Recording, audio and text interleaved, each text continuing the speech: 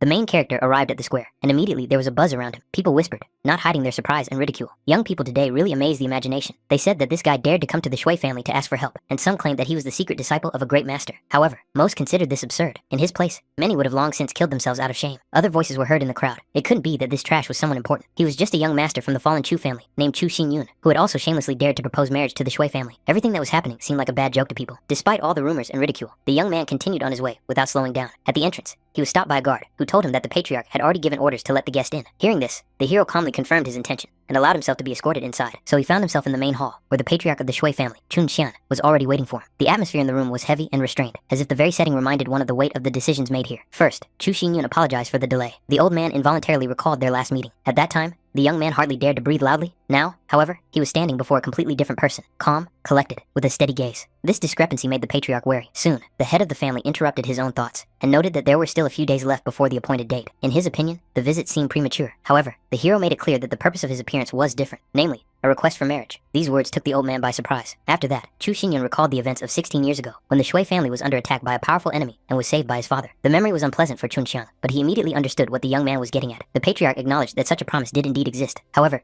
the young man's father had disappeared without a trace, and it was still unknown whether he was alive. Until reliable information appeared, the old man did not want to return to this agreement. Hearing this, the hero persistently asked whether such a position meant that without his father's return, all previous agreements were null and void. He felt that his interlocutor was not telling him everything, and therefore continued to insist, as if trying to extract the hidden truth. An awkward silence hung in the room, which was soon broken by the appearance of a girl. She immediately remarked coldly that this guy had a big mouth. The girl advised him to stop bringing up the subject, and introduced herself as Shui Qianyue. She made it clear that she aspired to become one of the strongest experts, and only recognized true geniuses. People like Chu Xinyun were nothing more than trash in her eyes.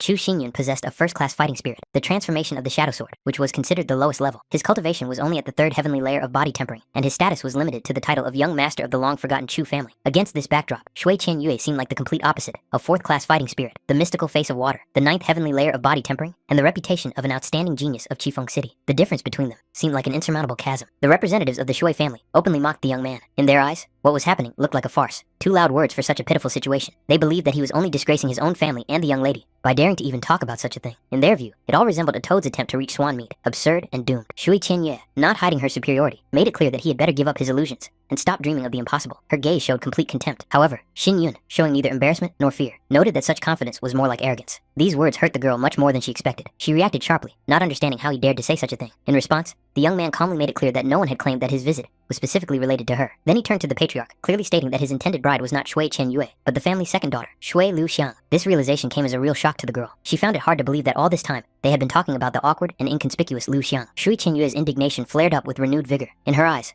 Lu Xiang was not worth a penny compared to herself, and therefore, such a choice seemed like an insult. She believed that Lu Xiang had neither the dignity nor the right to even think about such a union. All these words were heard by Lu Xiang. For her, they were an unbearable blow. Tears rolled down her face, and her heart ached with familiar pain and humiliation. Watching this, Chu Xinyun realized one thing clearly. In this life, he would not allow her to continue living, suffering the suffering and contempt of those around her. Shui Qianyue was absolutely certain that such a union was predestined by heaven. On the one hand, the trash from the fallen Chu family, and on the other, a girl whom she did not even consider a full member of the clan, almost a servant. In her eyes, such a marriage seemed like a mockery of fate. She coldly advised her father not to interfere, and to let this trash finally lose the opportunity to ever hide behind the old promise of the Shui family. The patriarch paused for a moment, then asked if Xin Yun really intended to marry Liu Xiang. He reminded him that after that, the Shui family would have the right to officially renounce their previous obligations. Hearing this, the young man was finally convinced. This clan had long since rotted from within, and further ties with it made no sense. Xin Yun calmly and firmly announced that from that day on, Shui Liu Xiang would come under the protection of the Chu family. All agreements, debts, and ties between the two families were considered null and void, as if they had never existed. Then he turned to Liu Xiang and asked if she agreed to tie her fate to his. The girl, holding back her excitement and tears, still found the strength to agree. For the patriarch, this was an unexpected but logical outcome. He just sighed and, observing the formalities, handed them a brush and paper to sign the marriage agreement. To outsiders, they really did look like a strange couple, but that was precisely why they were so surprisingly well-suited to each other. Two outcasts who found support where they least expected it. A decision had already matured in Xin Yun's heart. In a year, at the selection of the 5 fighting clans of the dynasty, he would show the whole world what it meant to be a true genius, and not someone defined by their origins and ridicule. To Shui Qianyue, such thoughts sounded ridiculous and presumptuous. In her mind, it didn't matter if a year, 2 years,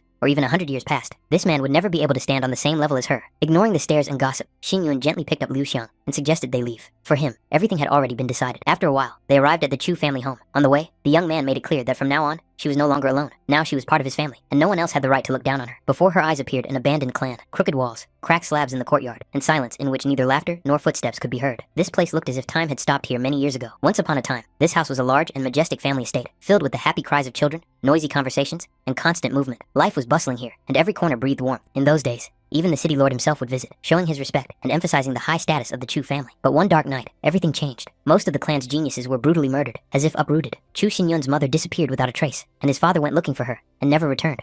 Without the protection of powerful experts, the Chu family quickly weakened. Soon, they were driven out by the forces of Qingfeng City, and the once glorious clan found itself on the verge of complete oblivion. Liu Xiang noticed that Xinyun was lost in painful memories, and tried to gently get his attention. The young man apologized, saying that he was in such a hurry that he didn't even have time to tidy up the house. But the girl just shook her head, and replied that she had nothing to worry about, since Brother Yun had taken her as his wife. At that moment, Xiao Hu ran up to them, happily announcing that today was a great day, and that he wanted to cook chicken to celebrate the event. Xinyun asked doubtfully whether it was worth having a party in such a place.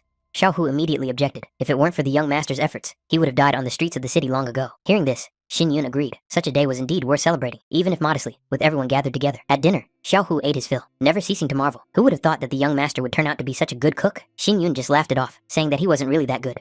Then, Xin Yun apologized to Liu Xiang, noting that his cooking was far from the cuisine she was used to in the Shui family. The girl smiled sincerely and said that the food was delicious, and most importantly, warm and homely. The young master and mistress were now considered husband and wife, which meant that according to custom, they had to share a room. However, Liu Xiang firmly stated that no one could enter her chambers, not even her brother Yun. Xiao Hu immediately remarked with a serious look that he had a spare key. It was clear from his expression that he had already imagined something completely unnecessary, something that the main character had not even thought of. That's exactly why he got hit on the head. Xin Yun gave him a cold look, making it clear that such thoughts were unacceptable. Xiao Hu quickly apologized, and the conversation was quickly ended. Xiao Hu, however, noticed that the young master seemed to have become a completely different person. Xin Yun only said that he was going to practice, and told him to look after Liu Xiang. Xiao Hu promised not to let him down. Few knew that he would one day play a decisive role in Xin Yun's fate. In a previous life, Xiao Xingtian had saved his life at the most critical moment, and from that day on, they became brothers bound by life and death. However, at that time, the main character had no idea that this very person would secretly become the reason for his rebirth. It all started with a mysterious stone that ended up in Xiao Xingtian's possession. After it was used against that very villain, Xin Yun relied on the power of the stone and went back in time to when he was only 16 years old. In his past life, it was the Shui family who inflicted fatal wounds on him. Then Liu Xiang saved him, nursed him back to health, and helped him recover. Together, they left Qingfeng City and wandered through the Li Yun dynasty until she died protecting him from a monster. That is why, in this life, Xin Yun will not allow such a tragedy to happen again under any circumstances. Shui Chun Sheng still believed that the young man did not know about the fate of his parents. However, the truth was that their disappearance was the result of a secret conspiracy between the Shui family and the Yunmeng military house. It was a blood debt that could not be forgotten, but the Yunmeng military house was still too powerful, so the first step would be to settle the score with the Shui family. The union of spirit, Qi, and body is the key to true power. Fortunately, Xin Yun still had the reincarnation stone with its vast internal space, capable of greatly enhancing the results of his cultivation. One day in the outside world was equivalent to 5 days inside the reincarnation stone, which gave a huge advantage to those who knew how to use this space correctly. Now his body was at the 3rd heavenly layer of tempering, and he was only 7 steps away from the spirit realm. The day of the dynasty competition was approaching, and it was clear that this time, he intended to rise above everyone else without exception. The next morning, the peace was disturbed by the sudden intrusion of Chu Yang, who rudely demanded that Chu Xingyun come out immediately, otherwise the consequences would be dire. The main character calmly inquired about the reason for such a sudden appearance, showing neither haste nor irritation. It turned out that the whole city was already discussing yesterday's events in the Shui family. In Chu Yang's eyes, Xin Yun was an insignificant person who dared to marry Shui Liu Xiang, and therefore, he demanded that the family's golden seal of the patriarch be handed over to him. The next moment, a blow to the face followed. It was a slap for insulting Liu Xiang, and it was delivered without the slightest hesitation. Chu Yang was confused. He was at the 4th heavenly layer of body tempering, and could not understand how his opponent could attack him so suddenly. The second slap followed almost immediately, this time without explanation, as if to avoid wasting time on useless conversation. After that, Xin Yun made it clear that Chu Yang could leave without testing his patience any further. However, Chu Yang, humiliated and enraged, decided that such behavior was tantamount to seeking death. He summoned his fighting spirit, a lone-horned mad cow, intending to crush his opponent and show him the difference in strength. Xin Yun instantly picked up Liu Xiang in his arms and dodged the attack with her, moving with ease and confidence, which only reinforced Chu Yang's belief that he was facing the same man without fighting spirit. He continued to believe that the golden seal should be handed over immediately, but at that very moment, the main character himself went on the attack. The blow was so powerful that Chu Yang flew backward and crashed into his own servants, causing confusion among them. A sword appeared in Xin Yun's hand, seemingly out of nowhere, cold and dangerous. Then he threw the weapon right at Chu Yang's feet, and at that moment, the thought flashed through Chu Yang's mind for the first time that the person in front of him might not be the Chu Xingyun he knew before. Chu Yang struggled to his feet, overcome with rage and humiliation. In his eyes, Xingyun was a despicable man who hid his true abilities and acted underhandedly. He was sure that at the family meeting in 3 days, this upstart would be crushed by the power of the entire clan. However, as soon as Xingyun made it clear that they had no business here, the whole group instantly lost their former confidence and rushed away without looking back. Liu Xiang, who had been standing nearby the whole time, felt guilty and decided that what had happened was a consequence of her existence. But Xingyun made it clear that the reason lay elsewhere. The Chu family had been watched for too long because of the patriarch's golden seal, and what was happening was inevitable. The meeting in 3 days' time only confirmed this. He gently embraced the girl, instilling calm and confidence in her, showing her that what was happening had long been taken into account and was developing according to a pre-planned plan. Nevertheless, one circumstance still turned out to be unexpected. Even Chu Yang managed to condense a second-class fighting spirit. This meant that further delay was unacceptable, and it was time to work on his own fighting spirit. Before Xingyun appeared his current spirit, a first-class fighting spirit, a broken iron sword. This image looked pitiful. Even the cheapest iron sword sold by blacksmiths seemed far more dignified than his current fighting spirit. Fortunately, he had the nameless volume, a rare inheritance that allowed him to absorb other people's fighting spirits. Fighting spirits were born in people's bodies, when they came into contact with the spiritual energy of heaven and earth, and every cultivator was able to rotate and develop them. Despite the existence of many varieties, all battle spirits obeyed a strict hierarchy of 9 classes. The first class was considered the weakest, while the 9th was the pinnacle. The higher the class, the faster the cultivation developed. At the same time, the class of a battle spirit was determined at birth and could not be increased through normal practice. It was for this reason that Shui Qianyue was considered the #1 genius in Qingfeng City. Her 4th class combat spirit gave her significant advantage from the very beginning of her journey. At that moment, changes occurred in Qingyun's body. Spiritual energy began to circulate rapidly, marking a breakthrough. The nameless volume once again proved its uniqueness. Not only did it strengthen his fighting spirit, but it also helped Qingyun advance further in tempering his body, consolidating the level he had achieved. There were only 3 days left before the family meeting. Even taking into account the accelerated time inside the reincarnation stone, that meant only 15 days of training. With his current strength, it was impossible to oppose the 3 great elders of the Chu family. It became clear that it was necessary to move on to the next stage of the plan without wasting a moment. At the moment, he could barely use mid-level martial arts without risking exhaustion. Martial arts were divided into ranks: human, spirit, saint, heaven, and creation, each of which had lower, middle, and higher levels. The 9 waves of Jade Pulsation technique was only at the middle level of the spirit rank and was already beginning to limit his growth. The 9 waves of Jade Pulsation consisted of exactly 9 consecutive movements. With sufficient mastery, all 9 palms gradually merged into a single whole, essentially approaching the martial art of the highest spirit rank. The rebirth deprived him of the cultivation he had accumulated over thousands of years, and he did not expect that reworking such a low-level martial art would be so laborious. However, step by step, he still managed to bring the technique to completion. Xingyun knew that the main martial art practiced by the Shui family formerly belonged to the same class as the 9-wave Jade Ripples, but in terms of depth, structure, and potential, it was significantly inferior to his own technique. The plan was simple: sell the martial art at the 100 Treasures Pavilion, then purchase spiritual herbs, and dramatically increase his strength. With these thoughts in mind, he headed for the huge pavilion, whose massive building towered over the surrounding area and radiated an atmosphere of wealth and power. At the entrance, he was greeted by a young female servant who politely welcomed the guest and inquired about the purpose of his visit, carefully assessing his appearance. The young man calmly informed her that he possessed first-class martial arts skills and intended to offer them for sale, so he required a personal meeting with the lord of the pavilion. Hearing this, the girl did not ask any unnecessary questions and invited him to the VIP lounge, asking him to wait a moment while she immediately notified the lord of the pavilion. While the attendant hurriedly delivered the message, one of the guests noted to himself that today had indeed been a lucky day. He had only just arrived at the pavilion and had already witnessed the appearance of a man wishing to sell martial arts, which immediately attracted the attention of those around him. The girl reported to the lord of the pavilion that there was a guest in the waiting room with an offer to sell martial arts. At that moment, Xingyun clearly felt a hidden spiritual perception directed at him. His cultivation was being tested without warning. The check quickly revealed the level of his body's tempering to be at the 3rd heavenly layer. From the outside, he looked too ordinary to take his words seriously, as if someone had decided to bring an unsuitable person here for a joke. However, whatever the doubts, this was still the 100 Treasures Pavilion, a place where they were not accustomed to judging by appearances alone. Despite the awkwardness of the moment, the lord of the pavilion soon asked the guest to wait a moment. Such a delay did not seem very polite, and the pavilion's host hastened to express his regret, counting on the visitor's generosity. The man was invited to sit down and enjoy some tea. At the same time, the aura emanating from him felt deep and restrained, without the slightest hint of falsehood, as if he were deliberately hiding his true level of perfection. The lord of the pavilion already knew that this guest had a martial art intended for auction, and therefore wanted first of all to understand what class it belonged to, and whether something truly valuable could be expected. Xingyun calmly handed over the martial art, indicating that it belonged to the middle level of the spirit rank, without adding unnecessary explanations or trying to embellish its value. The lord of the pavilion carefully studied the contents, and only then was he finally convinced that he was indeed looking at a mid-level spirit martial art. Based on his own assessment, he concluded that the starting price could not be less than 200,000 silver coins, after which he looked at Xingyun with interest. The news spread through the pavilion with astonishing speed. No one expected the 100 Treasures Pavilion to hold an auction of mid-level martial arts, and many hurriedly left the hall to immediately notify their families and patriarchs. The representatives of the Ouyang family were particularly excited. They had long been looking for an opportunity to obtain such martial arts, and understood that they could not allow other clans to get ahead of them. Without wasting any time, they hurried to prepare a sufficient amount of silver and report to the young master. Xingyun watched the proceedings from the sidelines, and understood deep down that with his current strength, he was only capable of creating a middle-class martial art. Attempting to force himself to rise above that could lead to a serious backlash and severe internal injuries. Soon, silence fell over the hall. The auctioneer asked everyone to be quiet, announcing that the 100 Treasures Pavilion was officially starting the auction, and the first lot was ready to be presented. The auction welcomed all the guests. Despite Yun Er's absence, she was the one who had been given the right to conduct today's auction, which in itself spoke to her status and the pavilion's trust in her. With a slight smile, the girl asked those present to welcome her, then gestured that it was time to focus on the main event. She reminded everyone that mid-level martial arts techniques were extremely rare treasures, and everyone in the hall understood how difficult it was to obtain such techniques. This time, the auction featured a jade ripple of 9 overlapping waves. The starting bid was 200,000 silver coins, and only one person would be able to take this martial art home with them. One of the attendees was the first to raise the price to 230,000, soon followed by another, who offered 250,000 silver coins. Then, a young master from the hall calmly raised the bid to 300,000, instantly attracting the attention of those around him. Many recognized him as the young master of the Yin Martial Arts House from Yunmeng. People preferred not to compete directly with such a person, because he had the backing of 5 major martial arts houses. At that moment, Shui Qianyue confidently entered the hall, and,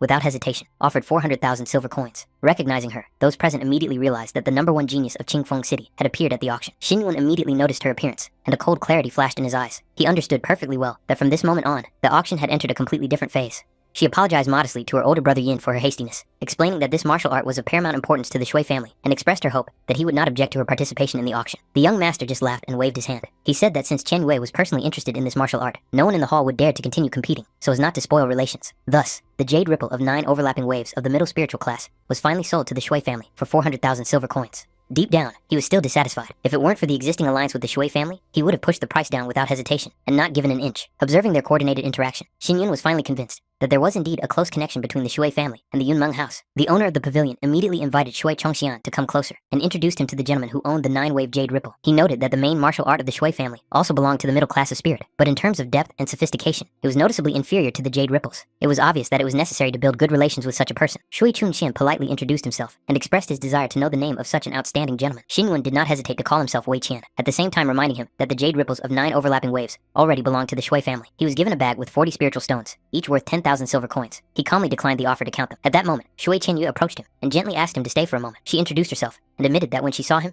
she couldn't help but feel sincere admiration. The girl invited him to visit the Shui family as an honored guest and waited with interest for his answer. Xin Yun knew perfectly well who Shui Qianyue was, and this was reflected in his calm gaze. The girl clearly did not expect the gentleman to be aware of her identity. It was difficult to find anyone in Qingfeng City who did not know her name. Her refusal of an arranged marriage, sharp temper, domineering nature, and unwillingness to compromise had made her widely known. However, no one could have imagined that the jade ripple of 9 overlapping waves would end up in the hands of a person of such low birth. For many, it seemed like a real disgrace. After these words, an oppressive silence hung in the hall, and the eyes of those present involuntarily turned to Wei Qian, waiting for his reaction. The people in the hall were even amused to watch what was happening. Finally, someone dared to speak openly about the Shui family without mincing words. For so many years, they had tried with all their might to rise above, but in the end, they achieved the opposite effect. Experts from ancient times were known for their strange personalities and their own rules. The owner of the pavilion expressed his hope that brother Chun Xiang would not take what had happened too seriously. He still had to visit the master, so they decided to part ways. The old man calmly replied that it was just a difference of opinion, and he would not take what had happened to heart. Besides, it was already late, and there was no point in staying any longer. The Shui family left the pavilion amid whispers and open exclamations that they had truly disgraced themselves today. For many spectators, this was an unexpected but pleasant sight. Shui Chunxian himself did not derive the slightest pleasure from this outcome. On the contrary, what had happened left a heavy feeling. His thoughts kept returning to the mysterious master, who had so easily stirred up the entire auction hall. Qian Yu struggled to contain her irritation. She did not understand since when her family had to endure such humiliation. The girl insisted that this man should pay for the disgrace he had caused, but her father gestured for her to speak more quietly. Examining the martial art he had acquired, he suddenly noticed a detail that made him wary. The ink on the scroll had not yet dried completely. The thought immediately flashed through Qian Yue's mind that the middle-class martial art had been rewritten very recently. To create a copy of martial arts of this level, the master must be at least at the earthly level of cultivation. Even if this person was connected to the Yunmeng family, he was still a high-ranking master, with whom the Shui family could not afford to have an open conflict. Meanwhile, the owner of the pavilion returned to the master and politely apologized for keeping him waiting. He asked if the elder had any other requests. At that moment, the main character removed his disguise, and the manager immediately recognized Chu Xingyun. The young man himself did not expect that manager Qin would be able to recognize him so quickly. The Chu family was once one of the largest in Qingfen City, but even so, it was hard to believe that after the fall and decline of Chu Xingyun, he would be able to create a mid-level martial art. Their legacy was clearly not enough for that. The manager asked if the young master had any additional requests. Xin Yun indicated that he needed 30 pills to strengthen his body and 10 spiritual nourishment pills. For the 100 Treasures Pavilion, such a request was not difficult. The manager immediately ordered the necessary pills to be prepared. The total cost was 100,000 silver coins, but in gratitude for the martial arts auctioned off, the owner of the pavilion gave a 10% discount. Xin Yun expressed his gratitude. However, when he carefully examined the items handed to him, a flicker of doubt appeared in his eyes. Manager Qin immediately noticed his reaction and asked if the young master had any difficulties. He immediately noticed that the quality of these pills left much to be desired. The energy inside them was unstable, and the distribution of power was uneven, as if the composition had been prepared in a hurry. The man coldly warned the young master to be more careful with such statements. The main character, in turn, wondered if the reason why telling the truth was forbidden here was because the pills themselves were indeed of very poor quality. The manager reminded him again that words should be chosen carefully, but at that moment, a young lady's voice rang out, ordering Qin Shanyu to bring the insolent young man to her. Before leaving, the man once again advised this reckless guest to watch his words, because next time, no one might be able to protect him. The young man simply indicated that he understood. Soon, a high-quality artifact appeared before his eyes, immediately revealing the status of the mistress of this place. Even without deep analysis, it was clear that this was no ordinary item. Next, the lady herself appeared, a woman with cold beauty and a confident bearing. It was obvious that she possessed the techniques of charm and suppression. Ordinary people would hardly be able to maintain their composure under her gaze. Finally, she saw the one who dared to declare the low quality of her body-tempering pills. Xin Yun pointed out without hesitation that their effectiveness barely reached 40%. This aroused her genuine interest. She became curious about the basis for such conclusions. At the same time, it was clear that if he could not back up his words with convincing arguments, he would not be allowed to leave the pavilion alive. Xin Chen tried to smooth things over by reminding her that Yu Yan was a second-rank pill master, and that such a boy did not deserve her attention. He was about to order the insolent guest to be thrown out, but the woman instantly stopped him, making it clear that she did not need such interference. Qin Shan hastily apologized. Deep down, he was sure that this insolent man had painted himself into a corner by daring to argue with the second-rank master. Xin Yun began by acknowledging Qin Shan's merits, but immediately pointed out that the mid-level body-tempering pills created here were no match for what they should actually be. To those around him, it seemed like empty boasting, and many were already waiting for words to finally give way to action. He explained that although the first-level body-tempering pill did indeed require 3 spiritual branches, they had to be soaked in water before grinding to remove hidden impurities. If this was not done, the final product would inevitably be of the same low quality as the pills presented here. Yu Yan had never heard of such a stage in the processing of ingredients, and this immediately hurt her professional pride. However, this did not rule out the possibility of an error in the recipe. To verify the truth or falsehood of the young man's words, she allowed him to explain the process in full, asking him to prepare a brush and ink. The condition was simple. She would strictly follow every step in the recipe without any changes. Yu Yan agreed to personally prepare the pill using the proposed method. If the result confirmed the young man's words, she would forget about today's incident. But if he was wrong, the consequences for him would be much more serious than simple expulsion. If this recipe succeeded in increasing the effectiveness of the body-tempering pills to at least 60%, the 100 Treasures Pavilion would truly enter a golden age. With such quality, demand would skyrocket instantly, and the pavilion's influence would spread far beyond the city limits. And judging by the calm tone and confident manner of this young man, he did not seem like someone who would make empty promises. Xin Yun asked the lady to wait a moment. The woman wondered skeptically if he had begun to hesitate at the last moment, but the young man made it clear that he was only talking about a standard recipe for an ordinary pill, not something that could cause doubt. She needed time to refine the pill correctly. Therefore, Xin Yun inquired about the possibility of using a cauldron to make pills in order to demonstrate his own method. This proposal slightly surprised Yu Yan. Not only did he dare to criticize her work, but now he was also going to personally take on the improvement. She immediately set the conditions. He would pay market price for the spiritual herbs, and the use of one of the 4 cauldrons, high-quality artifacts, would cost him 1,000 silver coins. The man in front of her only had the physical strength of the 3rd heavenly layer, but he showed rare confidence. If this confidence was really backed up by ability, then such a person could not be ignored. He was worth considering, and perhaps cooperating with. In the end, she agreed. The young man was allowed to use the herbs as he saw fit, and Yu Yan herself decided to watch the process closely, wanting to see with her own eyes what he was capable of. From the very beginning, her attention was drawn to the strange proportions of the herbs. The method of preliminary cleaning and preparation of the ingredients was completely unfamiliar to her. Even with her level of skill as a second-rank pill master, she could not immediately understand the logic behind these actions. Despite this, she decided not to interfere. Regardless of her doubts, the experiment was worth seeing through to the end. The art of pill making requires concentration and precision. Forming a pill in one cycle is a complex process that depends not only on the amount of spiritual energy, but also on the strength of the soul, control, and understanding of the essence of the ingredients. The fact that a young man with the physique of the 3rd heavenly layer dared to work with a cauldron and talk about improving pills seemed downright audacious. To most, it would seem reckless. However, there was no fuss in his movements. Each action was performed confidently, as if he had repeated this process countless times and knew exactly what result he was aiming for. Morning came. The night passed unnoticed, filled with the subtle aroma of herbs and fluctuations of spiritual energy. Qin Zhen woke up to unusual sounds and first made sure that the lady was all right. Xin Yun made it clear that there was nothing to worry about. It was just the usual cleansing of the body-tempering pill. The expression on his face made it clear that he was satisfied with the result and saw nothing unexpected in it. Yu Yan suggested conducting a check. As soon as the pill was examined, Qin Shan sensed a rich and pure healing aroma that far exceeded the usual level. Xin Yun noted that the impurities had been almost completely removed. The pill's effectiveness was about 80%, which he considered an acceptable result. This attitude irritated Yu Yan. She had managed to create only 8 pills in one night, and this was the best of them. Hearing that such a result was considered merely passable was a serious blow to her pride. Qin Shan hastened to smooth things over, trying to calm the lady and remind her that such assessments could only come from someone with a different level of understanding. He also noted that the potential of these pills had not yet been fully revealed, and that it was indeed impossible to call them perfect. It was at this moment that Yu Yan realized that the pills she had created had not made the desired impression on the young man, and therefore, her interest in his own result only increased. After that, she carefully looked into the jar containing the resulting substance. Qin Shan couldn't help but think that perhaps it would be better if this guy didn't touch alchemy at all. At first glance, the contents looked extremely dubious, and the smell was so pungent that it resembled a spoiled potion. It seemed to him that the young man had simply decided to tease Lady Yu Yan and show off, without having any real skills to back him up. However, despite the disgusting smell, the liquid emitted a strikingly dense spiritual energy. Even with her knowledge as a second-rank pill master, Yu Yan could not fully grasp its true structure and purpose. It was a first-rank liquid known as the Spirit of Raging Fire. Its effect could be recognized almost immediately after application to the skin. But what was more important was that the quality of this medicine was close to absolute, practically 100%. Its effectiveness exceeded that of her own body-tempering pills by almost 3 times. However, final conclusions could only be made after practical application. Qin Shan tried to stop her. The effect of the liquid was unknown, and the consequences could be unpredictable. But Yu Yan resolutely dismissed his doubts. As a second-rank master, she could clearly see that there were no impurities in the substance. As soon as the liquid touched her skin, a sharp burning sensation ran through her arm, reminiscent of a flame bite. Xin Yun made it clear that it was not worth interfering, and that such a reaction was a natural part of the process. Qin Shan still couldn't hide his anxiety, and mentally promised himself that if there was the slightest danger, he would not let it go unpunished. The liquid began to take effect. The fiery energy burned away internal impurities while strengthening the body. The process was unpleasant, but not beyond tolerable limits. Xin Yun inquired about her condition, observing the changes in her aura. In his estimation, if a person was unable to endure such mild pain, they should not even think about serious cultivation or combat practice. Hearing this, Yu Yan changed noticeably. She straightened up and made it clear that such sensations were not a problem for her. Now, there was no doubt left. The effectiveness of this medicine was truly shocking. That was why she was interested in the possibility of acquiring the formula for creating the spirit of raging fire for the treasure pavilion. Xin Yun saw nothing wrong with this. If Lady Yu Yan herself was interested, then a business partnership seemed entirely appropriate. He set the price for the formula at 40 spirit stones. Qin Chan was frankly annoyed by this amount. 40 spirit stones meant 400,000 silver coins, a price that not everyone could afford. However, Yu Yan did not object and suggested moving straight on to discussing the terms of the deal. In addition to the promised spirit stones, he was given a spatial ring. Although its volume was limited, the value of such an artifact reached 5 spirit stones. This was presented as a sign of goodwill and the beginning of long-term cooperation. Xin Yun accepted the gift without hesitation and, in turn, passed on the complete method for increasing the effectiveness of the medicine, including the method for completely removing impurities. With this knowledge, Yu Yan would be able to bring the effectiveness of the body-tempering pills to 100% in just a few days. If everything turned out exactly as he described, she would have a real chance to make a breakthrough and become a third-rank pill master. In that case, he noted in advance that he could congratulate the lady on a possible promotion in the future. However, it was clearly stated that this method was his personal achievement and the result of his own research, and therefore, it could not be transferred without compensation. Such knowledge could not be disseminated uncontrollably. Yu Yan, carefully observing his behavior, came to the conclusion that the young master was not one to act impulsively. Therefore, she asked if he had any specific conditions,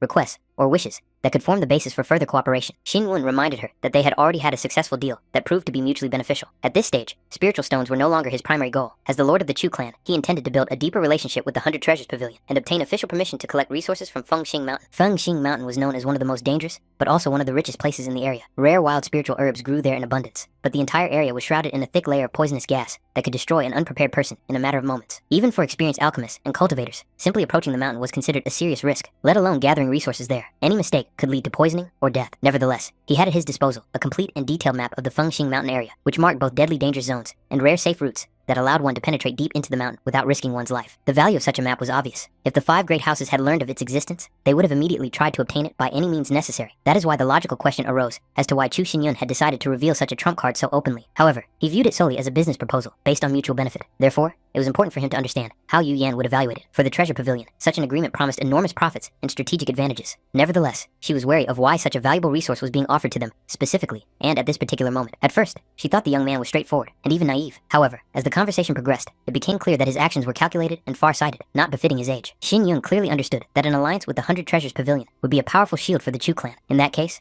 no one in the city would dare to look down on his family anymore. In addition, the leak of information about the map, purification methods, and rare herbs could cause a chain of conflicts. The weak Chu clan would not be able to hold the mountain and its secrets on its own. These arguments were quite compelling. At that moment, Yu Yan finally understood the true purpose of the proposal. The young man sought not only access to resources, but also protection from the pavilion. It was decided that in 2 days, he would contact the manager Qin to arrange for the shipment and start cooperation. As for the map and the agreements reached, the pavilion undertakes to maintain confidentiality and comply with the terms of the agreement. After finishing the conversation, he left the pavilion. Yu Yan remained in thought for a while, wondering when this young representative of the Chu family had managed to become such a dangerous and promising partner. Xin Shan, on the other hand, saw enormous potential in this. With the map of the safe zones of Fengxing Mountain, the pavilion would be able to open a specialized market for rare spiritual herbs in the city, thereby significantly increasing its influence. However, he considered it premature to draw any final conclusions. Such a map was priceless. Even with a verbal agreement in place, there was still a chance that the young master would change the terms or refuse to cooperate altogether. In addition, there were fears that he might have hidden motives. It could not be ruled out that he was using the pavilion as a temporary cover. In this regard, Qin Shan suggested immediately sending people after the young man to clarify a number of details and finally clarify his intentions. Yu Yan considered this reasonable. If the pavilion really got the map of the mountain, the young man's value might go down, but they had to be careful not to raise suspicion and attract unwanted attention from other forces. Recognizing these arguments as valid, it was decided to immediately send people to carry out the plan. Of course, he intended to use them without the slightest hesitation. This piece of land known as Fengxing Mountain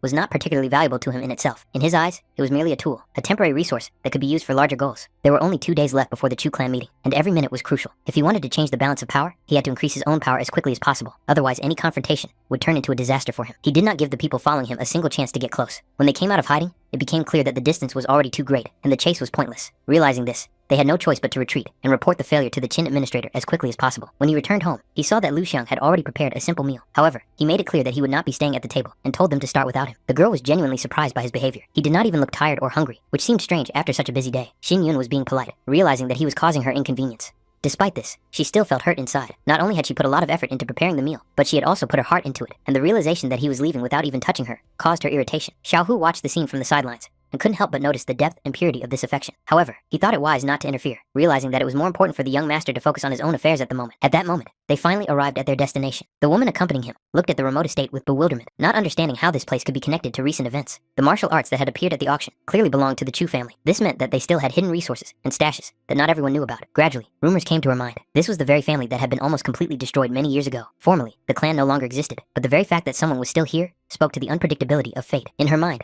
this day was already marked as the last for the Chu family. She was sure that after today's events, not even a shadow of this name would remain. Finally, their goal was before them. The young master was indeed here, and the wait was coming to an end. A thought flashed through his mind to arrange a personal meeting with Chu Xingyun before it was all over. Curiosity mingled with a thirst for domination. The girl standing next to him was clearly uncomfortable, complaining of disgust at the sight of blood. Her companion, on the contrary, treated the upcoming event with cold calm, as if it were something ordinary. All she could do was watch from the sidelines, as the young master prepared to demonstrate his understanding of murder and power, leaving his opponent no chance whatsoever. He burst into the courtyard without hesitation, making it clear that their meeting was only a matter of time, and that the past had already caught up with the present. Xingyun, in turn, had expected this turn of events. The opportunity to sell mid-level martial arts clearly indicated that the Chu family might have other relics in their possession. If he had handed them over voluntarily, there was a chance he could have saved his life. However, such leniency was not part of the visitor's plans. He preferred to take what he wanted by force if his opponent could not protect it. At that moment, he sensed Xingyun's cultivation level, the initial stage of body tempering of the fourth heavenly layer. In his eyes, it seemed pathetic, and he was confident that he could easily suppress such an opponent by demonstrating his third-level fighting spirit, a strange and repulsive image. Despite his years of experience, Xingyun encountered someone for the first time who used such a perverted and absurd fighting spirit that its very existence caused not only disgust, but also wariness. Only a few in this world were destined to see such a technique with their own eyes, and even fewer were destined to experience a clash with it. Its very nature was designed for destruction, not for demonstration. For an enemy, such a death would be considered the highest honor, for to fall before such power meant acknowledging one's own insignificance in the face of true mastery. Xingyun instinctively shifted to the side, trying to avoid direct contact with the attack, feeling the dangerous energy cutting through the air next to his body. However, he understood perfectly well that relying solely on evasion was impossible. Any mistake, any hesitation, and the next blow would be fatal. He had no intention of showing mercy. He made it clear that he was going to deprive his opponent of the very source of his twisted power, destroying his fighting spirit at its root. The young master from the Yunmeng house was shocked. The destruction of the third-level fighting spirit happened too easily, almost instantly, as if his weapon had been nothing more than a fragile illusion from the start. At that moment, it became clear that he was not facing someone who could be considered weak. The Yin family had once almost wiped the Chu clan off the face of the earth, and now, Xingyun intended to shed the heir's blood to demonstrate that the past had not been forgotten, and that the debt would be collected. This realization caused panic. The young master lost his composure. His confidence crumbled, and he saw escape as his only way out. However, Xingyun had no intention of letting him go. There was no hesitation in his movements, only cold determination to see what he had started through to the end. At that moment, the girl who had been following the young master intervened. Obeying the order to protect him at all costs, she rushed forward, but her attack was too straightforward and easy to read. Xingyun easily dodged, already moving into a counterattack, completely controlling the distance and pace of the fight. His weapon was aimed precisely at the target, and the opponent desperately tried to defend himself, having neither a plan nor dignity. At the critical moment, he used the girl as a human shield, covering himself with her body, completely exposing his cowardice. Even that couldn't save him. The blow still hit its target, inflicting devastating damage from which it was impossible to recover. The sight of what had happened filled Xingyun with cold fury. Allowing another to take a deadly blow for the sake of his own salvation was an act worthy only of contempt. After the clash ended, he immediately focused on cultivation. This man's interference had slowed his progress, and now he had to make up for lost time. On the path of true development, it was impossible to separate cultivation, techniques, and martial arts. They were all part of a single whole. At this point, he was already practicing the nameless development technique, and it was time to supplement it with combat forms. Only the synchronous development of these areas allowed for breakthroughs in the shortest possible time. The technique he chose, the art of wind, thunder, and lightning, belonged to the high spiritual level and consisted of only 3 movements, but each of them carried destructive power. When perfected, this technique could rival even the martial arts of the holy class, inferior to them only in name, but not in effectiveness.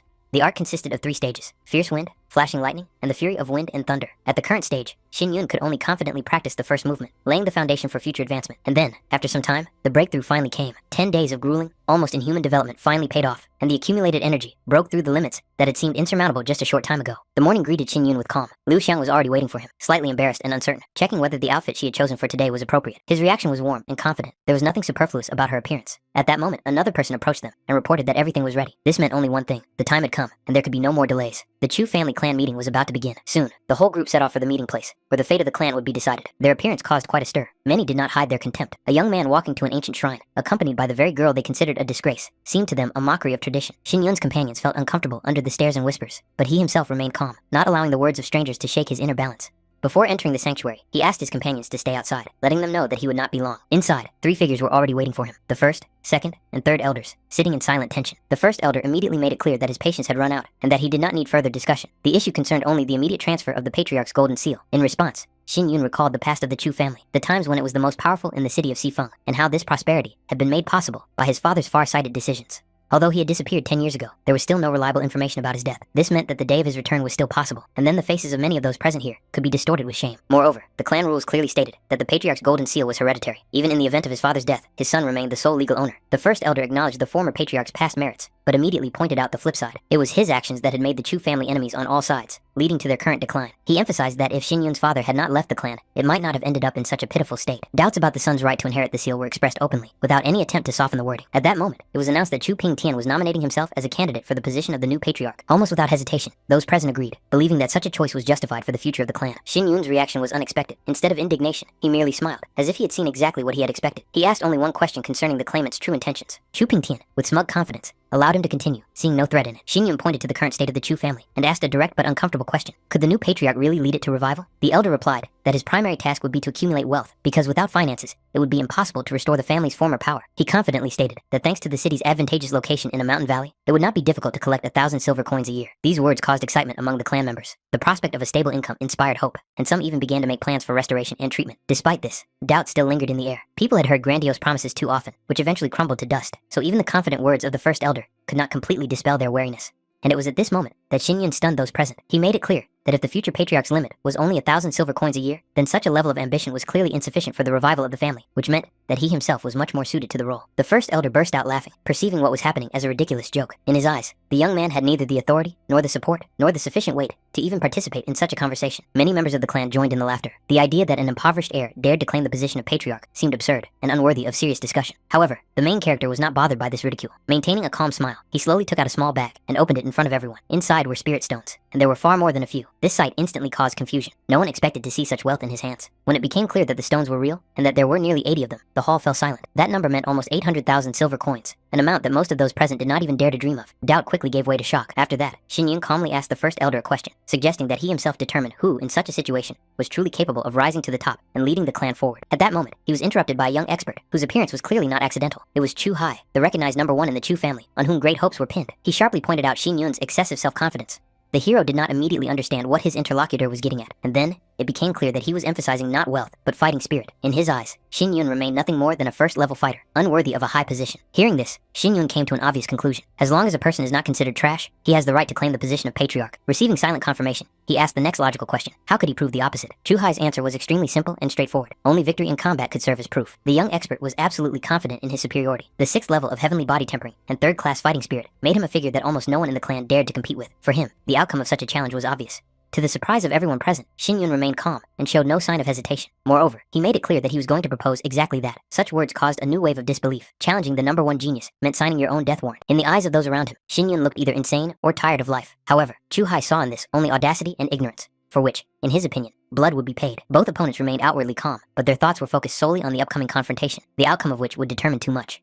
A considerable amount of time had passed, and in the distance, Liu Xiang was beginning to worry, fearing for the safety of her brother Yun. But deep down, she believed that he would not let her down, and would be able to withstand whatever this meeting had in store for him. Chu Hai possessed a body tempered to the 6th heavenly level, and in the eyes of those around him, his opponent didn't stand a chance. A 3rd-class fighting spirit was considered impressive even among young experts, while Xin Yun only had a 1st-class spirit, a level that usually drew ridicule. Even the hellish spirit of a demon wolf looked far more terrifying. When the fight began, the air seemed to thicken. All conversation ceased, and the eyes of those present were fixed on the arena, where the fate of the young man was being decided. A sword appeared in Xin Yun's hands, and at that moment, he took the blow, blocking his opponent's attack. Metal clanged, and the force of the collision rolled through his hands. Chu Hai froze in surprise for a moment. He did not expect this guy to be able to react at all, let alone take a blow to the forehead. However, his confidence quickly returned. In his mind, 3 moves were more than enough to end this farce and humiliate his insolent opponent. Xin Yun took a step forward and swung his sword, as if cutting through the space in front of him. The movement looked simple, but it had a hidden power and precision. The demonic wolf lunged forward, and Xin Yun barely managed to put up a defense, meeting the claws with his blade. Even so, the force of the attack was too great. He was thrown back, and bloody wounds appeared on his body. The claws had still managed to scratch his flesh. Chu Hai mockingly asked how he was feeling, reminding him that the wounds from the demon wolf's claws were not only painful, but also destroyed the body from within. Xin Yun was well aware of the difference in cultivation levels. Chu Hai's spiritual energy was dense and stable, and a protracted battle only worked against him. He realized that this duel had to be ended quickly and decisively. Chu Hai coldly advised him to stop pretending to be strong, reminding him that his opponent still had a chance to kneel and beg for forgiveness. In response, Xin Yun only smiled. This calm smile finally enraged Chu Hai, and he activated the fierce wind technique. He declared that refusing mercy was a direct path to death, and vowed to tear his opponent apart with the claws of a demonic wolf. In the next moment, a fierce wind rose. The air currents howled, raising dust and debris, and the demonic image of the wolf became even more distinct and ominous. Many of those present involuntarily clenched their fists, worrying about the young master, unable to take their eyes off the raging elements. However, contrary to expectations, it was clear from the expression on Xin Yun's face that he was not panicking at all. On the contrary, his gaze remained cold and focused. With a single movement, he broke through the whirlwind and delivered a decisive blow that combined speed, accuracy, and power. Chu-hai collapsed to his knees, unable to comprehend what had happened. He, the strongest in the Chu family, had lost, and this contradicted everything he believed in. Xin-yun calmly announced that the fight was over, and the outcome was clear. His voice was even, without mockery, as if he were stating an obvious fact. A dead silence hung in the hall. No one knew how to react to what they had seen. What was happening seemed impossible. Xiao Hu was the first to break the silence, shouting loudly that this was exactly what should be expected from a young master who had mastered divine movements in just a few days, and won with a single breath. These words caused a real shock. Those present could not believe that such techniques could be learned in such a short time. In their eyes, Xin Yun was no longer an ordinary person. Chu-hai desperately refused to accept reality. He couldn't understand how someone like Xin Yun had managed to defeat him. There was clearly something going on that was beyond his comprehension. Xin Yun even felt it necessary to give him some advice. From now on, Chu-hai should show respect to the patriarch. However, in the eyes of the defeated man, this sounded like a mockery of his honor. And at that very moment, an old man appeared, whose cold voice ordered everyone to stop what they were doing and disperse immediately. Judging by what this young man had just demonstrated, he truly had everything necessary to claim the position of patriarch. His strength, composure, and determination spoke for themselves, and even the most prejudiced views could not deny it. However, the past still lingered in people's memories. Since childhood, this young man had been considered the scum of the family, a person without talent or future. Therefore, no one understood how, in just a few days, he had managed to obtain such a large number of spirit stones, and so rapidly increase his cultivation. Such changes could not be explained by ordinary means. The elders understood that if this young man really became the patriarch, his every action would represent the entire Chu family. Therefore, as the greatest elder of the clan, he considered it his duty to test Xin Yun before allowing him to go any further. The elder coldly demanded that the young man show all his belongings for a thorough inspection, intending to find out the source of his power and wealth. Xin Yun calmly replied that it seemed that this old man had some special feelings towards him, since such demands sounded so insistent. These words only reinforced their suspicions. Could it be that Chu Xinyun really felt guilty? Many recalled what they had thought from the beginning. This guy had something to hide,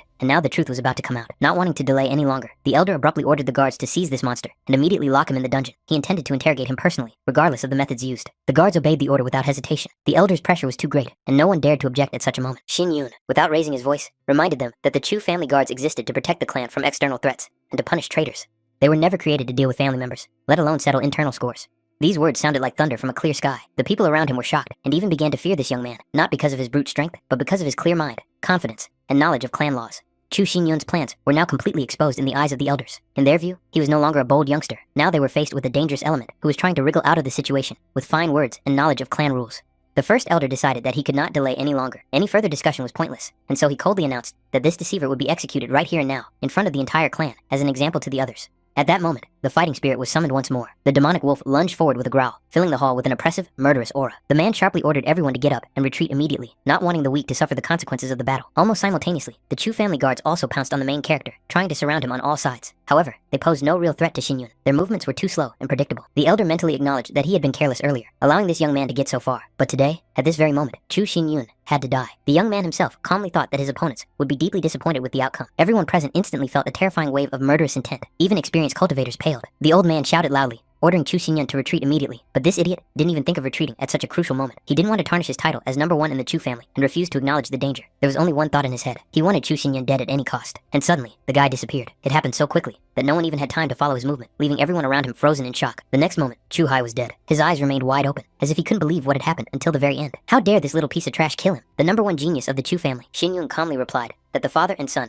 had both raised their hands against him, so he had only done everything possible to protect his life. An icy spear slowly formed in his hands, radiating a piercing cold. The elder immediately ordered everyone to step back. He was going to take the life of this scum himself. Many in the crowd decided that this was the end. The first elder was too strong, and the young master seemed to have no chance of survival. People did not understand what to do now, and who could save him. The elder still considered Xinyun to be trash. Therefore, he could not accept the idea that his own son had fallen at the hands of someone he despised. For him, it was the greatest shame. And at that moment, a piercing cry rang out in the sky. A red firebird descended rapidly from above, illuminating everything around it with a blazing light. The elder raised his head sharply, not understanding who had just intervened, and dared to appear here at such a moment. People almost immediately noticed the appearance of Boss Chin from the Thousand Treasures Pavilion. It had only been a few days since their last meeting, so he sincerely hoped that everything was fine with the young Master Chu, as before. His appearance was accompanied by an overwhelming aura of confidence and authority. He stated directly that young Master Chu could turn to him at any time in the future if he found himself in trouble. Moreover, he was genuinely interested to see who was so reckless and insolent as to raise a hand against a partner of the Thousand Treasures Pavilion. The first elder hastily tried to explain, saying that what was happening was exclusively an internal matter for the Chu family, and therefore, Mr. Chin should not interfere in clan affairs.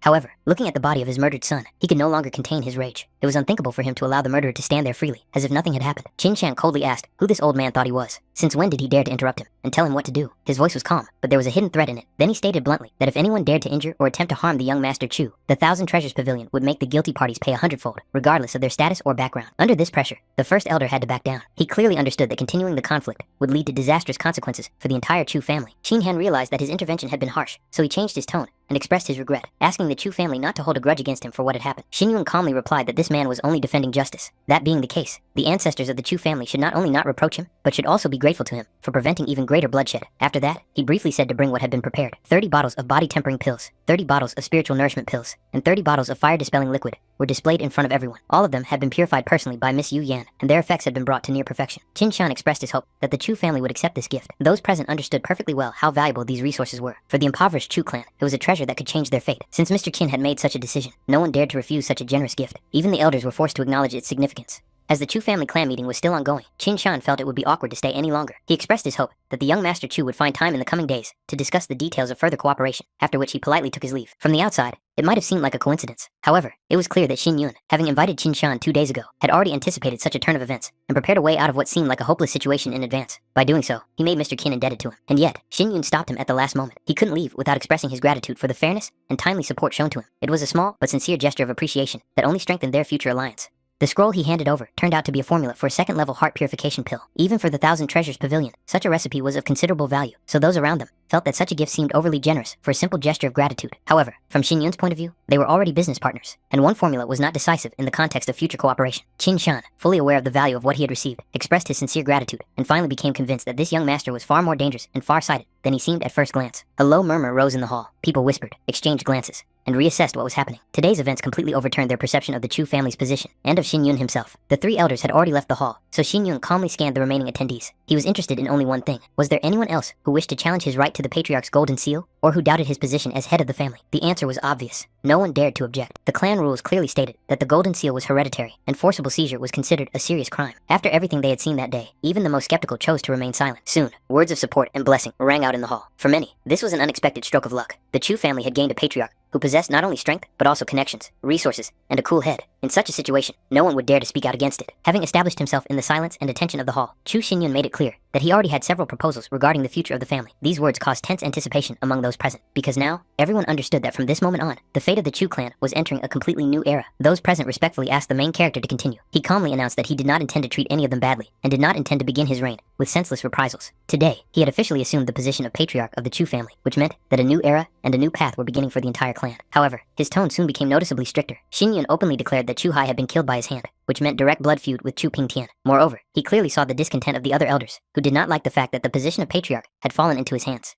That is why he announced his decision without hesitation. From now on, these 3 elders would be expelled from the Chu family. As long as they were alive, their names would not be entered into the clan's family register, and if death overtook them far away, they would not be honored with burial in the ancestral hall. These words caused a great shock and heavy silence among those present. Xinyun continued, making it clear that he was not forcing anyone to blindly obey. He only hoped that everyone here would make a conscious and wise choice between the future of the Chu family and the 3 elders who had long put their personal ambitions above the fate of the clan. Xiao Hu was genuinely pleased to hear this. He enthusiastically noted that the young master had shown true determination and strength today. Chu Hai was accustomed to mocking the weak and solving everything with brute force, so his end was inevitable. The main character's wife also quietly supported him, considering his actions to be fair and worthy. Xinyun glanced at the prepared resources and noted that these pills could accelerate cultivation and stabilize fighting spirit more quickly. In front of him were several bottles of body-tempering pills, each of which was quite valuable. However, after thinking for a moment, he decided that he would need less than it seemed. Therefore, he gave most of the pills to Xiao Hu. At first, Xiao Hu thought he had misheard, but when he realized what had been said, he was truly shocked. Receiving such resources from the patriarch himself was an honor that could not be refused. Then, Xinyun announced that he intended to entrust him with an important task in the coming days. During the battle with Chu Hai, he had realized something important about his own path of development, so he planned to secretly withdraw for a while for deep self-improvement. A few days ago, a partnership had been formed with the Thousand Treasures Pavilion. The protagonist intended to use this alliance to develop the market for rare and special spiritual herbs, which was crucial for the future of the Chu family and its economic rise. In this regard, Xinyun gave Xiao Hu full authority to deal with all matters related to supplies, negotiations, and resource allocation. Upon hearing this, Xiao Hu could not believe his ears. From now on, all these matters would indeed be in his hands, and no one would have the right to give him orders or interfere with his decisions. Moreover, Xinyun noted that Xiao Hu could take a few of his most trusted people with him and begin to train them in secret. These people would become the foundation of a force capable of opposing Chu Pingtian and his supporters in the future. Xiao Hu replied without hesitation that the young master could rely on him completely. At that moment, Lu Xiang quietly asked what role she would play in all this. Xinyun initially thought it would be best for her to focus on her own practice and recovery. However, he saw her sincere desire to be useful and not stand on the sidelines. In the end, he gently pointed out that the very fact that Liu Xiang was on his side was the greatest support and encouragement for him, far more valuable than any external forces. Overall, the meeting with the family went almost as he had expected. Due to their fear of Qin Shan and the influence of the Thousand Treasures Pavilion, many members of the clan would gradually turn away from Chu Pingtian and side with the new patriarch. But even that was not enough. Xin Yun clearly understood that in the end, personal strength was the deciding factor, and without its growth, no alliances could guarantee safety. During the battle with Chu Hai, he used an unnamed technique, absorbing the fighting spirit of the demon wolf and preventing it from dissipating after its master's death. Therefore, Chu Hai's death was not in vain. At least, his fighting spirit became fuel for strengthening Xin Yun's spiritual sword and fortifying his own foundation. However, the young man noticed that the wolf's spirit continued to resist. This was strange, because Chu Hai had fallen at his hands, which meant that the spirit should have submitted without a fight. Then, Xin Yun decided to use direct suppression. Under the influence of his will and nameless technique, the spirit of the demonic wolf began to gradually dissipate, losing its aggression and resistance, turning into pure spiritual energy, ready to be absorbed. In his past life, the first battle spirit he absorbed was only 2nd level. Xin Yun still clearly remembered that feeling, a violent surge of excess energy that almost got out of control. That was why he was now unsure if he could absorb a 3rd level battle spirit in one go without consequences. His fears were quickly confirmed. As expected of a 3rd level fighting spirit, the assimilation process was much more difficult. The transformation had only just begun, but the fighting spirit's sword had already acquired the special attribute of a demon wolf, affecting the flow of energy and placing a heavy burden on the body. The 3rd day of practice came to an end. The 10th cycle of the Qi circulation was complete, and only then did the tension inside his body finally subside. At that moment, Xin Yun realized that the process was complete. It had really worked. The spirit of the demon wolf, in addition to its outstanding speed, had the ability to hide its own presence. These two rare and extremely useful attributes were successfully assimilated by his Sword of Fighting Spirit. They blended perfectly with the technique of the Sword of Thunder and Wind, as if they had been created specifically for it. At that moment, he clearly realized that the heavens were indeed smiling upon him. Soon, Xiao Hu approached him. Xin Yun immediately noticed the changes, and realized that he had managed to materialize his fighting spirit. After all, nothing could be hidden from the young master's gaze, especially things like this. Looking closely, he was convinced that it was indeed a worthy 3rd level fighting spirit. It may not be outstanding, but it is stable and promising, exactly what is needed for further growth. Now, Xiao Hu would no longer be a burden. Realizing this, he was determined to try even harder and not let the young master down. After that, he remembered the book with a list of well-known spiritual herbs, which, on his orders, had to be carefully studied. This knowledge would soon play an important role. On the same day that the young master temporarily left the estate, the 100 Treasures Pavilion sent its people without wasting a minute. In full accordance with Xin Yun's instructions, Xiao Hu directed them to the outer area of Fengxing Mountain. Throughout the 3 days, the gathering of spiritual herbs did not stop for a moment. The work continued without interruption. The speed was impressive. If things continued like this, the outer area of the mountain would be completely cleared in about half a month. At the same time, as the main character had warned, Chu Pingtian and his entourage repeatedly tried to cause problems and interfere with the work. Remembering Xin Yun's words, Xiao Hu did not hesitate to contact Mr. Qin to slightly intimidate them. After that, the attempts at interference quickly came to nothing. It seemed that their desire to create problems had noticeably diminished. Xin Yun continued to rely on him in these matters. At the same time, he became curious about where Liu Xiang had gone. As it turned out, she was practicing diligently, but her progress was noticeably slower than expected. Her fighting spirit had not yet materialized. In 3 days, she still hadn't managed to manifest her fighting spirit, which was indeed quite slow. However, Xin Yun understood that he couldn't rush her. Instead, he decided not to interfere and give her time. He himself was going to go to the city of Xifeng. It was time to strike while the iron was hot and move on to the next stage of the plan, without giving the enemies the slightest respite. Meanwhile, Miss Yu Yan received a detailed report on the progress of the investigation into Chu Xinyun. The information had been carefully compiled and covered not only his current activities, but also the changes that had taken place in him recently. Perhaps in the past, this guy was considered trash, but after he married Shui Liu Xiang, his cultivation began to grow rapidly. Moreover, many members of the Chu family gradually began to unite around him, openly expressing their support and recognizing his authority. At the same time, Shui Liu Xiang's situation looked much bleaker. As the daughter of Shui Chongxiang and a girl who had come out of a brothel, she had no one to rely on. She had neither family nor influential patrons behind her. Yu Yan ordered the investigation to continue. If the key to the mystery could not be found in Chu Xinyan himself, then they should dig deeper and check his father's generation, including old connections and disappearances. She was also interested in how the harvesting of spiritual plants on Fengxing Mountain was progressing. According to the reports, everything was going more than smoothly. In just 3 days, several thousand spiritual plants had been collected. If they continued at this pace, profits would increase significantly in the near future. However, Yu Yan emphasized that it was not worth focusing too much on the harvest itself. It was much more important to secretly track all of Chu Xinyun's movements. Any unusual actions or suspicious steps should be reported to her immediately. Hearing this, Qin Shan couldn't help but ask about the reason for such caution. She reminded him of the fire spirit's dispersing elixir and the heart purification pill. She had been searching for these two formulas for a long time and had even developed her own technique for purifying pills, but neither of them could be found in ancient scrolls or records.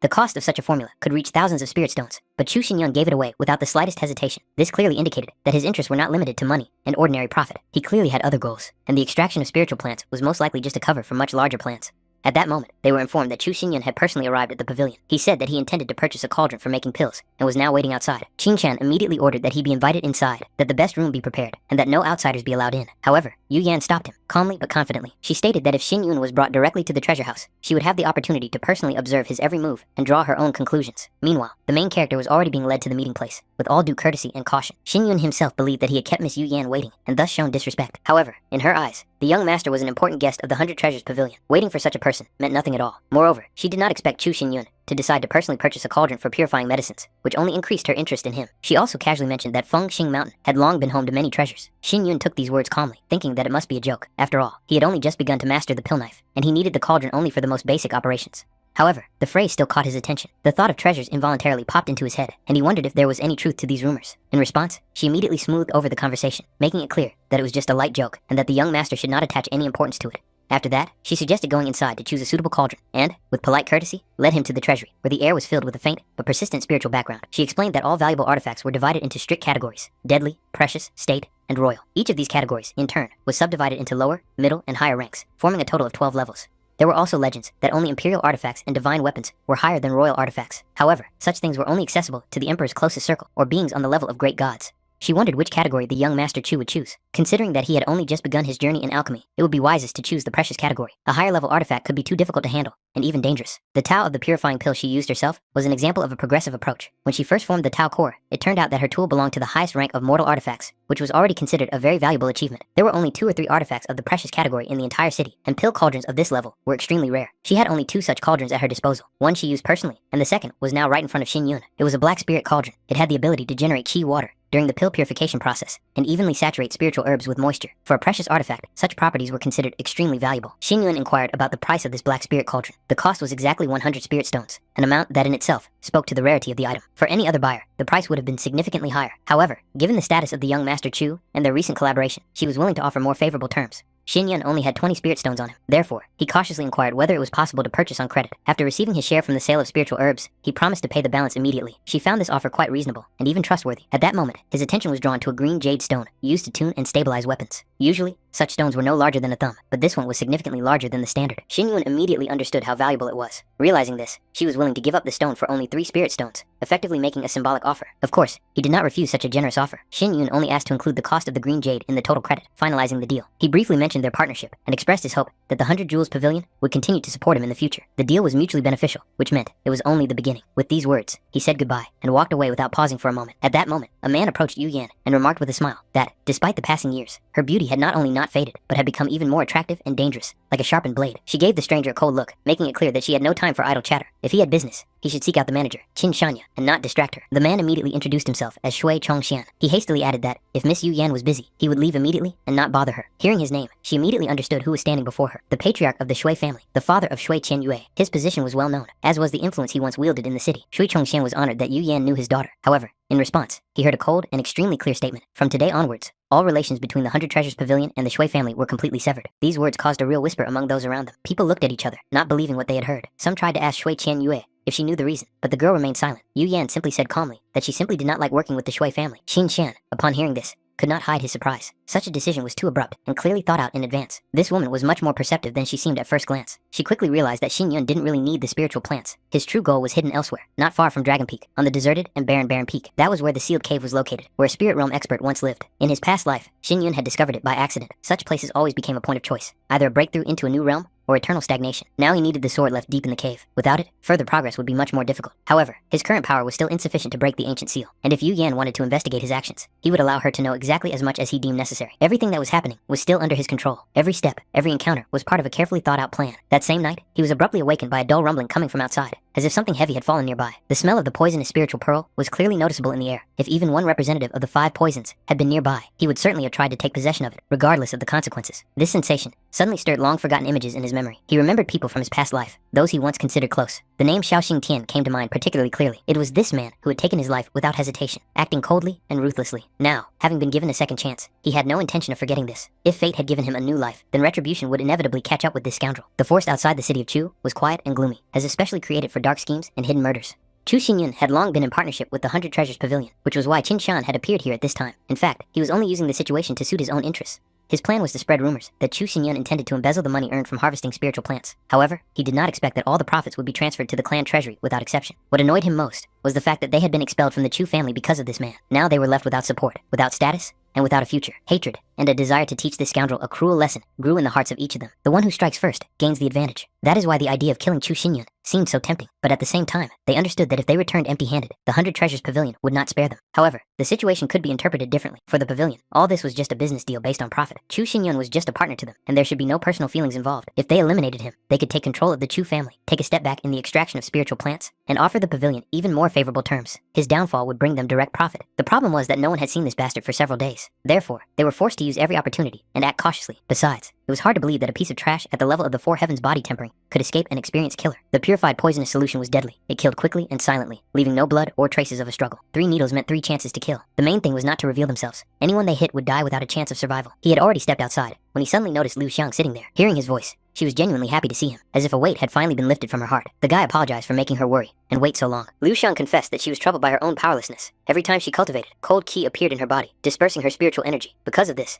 she was unable to materialize her fighting spirit. He carefully examined her condition, but found no cold qi in her body. Perhaps the source of the problem lay in the fighting spirit itself? If his qi manifested itself in such an unusual way, then its level could be far from low. The problem was the weakness of the body. There was no need to worry. With training, everything would definitely return to normal. At that moment, Xiao Hu ran up to them, also unable to hide his joy at seeing the young master. A little more, and he would have rushed to him without waiting for permission. A couple of days ago, there had been a collapse in the Chu family's mine, and a few hundred meters from the main passage, the workers accidentally discovered spiritual fire ore. At first glance, it looked like a rare stroke of luck, but there were some very strange signs accompanying the discovery. Xin Yun immediately asked if there were any fatalities or serious injuries. It turned out that there were only a few minor injuries. Hearing this, he was even more surprised. With such luck, the excavation should have begun immediately, and there was no reason to wait for his decision. The reason quickly became clear. It was impossible to approach the site of the discovery. Thick fog inside the cave was destroying people's spiritual energy. Xin Yun asked an unexpected question. Could anyone smell a sweetish odor there? Xiao Hu was genuinely amazed, not understanding how the young master could know such a detail. However, Xin Yun had already made his conclusions and suggested going to the site immediately to inspect everything personally. Before setting out, he ordered guards to be posted and strictly forbade anyone from taking even a step inside the cave without his permission. The inspection confirmed his guess. It was the fruit of the fiery heart, and there was no longer any doubt. Xin Yun gave Xiao Hu a heart purification pill and told him to take it immediately. This pill stabilizes spiritual energy and provides temporary immunity to the destructive effects of the mist. As they advanced inward, the space became wider and wider until they reached the central part of the cave, where a strange tree came into view. Even without knowing what kind of plant it was, one could sense the danger. The very fact that such a tree existed in this place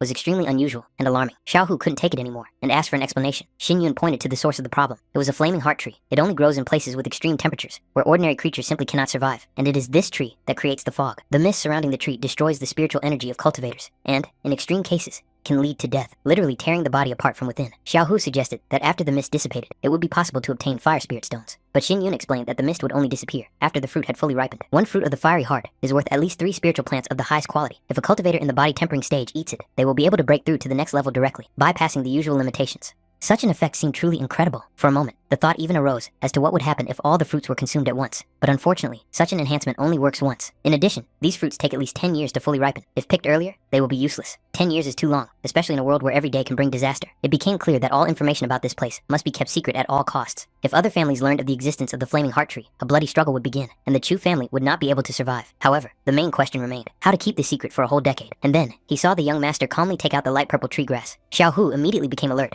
because he did not understand why this particular plant was being used in such a place.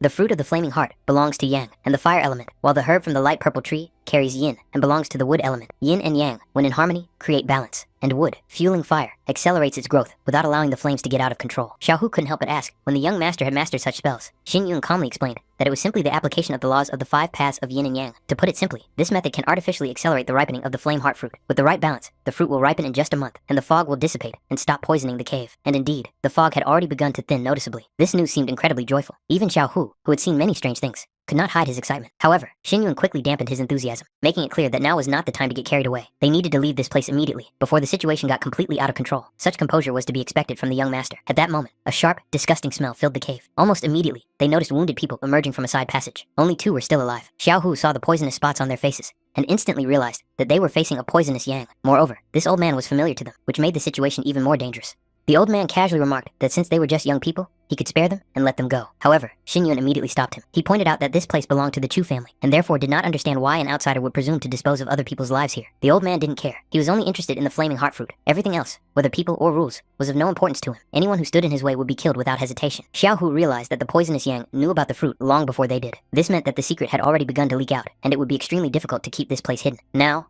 a lot of things became clearer. The next moment, Xin Yun rushed forward himself, The old man smiled, deciding that this reckless brat was simply seeking death. He was ready to grant that wish. Xiao Hu tensed involuntarily. The enemy's power had reached the level of a spirit connecting the 9 heavens, and he was a truly dangerous foe. Poisonous Yang did not expect the young man to survive even one of his moves. He even counted on an easy and boring victory. But after a moment, he realized that despite the effects of the illusory poisonous smoke, Xin Yun not only remained alive, but also retained his clarity of movement, which was the first warning sign for the old man. Xin Yun found it almost funny to watch the old man try to defeat him, relying solely on illusory poisonous smoke. This smoke is indeed dangerous, but only if it enters the bloodstream and mixes with spiritual energy. As long as the body is sealed and the circulation of qi is stopped, such poison is completely useless. However, for the poisonous Yang, the very fact that his methods had been ridiculed was a grave insult. In his eyes, the young man had already signed his own death warrant. The old man quickly changed tactics, using spirit decay powder, a poison capable of spreading throughout the body through the cultivator's spiritual energy, destroying channels and organs from within. But the truth was simple and cruel. It was even easier to fight such a poison. All one had to do was not use spiritual energy at all. Without qi nourishment, the poison lost most of its lethality. Xin Yun had once heard that the poisonous martial arts of the poisonous Yang were said to be unmatched even in the Middle Kingdom, but now he could see clearly that these were just exaggerated rumors. If the old man had really used the dark blood poison, he might have had a tiny chance of killing him. The old man did not expect the child in front of him to be so dangerous and perceptive. Every move and choice he made seemed to be thought out to the smallest detail. Realizing that continuing the fight could end in his death, the poisonous Yang decided to retreat. Xiao Hu was amazed. He did not expect such a cruel opponent to choose to flee. He couldn't help but ask the young master how long he had been so strong. But Xiao Hu failed to notice the main thing. From the very beginning to the end, poisonous Yang never dared to use his spiritual energy. Xin Yun prevailed only because he unerringly caught this weakness and ruthlessly exploited it. A faint but ominous smell emanated from the old man's body, one that only appears in those who have been poisoned by dark blood. Any ordinary cultivator would have died instantly. Apparently, he had once swallowed this poison to increase his strength, but now he was forced to use all his resources just to stay on the brink of life and death. It seemed that this was indeed the case. Xiao Hu was still worried that the old man might harbor resentment and return after recovering, but Xin Yun was calm. That day would never come for the poisonous Yang. The dark blood poison was too toxic. With his level of cultivation, it was impossible to remove it. In 3 days, the poison would destroy his vital organs, and the old man would die. The only chance of survival was to do something extremely radical. Xiao Hu cautiously asked if the young master knew a way to neutralize the poison. Xin Yun only replied that he should forget about it. Right now, it was more important to save these people and completely neutralize the effects of the illusory poisonous smoke. The subordinate sincerely thanked the patriarch. He also ordered them to keep what had happened a strict secret. Not a single word was to leave the Chu family. Xiao Hu couldn't hide his shock. This guy instantly understood that the old man had been poisoned, and judging by his words, he really might know how to cure it. Poisonous Yang had studied poisons for decades and was helpless. While the young man saw right through everything, it seemed frighteningly strange. Xin Yun announced that they needed to leave this place for a short while. He had to receive some special guests. He tried to reassure Liu Xiang, assuring her that as soon as everything was over, he would definitely return for her. Then, he ordered that she be left under Xiao Hu's protection, adding that they would have to leave that very night. Meanwhile, the others were beside themselves with rage. Chu Xinyun and his men had found deposits of fiery spirit stones. If control of this mine fell into their hands, the profits would be incomparably greater than they were now, and this gave rise to dangerous envy. Any delay could lead to serious problems. He was sure that now, it was necessary to throw all forces into the extraction of stones in order to facilitate further steps. As soon as the work yielded results, the fire spirit stones would come under the control of the second brother, and then the situation would become much more stable. Now, even the slightest carelessness could not be allowed. When Chu Xinyun returned, he almost immediately moved Xiao Hu and Shui Liuxiang to another location, leaving the house alone. Such behavior seemed too suspicious to be considered accidental, so they did not rush to conclusions. Over time, their suspicions only grew stronger. Everything pointed to the fact that he was hiding something and deliberately misleading everyone. The only question was, what exactly he had in mind. 2 days later, their patience finally ran out. This brat seemed to be idling away his days doing nothing, while they were going crazy with tension. It seemed to them that after Chu Hai's death, the older brother was simply afraid of Xin Yun. They came to the conclusion that it was better to act first. Their excessive caution only gave the boy time. In addition, the thirst for revenge for the young Master He boiled in people's hearts and demanded an outlet. The thought that a simple boy was the reason why the old men were hiding in this dilapidated house, causing fear and humiliation, was unbearable to them. Compared to them, cultivators at the level of the 3 heavens imprisoned spirit, this boy seemed insignificant. Killing him seemed as easy as slaughtering a chicken and taking its eggs. They decided to act that very night. No one could have imagined that the 5 poisons of the sacred imperial scripture would help him at such a critical moment. In the distant past, one of the 10 warrior emperors traveled with him. This man possessed the rare poisonous blood of a chameleon and practiced forbidden martial arts. It was dangerous, but he asked the main character dozens of times to evaluate this book, knowing that others were simply incapable of understanding its true value. It was precisely because he had studied this book that Xin Yun gained a deep knowledge of everything related to the poisons of the Celestial Empire. He did not expect that he would have the chance to apply this knowledge right now. It all looked like the intervention of fate itself. Now, all he had to do was wait. Any hasty move could ruin everything. In the silence of the night, the main character spoke first, asking if his guest was tired of hiding for so long. Was this really how the famous poisonous old Yang should behave? The old man, of course, understood why he had been discovered. He smiled, noting that this guy was asking questions he already knew the answers to, and that was what made him amusing. Poisonous Yang stated his goal directly. He wanted to obtain a method of dispelling the effects of dark blood poison. In exchange, he was willing to give away the fruits of the Flaming Heart. But this offer seemed absurd. The fruits of the Flaming Heart originally belonged to the Chu family. Why would the old man even offer them to their owner? So far, Everything was going as Xin Yun had said, but in a few days, the poison would finally spread, and the old man would die. Then, these lands would inevitably come under the complete control of the main character. A beggar should look like a beggar, and he shouldn't have bargained with someone who had no future. Did this guy seriously expect them to beg him? As long as Old Man Yang was still capable of producing the poisonous mist, in a single night, the city of Chu could forget about the existence of at least one person. He could try to go down that path. After all, even if he poisoned someone in the end, it would only speed up the spread of the dark blood poison through his own body. Before the poison took someone else's life, he would die first. Old Man Yang coldly stated that if this guy helped him, he was willing to protect the Chu family for 3 years without asking any questions. But such a term seemed ridiculously short to Xin Yun. If the old man was willing to serve the Chu family for the rest of his life, then he might consider the offer. Hearing this, Yang flew into a rage. How could he, the poisonous Yang, a cultivator with a name and reputation, worship some petty Chu family for the rest of his life? Xin Yun calmly replied that he had already said everything he wanted to say. It would be better for the old man to use the time he had left before the poison reached his heart to prepare for his own funeral. He even added that Yang should be careful because he didn't want to say goodbye to him so soon. The old man had seen countless experts in his lifetime, but this was the first time he had met such a cold-blooded and arrogant young man. Suddenly, Yang sensed a murderous intent. It seemed that this guy was really ready to die. If he agreed to reveal the method of dispersing the poison, the old man was even willing to protect his miserable life. 2 experts in the field of soul collection appeared before him. Yang smiled inwardly. Chu Ping had clearly overestimated this boy. For opponents of this level, death would be quick and painless. However, Xin Yun himself couldn't believe that people with such mediocre abilities were going to kill him. One of them no longer wanted to listen to the conversation and gave a short order to kill him immediately. The blade sliced through the air, but Xin Yun dodged it, as if he had anticipated the attack in advance, and immediately threw a silver needle at the attacker. The second assassin rushed forward, trying to take advantage of the moment, but Xin Yun stopped his blade with his bare hands, without a moment's hesitation. In the next moment, he threw the captured needle back, accurately and without error. The man still had time to smile, not understanding how a simple silver needle could harm him, but in an instant, his vision blurred, and his body stopped responding. Old Man Yang blinked just once, and 2 pools of blood lay before him. It all happened so quickly that his mind refused to accept it. Xin Yun calmly asked if the old man could repeat the words he had said earlier, but Yang remained silent. Then, Xin Yun waved his hand, allowing him to leave, since he did not wish to continue the conversation. Old Man Yang immediately swore that he would become an invited elder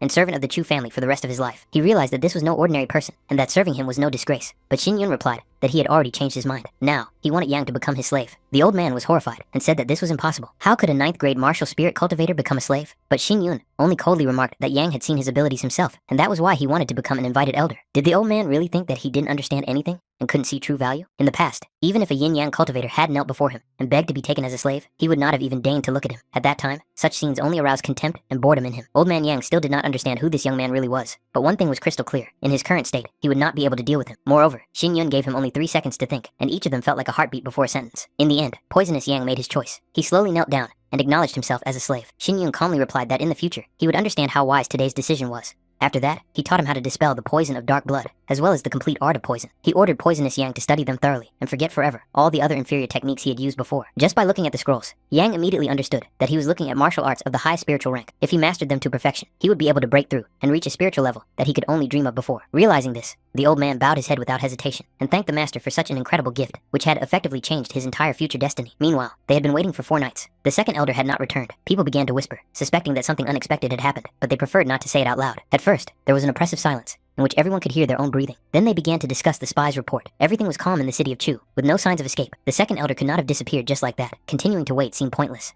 They had enough people, so why not storm the city of Chu and capture Chu Xinyun by force? But suddenly, a sharp shout rang out, ordering everyone to shut up. They were told outright that the 2 were already dead, and that these idiots would only find their own deaths if they rushed into Chu City without a plan and understanding of the situation. Before leaving, they checked the city once more and made sure there were no hidden experts there. It was unclear how the second elder had been killed, but since they themselves were seeking death, no one would stop them. His cultivation was at the same level as the second brother's. If the latter had not returned, how could he himself survive? Their thoughts were confused. They couldn't just sit and wait for their demise.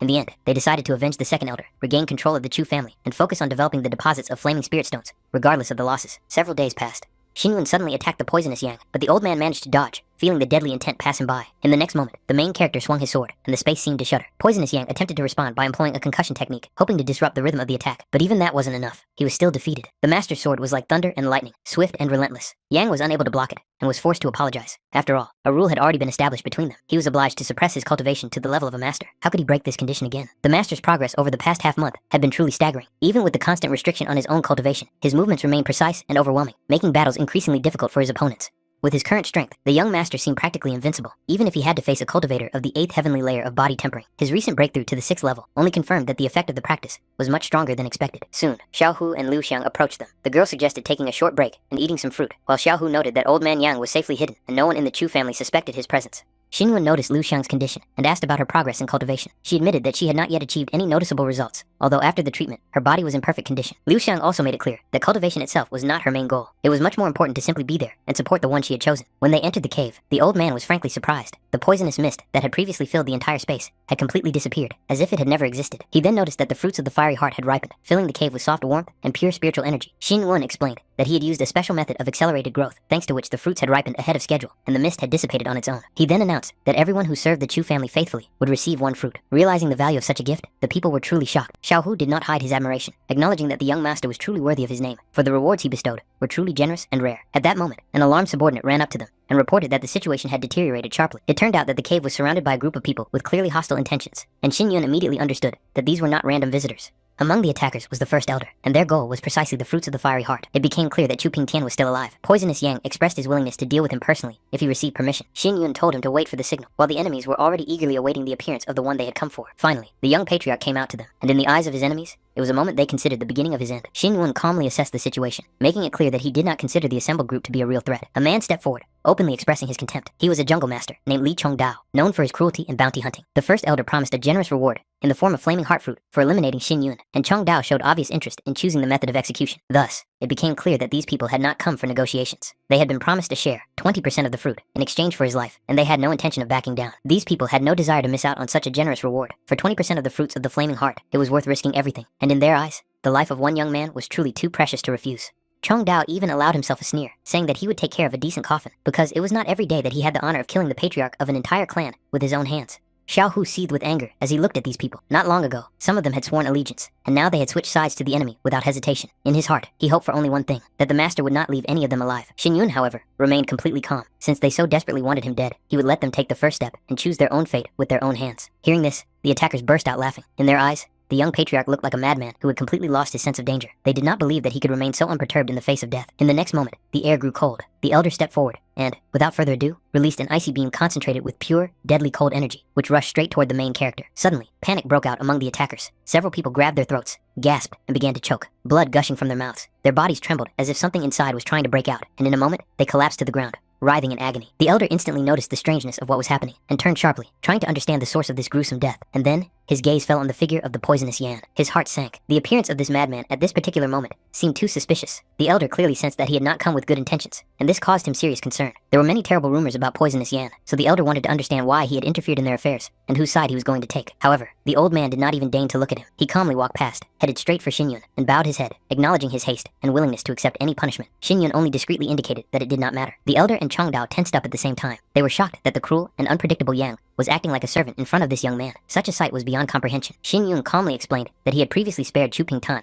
only because of his status as an elder, but the latter had failed to understand his mistake. Now, there was no point in keeping him alive. The elder tried to dismiss these words, considering what was happening to be a farce. In his eyes, Xin Yun looked like a ridiculous upstart who had overestimated himself. He was sure that it would all be over very quickly. Without wasting a second, the elder rushed forward with the clear intention to kill, putting all his strength into the attack. His movements were sharp and merciless, but the poisonous Yang stood in his way. With a single movement, he intercepted the attack and made it clear that such dreams were too naive. His gaze was filled with contempt. Right before everyone's eyes, Chu Pingtang was destroyed. His body collapsed to the ground, showing no signs of life. The attempt to intervene ended in instant and brutal retribution. Chong Dao lunged forward, wanting to avenge his elder, but in the same second he was struck by the poisonous Yang, who coldly showed him how much he had overestimated his strength. Seeing the elders fall one after another, the people faltered. Fear overwhelmed them, and they hastily began to beg for mercy from the young patriarch, promising to renounce their former patrons and immediately leave the lands of Chu and Qifeng. Xin Yun coldly announced that since Chu Pingtang was already dead, their lives would be spared. After that, they were ordered to disappear from his sight immediately. The men, not believing their own salvation, hastily thanked the young patriarch and scattered in panic, afraid to linger even for a moment. Poisonous Yang asked the master what to do with the rest. His gaze was cold, and it was clear that it would not be difficult for him to end everything right there. Chong Dao hastily changed his tone and addressed Xin Yun as the patriarch, claiming that everything that had happened was a misunderstanding and that the late Chu Pingtang had misled them. He hastened to express his remorse, shifting all the blame onto the dead man. Xin Yun noted to himself that this man had a keen sense of the situation and knew how to take advantage of it at the right moment. Chong Dao continued to justify himself, assuring everyone that he could not deceive the young patriarch, and immediately began to revile Chu Pingtan, calling him a cunning instigator. The others hastily supported these words, adding that he had allegedly been plotting to assassinate Xin Yun for a long time. None of this mattered to Xin Yun. Chu Pingtang, whatever he was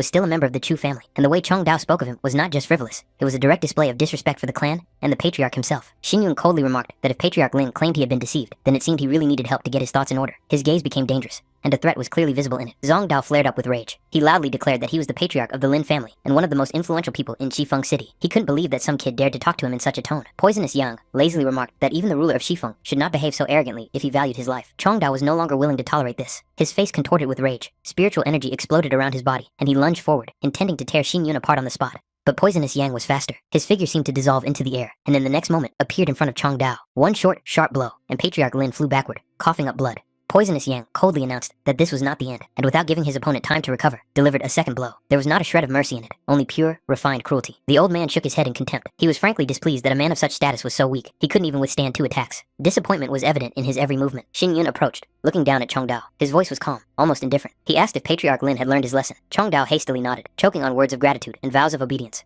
Xin Yun remarked that next time, he should think about the consequences of his words and actions. The world has no patience for fools, especially self-confident ones. He expressed his hope that such a mistake would not be repeated, and then calmly ordered the Poisonous Yan to finish him off. Chong Dao fell to his knees in despair, begging and swearing allegiance. He promised that the Lin family would forever be allies of the Chu family, that he was willing to give up everything just to save his life. Xin Yun coldly asked if he really considered his 5th-rank fighting spirit to be something significant. This was followed by a repeat order to kill him immediately. Chong Dao wept uncontrollably, begging for a little more time. He swore that the Lin family was ready to obey the Chu family unconditionally, that they would follow them into fire, into the abyss, into certain death. His voice trembled, his knees buckled, and the patriarch's pride had long been trampled by fear. Xin Yun slowly leaned toward him, his face very close. A thin, almost playful smile appeared on his lips, and he quietly said that all this was just a joke. He calmly added that if he really wanted to kill Chong Dao, he would have been dead long ago, and would not be wasting his time with his pathetic pleas. Hearing this, Chong Dao could not take it anymore. His eyes rolled back, and he lost consciousness, collapsing to the ground like a sack. Poisonous Yang glanced at the others, and coldly asked what the Bai, Hu, Chen, and Sang families thought about this. His voice was even, but it carried a threat that sent a chill down the spine. All 4 patriarchs fell to their knees, almost simultaneously, as if on command. They cried out in panic that they were ready to submit to the Chu family, that they recognized the authority of the young patriarch, and begged for their lives to be spared. They swore that they would work for the good of the Chu family, give resources, people, whatever was needed. Their faces were contorted with fear, and their voices trembled as they begged Xin Yun to show mercy. Xin Yun smiled. A hint of mockery flashed in his eyes. He noted that since they wanted to serve the Chu family, they must recognize Chu Hu as their master, and obey him as they would the patriarch himself. These words hit them like a blow to the head. These big shots, accustomed to commanding thousands of people, now had to bow down before Xiao Hu, a young man they had never even noticed before. Humiliation, contempt, and anger flared in their hearts, but fear was stronger. They didn't believe that Xin Yun was serious. Did this brat really want them to serve someone like Xiao Hu? Xin Yun narrowed his eyes coldly and asked if they really disagreed. At that moment, the venomous Yang stepped forward, his aura instantly pinning everyone to the ground. Xin Yun added that with their strength and desire to preserve their pathetic lives, they were asking too much if they thought they could bargain. Without another second of hesitation, all 4 bowed their heads to the ground and greeted their new master in unison. Their voices were full of submission, humiliation, and fear. At that moment, they finally realized that the era of the old clans was over, and now the Chu family ruled over them. Xiao Hu looked uncertainly at the young master, as if everything that was happening still seemed like a dream to him. So many great figures bowing before him did not inspire pride, but rather internal tension. Xin Yun noticed this, and gestured to show that everything was under control, then explained that from today onwards,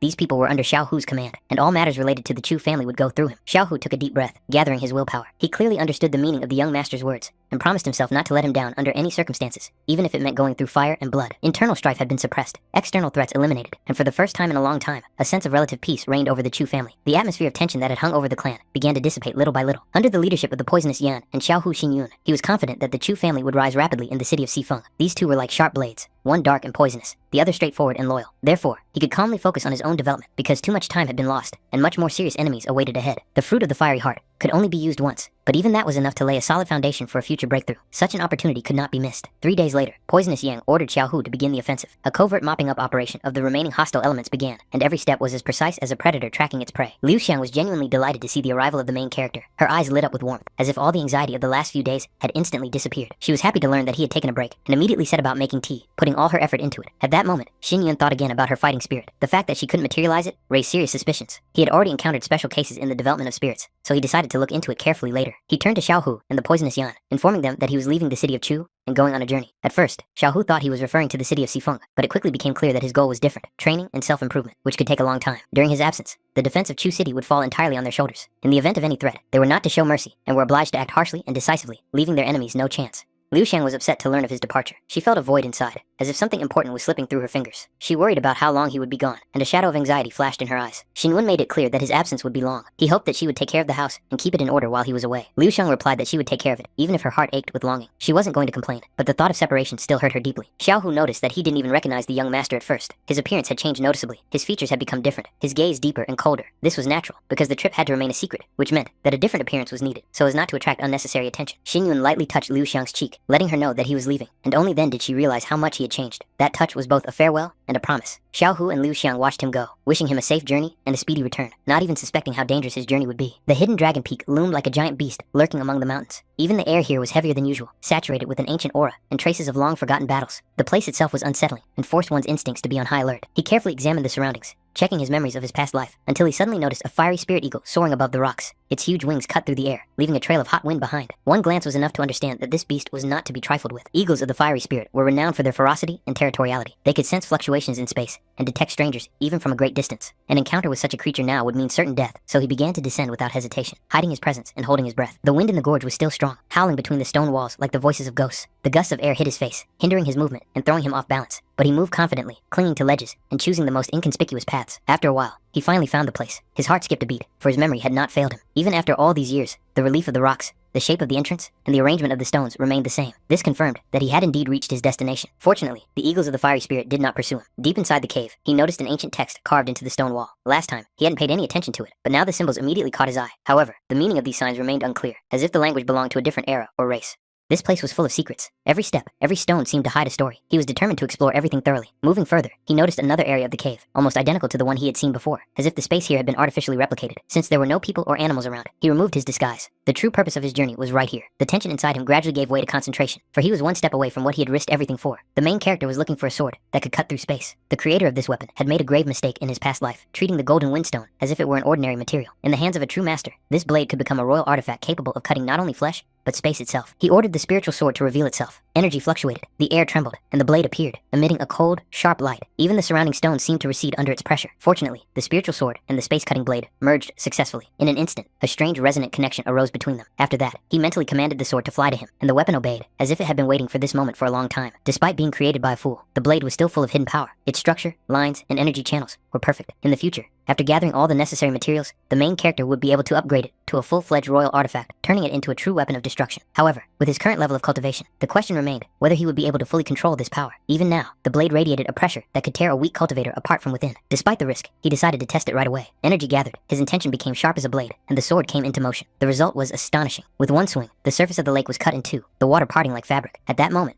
a hidden mechanism, previously invisible, opened up beneath the surface, as if the cave itself had begun to reveal its secrets. Entering inside, he saw a star formation of 9 essences merging, spreading out under his feet in a complex pattern. Xin Yun did not expect to find such a high-level formation in such a remote and forgotten place, where there were almost no traces of human presence left. It was a well-known 8th-grade spirit formation, one of those renowned for its stability and complexity. It was considered virtually invulnerable, so breaking it would be extremely difficult. However, time had left its mark on it. The lines had faded, the structure had weakened, and with his current level of cultivation, he would still be able to open it if he spent a significant amount of spiritual energy. Yesterday, the 9 heads of Jifeng City loudly declared their loyalty to Chu City, causing quite a stir. At the same time, Chu City officially announced its cooperation with the Thousand Treasures Pavilion and its possession of the location of the Flaming Spirit Stones, which immediately changed the balance of power in the region. In addition, all the great clans of Shifeng began to send representatives to Chu City to strengthen relations. If this continues, the Chu family will completely suppress the Shui family in less than 6 months. Not long ago, it was the Shui family that sought to eradicate the Chu family, but who would have thought that everything would change so quickly? The situation is strange and even alarming. Not long ago, the Chu family was in decline, on the verge of extinction, but now, in just a few months, they have not only secured the support of the Thousand Treasures Pavilion, but also gained influence that forces others to reckon with them. The Shui family had humiliated the Chu family for years, considering them helpless and unworthy of attention, so they did not notice the actions they had taken. In addition, they must remember how the Thousand Treasures Pavilion severed all ties with the Shui family a few months ago, which was already an alarming sign at the time. It seems that the Chu family had a hand in this. If you think about it, they really did cooperate with the pavilion, much more closely than it seemed from the outside, but everything was done quietly and without unnecessary noise. This means that the Chu family had long since joined forces with the Thousand Treasures Pavilion. The main problem was that the Shui family underestimated Chu's abilities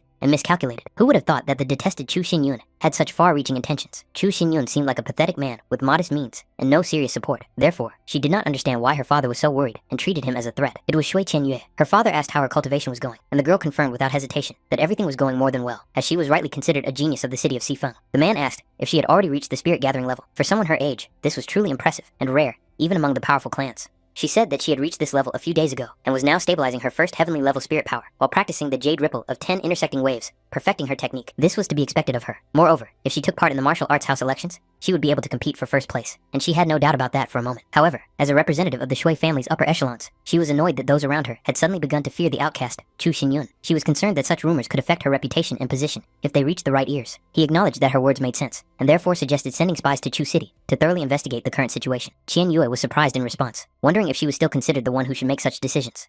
They should sort it all out, and the situation would remain under control as long as it did not affect her cultivation. After she left, a quiet murmur immediately arose in the hall. People talked among themselves, noting that the young lady had become too arrogant and self-confident, as if she already considered herself unattainable. Finally, he managed to open the formation, and the hidden mechanism yielded with a slight hum, releasing a stream of ancient, dense, spiritual energy. The space in front of him seemed to tremble, confirming that the protection had been removed. Inside was a separate area, completely isolated from the outside world. In the middle was the nest of the spiritual beast, around which were the remains of the star formation of the fusion of 9 essences, a separate space, an ancient altar, and the egg of the spiritual beast. The person who hid this place was clearly not just an old man, but a being with remarkable knowledge and power. Spiritual beasts are formed from animals, capable of absorbing the chi of heaven and earth, gradually changing their nature and rising to a new level of existence. Such creatures are rare, and their offspring are valued at their weight in gold. Xin Yun surmised that the altar was intended to seal the egg, to hide its aura, and protect it from outside interference. Therefore, he became particularly interested in what class the spirit beast egg belonged to, if it had been hidden so deeply and surrounded by such complex defenses.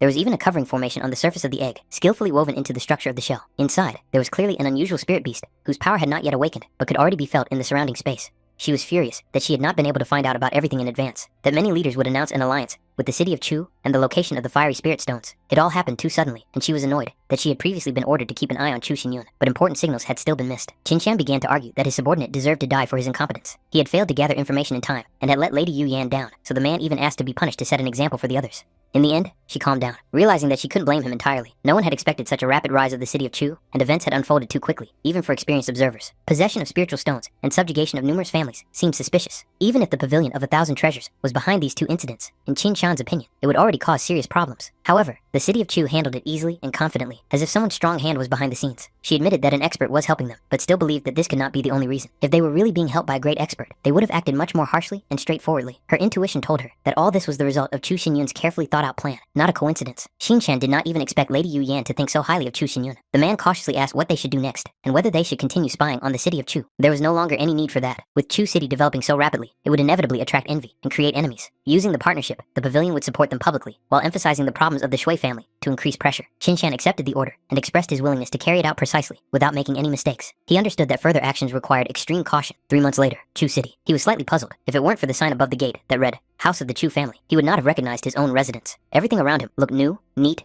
and well kept, as if it were the estate of an influential clan, not a former dilapidated dwelling. Xiaohu was the first to notice the young master, and immediately beamed with joy, as if he had seen salvation. His face literally lit up when he realized that Xinyun had finally returned. Glancing around the newly rebuilt residence, the protagonist immediately understood that this little shit had really put all his energy into it, and spared no time or expense. Everything was done well and tastefully. Xiaohu proudly invited the young master to come inside and look around the house. Poisonous Yang also came out to greet the master. Xinyun noticed that the old man looked much healthier and more composed than before. His aura had become more stable, and his gaze sharper, all of which was clearly the result of proper treatment and care. In 3 months, Xiaohu's body had reached the 4th level of tempering, which was considered a very good result for such a short period of time. This was made possible thanks to the guidance of Old Man Yang. Poisonous Yang's cultivation had also grown significantly, and many in the city were shocked by such rapid changes. Xinyun asked to be told everything that had happened during this time, without omitting any important details. He was interested in the situation of the family, the situation in the city, and the actions of the enemies. Xiaohu reported that immediately after the young master's departure, the 1,000 Treasures Pavilion had publicly threatened the Shui family. This move clearly showed that the pavilion had completely sided with the Chu family and was no longer hiding its support. The Pavilion of 1,000 Treasures also greatly assisted in the renovation and expansion of the house, providing people, materials,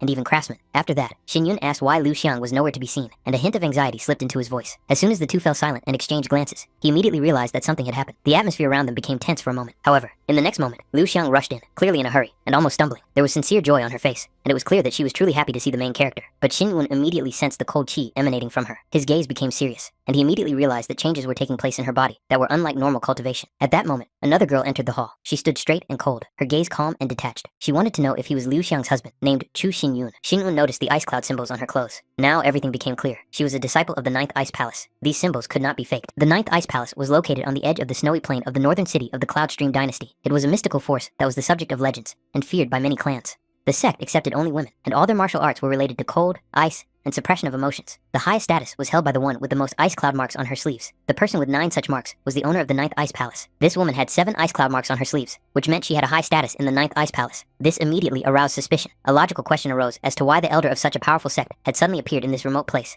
and turned her attention to the Chu family. Xiaohu introduced a woman named Bing Li to the young master. He explained that 2 months ago, she was passing through the city, felt a special affinity for Liu Xiang, and stayed here on her own initiative, without revealing her true reasons. Xiaohu suggested that everyone relax and chat while he made tea. Poisonous Yang, in turn, noted that this woman's intentions were hidden, and her power was profound and difficult to measure. Even with his experience, it was difficult to understand her true level. The fact that she felt sympathy for Lu Xiang seemed favorable, but too unusual. Lu Xiang herself began to assert that Bing Li was a good person, and had always treated her gently and caringly. Bing Li could easily mislead Lu Xiang, but it was much more difficult for her to do the same with Xin Yun. He immediately got to the point, and demanded an explanation of her true intentions. The atmosphere in the hall became noticeably tense. As the elder of the Ninth Ice Palace, she admitted that she had set her sights on Lu Xiang from the moment they first met. Bing Li openly declared her desire to make her her disciple and take her to the Ninth Ice Palace for cultivation. Since Xin Yun was her husband, she felt it necessary to discuss the matter with him personally. Although there were few disciples in the Ninth Ice Palace, each of them was a rare genius. That was why Bing Li declared that she wanted to take Lu Xiang as her disciple and personally take care of her development. Bing Li also acknowledged that she knew about the deep feelings between Lu Xiang and Xin Yun. She understood that the separation would be difficult, so she assured them that, with their consent, the Ninth Ice Palace would not oppress them and would treat them with respect. To back up her words, she pointed to the ring. Inside was a first-level divine cultivation technique, a fifth-rank martial art, 1,000 spirit stones, and rare herbs sufficient for long-term practice. Moreover, she mentioned that she knew about Xin Yun's desire to enter the top 5 martial houses and could give him a recommendation. Xiao Hu and Poisonous Yang immediately realized that the conditions offered by Bing Li were extremely generous. Even large clans would consider such an offer priceless. However, Xin Yun knew very well the level of Lu Xiang's talent. He clearly understood that her abilities did not match such a huge price. This is what aroused suspicion. It became obvious that there was more than just sympathy behind all this.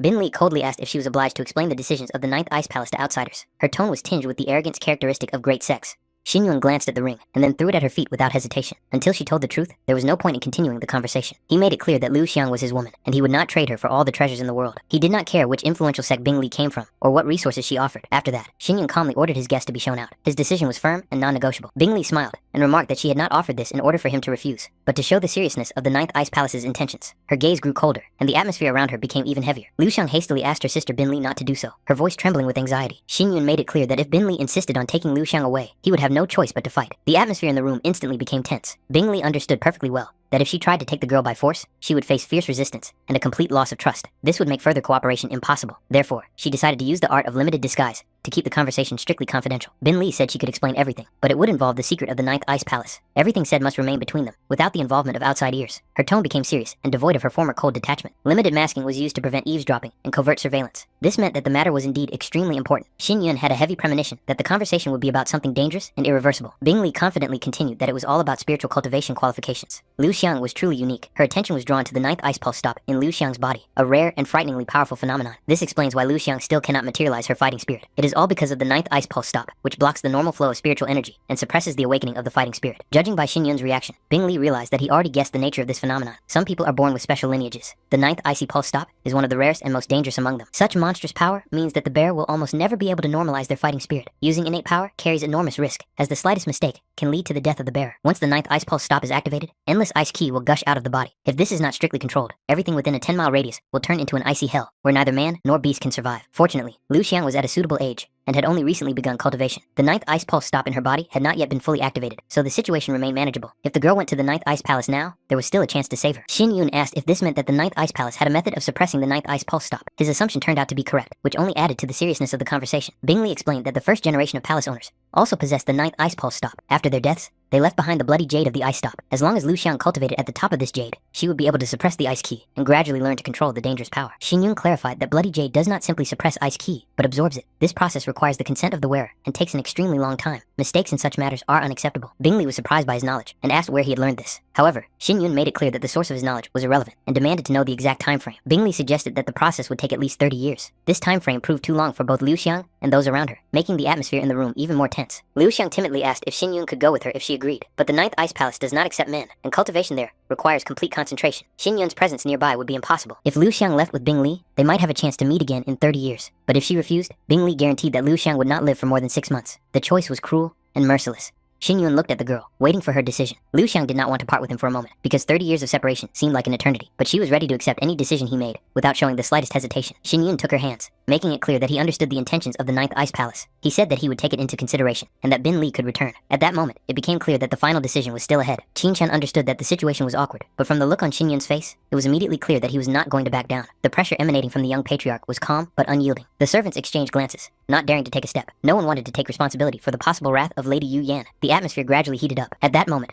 A cold, calm voice came from the inner hall, ordering the guest to be let in. Even without seeing her, everyone immediately understood that it was Lady Yu Yan. The girls in pink hurriedly bowed their heads and stepped aside, clearing the way. Qin Shan breathed a sigh of relief, realizing that the storm might pass them by. Xin Yun took Lu Xiang by the hand and confidently headed inside, ignoring the sidelong glances of those around him. His steps were calm, but determined. The lord of the city was already in the spacious hall, his face expressing slight dissatisfaction at the interruption of his conversation. However, upon seeing Xin Yun, he nodded restrainedly, not wanting to escalate the situation. Yu Yan sat at the tea table, her gaze cold and attentive. She immediately noticed Liu Xiang next to Xin Yun, as well as the faint traces of ice key around her. Yu Yan narrowed her eyes, instantly sensing something was wrong. Even without words, it was clear that the problem was not related to ordinary cultivation. Xin Yun bowed, and without further ado, said that he urgently needed her help in improving the pills to suppress the ice kwai. He spoke directly, without trying to sugarcoat the situation. The lord of the city frowned, clearly unhappy that his conversation was being interrupted for personal matters. But Yu Yan raised her hand, indicating that the matter was more important to her. She stood up and slowly approached Lu Xiang, carefully examining her condition. The cold energy was hidden deep inside, but it was no trouble for Yu Yan. Surprise flashed in Yu Yan's eyes, followed by seriousness. She immediately understood that this was not a matter of ordinary technique or deviation in cultivation. Yu Yan quietly said that this girl carried an extremely rare and dangerous lineage. These words made even the city lord tense up. Xin Yun nodded, confirming her guess, and spoke directly about the 9th ice pulse stop. A heavy silence hung in the hall. Yu Yan took a deep breath, and then stated that if this was indeed the case, ordinary pills would not solve the problem. Special recipes and rare ingredients would be needed. Xin Yun made it clear that Yu Yan was being given a truly rare opportunity, a personal meeting for the sake of improving the pills. Chances like this don't come twice, and if she missed this moment, there might not be another one. His words didn't sound like a threat, but they conveyed the unyielding confidence of a man accustomed to dictating terms. As soon as Qin Shanyu heard this, his expression changed instantly. Without a moment's hesitation, he hurriedly asked to wait, promising to immediately convey the information to Yu Yan, as if afraid of losing even a moment. At that moment, Lady Yu Yan was in conversation with the lord of the city, and Qin Shanyu considered it extremely inappropriate to interrupt. As the younger patriarch of the Chu family, it was not fitting for him to disturb such influential people. He hastened to apologize for his own short-sightedness, and emphasized that he did not dare to impose on people of such stature. The sudden change in his behavior puzzled those around him. Not long ago, he had been confident, but now, he looked almost humiliated. However, as soon as they walked away, Qin Shan heard sharp and contemptuous words. He was called a cheeky man, who dared to interrupt the conversation between Lady Yu Yan and the lord of the city, as if he did not understand his place at all. From the outside, it seemed that Qin Shan really had a lot of courage, or recklessness, if he decided to take such a step, knowing full well who he might anger. Yu Yan coldly asked, since when her words had become empty sounds to him, like a light breeze. She made it clear that with such behavior, he risked not staying long in the Thousand Treasures Pavilion. Qin Shan visibly tensed, and hastened to ask the lord of the city, and Yu Yan herself to temper their anger. He explained that the patriarch of the Chu family was urgently seeking her out in order to perfect the pill, and that it had been impossible to convince him to wait. At that moment, Xin Yun confirmed what had been said. It was he who had insisted that Qin Shan come here. As soon as Yu Yan saw the main character, her mood changed. Her irritation gave way to attentive interest. The lord of the city, however, was not going to give in so easily. He declared that everyone who wanted to improve Yu Yan's pills had to wait their turn, and even he himself was no exception. And this man, just the patriarch of the Chu family, dared to demand an immediate meeting, as if he considered himself equal to the ruler of the city. His indignation grew. A logical question arose as to why this insolent man had not yet been thrown out. It seemed as if he was deliberately testing the city lord's patience. Yu Yan sighed wearily and told them both to stop. The city lord waved his hand, saying that such a minor figure was not worth paying attention to. However, Yu Yan cut him off sharply, making it clear that she demanded silence. Addressing Gu Qingxiang directly, he was extremely dissatisfied with being humiliated in front of a commoner. Meanwhile, Yu Yan turned her gaze to Xin Yun and asked which pill he wanted to improve. Xin Yun noted that she had already reached the 3rd class and acknowledged that her talent was truly worthy of respect. He said he intended to improve the Staiyang pill, a 3rd class pill, and handed over the corresponding formula. Yu Yan, without hesitation, decided to get to work immediately. This finally deprived the lord of the city of the opportunity to intervene, and his dissatisfaction became almost palpable. Yu Yan ordered Qin Shan to immediately organize the preparation of materials for the Staiyang pill. However, Xin Yun stopped him, saying that all the necessary ingredients had already been prepared in advance. At such an important moment in the refinement of the pill, he did not want to allow the slightest delay or mistake. After that, Yu Yan gave a strict order that no one was to approach her private room. Otherwise, Qin Shan would have to fear for his own head. The responsibility for the violation would fall on him. After finishing the preparations, Xin Yun asked Lu Xiang to come closer. Yu Yan looked at the girl with interest, wondering who she was and what role she would play in the upcoming process. The main character introduced Liu Xiang as his wife, and made it clear that she would follow them to the private room. This statement sounded calm, but it carried weight, as if he did not allow for the possibility of objection in the first place. The lord of the city flew into a rage. To him, this seemed absurd, and a blatant challenge. He considered it unacceptable to give in to this man's demands, for it was Chu Xinyun who had caused unrest among the Sifeng clans. In his eyes, what was happening looked like a brazen violation of the established order. Qin Shan, noticing the growing tension, tried to defuse the situation, and advised the lord of the city not to hold a grudge against Chu Xinyun. However, the latter did not understand why he should even consider the simple patriarch of the Chu family. The very fact that someone dared to give him such advice only increased his irritation. Qin Shan seemed to have gained a boldness that had not been noticed before. The lord of the city began to suspect that he was behaving so confidently only because he was related to Lady Yu Yan, and therefore allowed himself to be overly authoritative. It all seemed like a blatant insult. The lord of the city felt that his authority was being questioned. Qin Shan sighed heavily and made it clear that Gu Qingshan was simply unaware of the whole background of what was happening. Now it became clear to him why Lady Yu Yan had been able to raise the purification pills to the 3rd grade so quickly. The real reason lay in Chu Xinyun's teachings. This realization came as a real shock to the lord of the city. Given Yu Yan's status and knowledge, her respect for this man spoke for itself. Chu Xinyun turned out to be a much deeper and more dangerous figure than he seemed at first glance. The city lord understood that the situation was not developing in his favor. Now, he needed to find a way to smooth over his own rudeness and avoid the consequences of his rash emotions. Meanwhile, the Shui family was already aware of Chu Xinyun's trip to the Thousand Treasures Pavilion. The news spread rapidly, and the commotion spread throughout almost all of Xifeng. They insisted that Lady Yu Yan immediately improve their pills, while putting pressure on Qin Shan, who was increasingly caught between the opposing sides. What was particularly annoying was that Chu Xinyun entered his private room without hesitation, effectively ignoring the status of the city lord. But the strangest thing was that Gu Qingshan not only did not deal with the incident, but even presented him with a generous gift, as if acknowledging his importance. If even Gu Qingshan sided with Xinyun, it meant only one thing: the entire city of Xifeng was gradually leaning in his favor. In that case, the Shui family was left without allies. Moreover, rumors began to spread that Xinyun's cultivation had already reached the 8th level of body tempering. Xianyue flared up with anger and demanded that the conversation stop. In her opinion, those around her were only fueling Xinyun's arrogance with their words.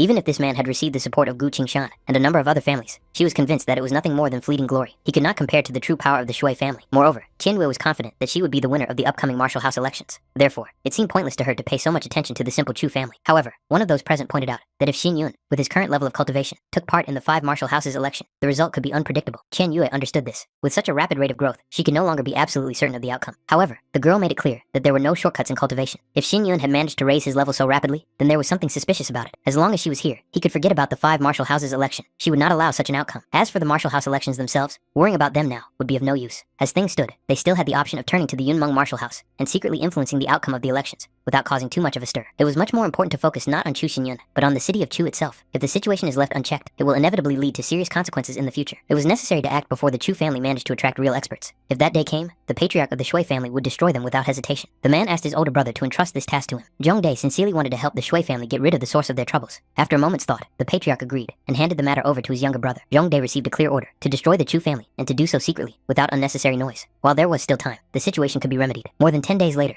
events were unfolding in a private room. In front of Xinyun lay 30 portions of spiritual herbs and 17 improved Yang pills. However, even with this result, he believed that it was still not enough to achieve the desired outcome. Yu Yan noticed that all the improvements were made under his guidance. Perhaps the reason lay in her lack of technique, or perhaps in the inaccuracies of his instructions. She did not rule out either possibility. She added that if the venerable master learned of such a result, he would surely be speechless with amazement. Suddenly, Yu Yan noticed that Xinyun had fallen silent. Sensing a change in his aura, she immediately understood that his cultivation level had risen again. It turned out that this had happened almost half a month ago. Yu Yan was so focused on improving the pills that she didn't notice what was happening. His body tempering had already reached the 9th level. Xinyun had indeed used a special method. In the process of refining spiritual herbs, he simultaneously cultivated by absorbing scattered energy. He then enhanced the result with spiritual liquid, which greatly accelerated the growth of his strength. This approach yielded quick and stable results. He discovered the source of the spiritual liquid by accident while observing the spirit beast's egg. From time to time, the egg secreted this pure substance, which was an unexpected but extremely valuable discovery. Yu Yan saw such pure spiritual liquid for the first time in her life. Even for her, an experienced master, such a sight was astonishing. This was indeed the case. Spiritual liquid itself was valued several times higher than spiritual stones, and the quality of the one Xinyun could be called the highest among all known varieties. Even experienced cultivators rarely saw such a pure and rich substance. Yu Yan couldn't hide her curiosity and inquired about the source of such a rare resource. However, Xinyun only hinted that it remained a secret, not meant for outsiders' ears. He then mentioned that Liu Xiang also used this method, but not to accelerate cultivation. For her, the spiritual liquid served as a means of suppressing the ice ki raging inside her body. Yu Yan was genuinely surprised. Ice ki that required such an approach must have been extremely dangerous and destructive. In addition, the girl received such rare care and support. In Yu Yan's opinion, such luck did not fall to everyone. Soon they noticed that quite a few people had gathered outside. Yu Yan made it clear that the guards had been deliberately positioned so that no one could interfere with the process. Xin Yun, in turn, inquired about the current actions of the lord of the city. It turned out that Lord Gu, seeking to make up for his own rudeness, had stayed nearby and personally ordered the security to be reinforced. Moreover, he had already prepared a banquet and planned to invite the patriarch of the Chu family to his residence.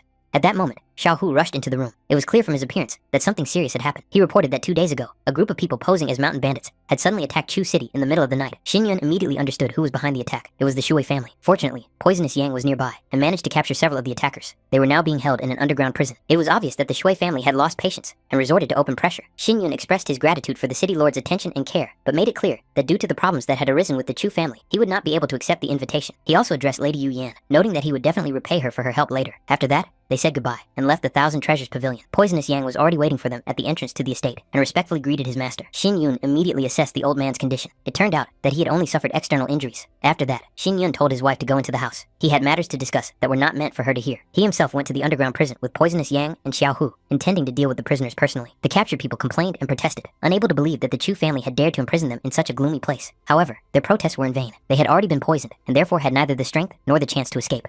No one could have imagined that Poisonous Yang would stoop to cooperating with the Chu family. Moreover, no one expected that what had happened could be concealed so thoroughly. However, at that moment, the prisoners heard the sound of footsteps. Someone was approaching. Chu Xinyan appeared in the dimly lit passageway of the underground prison. His figure slowly emerged from the shadows, his footsteps echoing hollowly on the stone floor. For the prisoners, This moment meant the end of their waiting. The man who had caused everything to go wrong finally appeared before them, calm and collected, as if what was happening was of no particular importance to him. Chongde greeted him with ostentatious indifference and angry bravado. He made it clear that Xinyun was free to do with them as he pleased, kill them, torture them, or slowly destroy them. The main thing, in his opinion, was not to waste time on meaningless conversations that would lead nowhere anyway. Xinyun only sighed softly, as if he had heard not threats, but something tediously banal. Disappointment was evident in his eyes. Such a reaction seemed too primitive. For him, the simple death of the prisoners would mean only an easy way out, almost mercy. These words finally drove Chongde out of his mind, and he spat at his feet with disgust, not hiding his contempt. He lashed out at Xinyun with harsh insults, claiming that without poisonous yang, the city of Chu would have remained obscure and insignificant. His words betrayed the malice of a man convinced that he was dealing with nothing more than a smug upstart who had accidentally come to power. However, Xinyun did not care how he was perceived. This man's opinion was of no value to him. The main character was interested in only one question, which he had carried with him for many years. He wanted to know the true reason behind the events of 14 years ago, when the Shui family conspired with the Yun Meng martial house to kidnap his parents. Chongde turned away, demonstratively distancing himself from the conversation, pretending not to understand what was being discussed. Xinyun calmly made it clear that such stubbornness was pointless. Now, Zhongdae's life was completely in his hands, and the only reasonable choice was cooperation. He made it clear that the Shui family would not risk everything to save one performer, and therefore any hopes for outside intervention were just empty fantasies.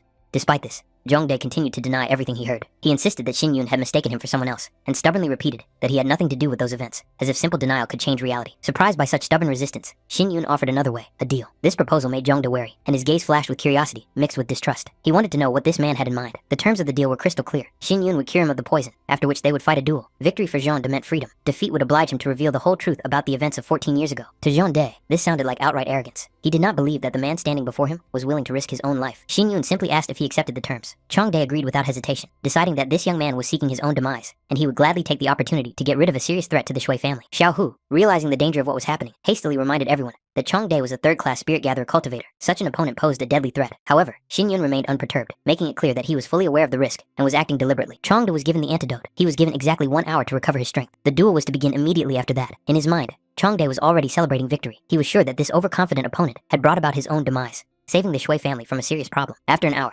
Zhongdae's aura stabilized, his breathing became even, and his body was filled with strength. He had fully recovered and was ready for battle. The decisive moment had come. Poisonous Yang warned Xinyun to be careful, reminding him that Chongdae was hiding valuable artifacts in his body that could change the course of the battle in an instant. Chongdae launched his attack, intending to overwhelm his opponent with the twisting snake sword technique. He was confident that this move would be fatal. However, his confidence was shattered in an instant. Xinyun managed to parry the blow, meeting the technique with frightening calm and precise calculation. Without giving his opponent a moment to catch his breath, Zhongdae moved on to his next move and unleashed a technique known as the Thousand Snakes Technique. His spiritual energy poured out in a violent stream, forming dozens of swift trajectories, like writhing blades ready to tear apart everything in their path. Deep down, Zhongdae was absolutely certain that such a chaotic and multi-layered attack could not be completely blocked. To consolidate his advantage, he immediately activated the second movement of the technique, the fierce dance of the twisting snakes, increasing the pressure and accelerating the rhythm of the strikes to the limit. He was convinced that his opponent's mind was already descending into chaos. With so many attacks, it was impossible to orient oneself, especially when one's vision was blurred and space seemed distorted. In his understanding, Xinyun could not dodge, let alone fight, while remaining calm. This martial art was not only aimed at physical destruction, it intensified the factor of terror, suppressing the enemy's will. The victim's gaze was filled with fear, their breathing became erratic, and their movements became predictable and easily controllable. However, Xinyun acted differently. He closed his eyes, completely blocking his vision, and directed his spiritual energy inward, sharpening his perception to the limit. He did not sense the forms of the attacks, but the very flow of intention, reading his opponent's movements, even before they materialized into a strike. Chongde couldn't believe his eyes. His opponent not only moved freely through the deadly storm, but also confidently closed the distance, as if each attack only showed him the way. In an instant, it was all over. Zhongdae only realized what was happening when he found himself on the ground and felt the cold touch his throat. A slight wound was already bleeding, close enough to remind him of death. He didn't understand what had happened. His mind refused to accept defeat. In desperation, he decided not to acknowledge the outcome and was ready to continue the fight, believing that it was now Xinyun's turn to attack. And that's when his gaze caught on the sword in his opponent's hands. This blade was a state artifact, a symbol of power and strength, accessible only to the chosen few. Fury and envy flashed through Zhongdae's mind. He could not accept that such a man possessed such a weapon, considering him unworthy. Xinyun, noticing this, allowed himself to show the true depth of his skill. Chongde attacked him with another wave of rage, assuring himself that it was too early to rejoice, and that everything could be fixed with one precise strike. But even for him, Xinyun's movements became elusive. His opponent's body seemed to dissolve into space, leaving only blurred images that were impossible to track. Realizing the threat, Zhongdae tried to anticipate the maneuver and block the attack from behind, deciding not to give his opponent the slightest chance to get behind him. It was at this moment that Xinyun struck a blow that shook the air. Even the precious artifact could not withstand it. The metal cracked, covered with a network of destructive lines, before finally falling apart. Xinyun calmly inquired about the result of what he had seen, as if what was happening was just a demonstration and not a fight to the death. Chongde tried to preserve what remained of his dignity, convincing himself that without the artifact, he was still dangerous. At the same time, Xiao Hu, watching what was happening, could not hide his horror and turned to poisonous Yan, trying to understand how the young master could have done such a thing. Even the realization of what he had seen instilled fear. It became clear that Xinyun didn't just understand his opponent's techniques, he saw right through them. Even with only a 9th grade body tempering, he completely suppressed a higher level cultivator. He instantly recognized the life pulse of the precious artifact, caught its weak spot, and destroyed it with a single movement. As if it were not not a legendary relic, but a fragile vessel. Despite what was happening, Changde was even glad for a moment. A thought flashed through his twisted mind, that now that the artifact was destroyed, his opponent would no longer be able to block his attacks. He was confident that he was still capable of taking the life he had already mentally sentenced. However, Xinyun noticed the familiar movements, even before the attack began to take shape. He immediately understood his opponent's intentions, and calmly decided not to let him repeat his previous move under any circumstances. In the next moment, blood spurted from Changde's mouth. His body twitched, and both his arms were helplessly severed. Only now did he realize the magnitude of his mistake. The Shui family had underestimated Chu Xinyun. He was no longer the trash that could be trampled on. A completely different person stood before them. Xiaohu did not hide his joy as he watched the outcome of the battle. The young master's victory was not just convincing, it was crushing. Poisonous Yang watched what was happening with a heavy, almost reverent expression. In his eyes, Xinyun resembled a divine saint who had descended into the mortal world. Changde had lost, which meant that, according to the terms of the deal, he was obliged to tell everything about the events of 14 years ago. However, the broken man only laughed, clinging to the last remnants of his stubbornness. He reiterated that he knew nothing, and that Xinyun had mistaken him for someone else. Xiaohu couldn't take it anymore, considering such behavior a pathetic denial after a complete defeat. Poisonous Yang coldly interrupted this farce. He threw Changde aside, making it clear that empty words no longer interested anyone. Changde tried to provoke the old man, hoping that he would kill him on the spot. Deep down, he wanted a quick death to avoid further suffering. However, Poisonous Yang was indeed ready to do so, if he were allowed to. But Poisonous Yang's gaze met the calm expression on Xinyun's face. He silently ordered him to stop. He made it clear that a simple death would be too easy an outcome. Moving closer, Xinyun touched Changde's body, using an unknown technique. Changde did not understand what was being done to him, but in the next second, he was overcome by unbearable pain. It was not sharp or instantaneous. It came in waves, penetrating to the very core of his being. Every cultivator knew that at the peak of spiritual tempering, a so-called internal sea of energy formed inside the body. Xinyun used only a small part of his power to reverse the flow of this sea. Such interference did not kill immediately, but caused suffering that was impossible to describe in words. The flow did not stop on its own. John Day could either sink into this pain forever, or tell everything he knew. In the end, his will was broken. He agreed to tell everything that was required, just to make it stop. Xinyun straightened the disrupted flow, returning it to its normal state. A solution had been found. He then ordered Xiaohu to give Changde some water, allowing him to catch his breath before the real conversation began. The truth turned out to be much dirtier and scarier than expected. The murder committed 14 years ago was the work of the Shui family, in collusion with the Yun Meng martial house. At that time, representatives of Yun Meng came to them and offered a price that was impossible to refuse. The eldest brother of the Shui family was instantly overcome with greed. He agreed without hesitation, without even trying to weigh the consequences. However, they were not the only ones behind this crime. In the shadows was a far more dangerous player, the royal clan of Luo Yun. The Shui family was only given the role of executors, responsible for the murder. Those who finally got rid of Xinyun's parents and covered up the traces were the people of Yun Meng and the royal clan of Luo Yun. In his past life, Xinyun had no information about the royal clan's involvement. This discovery raised new questions. Why did the Luo Yun Royal Academy need to spend enormous resources to kidnap and eliminate two seemingly ordinary people? He tried to find out if Changde knew the real reason behind what had happened. However, Changde could not add anything. He had not been told the motives. He only followed orders without asking unnecessary questions. Believing that he had fulfilled the terms of the deal, Changde wanted to leave. However, Xiaohu grabbed him by his clothes, not allowing him to take a step. It was unthinkable for him that a man involved in the destruction of the Chu family could simply turn around and walk away alive. Changde reminded him that he had fulfilled the terms of the bet, but Xiaohu made it clear. Defeat in a duel did not mean forgiveness. Xinyun had indeed spared his life, but that did not mean freedom. A different fate awaited him. Changde was roughly pushed down the stone stairs. His body hit the steps with a dull thud, after which he was mercilessly grabbed by the hair and lifted up. Now, he had to open his eyes wide and see how the bloody debt accumulated by the Shui family would end.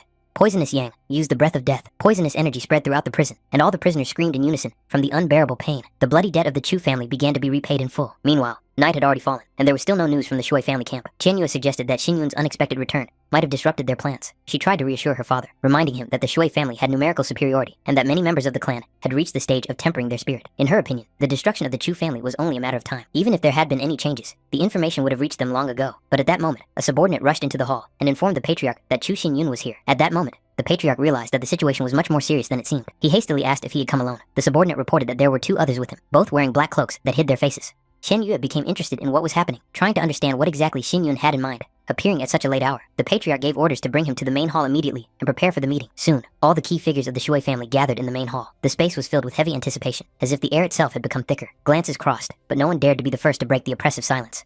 The patriarch of the Shui family slowly began by saying that people don't come to places like this without a good reason. His tone was restrained, but behind his outward calm lay intense curiosity. He was genuinely interested in why Chu Xinyun had come here in the middle of the night. The main character, in turn, recalled the changes of recent months. In 6 months, he had not only become the patriarch of the Chu family, but had also subjugated many of the clans of Chu City. At the same time, he was particularly amused by the lack of visits from his uncle Shui, who had not bothered to congratulate him on this achievement. The patriarch of the Shui family coughed demonstratively, pretending that his health was not the best. He made it clear that due to his physical condition, he was not always aware of events in the outside world. However, Xinyun clearly saw that this was just a convenient mask, behind which lay sober calculation. Xinyun then calmly made it clear that Uncle Shui should not worry. His visit was not intended to cause trouble or provocation. He had come only to present a gift. Following this, Xinyun snapped his fingers. The doors of the hall swung open, and two people in black cloaks entered. Their presence instantly changed the atmosphere, as if a shadow had fallen over the hearts of those present. The patriarch of the Shui family frowned, trying to understand what Chu Xinyun meant, and what role these mysterious figures played in this. When one of the cloaks was thrown aside, it became clear that it was Cheon-dae hiding underneath. The recognition was instantaneous. The vice patriarch of the Shui family, the second uncle, a man considered one of the pillars of the clan, stood before them in a pitiful and broken state. This was the gift. Shin Yun watched the reactions of those present, noticing barely perceptible, satisfied grimaces on some faces. For them, Cheon-dae's downfall meant the elimination of a dangerous competitor. He added that the remaining 100 people had already turned to sand, so it was not possible to bring them here. However, if the Shui family wished, he was ready to offer their residences to prepare transportation and personally escort them to the place where only traces remained. Qian Yue could not understand the nature of the terrifying aura that spread throughout the hall. The patriarch of the Shui family, on the contrary, instantly flew into a rage. In his eyes,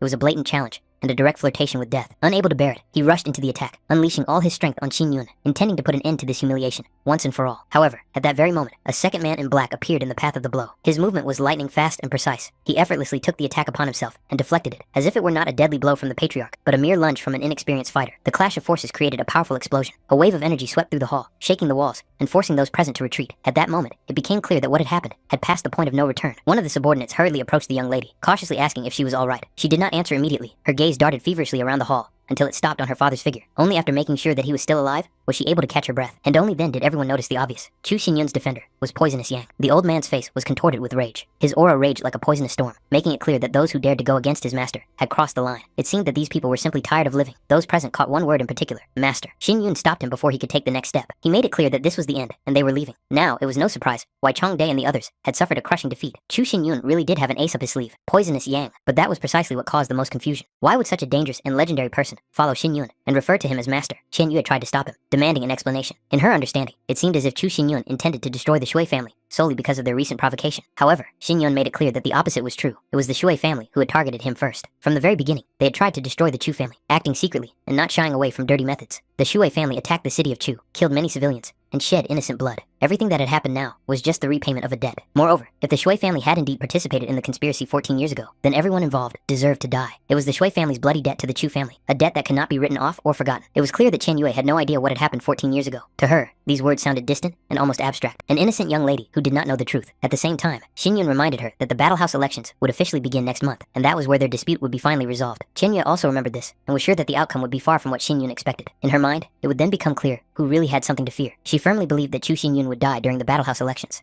As they left the residence, Poisonous Yang mentally turned to his master. He couldn't shake the thought that he had missed the perfect chance to destroy the Shui family once and for all. But Xin Yun seemed to read his doubts, which only reinforced the feeling that this man could see much further than the rest. Poisonous Yang increasingly felt that his master was almost omniscient. The Shui family's fighting spirit was broken. With their current strength, the Chu family could easily wipe them off the face of the earth. The only question was why they hadn't done so. The reason was simple and dangerous. Behind the Shui family stood the Yunmeng martial house. The complete destruction of the Shui family would inevitably bring the wrath of this force upon the Chu family. Xin Yun had not come for total extermination, but to make them realize the reality of their situation, like frying a frog in a well, so that they would no longer plot behind the Chu family's back. Poisonous Yang still had concerns. He wondered if the Shui family might try to hide behind the authority of the Yunmeng martial house, at least for appearance's sake. However, such a move would be like playing with fire. If they really dared to do so, they would only hasten their own destruction. A logical question arose. Would a man like Shui Chun-xian really humiliate himself and beg the Yunmeng martial house for support? After what had happened, the Shui family had weakened considerably. They could pretend to be harmless and act confused, but as long as their clan continued to exist, it posed no threat to the interests of the Yunmeng martial house. That is why the situation remained tolerable for external forces. The Yunmeng martial house itself did not wish to interfere in such trifles. For them, it was just an internal conflict between weak clans. Realizing this, Poisonous Yang admired his master's foresight more and more. Everything had been calculated in advance, without unnecessary movements or sacrifices. Xin Yun inquired about the progress in the development of the devouring poison technique. Poisonous Yang reported that he had reached the 3rd class of cultivation. According to his own estimates, the transition to the 3rd earthly level would take about 3 years. However, for Xin Yun, this pace was unacceptably slow. To reach the earthly spiritual level, one must learn to sense the evil yang qi that permeates the space between heaven and earth. Xin Yun made it clear that after returning to Chu City, he would compile a detailed guide on how to control evil yang qi. Poisonous Yang would only have to follow this path and assimilate the knowledge. His goal was crystal clear. Poisonous Yang must reach the earthly level of cultivation before the start of the martial house elections. Poisonous Yang had his doubts. There was only a month left before the election, and such a sharp leap seemed impossible. However, Xin Yun made it clear that there was nothing to worry about. All he had to do was strictly follow his method. The most important thing was to return to Chu City as soon as possible. Meanwhile, the atmosphere at the Shui family residence was quite different. Qian Yue was furious. She couldn't understand how anyone could force her to eat such food. In a fit of anger, she kicked the maid out, but when she noticed that the maid was still in the room, she flew into a rage again, demanding that she leave immediately. She was even angry that she had to chase the girl away twice.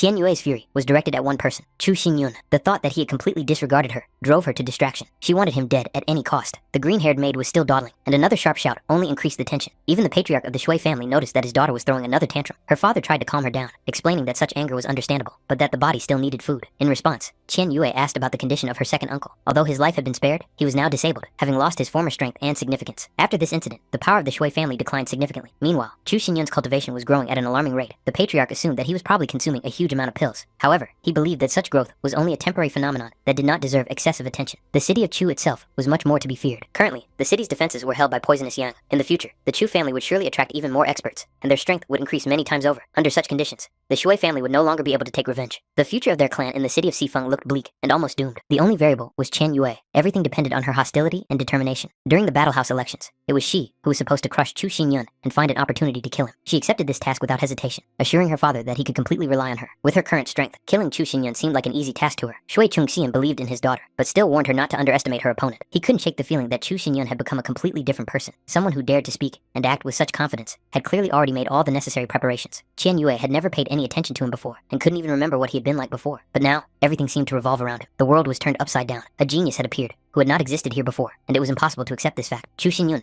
had once been considered trash, a nobody, and now he eclipsed Qian Yue's fame and stood out too brightly against the general background. Remembering his words about the events of 14 years ago, she suddenly felt a strange curiosity. She was interested in what exactly was hidden behind this secret and why he had brought up the subject in the first place. Shui Chunqian made it clear that it was better not to listen to Chu Xinyun's words at all. For him, they were not worth paying attention to. Right now, it was much more important to focus on cultivation. This time, the martial house elections were to be held in the city of Heishui, and Qian Yue had to go there in advance. She needed to personally greet Elder Gu, who was now the representative of the Yunmeng martial house. It was through him that the Shui family intended to gain support. Qian Yue had a heavy responsibility on her shoulders. She had to wash away the humiliation that the Shui family had suffered. Shui Chunqian had no doubt that his daughter would cope with this and would not disappoint his expectations. Meanwhile, Poisonous Yan became curious about what kind of spiritual herbs Xin Yun was going to purchase at the Thousand Treasures Pavilion. It was about spiritual cores. It wasn't that difficult to obtain them, and he believed that the master didn't need to do it himself. Such tasks could be entrusted to him. However, Xin Yun wanted to get the best possible. His goal was to obtain spiritual cores extracted from 9th grade spiritual beasts. There were only a few such cores in the entire city of Xifeng, but even with such a shortage, he already had a clear plan. When he appeared, those around him greeted the patriarch of the Chu family, one after another. Qin Chan also approached with greetings. It turned out that he was on his way to the Chu family residence to invite the patriarch, and their meeting was a happy coincidence. Xin Yun inquired about the reason for the search, and it became clear that the initiators were Lord Gu and Lady Yu Yan. The lord of the city greeted the patriarch of the Chu family with due respect. Yu Yan was also sincerely delighted by his appearance, making no secret of her goodwill. Xin Yun noted the lord's excessive politeness and inquired about the purpose of the meeting. Remembering the previous incident, the lord felt it necessary to apologize for his former rudeness and inappropriate tone. In fact, Xin Yun had long since ceased to attach any importance to those events and made it clear that apologies were unnecessary. However, the lord of the city insisted, saying that he had prepared a small gift and asked that it be accepted in any case. The first treasure was a mind-stabilizing jade, a rare item that the city lord had kept for many years. It not only calmed the heart and mind, but also greatly aided in cultivation. The city lord hoped that Patriarch Chu would not consider such a gift insufficient. The second gift was soft reinforced armor, a state artifact. Even when worn against a high-level cultivator, it could withstand 1 or 2 powerful attacks, giving a chance to survive at a critical moment. It was important for the city lord to know what impression he had made on Patriarch Chu. Xin Yun understood perfectly well that these 2 treasures had been presented for a reason. Yu Yan admitted that they did indeed have a request. Several years ago, when Lord Gu of the city attempted to break through to the Earth Spirit Realm, he suffered serious damage due to Dark Yang Qi. This hidden injury had never been remedied, causing his cultivation to come to a complete halt. Even numerous doctors and masters were unable to get to the root of the problem. The Star Yang pill, enhanced with the help of Yu Yan, possessed a Light Yang attribute. If it was capable of suppressing the Ice Qi in Lu Xiang's body, then logically, it could also help with the Dark Yang Qi. However, Xin Yun immediately made it clear that this was not the case. He explained that although Light and Dark Yang Qi are considered opposite attributes, there is no harmony between them. If the Lord of Gu City decided to take the Star Yang pill, not only would it not heal the hidden injury, but it would also lead to an even greater decline in cultivation, undermining the foundation of his power. The city lord was shocked. For a moment, he thought that fate had finally given up on him. However, Xin Yun's words sounded different, like a ray of hope. He made it clear that the situation was not hopeless. The moment the city lord was able to break through to the earthly spiritual level and completely absorb the Dark Yang Qi, the hidden trauma would disappear on its own, as if it had never existed. At first, Gu Qingshan even took it as a revelation. The idea seemed brilliant to him, as if the veil of truth had suddenly been lifted before him. But in the next second, he realized that it was not that simple. Irritation flared up in his mind. It was precisely his attempt to break through by absorbing Dark Yang Qi that had caused the injury he sustained during his failed breakthrough from the 9th level of body tempering. He couldn't take the next step, so the proposed method seemed like a vicious circle, contradicting itself. Deep down, he decided that this petty upstart was simply mocking him. Did Xin Yun really think that he, the lord of the city, would stoop to begging for help and pleading for treatment, losing his face and status? However, Xin Yun was completely calm. He really did know a way to break through. Yu Yan was surprised to grasp the essence of his words and realized that this was not a mockery. The truth was that this method had 2 strict conditions. Lord Gu instantly focused his attention. If a solution really existed, he wanted to hear it in full. As long as the patriarch of the Chu family was able to help him reach the earthly spiritual level, he was willing to discuss any conditions, as long as they were within his capabilities. The first condition was stated openly. It was necessary to collect 9 cores of the spiritual gathering of a 9th class beast. Moreover, this had to be done before the start of the Battle House elections. The sooner, the better. Xin Yun made no secret of the fact that this was the reason he had visited the Thousand Treasures Pavilion, and asked directly whether the lord of the city would be able to fulfill this requirement. The city lord immediately realized that the price was incredibly high. It was almost impossible to collect 9 9th grade beast spirit cores in such a short period of time. Even in his own residence, there were only 2 such cores, obtained over many years. Yu Yan, on the other hand, considered this a minor difficulty. In her eyes, the task boiled down to simply collecting spirit cores. Any problem that could be solved with money was not a real problem for her. After that, the second condition was announced. After breaking through to the earthly realm, Lord Gu of the city must become an invited elder of the Chu family and take on the responsibility of protecting the Chu family's safety for 10 years. To the lord of the city, this sounded absurd. He could not accept such a condition. He was a respected ruler of the city. What was the Chu family to him? Now they were asking him to become the invited elder of a foreign clan. It sounded like a meaningless dream. Even Yu Yan considered this demand excessive. However, at that moment, a calm question was asked. Did they really think that being an invited elder of the Chu family was so humiliating? The lord of the city immediately recognized Poisonous Yang. His attention was instantly drawn to the fact that the poisonous marks on the old man's face had disappeared without a trace. This in itself was incredible, but what confused him even more was that such a person was standing next to Xin Yun. Meanwhile, Poisonous Yang made it clear to the master that he had something to say. Guided solely by his long-standing friendship with Gu Qingshan, Poisonous Yang sincerely advised him to accept this offer and become an invited elder of the Chu family. In his understanding, this was not a loss of status, but a great honor, the opportunity to stand next to someone who would soon change the balance of power in the entire region. Poisonous Yang was confident that as long as he was willing to follow the master and strictly follow all his instructions, achieving the earthly spiritual level and then the heavenly one would not be an insurmountable obstacle for him. In his eyes, this path was already clearly outlined. The lord of the city of Gu trusted Poisonous Yan's words, but doubts remained. The prospects of the heavenly spiritual level sounded too incredible. Yu Yan, on the contrary, was genuinely intrigued, especially by the last words, which hinted at a power far beyond the usual limits.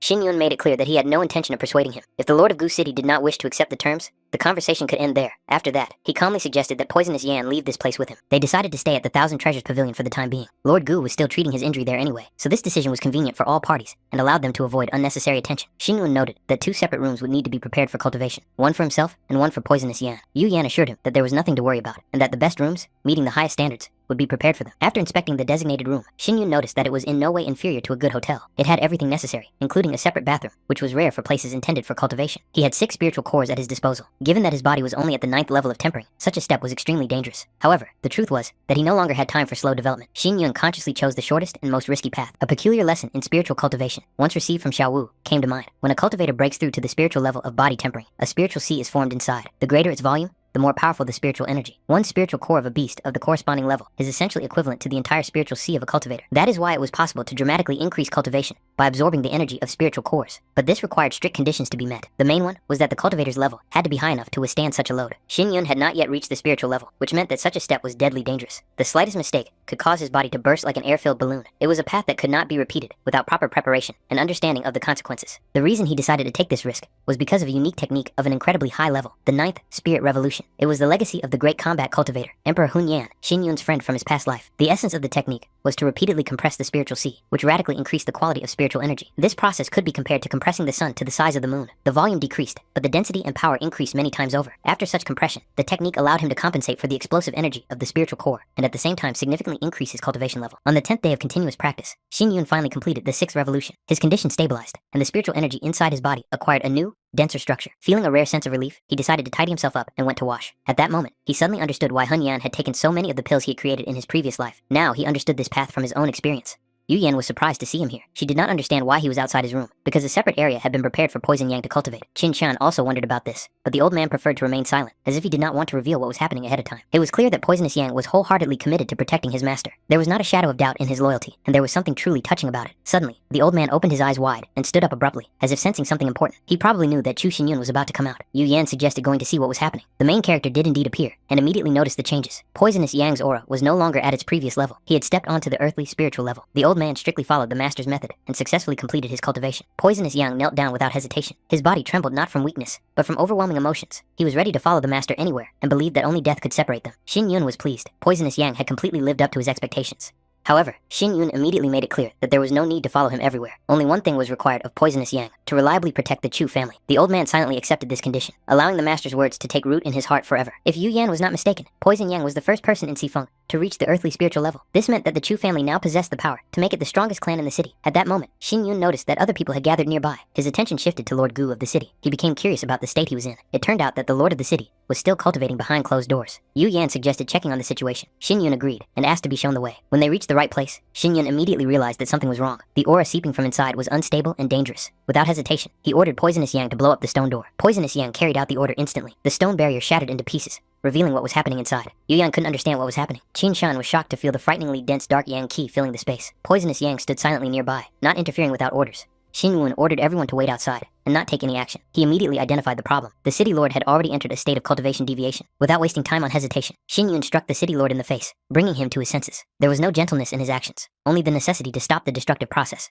He had clearly warned more than once that one should not be overly tense during cultivation, especially in such a state. Ignoring this advice had led to the current crisis. Xin Yun paused for a moment. There were few options. In fact, he could only use one technique. The risk was enormous, but he had no choice. He made the decision to act. He unleashed his energy absorption technique. Streams of power rushed forward, seeking to instantly suppress the raging waves of energy inside the city lord's body and bring them back under control. However, the moment Xin Yun touched the city lord's chest, there was a sharp release. He was thrown back by a powerful force, as if he had encountered fierce resistance from the darkest Yang Qi itself. Poisonous. Yang managed to catch the master before he fell. His movements were quick and precise, but his eyes showed concern. He tried to see if Xin Yun was hurt, but the situation inside the room still showed no improvement. Moreover, the situation was becoming increasingly dangerous. The dark Yang Qi continued to rage, and the signs of deviation only intensified. Even if the lord of the city was already beyond the point of no return, Xin Yun still saw a chance to pull him back. The question was only the price and the risk. Suddenly, the main character did something no one expected. He delivered a sharp kick, precisely calculated to hit the balance point. Thanks to this intervention, the city lord finally woke up, gasping for air and coughing up thick blood that contained dark energy. Gu Qingshan flew into a rage. His consciousness had not yet fully cleared, but indignation had already overwhelmed him. In his understanding, this youngster had not only broken into his private room, but also dared to raise his hand against him. Xin Yun calmly pointed out the truth of what was happening. He made it clear that the city lord had already entered a cultivation deviation. If he hadn't intervened, Gu Qingshan would be dead. The realization of this fact hit the city lord like a bucket of cold water. Xin Yun reminded him that he had warned him not to rush his development and not to force a breakthrough. It was precisely because of this stubbornness that he was stuck at the 9th level of spiritual tempering. Yu Yan and Qin Shan watched the scene from the sidelines, and the whole scene really resembled the strict upbringing of an unreasonable child. The lord of the city finally humbled his pride and acknowledged his own mistakes. He was afraid that he would never be able to make a breakthrough, and this expectation had exhausted him for many years. Fear and impatience made him forget Xin Yun's instructions. However, Poisonous Yang reminded him of his current state, hinting that the breakthrough had already taken place. Gu Qingshan was stunned. He couldn't believe that he had truly reached the earthly spiritual level. His consciousness fluctuated between elation and disbelief. Xin Yun even considered bringing him to his senses with another blow, just to convince him that it wasn't a dream. Joy overwhelmed the lord of the city. He could barely contain himself, realizing that he had finally overcome the barrier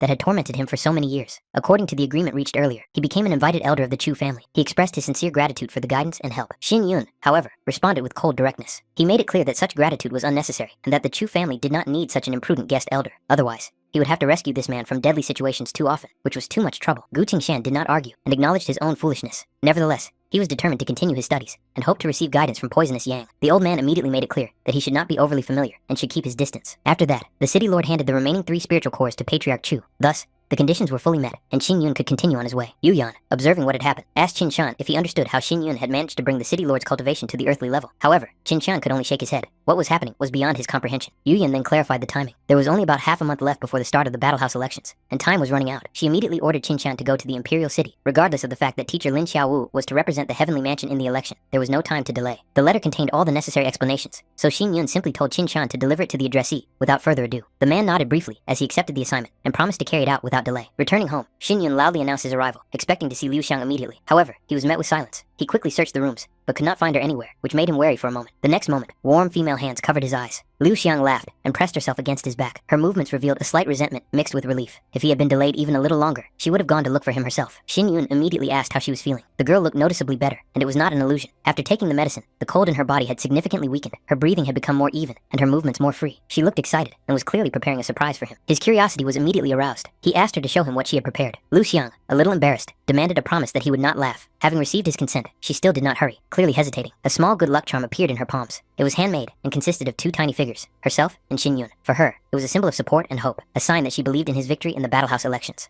Xin Yun looked closely at the craft, trying to understand the details. His gaze lingered on the shape of the figures, and a ridiculous thought flashed through his mind, which immediately burst out in the form of an awkward comment. For a second, he wondered why his figure also had something it shouldn't have. Liu Xiang instantly flared up. Her eyes flashed with indignation, mixed with annoyance. She called him perverted, and tried to snatch the talisman back, explaining that it was not what he thought it was, but hands. His attempts to justify himself and calm her down only added fuel to the fire. For her, it was unforgivable. A bat appeared in her hands from somewhere, and before Xin Yun could do anything, she swung it. He was literally knocked aside. Xiao Hu ran out at the noise, not understanding what was going on, while Poisonous Yang with a stony face, noted that it was apparently a family dispute. 10 days later, the Chu family's courtyard was filled with calm and a focused atmosphere. After completing the ninth spirit revolution technique, Xin Yun's spiritual power became noticeably purer, and his control over it became much more precise and profound. This level of energy control was difficult, even for those who had already reached the spiritual level. Now, all that remained was to wait for the natural breakthrough that would consolidate all the changes. The Battle House elections were to be held in the city of Dark Water, and the departure was scheduled for the next day. Xiao Hu was surprised by this decision, and did not understand why they had to leave so early. The reason was simple. Liu Xiang could not ride for long, so it was decided to use a carriage. Considering the distance,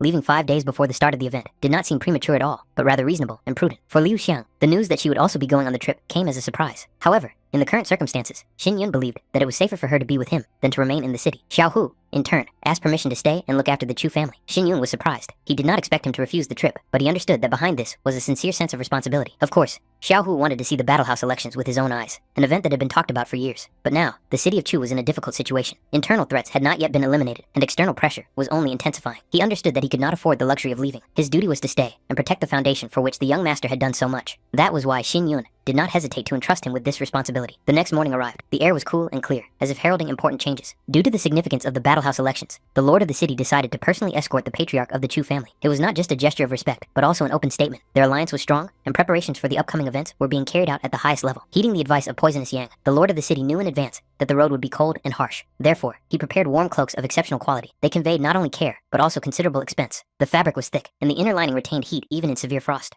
Liu Xiang tried on the cloak, and immediately felt how comfortable and warm it was. A slight smile lit up her face. Xin Yun sincerely thanked the lord of the city for such a thoughtful and generous gift. After all the preparations, it was time to set off. People gathered to see them off. Wishes for good luck and success were heard. Liu Xiang waved goodbye, trying to remain calm, although she felt excited inside. Elsewhere, a girl asked a clarifying question. Was it really the 9th ice pulse stop? Bin Li answered without hesitation, confirming her complete confidence in her conclusions. Her report was accepted, and its value noted.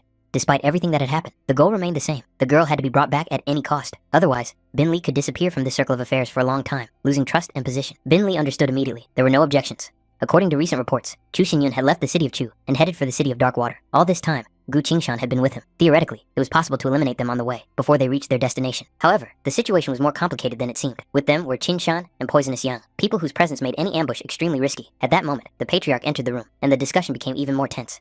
3 days ago, Qian Wei had already arrived in Darkwater City and managed to establish a strong relationship with Elder Gu. Moreover, he promised to support her in eliminating Chu Xinyun when the right moment presented itself. In addition, Qian Yue had successfully broken through to the 3rd spiritual level. While Chu Xinyun was focused on the Battle House elections, they would have a chance to deliver a fatal blow. With Elder Gu present, the outcome seemed a foregone conclusion. In their eyes, Xinyun was already a dead man. Or, now, in their opinion, there was no need to worry about him. The main focus should be shifted to other obstacles. The patriarch demanded a list of all those who supported the city of Chu. After Qian Yue's victory in the Martial House elections, it was planned to strike back and finally deal with each of them. Behind the carriage, another group was moving, people on horseback. There were quite a few of them, and their equipment made it immediately clear that these were no ordinary travelers. Each of them held themselves confidently, as if they understood the purpose of their journey well, and were ready for any surprises. Liu Xiang noticed this procession, and asked if they were heading in the same direction, to the city of Dark Water. Her gaze lingered on the insignia and weapons, which clearly belonged to different forces. The ruler of Gu City explained that this was to be expected. The Battle House elections were organized by the 5 main military forces of the empire, and therefore, the attention to this event was unprecedented. Many clans, families, and lone cultivators rushed there, hoping to try their luck. Xin Yun noted that the road had indeed become noticeably busier than he had expected. However, this also meant something else. The upcoming trials would be more difficult than ever before. As far as he knew, there were 2 key tests planned for this year, a talent test and a strength test. Both tests were extremely difficult, and according to statistics from previous years, more than 80% of participants did not even pass the initial stage. Even the Imperial clan did not allow itself to underestimate the 5 major martial houses. The talents they selected had to be exceptional, one in hundreds of thousands, or even one in a million. The oldest of them, the Lin Xiaowu martial house, had existed for over 500 years, and had produced countless legendary masters during that time. The 5 martial houses were rightly considered the pillars of the empire. The Zhangfeng martial house was located in the northeast, the Jialan martial house in the northwest, the Ziyin martial house in the southwest, the Yunmeng martial house in the east, and the southern lands were controlled by the Lin Xiaowu martial house. Liu Xiang asked with interest which of these houses Xin Yun was going to join. For him, there was no fundamental difference between them. Among the 5 houses, Lin Xiaowu was considered the strongest and most ancient. Its ranks included experts of the heavenly spiritual level, a force capable of influencing the fate of entire regions. The Yunmeng martial house followed, possessing a large number of outstanding talents. Moreover, it controlled a significant portion of the nobility in the imperial city and constantly rivaled Ling Xiaowu for influence and power. They were followed by the Ziyin, Zhangfeng, and Jialan martial houses. These 3 forces were considered roughly equal, with none of them having an overwhelming advantage over the others. Qingshan cautiously noted that given the choice, it would be wisest to consider either Ling Xiaowu or Yunmeng. However, this was not the main concern for Xin Yun. Regardless of which martial house he chose, his true goal remained the imperial city. Liu Xiang was surprised by this approach, as it was logical to strive for the strongest house. Xin Yun was confident that, while in the imperial city, he would be able to finally take control of the cold energy in Liu Xiang's body. During this time, her power would increase many times over, perhaps to a level that even he himself could not match. For the girl, however, he remained the strongest person, regardless of any comparisons.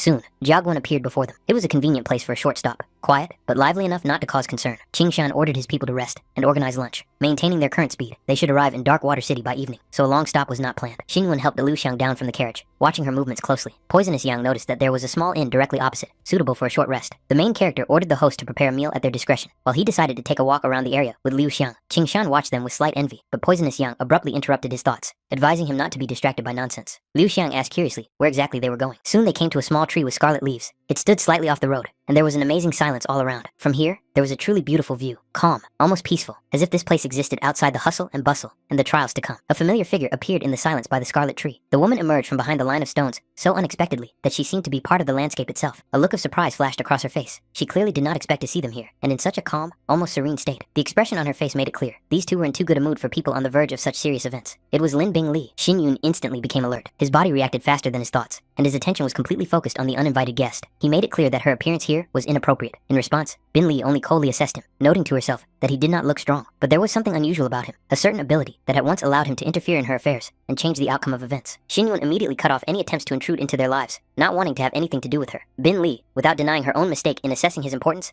got to the point. In her opinion, Liu Xiang should go with her. At that moment, Xin Yun gestured for Liu Xiang to stay behind, clearly stating his position. For the 9th Ice Palace, the 9th Ice Pulse stop was of exceptional importance. Such a gift was extremely rare and was considered a treasure capable of changing the balance of power. Bin Li was here precisely for this reason, to possess what, in her opinion, should not belong to outsiders. Xin Yun made it clear that this was unacceptable. However, the cold gleam in Bin Li's eyes made it clear that she was not going to back down. In her mind, the outcome was already decided. The next moment, Liu Xiang felt a sharp chill. Her eyes widened in horror when she saw that Xin Yun's body was frozen, as if encased in ice. Fear instantly overwhelmed her. What was happening was beyond anything they had ever encountered before. Intervention followed almost immediately. Poisonous Yang and Qin Shan rushed forward without hesitation. For Poisonous Yang, the very existence of a person who dared to attack his master was unacceptable. But Bing Li didn't even change her expression. One slight movement was enough for cold energy to spread around, instantly freezing both of them. Their bodies froze like ice statues, unable to move. Feeling the scale of this power, it became clear that they were facing a cultivator of the heavenly spiritual level. The difference was so great that resistance seemed pointless. Neither Poisonous Yang nor Qin Shan could even breathe without effort. Bing Li was certain that now, no one could stop her. She turned her attention back to Liu Xiang, demanding that she follow her. However, the girl did not move. The wounded Xin Yun was still before her eyes, and that was enough to reject any demands. Bing Li grabbed Liu Xiang's wrist sharply, suppressing her resistance with icy force. She demanded that she stop her senseless resistance. At that moment, Xin Yun's sharp voice rang out, filled with contempt for her self-confidence. Bing Li couldn't believe her senses. He had managed to break free from the icy captivity. Liu Xiang desperately reached out to him, hoping for salvation. Xin Yun gathered his remaining strength and activated his technique. Streams of lightning burst from his body and rushed straight at Bin Li, tearing through the air with a sharp crack. However, even this attack failed to cause her serious harm. The icy defense absorbed the blow, and in response, Bin Li threw it away with a single movement, as if it were not an enemy, but a nuisance. Xin Yun struggled to get up. His body betrayed him. Weakness overwhelmed him instantly. He coughed, and a clot of blood fell to the ground. At that moment, he clearly realized how limited this body was in the face of true heavenly power. Liu Xiang immediately rushed towards him, forgetting everything else. But Bin Li once again blocked her path, her cold presence forcing the girl to stop. She insisted that Liu Xiang obey, leaving her no room for choice. Liu Xiang abruptly backed away from Bin Li, as if shaking off the icy pressure. Anger mixed with resentment flashed in her eyes. She called her a liar and demanded that she stay away. Neither the 9th Ice Palace nor its people would get what they wanted without consequences. With these thoughts, she broke away and rushed to Xin Yun, forgetting her fear and pain. She immediately bent over him, examining him anxiously, trying to understand how serious his injuries were. At that moment, Bing Li intervened again, coldly observing what was happening and not understanding why Liu Xiang refused to see the obvious. Before her lay a man who, by all laws of power, could not protect her. These words hurt Xin Yun more than any attack. He did not want to hear such things from Bin Li. His voice, broken into a rasp, was filled with rage and contempt as he demanded that she be quiet. Gathering his remaining strength, he tried again to get up and rush into battle. However, to Bin Li, it seemed like a pathetic waste of time. In her eyes, he was just a stubborn obstacle that needed to be removed. Ice surged around them, forming sharp, deadly structures. The space was filled with a cold that made the air crackle. Bin Li was even surprised to see that Xin Yun managed to dodge some of the attacks, despite his condition. But that did not change her assessment. To her, he remained naive. With a slight gesture, she summoned the guardian of the 5th class fighting spirit, the Ice Owl. A huge creature of pure cold appeared behind her, radiating an overwhelming pressure. Bing Li was confident that the Ice Owl's defense was impenetrable to someone like him. However, Xin Yun, as if ignoring her confidence, went on the attack anyway. The blow missed its target. He was thrown back again, like a broken doll. The difference in strength was merciless. He had not yet reached the spiritual level, yet he dared to resist a heavenly level cultivator. To Bing Li, it seemed almost insulting. She expected that now he would finally realize his own insignificance. Liu Xiang understood clearly that if things continued in the same vein, Xin Yun would die. Her heart sank with horror. Bing Li took a step toward him, noting that the previous attack had been dangerous. If it had reached its target, even a heavenly level cultivator might not have survived. That was why she decided it would be wisest to finish him off now. However, at that moment, her attention was drawn to the expression on his face. A faint smile appeared on Xin Yun's lips. It seemed strange. He was under her pressure, his body was exhausted, and he had almost no strength left to get up. Yet he continued to resist. There was no madness in that smile, but something else. Stubbornness, determination, and hidden confidence. Bingley was intrigued. She wondered if he was really ready to die. For Xin Yun, there was only one thought. He couldn't let her take Liu Xiang, no matter the cost. Bingley grabbed him sharply, her icy power binding his body and causing unbearable pain. Her movement showed her intention to end it all right now. Even in this state, Xin Yun repeated that he would not let her take Liu Xiang. These words only increased Bingley's irritation. Her patience ran out. If he insisted, then let him die. At that moment, Liu Xiang couldn't take it anymore. Tears streamed down her cheeks as she screamed, begging them to stop. She was ready to go with Bingley, to give up everything, just so that she would stop and leave Xin Yun alive. Bingley looked closely at Liu Xiang, as if assessing her determination. A cold curiosity flashed in her eyes. Was the girl really ready to take such a step? Liu Xiang, without looking away, made it clear that if Xin Yun remained alive, she would agree to follow her to the Ninth Ice Palace without resisting fate. However, Bingley only smiled slightly. There was no warmth or sympathy in that smile, only the certainty that the moment had already been missed. For her, the decision had been made in advance. Liu Xiang desperately demanded that she let Xin Yun go, but the pressure of the icy aura only intensified. Liu Xiang knelt down beside him, pressing him close to her. She called out to him, hoping he would wake up, but his eyelids remained motionless. Her heart ached with fear, and every moment seemed like an eternity. Bingley calmly noted that he had only lost consciousness, but this brought no relief to Liu Xiang. Bingley held out a small vial containing a clear liquid that could speed up recovery. However, Xin Yun was too weak to even take a sip. Then, Liu Xiang, without hesitation, took the medicine herself and leaning over, passed it to him through a kiss, putting not only the power of the pill into it, but also her own despair. For a brief moment, even Bingley was thrown off balance by this action, but she quickly suppressed her emotions and reminded them that there was no time left. It was impossible to stay here and wait for him to finally come to his senses. Liu Xiang begged for a little more time, at least a few moments with him. Deep down, Liu Xiang blamed herself for everything. If that strange, cursed blood hadn't flowed through her veins, nothing would have happened. If Xin Yun had tied his fate to her sisters instead of hers, he wouldn't be on the verge of life and death now. Guilt was eating away at her. She felt she didn't deserve his love, or the place she had earned beside him. Her existence, it seemed to her, brought him only pain and danger. Leaning over him, she silently apologized for everything that had happened to him. At that moment, Xin Yun felt hot drops on his face. Liu Xiang's tears awakened his consciousness, and he slowly opened his eyes, as if emerging from darkness. His gaze immediately darted to the side, and his first thought was of Lin Bingli. He still couldn't allow Liu Xiang to fall into her hands, but Liu Xiang quickly made it clear that he no longer needed to fight, at least not now. Even Bin Li confirmed this. Hearing this, Xin Yun couldn't believe what was happening. Only when Liu Xiang assured him that everything was fine did he understand the truth. She had promised to leave with Bin Li to save his life. This realization hit him harder than any attack. All the efforts, all the battles, and all the sacrifices seemed to collapse in an instant. Xin Yun knew that he would protect Liu Xiang at any cost, but she could no longer watch him die, shielding her with his body. Deep down, Liu Xiang also wanted to be the one to protect him. Not a weak burden, but a support, even at the cost of her own freedom. Xin Yun didn't want to hear any more of this. Despair burst out, and he demanded that she not leave and sacrifice herself for him again. He was overwhelmed by a feeling of helplessness. Even in his second life, he was unable to protect the woman he loved. This thought tore him apart from within. Lao Xiang tried to calm him down. For her, Xin Yun was the only person in the world. Even if thousands of miles separated them, and even if fate never allowed them to meet again, her heart would always remain with him. Bingley coldly announced that time was up. The moment of farewell had come to an end, and Liu Xiang had to leave. Xin Yun desperately tried to keep her with words. He begged her not to leave, to stay with him no matter what. For him, the very thought of parting was unbearable, as if something alive was being torn from his heart. However, the decision had already been made. Bin Li and Liu Xiang climbed onto the ice owl. The enormous creature made of pure cold spread its wings, and the air instantly grew colder. It was time to take off. Lao Xiang apologized to him once more. Even now, her heart yearned for him, and her desire to be near him had not disappeared. But she knew there was no other way. While it was still possible, they held hands, as if trying to hold on to the fleeting moment. But the distance between them grew inexorably. The cold air separated them more and more, until touch became impossible. Xin Yun, unable to restrain himself, shouted that he would come for her. He swore that one day he would enter the Ninth Ice Palace and take her back, no matter what the cost. Until that day, she had to wait for him. It was not a promise. It was a vow burned into her heart. Liu Xiang agreed. She believed that day would come. She would wait as long as it took for him to come for her. In the next moment, the ice owl soared into the sky, carrying her away. When their silhouettes disappeared over the horizon, Xin Yun broke down. His rage burst forth, and he swore that the Ninth Ice Palace would pay for everything that had happened today. He would not forget this debt. Under the rule of the Liu Yun dynasty, there were 5 main provinces. The capital of the northwestern province of Xifeng was the city of Darkwater. It was here that the Battle House elections were to be held this year, an event that would determine the fate of an entire generation. As the elections approached,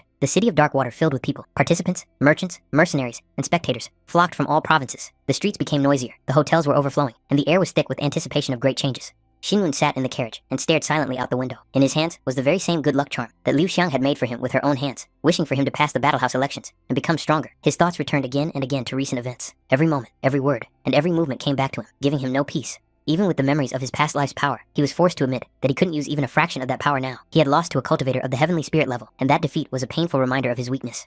It was then that he realized that his former path was no longer suitable. His plans needed to be revised. At that moment, Lady Qin Yuyan wished to enter, and he allowed her to do so. Yu Yan had already heard from Lord Gu about the attack on the road. Her first concern was his condition. She examined him carefully, trying to see if he had suffered any serious injuries or was hiding any pain. Xin Yun confidently stated that he was fine. However, Yu Yan could not help but notice his condition. His face was pale, his breathing uneven, and his gaze too heavy for someone who was truly feeling well. She asked again, trying to make sure he wasn't hiding any serious injuries. Despite this, he reiterated that everything was fine. Then Yu Yan moved on to the main point. She was interested in who exactly had kidnapped Liu Xiang. Her first thought was the Shui family, too much pointed to them. However, upon hearing the answer, she felt a chill inside. Behind it all was the Ninth Ice Palace.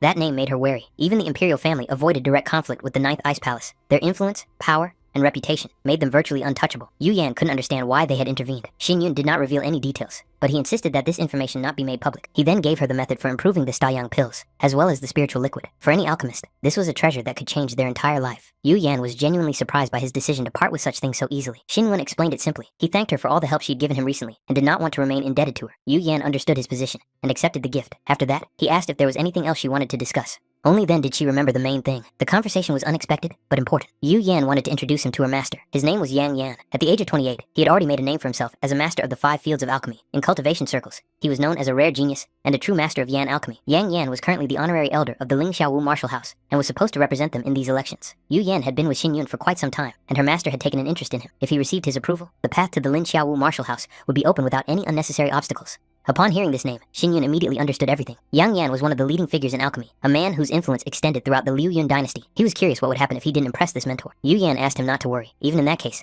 the official selection process would still take place. She just wanted them to meet first. Xin Yun noted that it was already late, and that perhaps they should return. However, fate decided otherwise. Suddenly, the door flew open, and an elderly man with a sharp, overwhelming presence burst into the room. His gaze was cold, and his aura was heavy. He was outraged that some insolent person had kept him waiting outside for so long, and even dared to chase away his student. His words sounded genuinely irritated. In his opinion, such insolence demanded an immediate response. Yang Yan did not mince words, openly calling this youngster arrogant and conceited, not knowing his place. Yu Yan immediately tried to smooth things over. She explained that it was all said in jest, and should not be taken too seriously, trying to prevent the conflict from escalating further. Yang Yan narrowed his eyes, clearly not expecting such a response. He asked again if what had been said was really serious. Xin Yun did not try to justify himself, or soften his words. He made it clear that he was not joking, and did not intend to back down from his position. For Yang Yan, this was the last straw. He reacted sharply, considering such behavior to be outright rudeness. In response, Xin Yun calmly noted to himself that the master had been standing on the table ever since he burst in, and he couldn't help but wonder where his vaunted manners had gone. Yu Yan, noticing that the conversation was rapidly getting out of control, tried to intervene and smooth things over somehow. Everything was mixed up in her head. She had clearly asked her mentor to wait for the signal, and not to show up early. Therefore, what was happening seemed completely illogical to her. Yang Yan, however, saw nothing strange in this. In his opinion, she had been absent for too long, and his patience had simply run out. The master raised his voice again, demanding an explanation for what the youngster was looking at. He was clearly offended by the feeling that he was being looked at without due respect, as if he were some insignificant old man. Xin Yun simply turned away, unwilling to participate in this childishness. Yang Yan caught this movement, and concluded that the young man did not seem to want to join the Lin Xiaowu martial house at all. For Xin Yun, everything was crystal clear. The selection process for the martial house was based on strength and talent, especially in the case of Lin Xiaowu. If he was strong enough, the house would accept him regardless of anyone's recommendations. In such a situation, he simply did not need the master's help. Yang Yan smiled, as if he had heard something funny. This guy's self-confidence seemed almost provocative to him. In his opinion, after such words, the conversation lost its meaning. Yu Yan, on the other hand, felt a growing sense of confusion inside. Everything that was happening was not at all what she had planned. On the contrary, the situation was developing according to the worst possible scenario. Despite his irritation, Yang Yan still remembered Chu Xinyun's name. He decided that he would keep a close eye on this young man in the upcoming elections. His words sounded like a demand. The guy must not disappoint him. Poisonous Yang and Qingshan noticed Master Yang when he came out. It was immediately clear from the expression on his face that he was dissatisfied. The tense aura around him suggested that the meeting had been unsuccessful. Yu Yan couldn't understand what exactly had gone wrong. She had put a lot of effort into this meeting, risking her reputation and time, but the result was completely opposite to what she had expected. But then she suddenly remembered Xin Yun's words, and everything that had happened with him recently. The realization came too late. She quietly apologized, realizing that in his current state, he simply couldn't be in a good mood, and perhaps she had expected too much from him. Xin Yun made it clear that he did not blame her for anything. Even if the meeting with Master Yan did not go as expected, it was not her fault. Moreover, now everything was going exactly as he had planned. The alchemy master remembered the man with the surname Chu, and that was enough. Only now did Yu Yan realize that this was what he had been aiming for from the very beginning. There were only 3 days left before the election. This time should be used to maximum effect. Xin Yun intended to devote it to cultivation, and, ideally, make a breakthrough. If he failed to reach the spiritual level, the upcoming trials would be truly difficult. He thanked Yu Yan for her concern and care. Realizing that he needed to be alone now, the girl did not linger, and soon left. The day before the election, the city of Dark Water was transformed. Merchants from all over the country flocked here, and from early morning, the streets were crowded. Shops and markets buzzed like a beehive, filled with voices, smells, and movement. Shen Yue stopped at one of the street stalls and decided to buy 10 donuts. She praised them with obvious pleasure. Soft, sweet, soaked in fragrant syrup. The taste was so rich that it made her want to try more. At first, the vendor thought that the lady was simply too generous with her praise. He even wondered if he could sell her that many at once. Chen Yue coldly asked if it was a problem to buy more if she wanted to. In response, the man simply showed her a fresh batch of donuts, neatly laid out separately. They were all intended exclusively for her. She noticed her subordinates glancing at the sweets. Chen Yue immediately made it clear that these donuts belonged to her. No one dared to even touch them without her permission. Only she would decide who would get how many. At that moment, a figure in the crowd caught her attention. Lost in thought, she handed all the donuts to her maid, instructing her not to eat them all at once. She thought she saw a woman from the Thousand Treasures Pavilion among the passers-by. The thought seemed strange. Why would she be here? Perhaps she had moved here with Chu Xinyun? Or maybe it was just a false impression. Suddenly, a familiar scent reached her. Chen Yue turned and looked at the maid. There were only 3 donuts left. She hoped she wasn't too late. However, she soon saw the maid ordering 5 more, clearly trying to make up for the loss. At the same time, Yu Yan came to Lord Gu and Poisonous Yan, intending to disturb them for a moment. The room was surprisingly warm, which contrasted sharply with the cold outside. Lord Gu asked with interest if she had come to discuss some business. Yu Yan replied that she had just popped in for a moment. Shin Yun immediately invited her to come in quickly, so she wouldn't freeze. She was holding a small bag that she had brought especially for him. Yu Yan smiled slightly and handed him a box of treats. It was the best cake in Dark Water City, soft, delicate, exuding a subtle aroma. She insisted that he try it while it was still warm and fresh. Shin Yun thanked her for her thoughtfulness, but did not touch the food. He had no appetite. His thoughts were too heavy. Yu Yan did not insist, but her concern was still evident in her eyes. She sensed that there was much more behind his calmness than he was showing. He assured her that he was fine, and that there was no need to worry. Participating in a competition of this level was not an insurmountable challenge for him. Hearing this, Yu Yan felt relieved. At least outwardly, he remained confident. Off to the side, Poisonous Yang looked at the city lord with displeasure, and asked what he was doing. Gu Qingshan admitted without a hint of embarrassment that he was eavesdropping, and asked him to speak more quietly. He had never seen Lady Qin care so sincerely about anyone before. In response, Poisonous Yang sharply pulled his ear, making it clear that this was another reason not to interfere in other people's conversations. Shin Yun, meanwhile, concluded that since Yu Yan was Yang Yang's disciple, her origins must be connected to the imperial city. Yu Yan confirmed this, and calmly asked why he was interested. The Qin family was a commercial giant within the capital. Their influence extended far beyond the markets and shops. Shin Yun must have known the name of Qin Taiyu, the head of the family, and Yu Yan's father. For Shin Yun, this did not change his attitude towards her. However, Yu Yan decided to be frank. Recently, a crisis had been brewing in the imperial family, and the Qin family was apparently involved in it, albeit not directly. She received a letter from her father, demanding that she return to the imperial city immediately after the elections were over. Shin Yun advised her to pay special attention to her uncle, Qin Tai Feng, when she returned, hinting that he might be the source of the problems.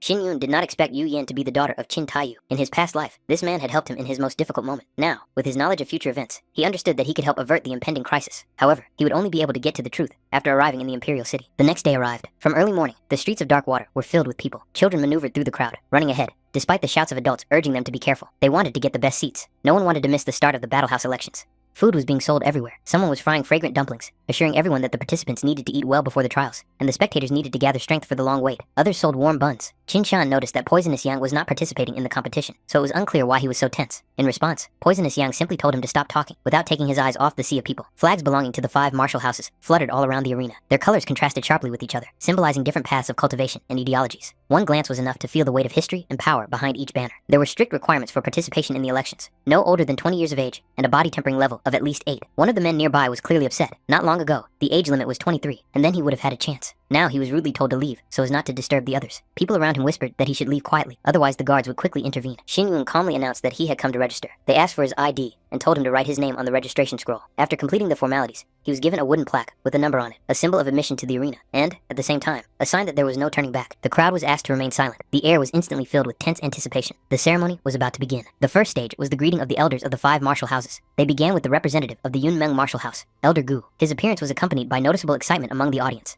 Next was Elder Yan, representative of the Lin Xiaowu martial house. Formerly, this house held the highest position among the 5. A logical question arose as to why the Yunmeng house was announced first. The answer was obvious to those in the know. At the moment, Yunmeng's influence surpassed even that of the oldest martial house. From the outside, it might have seemed that Elder Yan was deliberately taking a higher position, as if trying to emphasize his own status. Even Xin Yunyu noticed this, causing a slight internal irritation. Then, the elders of the Xin, Zhangfeng, and Jielan martial houses were introduced. Their entrance was less pompous, but still accompanied by respectful silence. Each of these houses had its own glory and weight. The participants were ordered to line up on both sides of the arena. They had 15 minutes to do so. Anyone who did not take their place in time would be automatically disqualified. After the lineup, the detailed rules were to be announced. It was announced that the elections would be held jointly by all 5 combat houses, and would be based on the principles of honesty and fairness. These words sounded solemn, although many understood that behind the scenes, things were far from simple. Any participant who violated the rules was subject to immediate disqualification. It was emphasized that these elections were a unique opportunity for those who aspired to become truly strong experts. At that moment, someone unexpectedly touched Xin Yun. Standing in front of him was a stranger with light hair. He looked relaxed, and examined him with curiosity, as if evaluating him. His gestures were friendly, but not intrusive. The stranger introduced himself as Yue Shunfeng. He admitted that he had heard of Xin Yun, and understood how difficult it could be to even approach such people. Despite this, he decided to take a chance, and offered to get acquainted. Xin Yun was slightly surprised by this initiative. He did not expect anyone here to want to befriend him without ulterior motives. Nevertheless, he also gave his name. Shunfeng noted that Xin Yun's name sounded quite beautiful. Cloud and wind, 2 images that naturally complement each other. This combination evoked a sense of freedom and forward movement, as if fate itself had brought them together in this place. Those around them quickly noticed Shunfeng's behavior, and began to exchange mocking glances. In their eyes, he looked strange, almost ridiculous, a man who voluntarily sought out trouble. However, for Shunfeng himself, it was different. He saw it as an opportunity to catch the wind of change, and find himself at the very center of the coming storm. Like a cloud with wind, these two could give birth to something much greater. Xin Yun clearly realized that such associations would only attract unnecessary attention, which meant it was better to stay away. Junfeng noticed Xin Yun's intention to distance himself, and immediately understood that he was about to leave. He was not going to let his new acquaintance go so easily, considering such behavior unfair. After all, he had not even introduced him to his companions yet. Xin Yun wanted only one thing, to be left alone, and allowed to focus on the upcoming test. Without a hint of embarrassment, Shunfeng continued his questioning, where he was from, what his cultivation level was, and which martial arts house he intended to join. He also hastened to assure him that his friends were perfectly respectable people, and posed no threat. The situation was becoming increasingly absurd, and Xin Yun was already beginning to regret responding in the first place. At Chun Feng's call, 2 more people approached them. The man with green hair asked discontentedly why he had arrived so late, and the girl next to him smiled, deciding that he was simply frightened by the atmosphere of the arena and wanted to escape from the crowd. The girl coldly warned Chun Feng that it would be better for him not to get into trouble again. If he got into trouble, he would not receive any assistance from her. Chun Feng, in his usual manner, assured her that this time he would behave himself, and even asked her to treat him a little kinder. Meanwhile, the man with green eyes looked closely at Xin Yun. His face seemed vaguely familiar to him. Chun Feng also picked up on this feeling, and, without hesitation, named his new friend, Chu Xinyun. However, Xinyun himself did not recognize these people and could not understand where their feeling came from. Soon, everything became clear. The girl turned out to be Su Qizhou, a recognized genius from Darkwater City, and the man next to her was Lin Yichuan from Lantian City. Their names had long been known among cultivators, and meeting them could not be considered a coincidence. Xinyun formally expressed his pleasure at meeting him, but it was clear from his face that he was not enthusiastic. Qizhou took him aside and quietly warned him that getting involved with Xun Feng was not a good idea. Although he seemed harmless, he constantly dragged those around him into strange situations. It was obvious that Xinyun himself was uncomfortable with this company, so the best solution was to simply ignore Feng. At that moment, Qian Yue appeared in the crowd. Her gaze immediately fell on Xin Yun, and a flash of obvious irritation crossed her face. She made it clear that he should not get in her way. Qian Yue sarcastically remarked that Xin Yun was too friendly with another girl behind her sister's back. In her opinion, such people were perfect for each other. 2 pieces of trash who had found company of their own level. Qizhou and Xun Feng instantly fell silent. Even the carefree Feng sensed the tension in the air and realized that the situation was more than just a usual argument. Xin Yun's expression changed dramatically. His gaze became cold, and he demanded an explanation, not hiding his inner anger. Qian Yue did not understand why his reaction was so harsh, and this only fueled her irritation. However, in the next moment, Xin Yun regained his composure. He was well aware that he couldn't let her know the truth about what had happened to Lu Xiang. Right now, the most important thing for him was to get through the election. Any fight at this stage would mean immediate disqualification. Qian Yue remembered his previous words that he would defeat her in this election. Now she noted with disappointment that he had only reached the spiritual level. In her eyes, this was clearly not enough. She also recalled that all his actions against the Shui family and all the commotion in Xifeng were just a pathetic attempt to distract her from her cultivation. Chen Yue was confident that she understood his intentions perfectly well, and they did not affect the power of the Shui family in the slightest. From her point of view, such tricks seemed naive and useless. Chen Yue called him pathetic with open contempt and declared that he was not worthy of the honor of participating in the martial arts house elections. In her eyes, Xin Yun was just a random figure, unworthy of even standing in the same arena as true geniuses. She was determined to personally make him feel the difference in power and status. Xin Yun asked coldly and menacingly if she was finished. His calmness only irritated her more. Chen Yue replied that it was too late for regrets, and that she would show no mercy in the arena, whatever the outcome. There was no doubt about her intentions. She wanted to prove to him that he was just a frog at the bottom of a well, unaware of the true heights of this world. Xin Yun only briefly noted that he would wait, and in this calm response, there was a confidence that involuntarily made one wary. Xun Feng, of course, knew the genius of the city of Xifeng, Shui Qianyue. Rumor had it that she had a 4th-level fighting spirit and 3rd-level spiritual cultivation, which fully explained her arrogance and sharpness. Lin Yichuan couldn't believe that these two were connected by anything more than a chance encounter. It was hard for him to imagine what Xin Yun could have done to offend such a woman. Xin Yun treated it as a trifle and explained that it was all old business. In the past, there had indeed been rumors of a marriage agreement between the Shui family of Xifeng City and the Chu family. However, after the decline of the Chu family, the agreement was terminated without hesitation. A year ago, the young master of the Chu family had proposed, but not to the eldest lady of the Shui family, but to her younger sister, the daughter of a concubine. For Qian Yue, this was a crushing humiliation. The news quickly spread throughout the northwestern provinces, becoming the subject of discussion and ridicule. Later, this same young master of the Chu family suddenly rose to power, grew stronger, and managed to subjugate the entire city of Xifeng, which made the situation even more painful. Hearing this, Xun Feng finally pieced everything together. The surname Chu of his new friend, and Qian Yue's words about her sister's actions behind her back made sense. Now it was clear that standing next to him was not just a participant, but the very young master of the Chu family, about whom rumors had been circulating for a long time. Soon, everyone was asked to quiet down. It was announced that, as usual, this year's elections would consist of 2 rounds. There were 10 shields in the arena, and the first round was to test the participants' innate talent and the degree to which they matched their own fighting spirit. The participants had to place their palms on the shields. The spiritual stones began to glow, and the result was displayed on a scale. The maximum possible score was level 9. Those who reached level 5 and above would be eligible to advance to the second round. Anyone who failed to reach this threshold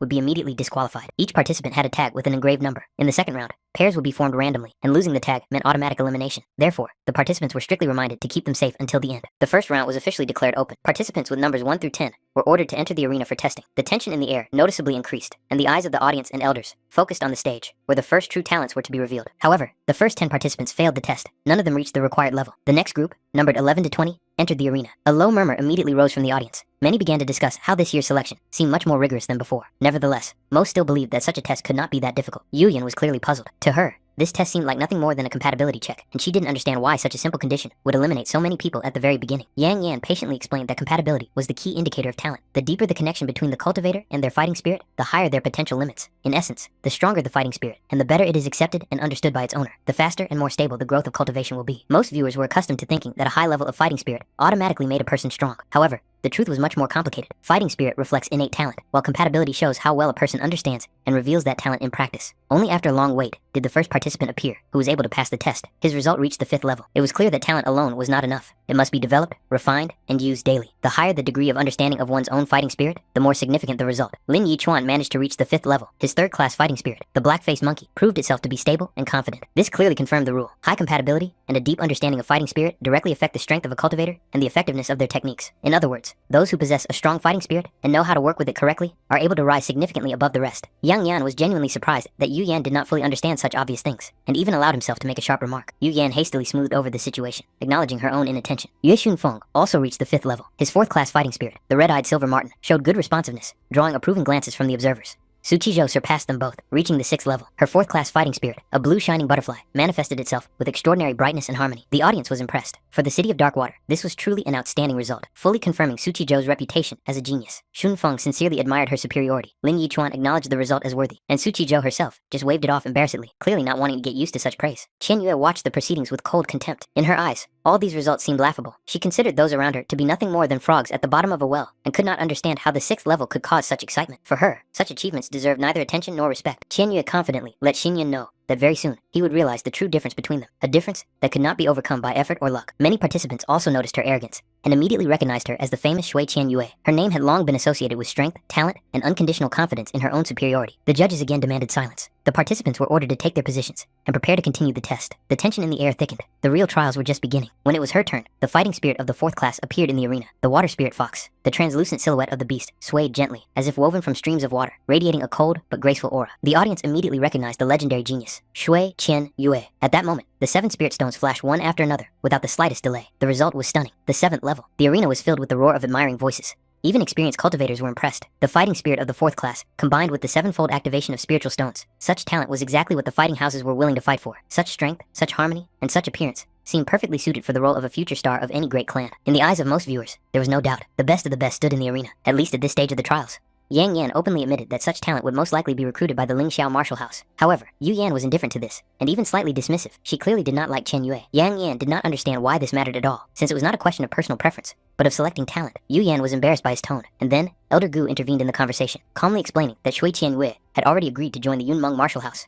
Yang Yan felt annoyed. It was unpleasant to lose such an outstanding talent. Yu Yan just smiled quietly, without a hint of regret. As soon as Chen Yue left the arena, a commotion instantly arose around her. Some admiringly called her a genius of beauty, while others tried to attract attention. But those in the know immediately warned of her bad temper. All this only made Chen Yue even happier. She was flattered that those around her were willing to idolize her without hesitation. Xunfeng grimaced openly, sensing trouble ahead, while Su Qizhou was clearly unhappy with this ostentatious boasting. Chen Yue, on the other hand, happily shared her results, emphasizing that she had managed to reach the 7th level, and that even the examiner was stunned. In her eyes, this was direct proof of her own superiority. Qizhou cautiously reminded her that the tests were not over yet, and it was too early to draw final conclusions. However, Qian Yue was absolutely sure that anyone could be the best, except Qizhou herself. After that, Qian Yue asked with obvious interest when it would be Chu Xinyun's turn. She was eager to see him disgrace himself in the arena, and hoped that he would not deprive her of that pleasure. The examiner loudly announced that participants with numbers 61 to 70 should come on stage. Internally, Qian Yue noted with contempt that such tests were used by martial arts houses only to weed out mediocrities. In her opinion, these tests were designed for people with low fighting spirit, and did not deserve much attention. It all seemed ridiculous, and unworthy of serious consideration to her. She didn't understand why Chu Xinyun hadn't shown up yet. The thought that he was simply afraid to enter the arena and make a fool of himself in front of everyone kept popping into her head. And yet, when his turn came, the main character showed 1st-class fighting spirit, a spiritual sword. When the 1st-class fighting spirit manifested itself in the arena, muffled laughter rang out from the crowd, growing louder and louder. To most of those present, such talent seemed pitiful and unworthy. Many wondered what this young man was doing at the martial house selection at all, if his limit was the lowest class of fighting spirit. Looks full of contempt slid over his figure. Even Yang Yan could not hide his disappointment. In his eyes, this result meant failure before it even began. Yu Yan, on the contrary, felt a vague uneasiness and decided that the problem might be with the tester. However, the master immediately rejected this idea. Such artifacts do not make mistakes, and this young man,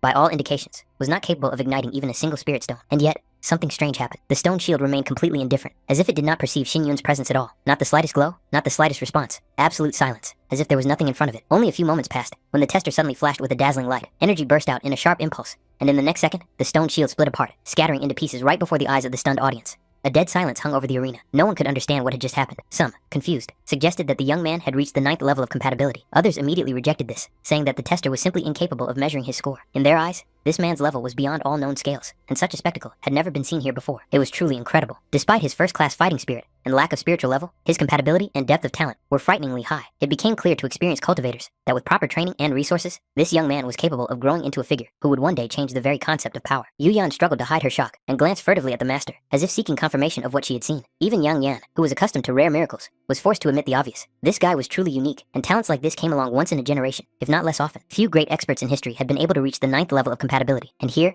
the tester had been completely destroyed. The examiner, recovering from the shock, sharply demanded an explanation, because the spiritual shield was intended exclusively for conducting elections. Xin Yun calmly expressed his regret, showing neither insolence nor panic. Yu Yan was about to intervene immediately and talk to him, realizing the significance of what was happening, but Yang Yan stopped her. In his opinion, there was no need to rush. Such a person would not disappear anywhere. The examiner, meanwhile, declared that the young man had deliberately damaged the equipment and was obliged to pay 10 times the cost of the tester. Xin Yun agreed without hesitation to compensate for the damage, but emphasized that the destruction was not intentional. The examiner considered this a pathetic excuse. In all his years of practice, no one had ever broken the shield in such a way. In his eyes, it looked like cheating. Xin Yun remained calm and repeated that he was only taking the test. The irritated examiner roughly grabbed him by his clothes, threatening immediate disqualification. He clearly had no intention of getting to the bottom of what had happened. The other participants watched the scene with concern. The examiner sharply rebuked them, demanding that they not interfere. Xin Yun calmly pushed his hand away and again confirmed his willingness to pay for the damage without further conflict. After that, the main character descended from the arena, leaving behind a buzz of discussion. Shun Feng looked at him with sincere admiration. He simply had no words to describe what he had seen. Su Chizhou felt awkward for the first time, calling herself a genius next to such a person. Even Lin Yichuan admitted that what had happened was more like a legendary performance than a normal exam. Many spectators continued to wonder if this was really Chu Xinyun. His abilities were so extraordinary that the tester simply could not measure them. At that moment, he became the center of everyone's attention, a true genius who appeared suddenly and shattered conventional ideas. For some, it was admiration. For others, a humiliating realization of their own insignificance.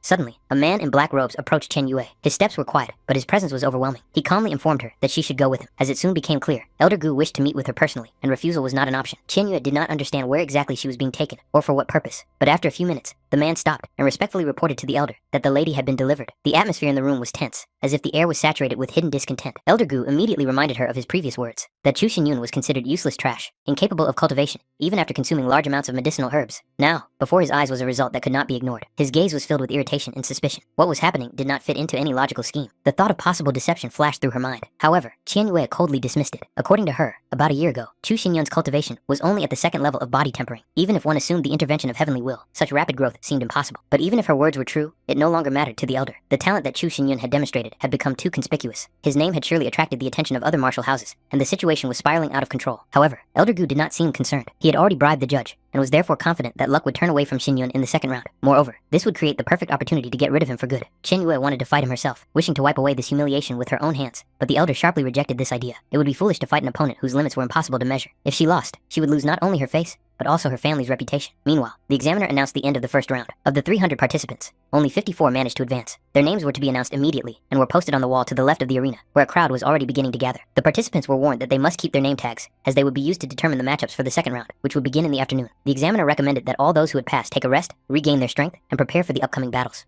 Shun Feng enthusiastically invited Xin Yun to have lunch together, mentioning that he had booked one of the best restaurants in town in advance. However, the main character politely declined, thanking him for the invitation and explaining that other people were waiting for him. Shun Feng, not losing his optimism, suggested meeting next time with friends. Poisonous Yang did not hide his admiration. In his eyes, the master had exceeded all expectations. Even the lord of the city acknowledged that the young patriarch of the Chu family was truly outstanding. Xin Yun himself did not dwell on this, merely noting that it was time to eat and regain his strength. Yu Yan thanked the master for the meal, trying to hide the inner turmoil that had not left her since the destruction of the tester. Xin Yun also intended to eat at this establishment, but one of the employees informed him that there were no more rooms available. The lord of the city reacted calmly, suggesting that they eat outside. At that moment, Yu Yan noticed Xin Yun and was about to call out to him, recognizing his familiar figure. But Yang Yan stopped her. The master still remembered their previous encounter, where this young man had seemed insolent and overly confident to him. His irritation had not subsided, and he did not want to see Xin Yun. At the same time, curiosity got the better of him. He was interested in why his student wanted to call him over in the first place. In his understanding, if Chu Xinyun were invited to the Lin Xiao martial arts house now, he would become even more arrogant. Yang Yan was not used to begging anyone. His status did not require it. When Yu Yan cautiously remarked that the young man might be lured away by another martial arts house, the master only smiled. In his opinion, there was no cause for concern. The other representatives were elderly elders, who acted strictly according to the will of their houses. They were only observing the process, and would not rush to recruit him. In his eyes, the situation was still under control, at least for now. On the other hand, the master and Yu Yan were almost the only ones who truly understood the depth of this young man's talent and hidden potential. In their view, everything should have turned out differently. When Xin Yun disgraced himself in the 2nd round, faced with the harsh reality of real combat, his self-confidence would be shattered. It was then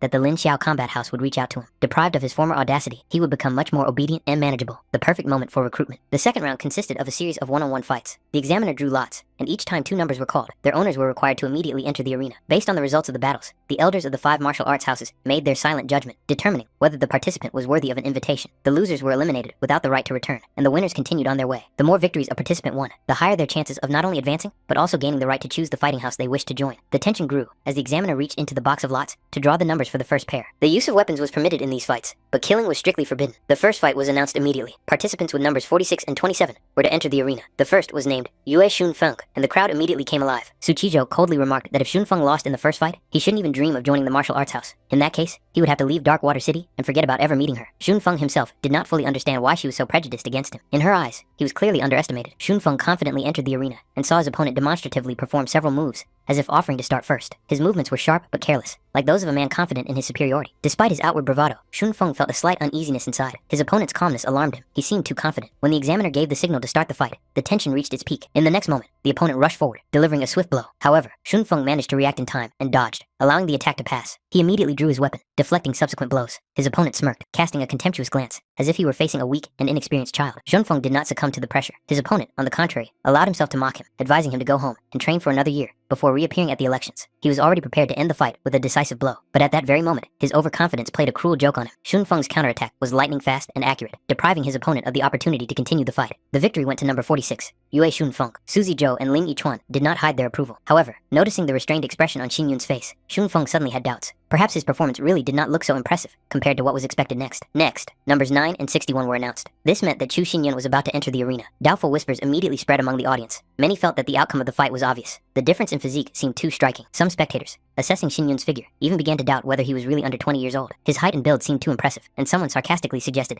that he clearly did not deny himself food. His opponent turned out to be a man named Wu Zhouqing. He looked calm and collected, without any visible arrogance. His gaze showed interest. He was genuinely curious to face Chu Xinyun in this arena. Xinyun also took the meeting calmly and without hostility, involuntarily noting his opponent's impressive size. Compared to his own figure, Zhouqing seemed like a real rock. Catching his gaze, he was slightly embarrassed and explained that he was only 18 years old, although it was difficult to imagine from his appearance. As soon as the examiner gave the signal to start the fight, Zhouqing instantly went on the offensive. His movement was sharp and heavy. Xinyun did not have time to fully react and was knocked off his feet, hitting the stone surface of the arena with a dull thud.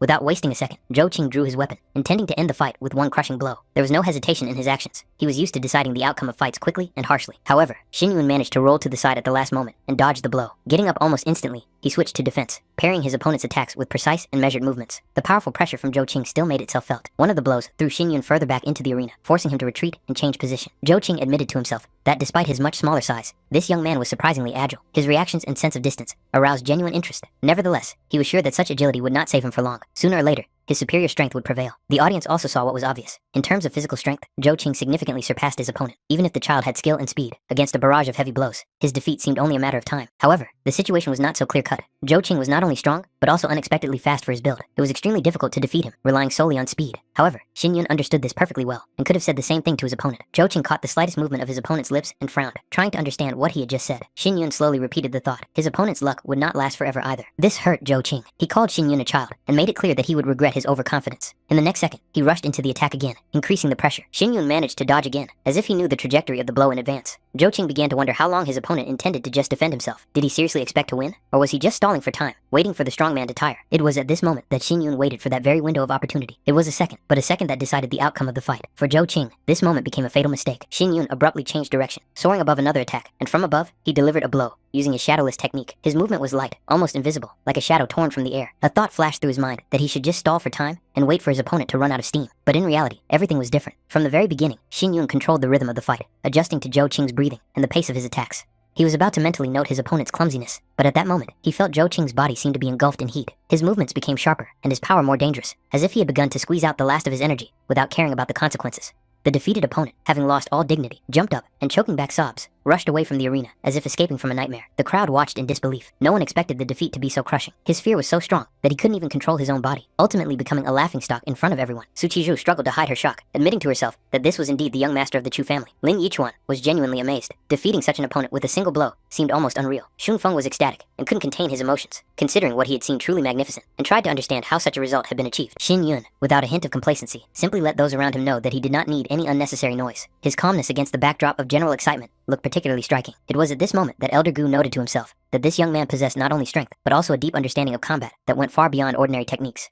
Despite his impressive size, Wu Zhouqing was an extremely agile and experienced fighter. It was all the more alarming that even he had suffered such a swift defeat. Elder Gu was finally convinced that every fight of Xin Yun had to be closely monitored, looking for any, even the slightest opportunity to eliminate him. All this had to be done in the strictest secrecy. No rumors were to be allowed to spread beyond the necessary circle. The judges were not a cause for concern. The elder was prepared to pay each of them generously if the result met his expectations. Shui Qianyue, watching what was happening, demanded that the elder arrange a duel between her and Chu Xinyun. She was confident in herself and wanted to personally break him, repaying him for all the humiliation. However, the elder asked a simple question. Had she ever fought this man before? The answer was obvious. This meant that she had no idea of her opponent's real capabilities. Although the elder believed in her strength, he was not going to risk such a valuable talent. Qianyue had to act calmly and strictly follow his instructions, not giving in to her emotions and desire for immediate revenge.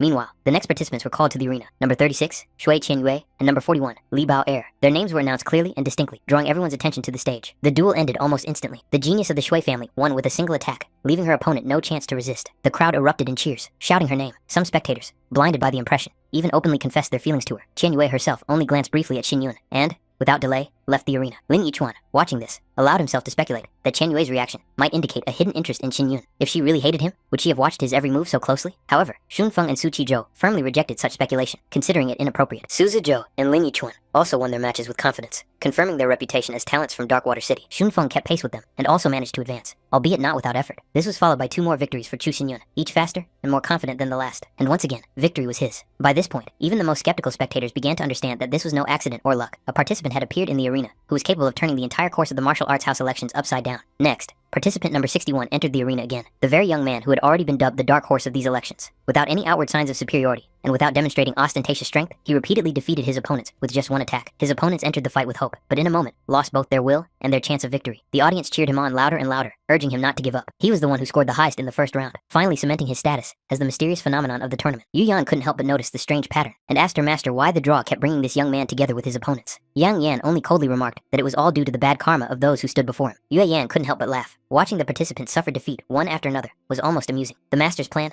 laid out in advance, was clearly beginning to fall apart before their eyes. Even the other participants began to notice that this guy was being chosen suspiciously often. The crowd whispered about whether he was being used deliberately to weed out the weak, depriving the others of a chance to prove themselves. However, Qianyue remained unshakable. In her eyes, only she was worthy of defeating him. That was why Chu Xinyun had no right to lose before the final. She was the one who had to defeat him. By the end of the first half of the day, only 15 of the 54 participants in the second round remained. The names of the survivors were to be posted on the city gates. The trials for today were over. Tomorrow, the final battles between the remaining contestants would take place, after which the 5 strongest would be determined. They would have the right to choose one of the 5 martial arts houses, as well as a generous reward, in the form of a large number of spirit stones.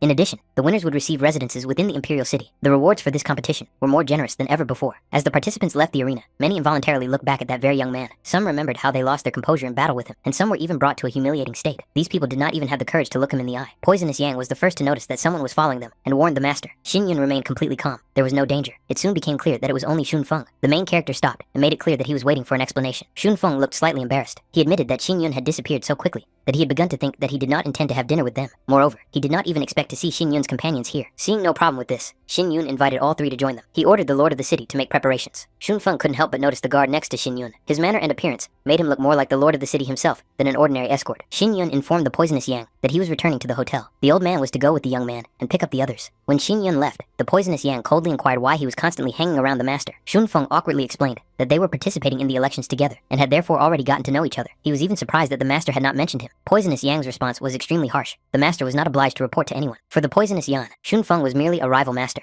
Any attempt to act familiar could end badly for him. The old man made it clear that he would not tolerate unnecessary delays, let alone waiting. Shunfeng realized that it was better not to argue at this point. Su Qizhou thanked him for the treat, expressing her sincere gratitude. Finally, Shunfeng promised loudly that they would meet again tomorrow in the arena. Lin Yichuan was still under the impression he did not expect that Xinyun would have servants of the earthly spiritual level. Shunfeng also noted that even the lord of the city accompanied him personally, showing rare respect. Su Qizhou suggested that this young man must be very famous in the city of Shifeng. Shunfeng couldn't understand why he hadn't heard of him before. When it came to Shifeng, the most famous name was always Shui Qianyue. Perhaps Xinyun was simply hiding his strength. Su Qizhou couldn't shake the feeling that his presence was inexplicably attractive. There was something frightening and delightful about him at the same time. Lin Yichuan thought about how they had always considered themselves the strongest, and had never even entertained the thought of meeting someone like him. Fortunately, Shunfeng did not face him in battle today. However, tomorrow everything could change. They had to give it their all, and even the thought of it made their nerves tense to the limit. The participants and spectators were solemnly welcomed to the final stage of the martial arts house selection. It was announced that in order to demonstrate the true power of the cultivators, all restrictions would be lifted for today's battles. The fights would continue until one side admitted defeat. Today would decide who would enter the coveted top 5 winners. the crowd could only watch and enjoy the spectacle, holding their breath. An unusually large crowd had gathered. This year's elections were considered to be much tougher than before, so the final battles promised to be truly exciting. However, along with the excitement, there was also anxiety in the crowd. If all restrictions were lifted, did that mean that someone could die right there in the arena? Formally, the elders were obliged to intervene at a critical moment, but no one could say for sure whether they would do so in time. Among the spectators, a child had climbed too high and called out to his father in fear. The lord of the city, hearing a familiar voice, turned around. Poisonous Yan asked in bewilderment how it was possible to allow a child to climb so high. The girl, without a trace of fear, greeted the old man cheerfully. This made Poisonous Yan feel uncomfortable. His self-esteem was noticeably shaken, because at that moment, he felt for the first time that he was really perceived as an old man. In one of the early matches, participant number 150, Li Jiangfei, won. Li Jiangfei was considered a famous talent in Jiangxi province. He possessed the cultivation of the first spiritual level and the fighting spirit of the Black Raven. Throughout the competition, he acted calmly and deliberately, preferring to disarm his opponents rather than engage in protracted clashes, which made his style particularly dangerous. Number 131 was Long Zhu, one of the strongest figures in Haidong province. She had reached the second spiritual level and was known for her use of hidden weapons. Rumor had it that she came from a poisonous clan, and her fighting spirit remained a mystery, which only added to the tension surrounding her name. Number 224 was Shui Lin Shuang, who had managed to defeat Lin Yichuan. Shui Lin Shuang came from the famous Shui family of Qiliu province. Since childhood, she had trained at the Lin Xiao martial arts house and had already reached the second spiritual level. Her rare fighting spirit, the Mirror Moonflower, gave her attacks a cold, almost unreal beauty. In the first round, all three lit 6 spirit stones. With the exception of Chu Xinyun and Shui Qianyu, they were considered the most formidable figures in this election and potential winners.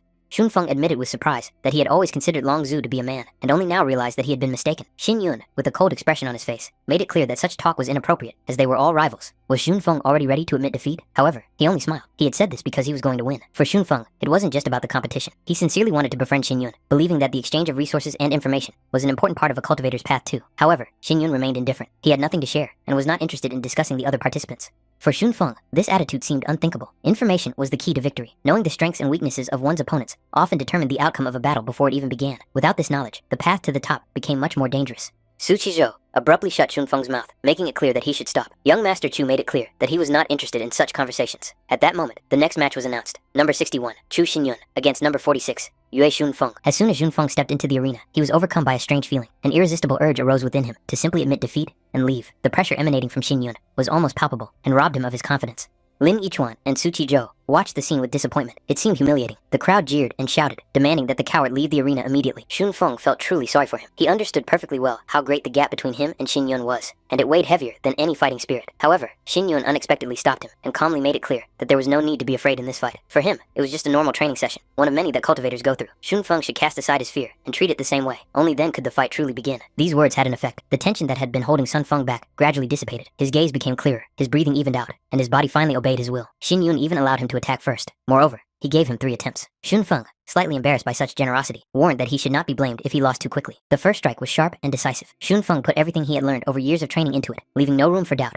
The second and third strikes followed almost immediately, one after the other, as if in a single flow. The blades clashed, the air trembled, and the spectators held their breath, trying to follow the movements. But before Shunfeng could continue, it was over. His time was up. Chu Xinyun was declared the winner. Shunfeng felt neither anger nor disappointment. On the contrary, he was filled with admiration. For him, this duel was a truly incredible experience. He understood perfectly well that Xin Yun's sword was a rare treasure, capable of cutting through defenses without unnecessary effort. Xin Yun calmly stated that he would compensate for double the cost of the daggers that had been damaged in battle. Shunfeng asked if this was a joke, because after such words, it was impossible to refuse.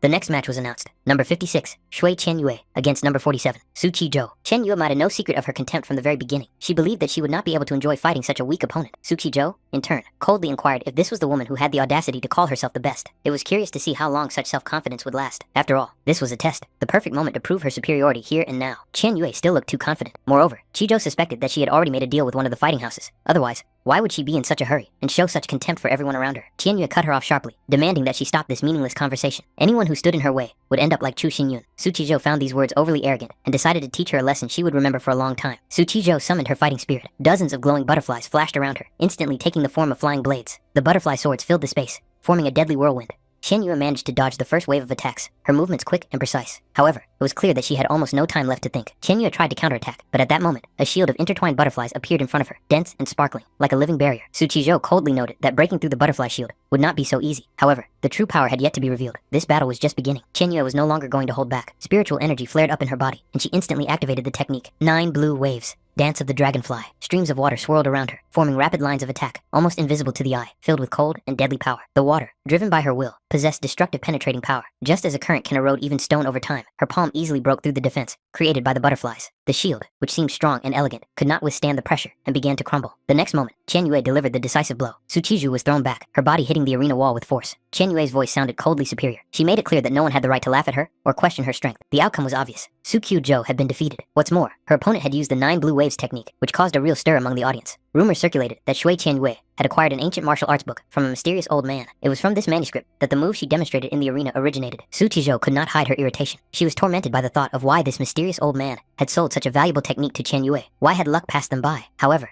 there was no time for regrets. The next battle was announced. Li Jiangfei against Chu Xinyun. The organizers clearly had no intention of giving the participants a break. Li Jiangfei's weapon was a composite bow that could be split into 2 deadly blades at any moment. Li Jiangfei entered the arena confidently and calmly. He was determined to fight at the highest level and warned everyone in advance to watch his movements and signals. This fight promised to be spectacular. Opposite him stood Chu Xinyun, contestant number 61, the one who had already begun to be called the dark horse of these elections. From the very beginning of the fight, it became clear that Xinyun possessed talent and strength that went far beyond the ordinary. His movements were precise, his reactions lightning fast, and his control over his body earned Li Jiangfei's sincere admiration. He was truly pleased to face such an opponent. Li Jiangfei openly acknowledged that Xinyun had made an impressive journey, defeating so many rivals. These words were spoken without mockery, rather with respect. Xinyun accepted the praise calmly. However, Jiangfei was left with a question. If this guy was so outstanding, why had no one heard of him before? In response, Xinyun called himself an empty space, unworthy of attention. But his gaze conveyed a different meaning. If this was truly emptiness, then Jiangfei would have to find out for himself how dangerous it was. For most opponents, Xinyun proved to be an insurmountable wall. It seemed that no one was capable of fighting him on equal terms. Perhaps that was why his movements began to show a slight boredom. These fights had become too monotonous. And finally, Li Jiangfei got his chance to fight him. For him, these elections finally ceased to be dull and took on real meaning. This fight promised to be a real test. At first glance, it might have seemed that the dark horse was not putting up much resistance. From the outside, it looked as if Xinyun was only defending himself and was unable to go on the offensive. However, this was a deceptive impression. Even in the midst of Li Jiangfei's barrage of attacks, Xinyun's reactions remained flawless. He was able to accelerate instantly, catch the slightest breaks in his opponent's rhythm, and switch from defense to counterattack in an instant. Li Jiangfei realized that he had already achieved what he wanted. He had tested the limits of this opponent. Realizing this, he jumped back sharply, temporarily breaking the distance and preparing for the next stage of the fight. Xinyun did not immediately understand why Jiangfei had suddenly retreated. At that moment, he felt a strange vibration. His sword trembled, as if responding to someone else's intention. His inner sense of danger sharpened sharply. It became clear that the fight was just entering its real phase. Without giving him time to comprehend what was happening, Jiangfei rushed back into the attack. His movements were swift and precise. He coldly reminded him that during combat, one must not lose concentration or forget about one's surroundings. His true goal was not the opponent's body at all. He intended to sever the connection between the fighter and his weapon, depriving Xinyun of his main advantage. Now it became clear why Jiangfei was famous for his ability to disarm his opponents. He attacked not strength, but control, destroying the foundation on which his opponent's fighting technique was based. However, Xinyun had no intention of falling victim to this tactic. He instantly realized his opponent's intention and smiled inwardly. Such tricks were only effective against those who relied solely on their weapons.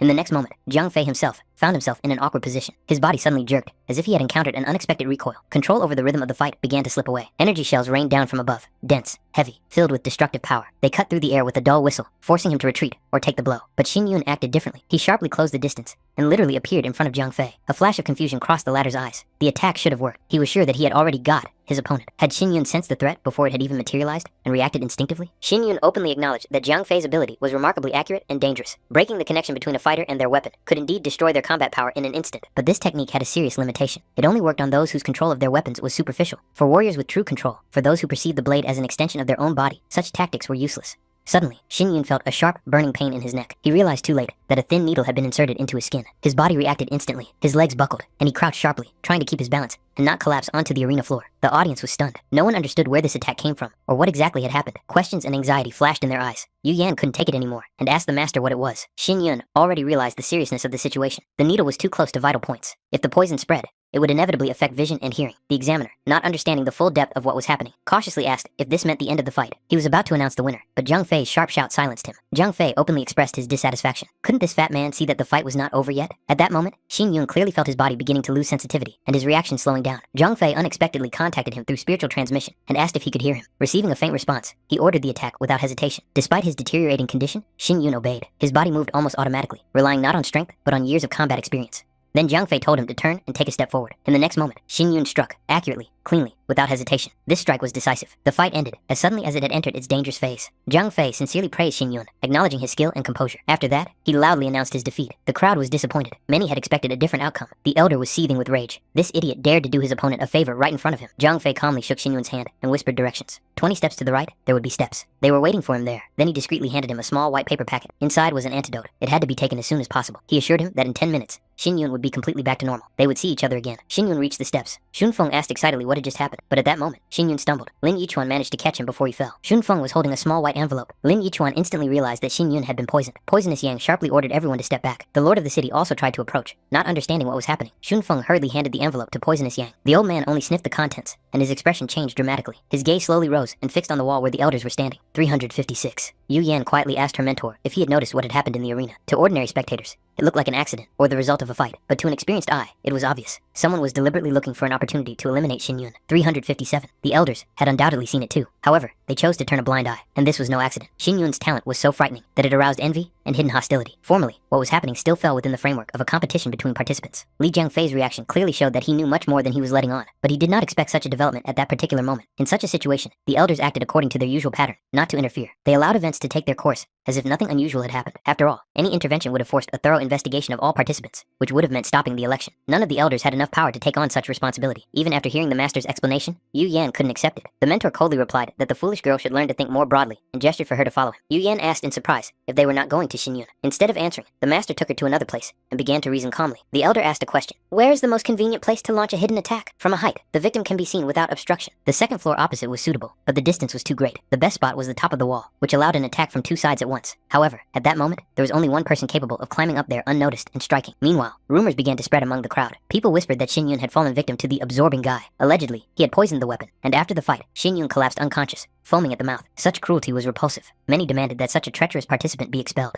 In their opinion, real heroes do not resort to dirty tricks. Since Xin Yun had ultimately fallen, it meant that he had not been able to withstand the pressure. But the conversations abruptly stopped when the very participant they had just been discussing, the absorbing guy, appeared in their field of vision. One glance was enough to understand that he was perfectly fine. There was no sign of exhaustion or the aftermath of the fight. The crowd's hostility grew stronger. It was impossible to tolerate such a snake in the grass. People suspected that he was hiding a weapon or poison, even in his sleeve. Li Jiang sharply ordered them to stop staring. He himself did not understand what this woman was thinking. He had clearly told her to wait for the signal, but she had acted on her own, causing chaos and ruining the whole plan. The girl coldly replied that he should blame himself instead of looking for excuses. She acted because Xin Yun turned out to be much more dangerous than expected. Victory and defeat in such battles are decided in an instant, and for that, she used 3 needles at once. Li Jiang didn't find this funny at all. Even if the enemy had taken an advantageous position, it didn't mean he was defeated. However, the reality was harsh. Xin Yun had been seriously underestimated. He couldn't be given a single chance. Otherwise, Li Jiang would be signing his own death warrant. This man was dangerous. The old man may have already come to terms with what had happened, but he didn't have time to deal with Li Jiang. He probably didn't even think about the consequences. Now the road to the martial arts house of his dreams was closed to him. The only question that remained was what to do with the task entrusted to him by his master. Li Jiang had to get into Lin Xiao's martial arts house. That remained the unchanging goal. He didn't even consider the other 3 martial arts houses.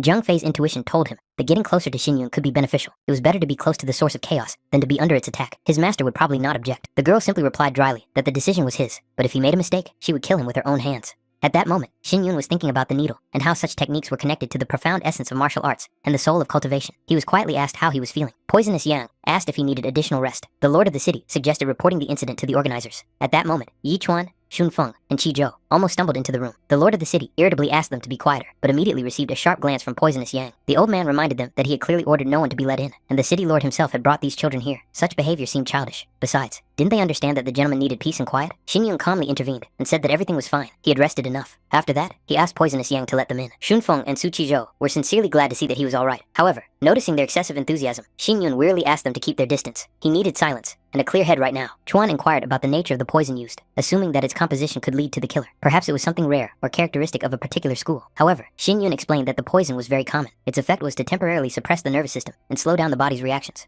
Su Qizhou immediately expressed her suspicion that the woman who harbored a personal hatred for him could be behind it. In her eyes, Shui Qianyue remained the prime suspect. However, Yi Chuan and Shun Feng believed that anger and prejudice often clouded the mind. Qizhou, however, was confident that she was right. Xin Yun calmly noted that Qianyue would not have acted so secretly. He reminded her that she had repeatedly emphasized her desire to defeat him in open combat. It would be humiliating for her to weaken her opponent with secret methods before a duel. A face-to-face battle was a matter of principle for her, and therefore, Shui Qianyue was removed from the list of suspects. However, there was indeed a person among the participants who was well versed in poisons. It is possible that he acted at the request of another participant, but even with such help, Li Jiangfei still ended up losing, which only emphasized the absurdity of the whole endeavor. Xin Yun suggested leaving the matter in the past and acting as if nothing had happened. Any further discussion would only attract unnecessary attention and could provoke new attempts at interference. Meanwhile, it was announced that the remaining participants would be randomly paired for the final duels. A total of 6 people advanced to the final stage, and each battle could be decisive. According to the announced order, in the next fight, participant number 55 was to face number 61, Chu Xinyun. Both were told to prepare to enter the arena. The audience immediately began to doubt that the pairing was truly random. The difference between the opponents seemed too obvious. Spiritual cultivation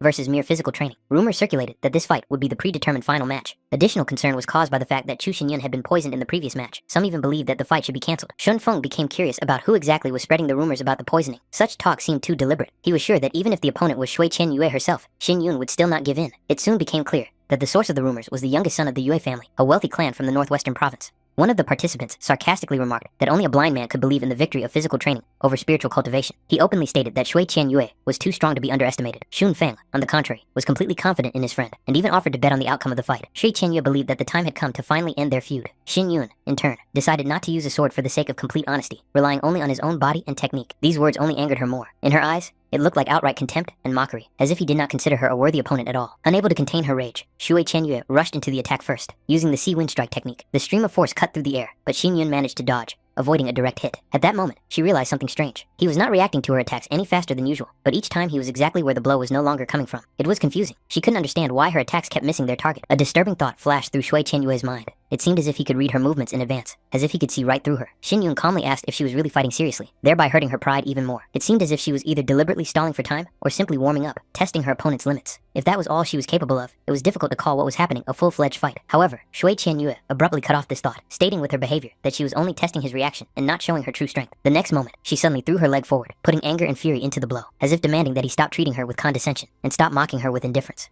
The audience also noticed that Chu Xinyan looked frankly bored. From the outside, it seemed as if he was about to yawn. Shui Qianyue's pressure weakened, and the fight increasingly resembled an awkward commotion, far from the level of an elite competition. No one understood where her former formidable reputation had gone. More and more people began to suspect that she was deliberately holding back. After all, if she really wanted revenge, what was happening seemed strange. It was more like a one-sided beating, but not his. At that moment, Shuilin Shuang approached the group of spectators and coldly reminded them that it was often the dirty dogs who judged others by their own standards. Despite this, Shui Qianyue still managed to hit him with one of her blows, and a short wave of surprised noise swept through the arena. She immediately noticed his indecision and considered such behavior a blatant insult. In her eyes, it looked as if he didn't even consider it necessary to take her seriously. Xin Yun calmly wondered how one could be truly serious when playing with a girl who herself was undecided about whether she was fighting seriously. He even advised her to go back to training and to work on her 9-wave technique. Truthfully, he didn't want to waste his time further humiliating his opponent. If winning at any cost was so important to her, he was willing to admit defeat. His reputation meant nothing to him. These words were the last straw. Shui Qianyue literally exploded with rage and made it clear that he had no right to leave without her permission. She lunged forward, determined to stop him at any cost. There was no longer any restraint in her movements. She made it clear that she was not going to show mercy. If he tried to escape or continued to mock her, she would indeed kill him, and this was not an empty threat. Using 9 blue waves, she closed the distance in a flash. Huge masses of water rose above the arena, as if obeying her will. Even Xin Yun noted to himself that this move looked truly impressive, and finally lived up to her famous name. Without stopping, she immediately moved on to the next technique, the Tiger Wave of the Dragon Lake, in which the power of water was intertwined with fierce pressure. Those present were shocked. This was truly the power of Shui Qianyue. Even the city wall would not withstand such a blow. However, everyone saw the impossible. Chu Xinyun remained standing, taking the attack upon himself. At that moment, she began to form her next attack, gathering the remnants of her strength for the decisive blow. In her imagination, she could already see herself sending him straight to hell. The roar of a tiger and a dragon burst forth, accompanied by a monstrous wave of spiritual energy. The crowd panicked. People scattered, fleeing from the impending flood that could engulf the spectator stands. Shun Feng was swept away by the human tide, while Yi Chuan and Su Chicho found themselves in the water, having lost their footing. Yu Yan was already ready to intervene, unable to calmly watch what was happening, and fearing for Xin Yun's life. However, the master stopped her, coldly reminding her that intervention was unacceptable. For him, what was happening was still a normal fight within the rules. From the election committee's point of view, there were no violations. The staff were already busy evacuating spectators and minimizing damage. That was why they were there. All the victims were quickly rescued, and the water began to be pushed back behind protective barriers. The fight officially continued, until one side admitted defeat, or lost the ability to fight. Chuan, Shun Feng, and Su Qizhou were also pulled out of the water, and did not suffer any serious injuries. Lord Gu noticed that the children had already regained consciousness. They thanked him for his help, not wanting to miss the rest of the battle. Looking around, they noticed a strange figure in the water, and wondered if it was a manifestation of the soul of martial arts cultivation. A huge mantis shrimp towered before them. Shun Feng even wondered for a moment how much food such a creature would provide, but the lord of the city immediately put an end to these fantasies, stating that such a thing was definitely inedible. At the same time, everyone could clearly see that even after such a powerful attack, Shui Qianyue was unable to win. Chu Xinyun had not yet reached the spiritual level of cultivation, and therefore what was happening seemed inexplicable. No one understood how he was even capable of resisting such power. Chu Xinyun withstood every attack as if he were not a human being, but a motionless mountain. Waves of power crashed against him one after another, but he neutralized the destructive effects with astonishing ease, not allowing the energy to get out of control. To the spectators, it seemed almost impossible, as if the elements themselves obeyed his will. Shui Qianyue couldn't comprehend what she was seeing. The longer she watched his movements, the more her sense of unease grew. She recognized familiar elements in them, too familiar. At one point, it seemed to her that he was using her own technique, and that thought hit her harder than any defeat. Could he really understand and reproduce her movements right in the middle of a fight? It seemed absurd. She had spent countless hours exhausting herself with training, shedding blood and sweat to perfect this technique, and now someone was just copying her? She had entered the arena with a single goal, to crush him once and for all, to wipe away the last traces of his dignity, but reality cruelly mocked her intentions. Everything turned out the opposite, leaving her as the loser. During one of the exchanges of blows, Part of her clothing was torn by the force of the counterattack. This was the final humiliation, not so much physical as symbolic. She refused to believe what was happening. In her mind, Chu Xinyun had always been trash. A man with no future, no talent, no right to stand next to her. But the person standing in front of her now had nothing in common with his former self. This was a completely different Chu Xinyun, calm, confident, and frighteningly strong. Shun Feng did not hide his delight, rejoicing in his friend's victory, and considering what he had seen truly magnificent. Chuan and Su Qizhou were completely confused. They could not understand how such a thing was even possible. Only Yu Yan noticed the key point. In this battle, Xin Yun used his opponent's spiritual pressure to push his own breakthrough through the spiritual level of cultivation. His mastery of spiritual power was frighteningly high. It felt as if he had already surpassed the capabilities of many warriors of the earthly spiritual level. Against such an opponent, Shui Qianyue had virtually no chance from the very beginning. Watching him turn and leave, Shui Qianyue felt despair for the first time, rather than anger. She had always considered herself more talented, and was confident that she worked harder than anyone else. But that wasn't enough. Suddenly, she felt clothing fall onto her shoulders, covering the torn areas. It was Chu Xinyun. His actions completely confused her, leaving her unable to even form a normal reaction. She abruptly declared that she would not forgive him, even if he was trying to appear gallant and magnanimous. In response, he calmly noted that she did not need to forgive anything. She could do as she saw fit. After these words, he really left without turning back, or adding another word, as if the battle and everything related to it no longer mattered to him. The elders who were watching what was happening understood perfectly well. These young people could no longer be treated with condescension. These people had not just passed the selection process, they had proven themselves worthy of the main examination for disciples. Moreover, some of them could well be promoted immediately to main disciples of the martial houses. Unfortunately for the other houses, this young man was automatically considered a candidate for the Lin Xiao martial arts house. Many elders gnashed their teeth inwardly with envy, believing that Master Yang had snatched up such a rare talent in advance. Master Yang himself looked genuinely puzzled. He didn't even remember ever making such a promise. However, the elders did not pretend that nothing was happening. They had clearly heard the previous conversation between the two, and so, Elder Gu openly expressed his disagreement with the results of the fight, demanding that the elder's right of temporary intervention be activated. This meant one thing. While this right was in effect, no participant in the arena had the right to leave it without the official permission of the elders. Elder Gu coldly stated that, despite the spectacular nature of the fight, after further analysis, the elders had serious doubts about the fairness of the winner's performance. Under the pretext of checking for high-level weapons that were allegedly used to cheat, Gu, on behalf of the council, announced his intention to search Chu Xinyun right in the arena. Shun Feng did not understand what was going on, and why a good performance had suddenly become a cause for suspicion. Su Zizhou quietly asked what this right of the elders meant. Lin Yichuan explained that in special cases, the elders could intervene in the course of the competition, but the limit for such intervention was only 5 minutes. This was a bad sign, a very bad sign, but to intervene now would only aggravate the situation and create even more problems for Xin Yun. Yu Yan tensely asked Master Yang why he was silent. He just narrowed his eyes thoughtfully, as if he had seen the balance of power for the first time, and muttered something about how sometimes mice cease to be mice. Chu Xinyun calmly apologized for his possible harshness, and remarked that if the elder doubted his victory, he should check all the previous winners, instead of publicly humiliating one participant. He added that it would be much more useful to improve the selection system itself than to put on a show in front of the crowd. However, Elder Gu dryly reminded him that he had no right to refuse the test. In the next moment, restrictive shackles filled with spiritual power closed around Chu Xinyun's wrists. The elder coldly stated that this youngster had no right to comment on the election process. He never showed leniency to insolent, arrogant, and disrespectful young people. He called it just a warning. In response, Xin Yun calmly asked why they were even pretending if the decision had already been made. In fact, Elder Gu had long planned to remove him from the competition. He had simply expected Shui Qianyue to handle it. When even she was defeated, his rage took over. Secret formations under the arena had already been put on standby. Now he could be accused of anything. Formerly, it looked like a joke on the part of the Shui family against an unknown youngster. But after what he saw, the elder realized that this guy was dangerous. Too calm, too confident. His level did not match the strength he demonstrated. He turned what was considered impossible into commonplace. This infuriated the elder completely. He decided to deal with this upstart himself, and, accidentally finding a reason, loudly declared that it was cheating. The crowd didn't understand what was going on. A representative of the Yunmeng Martial Arts House loudly announced that the elder's authority was in effect, which meant that the investigation was legitimate. It looked as if Chu Xinyun had indeed defeated Shui Qianyue by cheating. A murmur rose from the crowd. Some pointed to the traces of the fight, some made dirty insinuations, and some laughed sarcastically, claiming that every year there were smart Alex who tried to pass the selection dishonestly. For many, it was entertainment. People relished the rumors without thinking about what was really going on. Elder Gu summed it up with cold certainty, loudly declaring that Chu Xinyun had indeed cheated, and now it would be proven. Shui Qianyue sharply declared that it was all a lie. She had seen the fight with her own eyes, and understood perfectly well that Chu Xinyun had not cheated. Shun Feng looked on in bewilderment, unable to understand why this old man was so fiercely attacking Xin Yun. The lord of the city and Poisonous Yang exchanged glances. The situation was beyond reason, and no one could say how it would end. Xin Yun coldly demanded that the talisman be returned to him. Elder Gu smiled, and replied that it was key evidence of deception, which meant it would be confiscated and kept until the elders made a decision. At the very moment when Gu tried to hide the talisman, a sharp whistle sounded. No one even had time to blink. The elder's finger was severed with a clean, cold blow. Chu Xinyun's sword pierced the stone of the arena. Next to the blade, pressed against the ground, lay the very talisman. Elder Gu roared with pain and rage, calling Xin Yun a rude little monster. He declared that this youngster did not even realize the consequences of attacking an elder of the martial house. Since Chu Xinwen dared to challenge his authority, the elder did not mind playing with him a little. Someone had to teach him a lesson. In this world, only those who know how to bow their heads to authority survive. And if he didn't understand this willingly, the elder would personally hammer this lesson into his bones. Someone in the crowd whispered that it would be easier to just kill him right there. The elder attacked, but Xin Yun's sword met the blow, blocking it. Gu frowned and reluctantly admitted that this guy's weapon control was indeed at a high level. Shin Yun, breathing heavily, asked if he was really being asked to bow down to such an unscrupulous, rotten authority, to an authority that cheats and then demands obedience. Was this really how an elder should behave? Gu replied coldly, "That is power." As they spoke, a wave of spiritual power passed through Shin Yun's body. There was a crack, and the restraining technique that held him apart fell apart. Even Elder Gu lost his composure for a moment. The price was high. Shin Yun had expended too much spiritual energy. His legs buckled, and he collapsed to one knee, leaning on his sword. The elder, with a grim expression on his face, acknowledged that the ability to break such a technique was incredible. Perhaps this guy really was a rare talent, but that was precisely why he was dangerous, because he dared to challenge the heavenly spiritual level. A new formation flared up behind Shin Yun. The restraining technique was much more powerful than before, as if the arena itself had decided to crush him. Arrogance must be punished. Elder Gu decided to show him mercy, and ended here and now. "Enough!" A loud voice suddenly rang out. It was Yang Yan. His gaze was cold,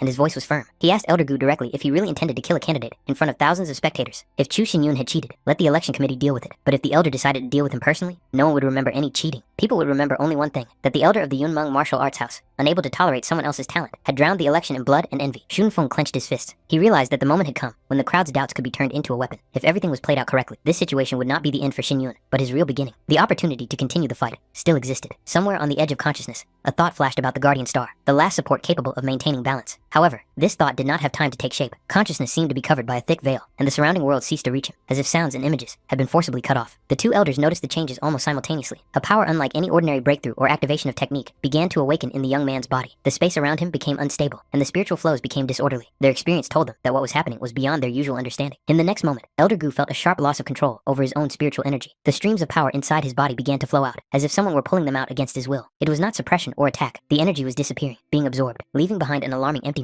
Master Yang managed to jump aside, avoiding direct impact. The wave of power passed too close, and he was almost swept away. Even a cultivator of his level could not afford to be careless in such a situation. He tried to comprehend the source of what was happening, but everything pointed to something extremely dangerous and rare. Anxiety grew among the observers. Qian Yue couldn't understand what was happening, and whether it was possible to stop it, or whether it would lead to the death of someone present. Elder Yang himself hoped that intervention could still change the course of events. Poisonous Yang noticed how the master unwittingly came into contact with an alien spiritual energy, but he could not determine its nature. Lord Gu was completely confused, not realizing how the young man was capable of such a thing. One thing he understood clearly: if something happened to Master Chu, the consequences would be unacceptable. Soon, everyone felt something different, a pressure unlike any known aura. It did not press harshly, but penetrated to the very core, causing hearts to shrink and wills to tremble. There was only one type of spiritual pressure in the world capable of eliciting such a reaction, even in the strongest. It was a pressure that even those accustomed to commanding others instinctively bowed to. It was the royal spirit. The will of a true king allows no equals and knows no concessions. Such power does not obey, but only commands, asserting its superiority by the very fact of its existence. The next day, Shui Qianyue appeared before everyone in a completely different state. Just yesterday, she was a proud phoenix, surrounded by attention and admiration. Now she looked broken and humiliated, like a drowned rat washed ashore. Xin Yun silently threw a cloak over her, preventing the crowd from seeing her nakedness and final downfall. Such shame did not deserve to be displayed. A woman brought to such a state had to suffer the consequences and learn her lesson. The maid standing nearby saw muffled whispers spreading around them. People's glances were full of mockery, contempt, and hidden malice. Each such movement of the crowd only engraved itself deeper into the mistress's consciousness, turning her fall into an unforgettable stigma. She couldn't take it anymore and tried to stop him, desperately lunging forward. Inside her, a mixture of humiliation, rage, and bewilderment boiled. Her mind was torn by a single question. How did this man know the movements of the 9 blue waves? The very ones she considered her trump card, the fruit of hard training and secret efforts. The thought that someone could understand this technique better than she did was unbearable to her. The truth turned out to be even more cruel. It turned out that he was the mysterious old man from whom she had purchased the martial arts manual. The book, on which she had pinned such hopes, was not originally something outstanding, just a rough draft that required deep understanding and constant refinement. It was not useless, but it was far from perfect. It all depended not on technique, but on the person using it. She had only one choice left: to admit that her diligence was still not enough, and that the path to true mastery begins where self-confidence ends. Qian Yue was completely crushed. Disappointment overwhelmed her with such force that she felt a sharp desire to simply give up everything, to cast aside her honor, pride, and even her own ambitions. It seemed to her that Chu Xinyun had not simply defeated her, he had played with her, methodically destroying everything she believed in. At that moment, the maid rushed around the residence, trying to find her mistress, feeling that what had happened was too much of a blow for her. The maid was overcome with anxiety. She understood that for her mistress, this could be the most painful defeat in many years. Moreover, memories came flooding back. The last time Qian Yue had cried so inconsolably was for the same reason, because of Chu Xinyun. While the maid was lost in these thoughts, cries full of malice and despair came from the depths of the chambers, filled with curses and threats, directed at the man who had become the source of her humiliation. The situation was painfully reminiscent of events 6 years ago. Back then, on a rainy day, on a deserted street, the young Qian Yue had cried just as desperately. The maid still remembered the moment when, seeing her mistress's tear-stained face, she tried to understand the reason for her tears. At that time, Qian Yue sincerely believed that their connection with Chu Xinyun was broken forever, and this realization seemed like the end of the world to her. It was after that incident that her mistress fell seriously ill. The illness seemed to erase part of her past, and when she recovered, her memories of Chu Xinyun had disappeared. In those days, it seemed like a blessing. But now the past had caught up with her again. Leaving her room, she abruptly threw her clothes at the maid, demonstratively rejecting everything that had anything to do with him. For her, it was a manifestation of pride and a desperate desire to distance herself from a man whose help she considered humiliating. Meanwhile, rumors were spreading rapidly through the streets of the city. People whispered that Chu Xinyun had not only broken through to the level of spiritual cultivation, but had also managed to defeat an elder who was at the heavenly level. The story seemed incredible, almost absurd. There was even talk that this elder had been punished and demoted to the initial earthly spiritual level. However, many refused to believe such things, considering it all to be exaggeration or deception. In any case, the disappearance of Elder Gu only added fuel to the fire. He no longer appeared in public, as if he were truly hiding from shame. Suddenly, an unexpected sight caught the attention of those gathered. 3 figures appeared in the field of vision, whose presence was impossible to ignore. The elders of the Jialan, Zi Yin, and Zhang Feng martial houses. Their appearance caused a real stir among the spectators and participants. It seemed as if these elders had come for one purpose: to get Chu Xinyun. Such talent was worth its weight in gold. If he joined the Lin Xiao martial house, he would no longer have to fear pressure from Yun Meng. He had already become a figure worth fighting for. That was why the other martial arts houses had a rare chance to snatch such a valuable genius. However, the strangeness of the situation lay elsewhere. Why did the elders come together? Such unity looked suspicious. It seemed as if a subtle calculation was hidden behind the outward calm, and a hidden struggle for advantage was hidden behind the attempt at cooperation. One thing was clear: what was happening was far from as simple as it seemed at first glance. When the elders approached the residence, they were politely invited inside. They stopped at the entrance, exchanging glances and quietly discussing the situation among themselves. In the end, one of them suggested that Mo go first. The others openly admitted that they were not very skilled in the intricacies of negotiation and persuasion, so they preferred to stay on the sidelines and wait for good news. Such unanimity somewhat surprised Mo. Realizing that everyone really agreed with this decision, Mo couldn't hide a slight smile. He understood perfectly well that the others would feel awkward if everything worked out, which meant that later, they would have to make amends with a treat. However, that didn't matter now. He was ready to take the initiative. Meanwhile, the remaining elders continued to discuss recent events, laughing at how ridiculous their previous excuses sounded. Deep down, each of them understood that the real reason for their caution was fear of Elder Gu. At that moment, Mo's attention was drawn to a man standing by the wall. He was wearing a wide-brimmed hat and looked as if he was not attracting any attention. The elder was about to walk past, pretending not to notice him, but the stranger suddenly made it clear that he was in control of the situation, clearly marking his presence. Mo was slightly taken aback, but quickly regained his composure and made it clear that he had come to see Mr. Chu. In response, he learned that Mr. Chu was currently resting and not receiving visitors. Despite his inner dissatisfaction, the elder did not dare to insist and chose to retreat, deciding to wait on the sidelines. Time dragged on slowly. About half an hour passed before Mo's patience began to wear thin. He approached the guards again, hoping to at least find out when the owner of the residence would be able to receive guests. However, the answer was the same. It was unacceptable to disturb the master's peace, and no exceptions would be made. While waiting, Mo couldn't help but ponder the strange situation. His attention was drawn to the fact that the poisonous yang, who had reached the earthly spiritual level, called Chu Xinyun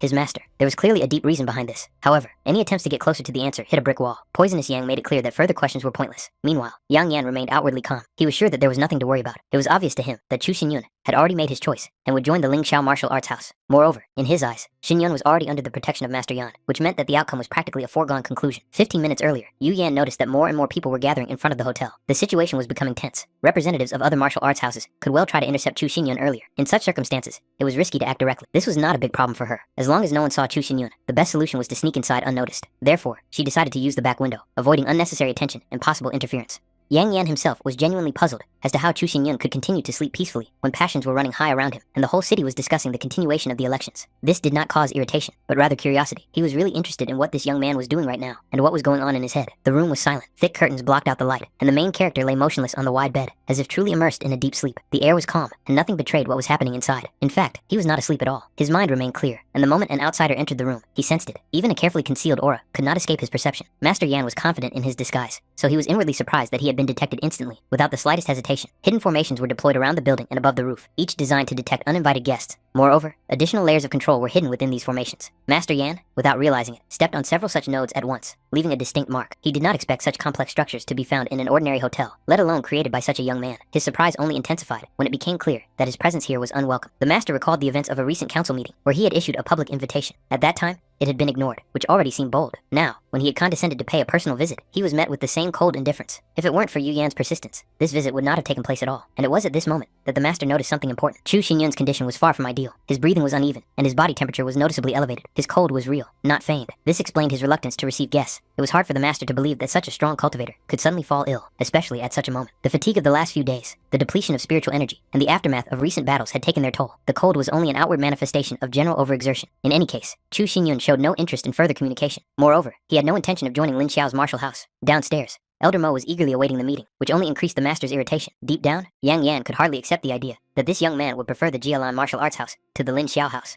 However, the real reason was not his choice of another martial house. For Chu Xinyun, the rules of the Lin Xiaowu martial arts house were too strict. He doubted that even someone as influential as Yang Yan could satisfy his demands within that system. The master himself, on the contrary, was confident in his influence and abilities, and saw no reason why the conditions could not be discussed. The only requirement that was voiced came as a surprise, and abruptly changed the atmosphere. The desire to become the main disciple went far beyond reasonable expectations. For the master, it came as a real shock, so strong that he barely managed to maintain his composure. This request seemed not only bold, but downright provocative. It gave the impression that the young man was deliberately testing his senior's patience. However, despite all his power and influence, Master Yan understood that this was one condition he could not fulfill. Not now, nor in the foreseeable future. In Lin Xiaowu's martial arts school, there was a clear hierarchy of students. They were divided into preliminary, temple, inner temple, and core students. Each level required passing rigorous qualifying exams, and only a select few, the best of the best, were granted the right to become core students. Core disciples enjoyed special privileges, which, in terms of importance, were often equated with the powers of some elders. That is why such a request could not be granted by a simple decision, no matter how influential the petitioner was. Xin Yun clearly understood that Master Yan was not in a position to immediately agree to such a request. At the same time, he understood that for other martial arts houses,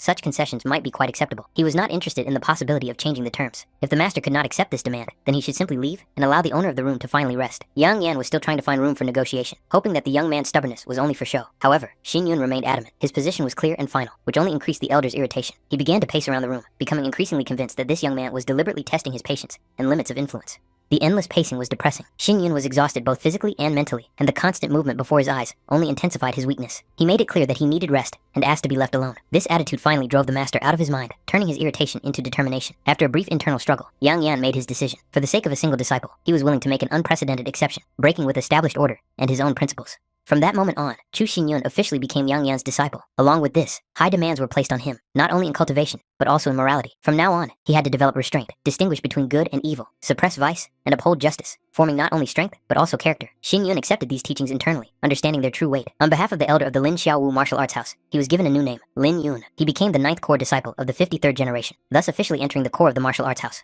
From then on, his every word and deed reflected the dignity of the martial house. The honor, reputation, and future of the family rested on his shoulders. He had to act prudently, strengthen his own virtue, achieve real merit, and set an example for the other disciples. Although he was not required to strictly follow all the formal rules, there were prohibitions that could not be violated. Any serious deviation from these boundaries meant immediate expulsion from the ranks of the main disciples, without the right to justification. The master gave him a special plaque, a symbol of status, and the key to all the privileges of a core disciple. Losing this item would be tantamount to losing his position, so it had to be treated with extreme care. Considering Xinyun's poor health, the master did not demand unnecessary formalities. Nevertheless, deep down, he expected recognition of his status. The slight awkwardness that flashed in the young man's movements did not escape his attention. After all, albeit with some embarrassment, Xinyun still recognized him as his mentor, which caused Yang Yan noticeable satisfaction. Yang Yan patted his new student's hair in a fatherly manner, a gesture that combined satisfaction and rare gentleness. He reminded him that the weather was cold, and that Xinyun should go to bed immediately so as not to aggravate his cold. The young man himself made it clear that he understood everything, and at the same time, expressed obvious dissatisfaction with the fact that hands continued to reach for his head. The selection was over, which meant it was time for the master to leave. The results of the student selection were to be officially announced within the next 2 days. Yang Yan saw no reason for concern, and promised to give Xin Yun a few days to recover and settle his personal affairs. He even planned to send an assistant to take care of the student's daily needs. Qin Yu Yan, without hesitation, decided to stay with Xin Yun. When his condition improved, she would accompany him to Lin Xiaowu's martial arts house. Before leaving, Yang Yan paused at the threshold, expecting at least some kind of farewell gesture, but the disciple showed his usual coldness. The elder just smiled, and reminded him that after the exception had been made, there would inevitably be those who would provoke and bully the newcomer. Xin Yunyu should remain restrained, avoid impulsive actions, and not respond to minor provocations. In case of serious difficulties, he was advised to turn to Qing Xiangzi, a man capable of resolving many issues within the martial arts house. Meanwhile, life in Darkwater City was bustling. For local establishments, it was a rare period of real excitement. Even a small restaurant, located away from the main streets, enjoyed a special reputation, and was considered a kind of golden brand of the city, consistently bringing in profits on days of major events. Lord Gu was in an excellent mood, and ordered the finest wine and the most exquisite dishes to be served. In his opinion, the occasion for celebration was more than worthy. The waiter's curiosity was quite understandable. He noticed the unusual excitement of the guests, and soon learned the reason. In the recent elections, Mr. Chu had proved virtually unbeatable. Most of the participants were unable to offer him any real competition. The news spread quickly. Every martial arts house dreamed of acquiring such a talent, but it was Elder Yang of the Lin Xiaowu martial arts house who was quicker than the rest. That same evening, he officially accepted Chu Xinyun as his disciple, and presented him with a plaque designating him as his main disciple, which caused a real sensation. It didn't take the waiter long to figure out who he was talking about. There was no other participant in this competition with the surname Chu who had achieved such fame in such a short period of time. The neighboring tables began to discuss what had happened. The elder of the Zine martial arts house looked clearly dissatisfied with the choice, and, in the opinion of the listeners, had missed a rare opportunity due to his own short-sightedness. Some guests, upon hearing the name Chu Xinyun, even decided that he was directly related to the ruling family of the city. In a sense, they were not far from the truth. Qing Shan mentioned that he had personally trained the young man for the tournament, which only heightened the interest of those around him. Several people were already thinking about how they could get the opportunity to meet the new genius in person. It was at this moment that the lord of the city noticed Wang, who, oddly enough, had noticeably gained weight again, which slightly detracted from the overall festive atmosphere. The connection between Mr. Chu and Qing Shan no longer seemed surprising. For Wang, many things fell into place, and he looked at the young genius in a completely different light. Deep down, he even had a secret desire for the lord of the city to one day take on the task of nurturing similar talents for himself. Lord Gu took this with restraint, though he was flattered. He was well aware that such words were dangerous, for if Mr. Chu learned of such hints, the consequences could be extremely unpleasant. Complacency was a luxury he could not afford. Wang even tried to suggest organizing a joint celebration and inviting Mr. Chu himself. However, it became clear that he was feeling unwell and would not be able to attend.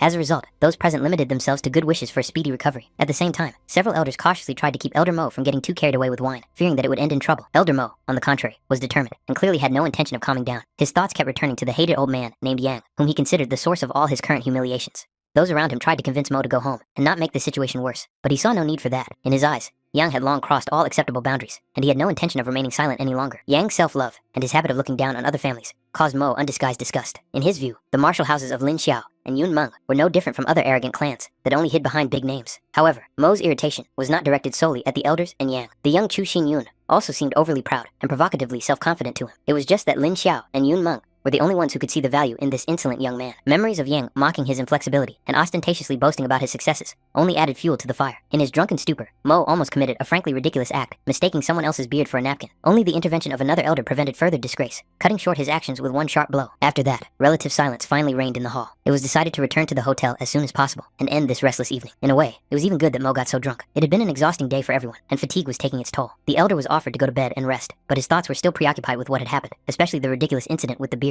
In reality, he had completely different intentions. Instead of resting, he quietly left the crowded place and soon landed on the roof of one of the buildings, disappearing into the night. The elder mentally apologized to the lord of the city for his absence and belated actions. He clearly understood that the most useless thing for a person is a passionate desire to obtain something that he cannot reach. It was this feeling that pushed him to take further, much more risky steps. That same evening, a man from the capital arrived at the hotel, but he did not dare to go inside. He remained outside for some time, hidden in the shadows, as if assessing the situation and weighing the possible consequences of any move. The origins of this young man were highly questionable. His past seemed too vague, and his path to his current position too rapid. It was necessary to figure this out as soon as possible, but it was not easy to do so. The object of observation was under tight and clearly well thought out security. In addition, he had already joined the Lin Xiao martial arts house, which, although not the worst option, significantly complicated further plans. In such situations, misfortune often hides the seeds of future luck, and luck, in turn, hides new troubles. All that remained was to wait, keeping a close eye on what was happening, allowing events to unfold in their own way. No matter how stubborn and principled he was, young Yan was still forced to accept reality and agree. The status of a core disciple opened up too many opportunities for the young man to ignore its value. Poisonous Yang quickly noticed that the master was in a rare good mood, so he brought dinner, hoping that the food would help him regain his strength. Xin Yun was indeed about to eat, but at that moment, the main disciple's nameplate suddenly slipped and hit him right in the face. This absurd accident seemed almost symbolic, as if reminding him that even behind the master's back, he should not allow himself to have frivolous thoughts.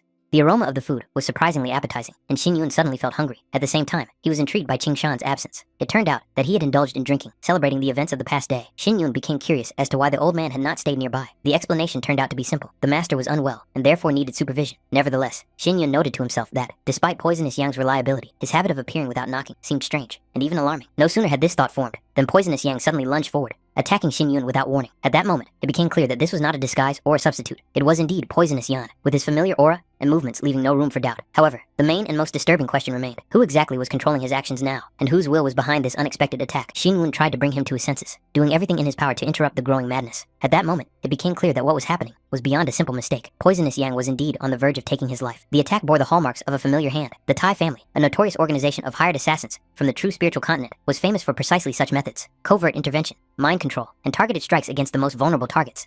However, such techniques were too crude and superficial to really work against Xin Yun. To him, it seemed like nothing more than a primitive attempt to test the limits of his defenses. After a while, Poisonous Yang came to his senses. The first thing he noticed was his bandaged arm, and then the traces of destruction around him. The room had clearly been through a serious battle. The realization of what had happened made the old man shudder inwardly. The thought that he could have raised his hand against his own master seemed unthinkable. Xin Yun watched him closely, trying to understand if he remembered what had happened. Poisonous Yang immediately admitted his guilt. He realized that he had lost control of himself, and had indeed attacked the one he was supposed to serve. There was no room for excuses in his mind. The old man was ready to accept any punishment, believing that such a mistake could not go unpunished. However, Xin Yun did not attach such tragic significance to what had happened. The wound he had received was nothing more than a superficial scratch. It was obvious that Poisonous Yang had acted under external influence, which meant that his actions were not deliberate. Despite this, the old man himself continued to consider what had happened to be his responsibility. Xin Yun did not immediately understand the source of such a profoundly self-deprecating reaction. The reason lay much deeper than a simple mistake. Poisonous Yang had long had doubts. He was confused by the nature of Xin Yun himself, too young, too mysterious, too disproportionate to his position and power. The old man had tried more than once to get to the bottom of things, trying to understand who his master really was. And yet, despite these doubts and dark thoughts, he was sincerely touched by the trust that Xin Yun continued to show him. It was this hidden hostility and inner doubt that his enemies took advantage of. Poisonous Yang clearly realized that he had become a weak link, allowing outside interference to penetrate his mind. He considered what had happened to be his personal mistake and was ready to accept any punishment for it. Shin Yun, however, saw the situation differently. He considered fear of the unknown to be a natural state for any rational being. What was much more important was that Poisonous Yang did not hide the truth and chose to be honest. It was this decision that deserved recognition rather than punishment. The image of a thin, curved needle came to Shin Yun's mind, the very one that had been used to destroy the second elder of the Chu family. He had kept the last of these needles for a long time as a means of making a final decision, to kill or to spare. Now it was no longer necessary for him, and was given to Poisonous Yang as a tool for self-defense. The old man could not hide his deep gratitude. His respectful bow spoke louder than any words. He clearly understood that he had just escaped not only punishment, but death. Shin Yun ordered 2 days of rest. During this period, he did not want any visits or interference. After completing all the necessary tasks, Poisonous Yang could leave and restore order. Shin Yun's thoughts soon returned to the Tai family. Initially, it was just an offshoot of the ancient star sect, but over time, the organization gained independence and turned into a notorious guild of hired assassins.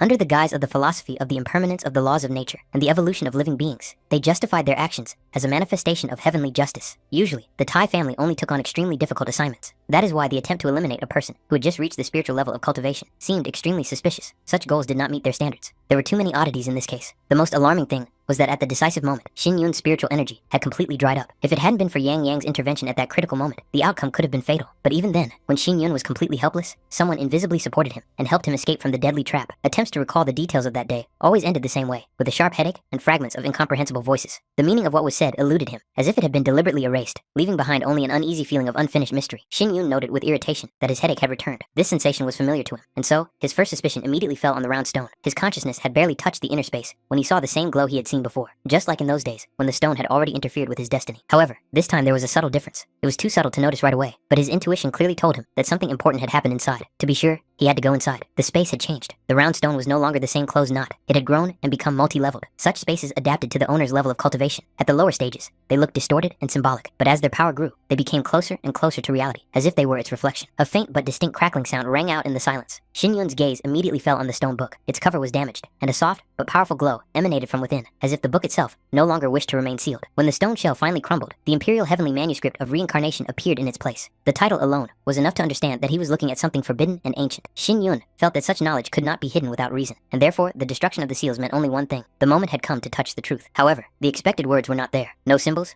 no formulas, no writings. Before him was only emptiness, filled with a mysterious presence, as if the book itself rejected the usual ways of transmitting knowledge. As soon as his consciousness touched the glowing ribbon inside the manuscript, the seal disappeared without resistance. The space instantly distorted, and Shin Yunya was abruptly pulled inside, leaving him no chance to retreat. This intrusion was rough and merciless, as if the will of the Emperor of Heavenly Reincarnation allowed no hesitation or doubt. The fall lasted only a moment before the image of the supreme spiritual beast appeared before him, a blazing phoenix whose flames painted the heavens in crimson and gold. However, the feeling of danger quickly gave way to realization. What he saw was not reality, but an illusion, a reflection of events recorded in the heavenly book. It became clear that the Emperor of Heavenly Reincarnation had witnessed an ancient battle between two supreme beings, and that the manuscript contained not words, but memories. In the south of the immortal sea, spiritual heavenly mountains rose, their peaks lost in the clouds, and the valleys were so wide that they resembled seas. There, two titans met, the heavenly flaming phoenix and the dominant ancient beast of the earth, the spiritual lion. The sun disappeared behind heavy clouds, and every living soul began to fade under the pressure of their power. The phoenix's flames consumed everything around them, turning the world to ashes. The battle lasted more than 7 weeks, and when it was over, not a single life form remained. Only the remnants of the essence of the blood and soul of the burning phoenix were preserved, sealed, and transferred to this space as the last evidence of the catastrophe. In an instant, the vision dissipated, and all that remained before Shin Yun was emptiness filled with a faint, barely discernible presence. The source of the aura was obvious. It was the remnant of the blood essence of the soul of the flaming phoenix, still carrying the trace of the heavenly flame. When Shin Yun approached and touched it, the space trembled, and for a moment, an eye filled with ancient will appeared in the flames. At first, it seemed that there was nothing to fear, for everything that was happening was an illusion. But the fire did not dissipate. It was a real flame, devouring spiritual power, penetrating the body and burning the internal organs. At that moment, Shin Yun truly felt the proximity of death. The flame consumed him, leaving no chance for resistance, as if it wanted to erase his very existence. And suddenly, he found himself back in his own space. The burning sensation disappeared, and consciousness returned to his body. Only now did it become clear that this was a test, not the end. The illusion left a real mark, but did not take his life. Then, Shin Yun felt his own body begin to crack, as if the fragile shell could no longer withstand the pressure from within. The sensation was frighteningly real, and at that moment, he doubted that it was all over. It seemed that the test was not yet over, and the will of the Emperor of Heavenly Reincarnation continued to mercilessly interfere with his fate. In the next moment, his consciousness abruptly returned to reality. He was awakened by the alarmed cry of the venomous Yan, who was trying to bring his master to his senses. Shin Yun lay on the cold floor, completely unresponsive, as if he had just experienced something beyond ordinary understanding. He woke up with a start, his breathing uneven, and his gaze filled with confusion. Images of the illusion still echoed in his head, and for a while, he couldn't understand what had happened, or where he was. Gradually, awareness returned. His 5 senses were functioning normally. His spiritual sea was stable, and his body, contrary to expectations, was not in critical condition. Poisonous Yang watched him closely, trying to make sure that his master was really alright. Xin Yun couldn't help but wonder how he had ended up back in the room. The last thing he remembered was happening inside the inner space of the round stone, and the connection between these events remained unclear. Poisonous Yang soon noticed something remarkable. In one day, Xin Yun had reached the 3rd level of spiritual cultivation, and by nightfall, he had broken through to the 4th. Such a speed of development was beyond common sense, and indicated a truly frightening potential that could lead him to the highest peaks of the martial path in the future. Despite this, Xin Yun's expression remained detached, as if he were still in a fog. Poisonous Yang, not yet completely reassured, continued to monitor his condition. Only after a few moments did Xin Yun finally come to his senses, although a strange feeling of incongruity still lingered. Looking around, he wondered why Poisonous Yang was here in the first place. It had been clearly stated earlier that no one was to enter the room without permission, and breaking this rule required an explanation. Poisonous Yang explained that he had heard his master's call, and immediately rushed to his aid. That was how he found Xin Yun unconscious on the floor. Xin Yun himself had no memory of calling him. Realizing the possible misunderstanding, Poisonous Yang felt guilty, and was ready to suffer severe punishment just to prove his loyalty. Xin Yun quickly put an end to such intentions. He made it clear that there was no need for this, and that what had happened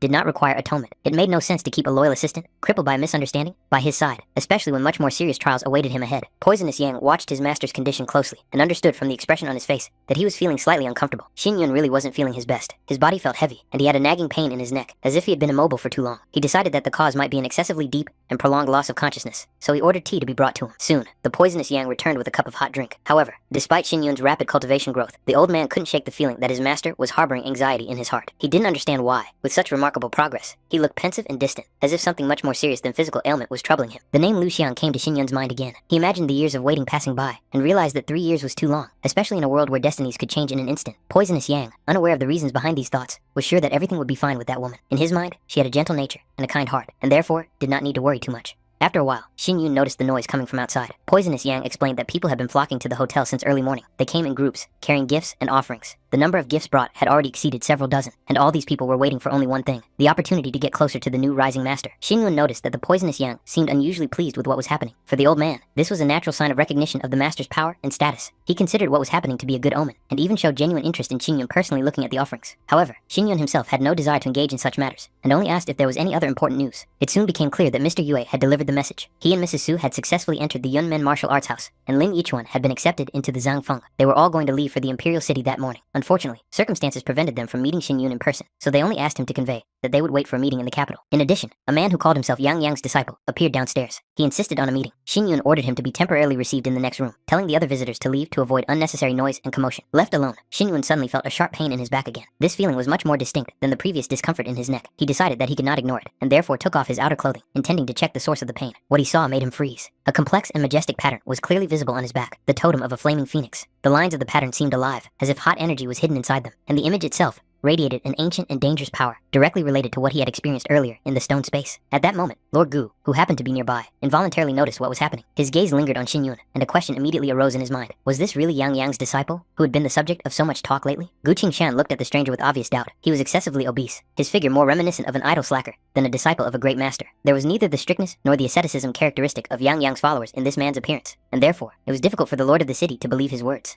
The stranger, however, was not embarrassed by this look. He made it clear that he was indeed a disciple, not a relative of the master, and therefore, external similarities were irrelevant. Moreover, he took the liberty of hinting that poverty was not a prerequisite for being a true disciple, and that spending money recklessly was his own business. Hearing this, Gu Qingshan demanded proof, the apprentice's token. However, the answer was even more suspicious. The token had been pawned due to a lack of money, allegedly spent on wine. For the lord of the city, this was the last straw. He finally decided that he was dealing with an ordinary swindler, using the name Yang Yan, and was already prepared to order him to be expelled. However, the stranger suddenly changed his tone, and said that he had not come for profit. He claimed that he had been given a direct order to ensure the safety of Chu Xinyun. In addition, he had a message intended personally for the main character. These words made Gu Qingshan wary, and he ordered the man to stop. The lord of the city could not believe that such a clumsy and corpulent man was truly capable of acting as a protector. In his eyes, such a mission seemed ridiculous, because Chu Xinyun was already protected by himself and the Poisonous Yang, whose strength and loyalty were beyond doubt. Gu Qingshan blocked the stranger's path and made it clear that he must stop immediately. He did not tolerate anyone ignoring his orders or acting arrogantly in his presence, especially in the territory of Darkwater City. To emphasize his superiority, the lord of the city reminded the stranger of his own cultivation level, Earth Spirit. However, the stranger's reaction was unexpected. He treated this level with obvious contempt, as if it were something ordinary and unworthy of respect. Moreover, he casually mentioned an alarming detail. Just the night before last, several masters of the heavenly spiritual level had infiltrated the city of Darkwater. Their goals remained unclear, but their very presence already posed a serious threat. In that case,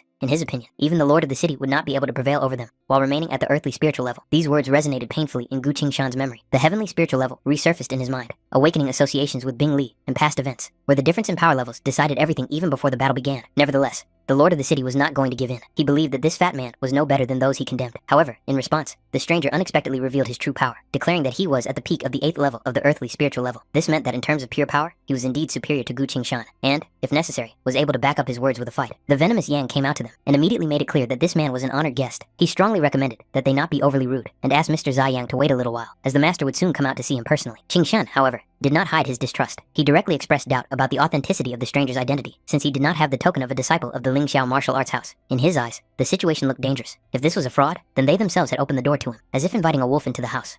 In response, Poisonous Yang made it clear that such a mistake was impossible. He clearly stated that no one would send a brainless imposter on such a delicate and risky mission. This argument sounded convincing. Meanwhile, Zai Yan began to mentally select a suitable gift for his younger brother, remembering that he'd almost pawned it earlier, but fortunately, he still had it with him. The atmosphere was becoming increasingly tense. He recalled the recent clash with Lin Bing Li, whom they had failed to defeat. The thought that they were not even capable of fully protecting themselves, let alone the master's safety, was alarming. The lord of the city noticed Poisonous Yang's wounds, and Zai Yan immediately suspected that he might have been attacked. Poisonous Yang did not try to justify himself, and admitted his own guilt. He believed that it was his mistake that had given the criminals the opportunity to act last night, and that he was responsible for what had happened. Upon hearing the mention of the Tai family, Zai Yan instantly realized the seriousness of the situation. This name did not simply refer to enemies, but to top-level professionals, people for whom murder was a craft, not a last resort. The lord of the city hastened to remind everyone not to cause any damage, as Kai Yan would clearly be unable to pay for it. However, Kai Yan himself was thinking about much more serious consequences. If the enemy had indeed enlisted the help of the Tai family, then the danger was real. The thought of how he would explain himself to the master if something happened to Xin Yun weighed heavily on him. At that moment, Xin Yun finally came out to them. He made it clear that he wanted to meet with representatives of the Tai family in person, and at the same time, expressed his regret for the forced wait. Xin Yun warmly welcomed the guest, and treated him with obvious respect as his senior. Zai Yan introduced himself, and, in turn, noted that he was sincerely glad to meet him. From the very first glance, it became clear to him that he was dealing with an extraordinary personality, and the master's recognition was more than deserved. In Zai Yan's eyes, Xin Yun was truly unusual and gifted. He even mentally noted one of the unspoken rules of Yang Laozi's disciples, a dignified appearance and self-confidence. This observation evoked ironic associations in the lord of the city, and Zai Yan himself, not without inner complacency, recalled the times when he himself could be called a real handsome man. Xin Yun was sincerely flattered by what he heard, and gestured for his guest to sit down.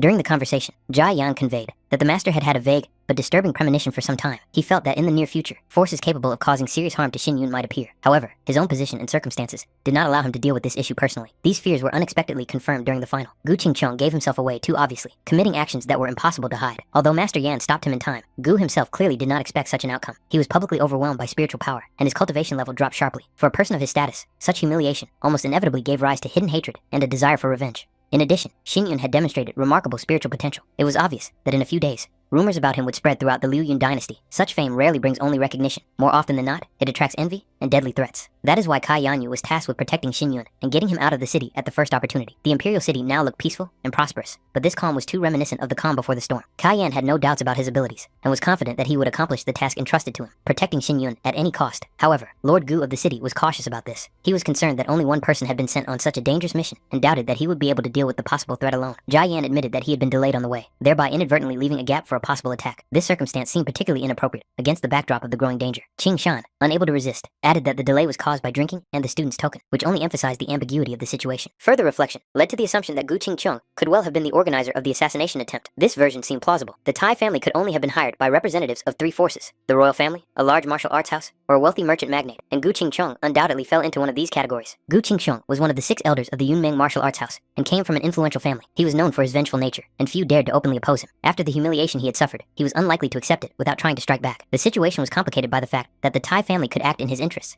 as he belonged to the so-called New School. This movement arose 17 years ago, and in a short time, destroyed entire groups of influence within the imperial dynasty. The old forces were ousted, and power was concentrated in the hands of the new schools. The Yunmen martial arts house became one of the main pillars of this movement, along with the ancient star sect. All these circumstances inevitably led to memories of the events known as Chu Liang Hui. Rumors circulated that the fire had not only destroyed hundreds of people of high ideals, but also seriously weakened the ruling family. Later, everyone who was directly involved in those events was eliminated. The true picture of what happened remained hidden in the darkness of time. The Yunmen martial arts house, the New School, the Tai family, and the ancient star sect were all intertwined in a single tangle of contradictions and threats. Xin Yun did not yet know where to begin his investigation, but he understood that any of these forces could be connected to the assassination attempt. However, one thing seemed obvious. If the first attack was unsuccessful, the Tai family would definitely try again. That meant it was worth starting with them. Kai Yan insisted that the matter not be brought up again. He made it clear that he intended to deal with the situation personally. The Tai family was not a force to be trifled with, let alone acted upon impulsively, especially when it came to Dudu Qianfang, the Tai family's renowned master. Any careless move in her direction would mean certain death. The very name of Dudu Qianfang, which came up in conversation, seemed to cast a shadow. This woman was known for her cruelty and complete unpredictability. It was said that she had more heavenly level masters under her command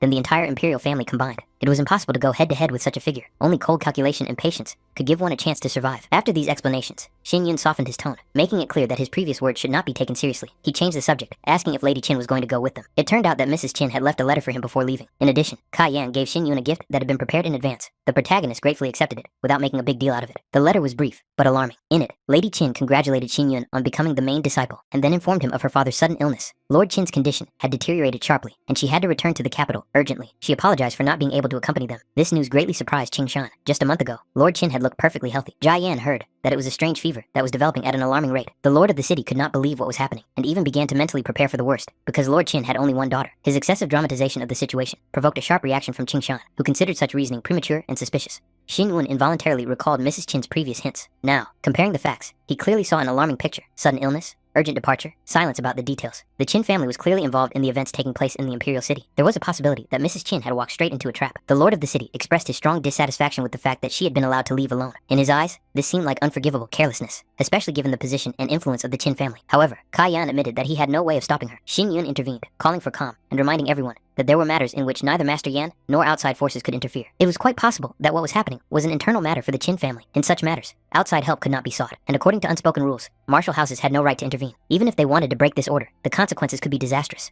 Most likely, Lady Qin had learned something important before her departure. However, at the moment, they had no information about the capital or the situation of the Qin family. It was pointless to continue arguing. Xin Yun made a decision. After arriving in the imperial city, he would personally visit the Qin family to gather clues and develop a further plan of action. Gu Qingshan realized that his harshness was dictated solely by concern for Mrs. Qin's safety. Reflecting on his behavior, he expressed his regret to Kai Yan. The latter, however, only remarked with a smirk that it was a pity that Mrs. Qin had not paid attention to the lord of the city himself. This remark sounded like a mockery, and only then did Qingshan realize that they were openly making fun of him. Even the venomous Yang could not hide his smile, which completely threw the lord of the city off balance. Xin Yun, meanwhile, was deep in thought. In his previous life, he had left the Liu Yun dynasty a little earlier than he had now, so he could well have missed important events or hidden changes. It was also possible that reality itself in this life had begun to deviate from its previous path. Poisonous Yang, noticing his thoughtfulness, drew attention to the item handed over by Kai Yan and expressed doubt about the strange blue liquid. Kai Yan explained that it was a rare medical treasure known as blue liquid, prized for its healing properties. However, Xin Yun almost immediately understood the trick. What they had before them was only a semi-finished product, far from the real finished elixir. The attempt to impress was much less sophisticated than expected. At that moment, there was a cautious knock at the door. A waiter appeared and asked if Mr. Chu was there. He said that a young woman was insisting on seeing him. Qingshan immediately made it clear that now was not the time for outside visitors. The waiter was instructed to tell her that Mr. Chu was busy and could not come out. However, the girl refused to leave, saying that she had to return something. This statement made the lord of the city curious about what exactly she intended to return. Qingshan, Cai Yan, and the venomous Yang simultaneously turned their gaze to the waiter, waiting for an explanation. It turned out that the girl had come only to return a cloak. The atmosphere immediately softened. Xin Yun signaled to those around him not to look at her with excessive suspicion. At that moment, he recognized her. It was Jin Qiue. Outwardly, she had hardly changed, and still resembled the girl from the distant past. For Jin Qiue herself, the meeting was a joyful surprise. Deep down, she feared that Xin Yun had long forgotten her and would not recognize her when they met. The realization that he still remembered her brought her sincere relief. The girl handed him a neatly washed cloak. Looking closely at Xin Yun, as if comparing the past and the present, she realized how much he had changed. His features had become more mature, and his aura was deep and confident. At one point, it even seemed to her that she was looking at a completely different person. 6 or 7 years had passed since then. Once a weak child, he had now become a strong and attractive young man. Both the poisonous Yang and the lord of the city quickly realized that there was a long history and unspoken closeness between the two, rooted in childhood. Qingshan noticed the respect and warmth with which the girl spoke of Master Chu. It seemed excessive to him, and he noted to himself that such an attitude could cause her mistress's dissatisfaction. However, the maid herself seemed confident. She knew Shui Chenyue's character too well, and understood that she simply did not know how to deal with her own feelings.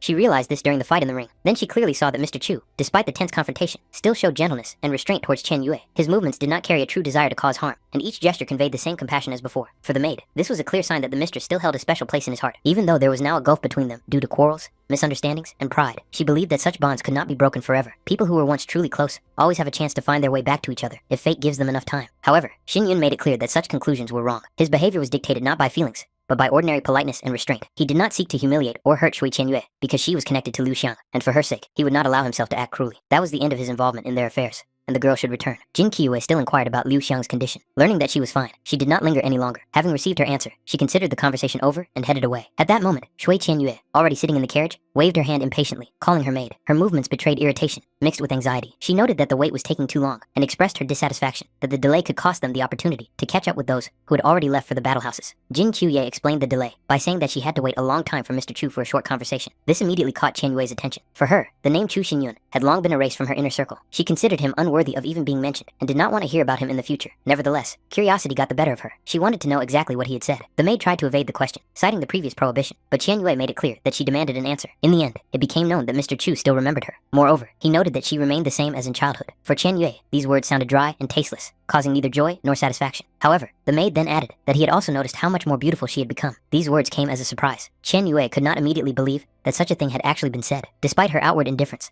something stirred deep in her soul, and her former confidence cracked slightly. Qian Yue sharply rejected what she had heard, deciding that such words were now meaningless and seemed like pathetic flattery. However, the maid's behavior suddenly changed. She made it clear that part of what she had said was a deliberate lie. The realization instantly sparked irritation. Qian Yue couldn't believe that this insolent girl dared to play with her feelings and deliberately upset her. Not wanting to stay in this place any longer, Qian Yue ordered the driver to speed up. Her patience was running out. The city of dark water had become a source of humiliation, memories, and anger for her, and she wanted to leave it behind as soon as possible, as if distance could erase what had happened. Thousands of miles away, beyond the familiar roads, mountains rose like blades piercing the sky itself. Their peaks were lost in the clouds, and the cold air was saturated with an ancient and harsh power. Among these impregnable heights stood the Ninth Ice Palace, a place where time flowed differently, and the silence seemed heavier than stone. There was no hustle and bustle of the outside world here, only eternal cold and strict order. Bing Li was on her way, wrapped tightly in a warm cloak. Even for her, accustomed to harsh conditions, this cold was a challenge. The road led higher and higher, and each step required concentration and endurance. Inside one of the rooms of the palace, Liu Xiang sat alone, also wrapped in a cloak. Dim light reflected off the icy walls, and her thoughts returned again and again to the same day, as if stuck in a vicious circle. A familiar image appeared in her imagination. It seemed to her that the main character was following behind her, confident and calm, as if the distance between them had never existed. In this vision, he embraced her, offering to leave together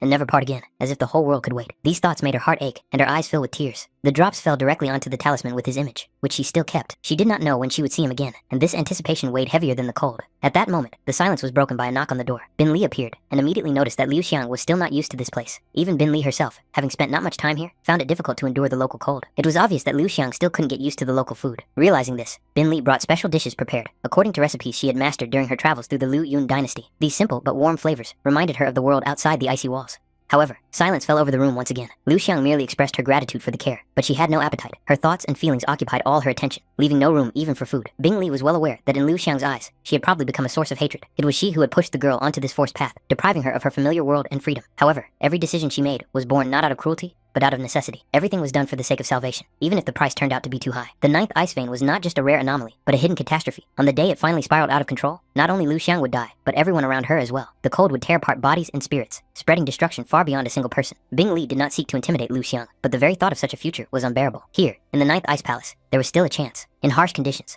under the constant supervision of formations and masters, Liu Xiang could survive. If she managed to completely subdue the Ninth Ice Vein, then perhaps one day their paths would cross again, and their separation would not be eternal. At that moment, Ning Lu and Ning Shuang entered the chambers. They had been tasked with examining the owner of the Ninth Ice Vein. Their appearance disrupted the fragile balance of silence. Bing Li immediately sensed the hidden tension and confusion, for her presence seemed to have been completely ignored. They respectfully greeted Elder Lin, after which another girl entered the hall. It was she who had ordered these two to be brought in. Her calmness and confidence made it clear that what was happening was not an accident and did not violate the rules. Bing Li also expressed her respect to the Elder Yush. Elder Lin clearly did not expect to see her here, but Yush took it calmly, as if everything that was happening was part of a plan she already knew about. Then Yuxia's gaze fell on Liu Xiang, the only one who possessed the Ninth Ice Vein. Her gaze was deep and penetrating, as if she could see not only the body, but also the very essence of what was happening. Yusha approached, and, taking Liu Xiang by the face, examined her closely, as if studying a rare and dangerous artifact. At that moment, everything became clear to her. The spread of the deadly cold was restrained not by formations or the palace, but by external intervention, someone's power remaining on the girl's body and soul. This person was intelligent and prudent. He had managed to temporarily curb the destructive nature of the Ninth Ice Vein. But now, Liu Xiang was in the Ninth Ice Palace, a place from which people rarely leave of their own accord, and his protection could no longer reach her directly. Despite everything, Liu Xiang continued to believe. Deep in her heart, she was sure that he would not leave her here forever. Sooner or later, he would come. He would find a way to destroy the ice,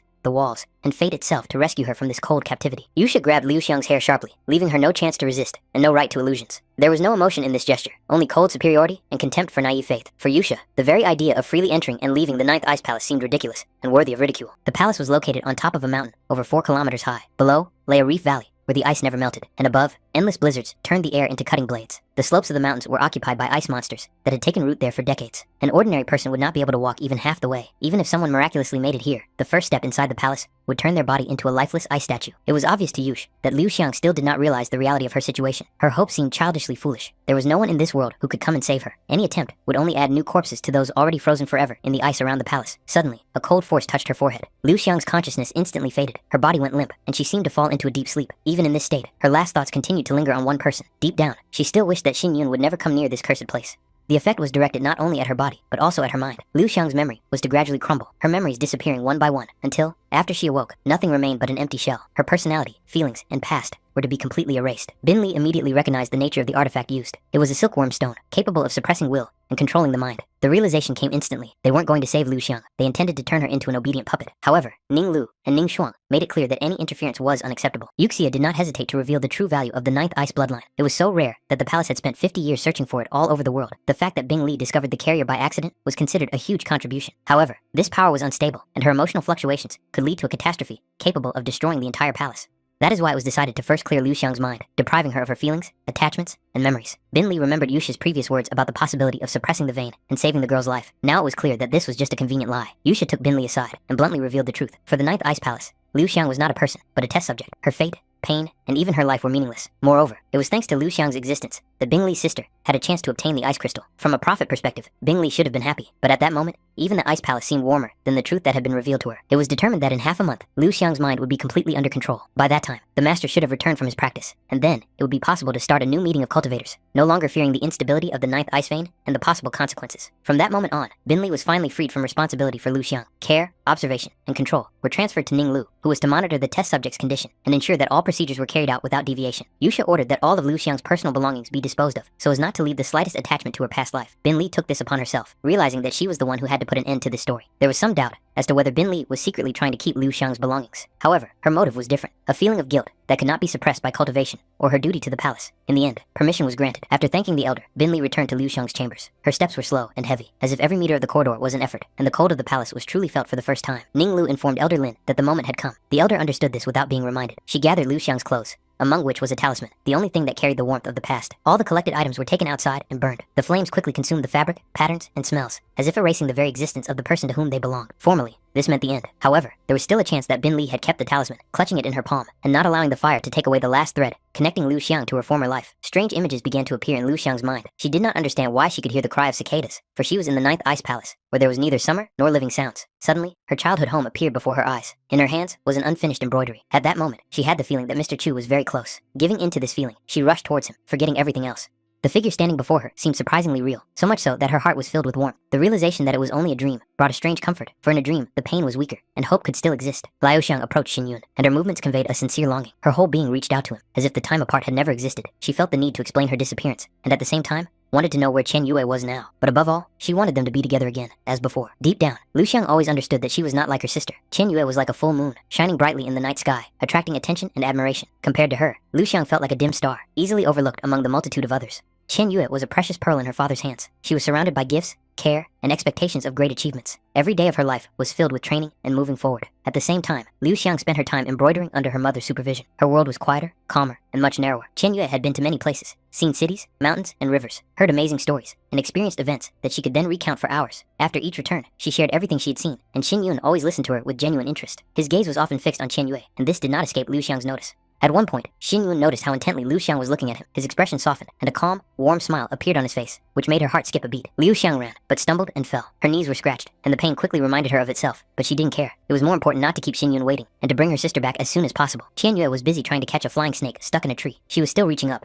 unwilling to give up. Liu Xiang was worried, realizing that Xin Yun was already tired, and tried to stop her sister, fearing that someone would get hurt. However, Chen Wei had no intention of backing down. Her confidence in her own abilities, and her desire to finish what she had started, prevented her from stopping. In the end, the flying snake was removed from the branches, but their balance was lost. They fell together, and for a moment, everything around them froze. Liu Xiang rushed to them, overcome with anxiety, checking to see if anything serious had happened. Chen Yue reacted sharply and coldly, not hiding her irritation. Xin Yun, feeling awkward and guilty about what had happened, tried to smooth things over by taking responsibility. An adult woman approached the children, immediately noticing that the older girl had once again been rude to Yun. She quickly figured out what had happened, and realized that the fall had occurred while trying to reach for a kite. Qian Yue, not hiding her irritation, explained what had happened, as if all the blame lay with Yun. At the same time, Liu Xiang noticed his leg, and saw that he had sprained his ankle. The injury did not appear to be serious, and the adults were sure that the pain would disappear without a trace in a few days. Qian Yue, however, continued to look at him with bewilderment, not understanding why he was so clumsy. In response, Yun behaved childishly, and this unexpectedly caused her to feel something strange. It seemed to her that there was something touching, and even cute about him, although she immediately tried to deny it. The woman explained that Yun was not in good health, through no fault of his own. When he was very young, his family was destroyed, and he survived only by a miracle. He grew up without parental care, without protection and support, and this made him weaker than other children his age.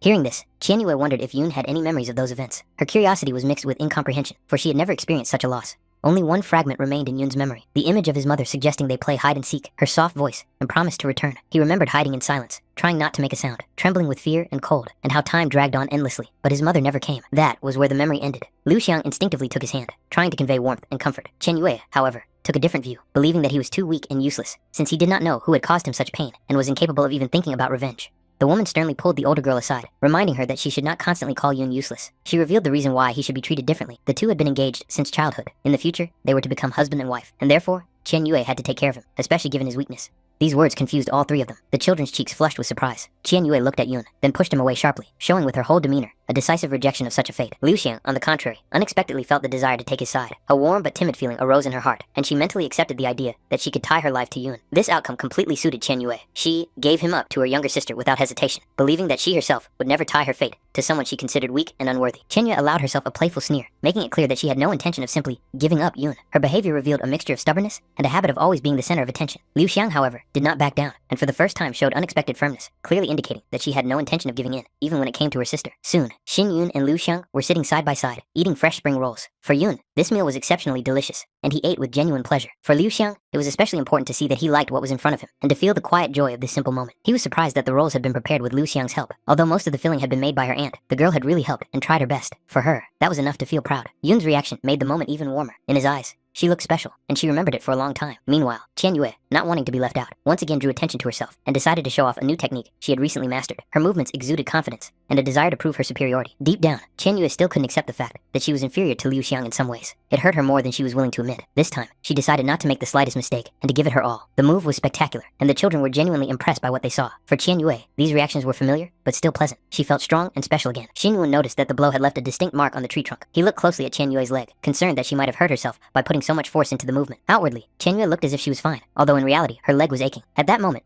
Yoon noticed her unusual ears and tail. His childish curiosity got the better of him, and he gently touched her tail, perceiving it as something cute and funny. This touch caused Chen Yue to react sharply. She instantly pushed Yoon away, clearly showing that such behavior was unacceptable. Even as a child, there were boundaries that she did not allow anyone to cross.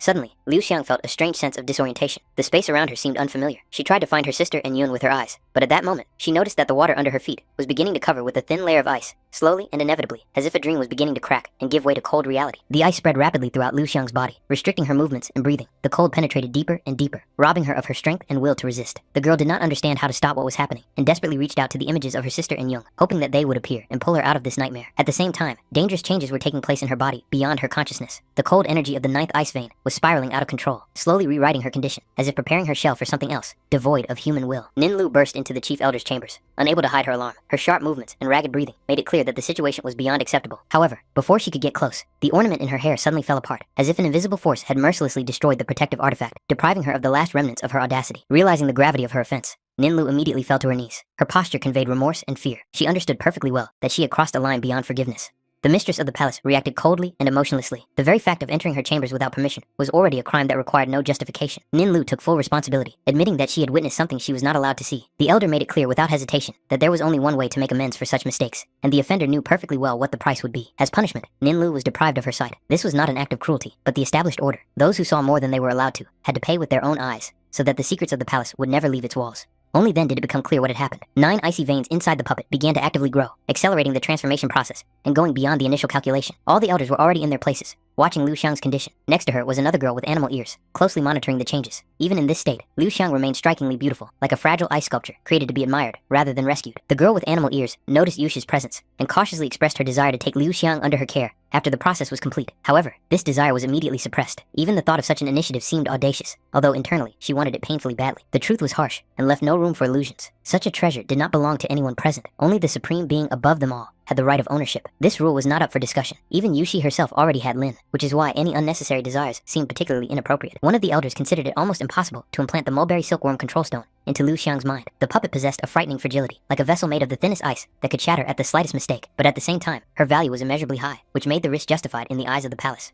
With this outcome, Bin Li's contribution could not be denied. It was her actions that were key to the current result. Bin Li herself, however, did not take credit for herself, considering everything that had happened to be a chain of coincidences. At that moment, the girl with ears allowed herself to remark that Bin Li looked especially attractive today, as if the cold of the palace only emphasized her features. The girl with the ears was called Chris. She behaved too casually, as if trying to erase the distance and turn a formal relationship into something familiar, insisting on a closer form of address. Bin Li tried to stop this, not wanting such familiarity. However, Chris suddenly felt suffocating pressure behind her. The air around her became heavy, as if filled with blades. The source was obvious. Yusha, playing with boundaries here, could only end in one way. Soon, the conversation turned to the point. They discussed the likelihood that Lu Xiang was indeed the treasure the palace had been waiting for decades. The assessment was frighteningly high, 9 out of 10. The current case was the 9th, while all previous carriers had been deprived of the opportunity for combat development and proved useless. The inevitable question of further action arose. Due to her colossal energy, Lu Xiang remained extremely unstable. Before her mind completely dissolved, it was necessary to urgently seal 9 key points and 3 main veins, with a 9-star snow lotus and a jade needle, followed by lengthy and extremely precise treatment. However, there was a serious problem. The 9-star snow lotus had to be exceptionally fresh, otherwise the procedure would be meaningless. The palace only had prepared samples that had lost the necessary vitality, which made the task almost impossible. There was catastrophically little time left. In half a month, the master would complete his practice, and no one could predict when exactly fate would strike the palace again. All preparations had to be completed before that moment. Otherwise, the masters could suffer the fate of turning into a second crystal, an outcome that no one here dared to speak of aloud, but which they feared most of all. They were obliged to do everything possible to prevent the worst outcome. While the 9 ice veins were growing relatively slowly, they were still manageable, but this reserve of time was measured in only a few days. Any delay could lead to irreversible consequences. A clear division of roles was agreed upon. Bin Li and Chris immediately set off in search of the growing 9-star snow lotus, while Yush and Yulong remained in the palace, continuing to suppress the 9 ice veins and keep the situation under control. This decision left no room for error. After some time, Bin Li and Chris reached the nest of the 9-star snow lotus. The surrounding area was cold and damp. The air was filled with icy vapors, and the ground beneath their feet seemed alive, as if the earth itself did not want to let strangers in. Before approaching their target, they had to clear the way. Chris took on the role of bait, deliberately luring out small creatures hiding in crevices and under the roots of ice formations. These seemingly harmless creatures served as the first guardians of the nest. Suddenly, a long, slimy tongue of an unknown monster burst out of the darkness and wrapped itself around Chris. Despite this, her movements remained confident, as if her strength had not yet been exhausted, and what was happening did not cause her any real alarm. The monster tried to swallow her whole, but at that very moment, it was torn to pieces by a sharp and precise blow. Scattered pieces of flesh and sticky slime covered everything around, causing Chris obvious irritation. The wet environment was particularly unpleasant for her. The noise of the battle attracted new creatures. More monsters began to crawl out of crevices and underground passages, reacting to the smell of blood and destruction, like a pack of predators sensing prey. The situation was rapidly escalating, and Bin Li could no longer hold back. She began to form the technique of heavenly jade frost, concentrating the cold to the limit, preparing to change the course of the battle with a single blow. A wave of icy energy swept across the area, instantly destroying the approaching monsters. The space around them seemed to freeze, and they had a brief but precious chance. They rushed forward without looking back, using every second. Chris began to quickly search the nest, trying to find the right plant,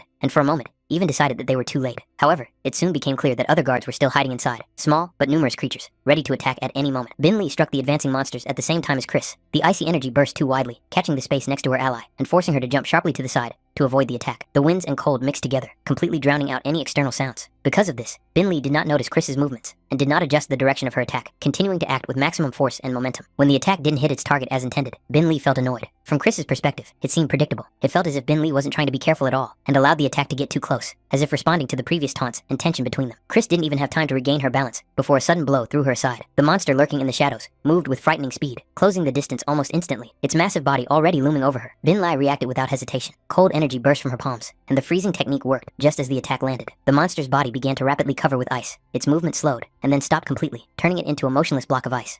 It was obvious that this monster was not capable of breaking the ice seal so easily. Bin Li immediately noticed that Chris was hovering in the air unnecessarily, and considered it a waste of time. In such a situation, coordination and decisiveness were required. The enemy had to be finished off immediately. However, reality turned out to be different. The ice shell suddenly cracked, and then shattered into pieces with a dull crash. The freed monster, without wasting a moment, rushed forward, and directed its furious attack straight at Bin Li. Realizing what was happening, Bin Li just smiled. The creature clearly did not understand who it was dealing with. Attacking the owner of the Frost Legacy without weapons was tantamount to suicide, especially when she possessed the power of the Frost Owl. At that moment, Chris swooped down from above. Her rapid descent was precise and calculated. The blow landed exactly where the monster's defense was weakest. The girl was clearly pleased that she had once again been able to intervene at the most opportune moment. Bin Li, however, did not share this enthusiasm. It was obvious to her that the delay could cost them dearly. While the tension between them persisted, the monster seized the moment and tried to escape. Realizing this, both of them rushed after it without hesitation, wondering who had made the mistake of letting their prey slip away. At the same time, far away, the elders continued to restrain Lu Xiang's icy vein, maintaining complex formations and preventing the destructive energy from escaping. Deep within her consciousness, Lu Xiang suddenly heard a call. It was vague, but strangely familiar, as if it came from her warmest memories. The image of Xin Yun appeared beside her. His presence was calm and gentle, and it was this that caused the anxiety in her heart to subside slightly. Lu Xiang pressed herself against him, feeling a growing pain in her head.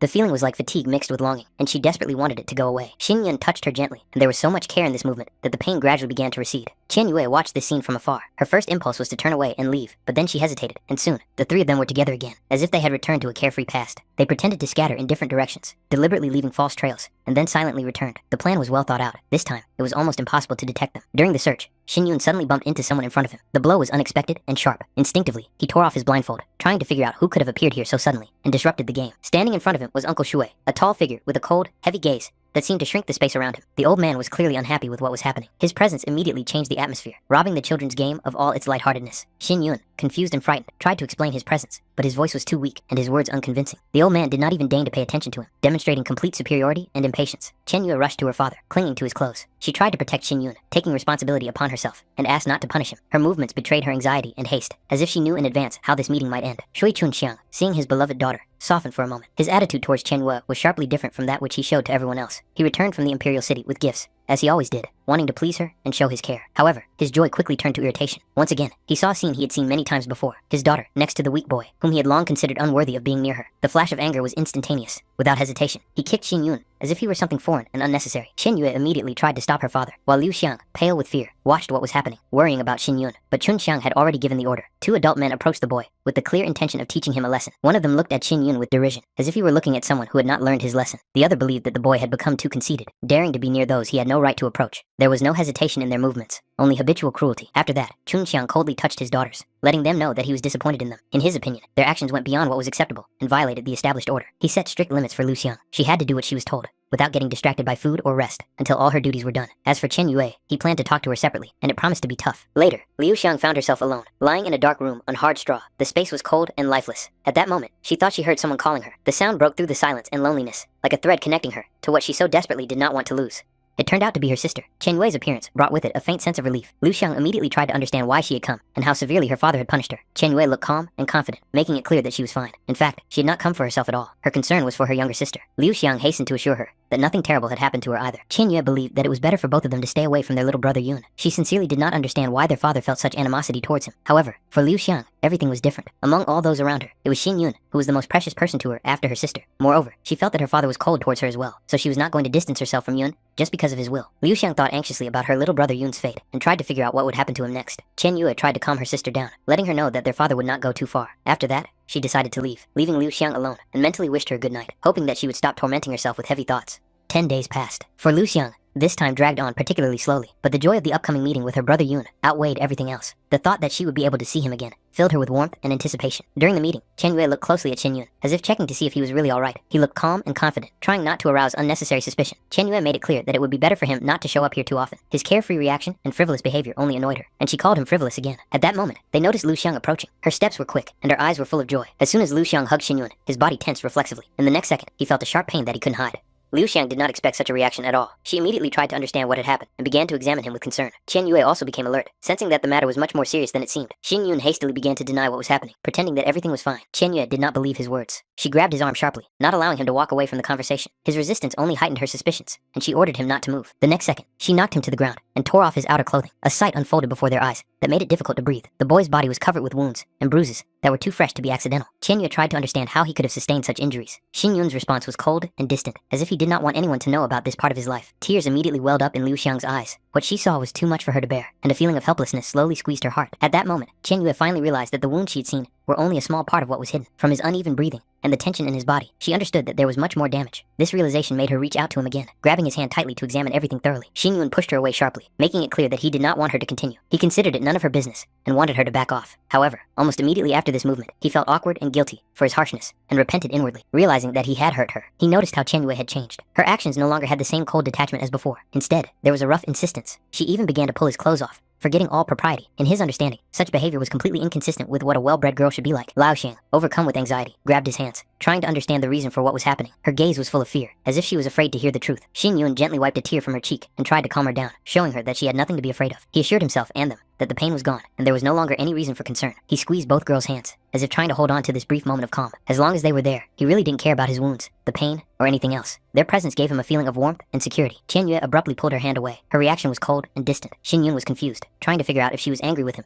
because of what was happening. The next moment, Chen Yue grabbed him by the shoulders. Her gaze was a mixture of anger and despair. She made it clear that she did not believe his words were sincere. It was obvious to her that a person with such severe injuries could not feel normal, and such pretense seemed foolish and cruel. Liu Xiang tried to intervene, trying to stop her sister, but Chen Yue could no longer restrain herself. She tore his clothes off again, wanting to see everything with her own eyes. It was inconceivable to her that such wounds could not cause pain. She demanded the truth, no longer willing to listen to comforting excuses. Liu Xiang pulled her sister back, begging her to stop. She didn't understand why she had suddenly become so harsh, and why she was causing even more pain to someone who was already suffering. At that moment, Qian Yue noticed that Xin Yun's body was trembling, not from the cold, but from the pain he was trying to suppress. A tear slowly rolled down her cheek. She turned away from them both, not wanting anyone to see her weakness. Liu Xiang looked carefully at Xin Yun, trying to understand how he was feeling and whether he was even able to continue standing. After that, Qian Yue made a decision. From that moment on, she didn't want Xin Yun to come and play with them anymore. It wasn't said out of hatred, but out of pain and helplessness at what she had seen and couldn't change. Liu Xiang felt that her sister had crossed the line. Everything that was happening seemed too cruel and unfair to her. She saw how Xin Yun took the blame without trying to justify or defend himself, as if he believed he deserved every reproach. He perceived what was happening as a consequence of his own mistakes, and therefore inwardly asked Qian Yue not to be angry anymore and not to continue. However, Qian Yue was not going to stop. In her eyes,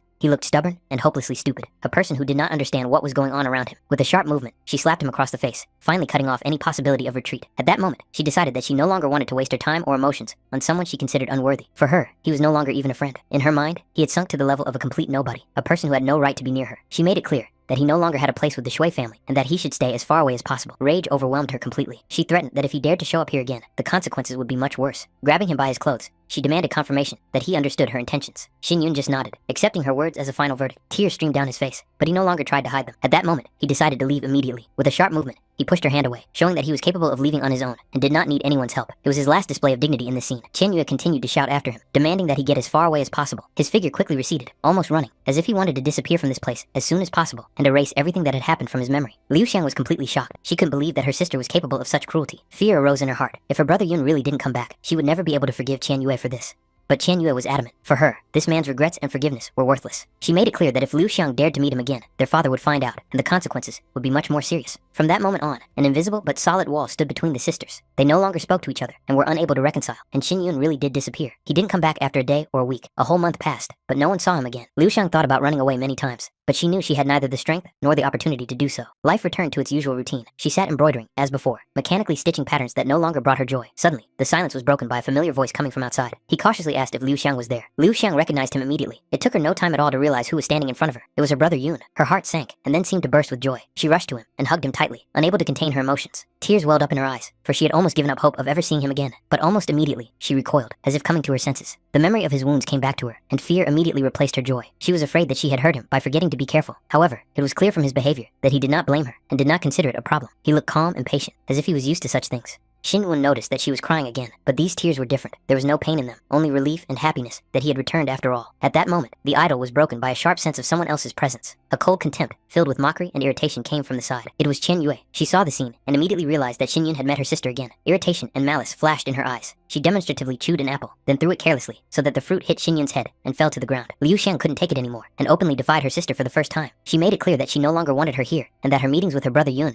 had nothing to do with her. Such audacity stunned Qian Yue. In response, she only increased the pressure, reminding her of their father's authority and the consequences Liu Xiang could expect for such behavior. Xin Yun hastened to intervene, so as not to aggravate the situation. He apologized to Lady Shui and made it clear that he would only stay for a short while. His intentions were simple: to say what needed to be said and leave immediately. Qian Yue allowed this, but with obvious impatience, making it clear that his presence here was unpleasant to her. Xin Yun told Liu Xiang some important news. The next day, the Chu family would be leaving Qingfeng. His visit was not accidental. He had come to say goodbye, realizing that he might never see her again. For Liu Xiang, these words came as a shock. She couldn't believe that the parting was coming so suddenly, and that uncertainty and separation lay ahead. The thought that they might never meet again caused her almost physical pain. Qian Yue took the news quite differently. For her, it was a relief. Xin Yun would disappear from her life, which meant that everything would return to normal. She only hastened his departure, as if she wanted to erase his existence from her memory as soon as possible. At that moment, the first raindrops began to fall from the sky, as if nature itself was responding to the tension of the scene. Xin Yun realized that time was up, and it was really time for him to leave. He took a step back, about to leave, but Liu Xiang suddenly grabbed his hand. There was both despair and hope in her movement. She didn't want to let him go, and wished with all her heart to leave with him, even without understanding whether it was actually possible. Liu Xiang was well aware that Xin Yun's heart had always belonged to her sister. She had known this since childhood,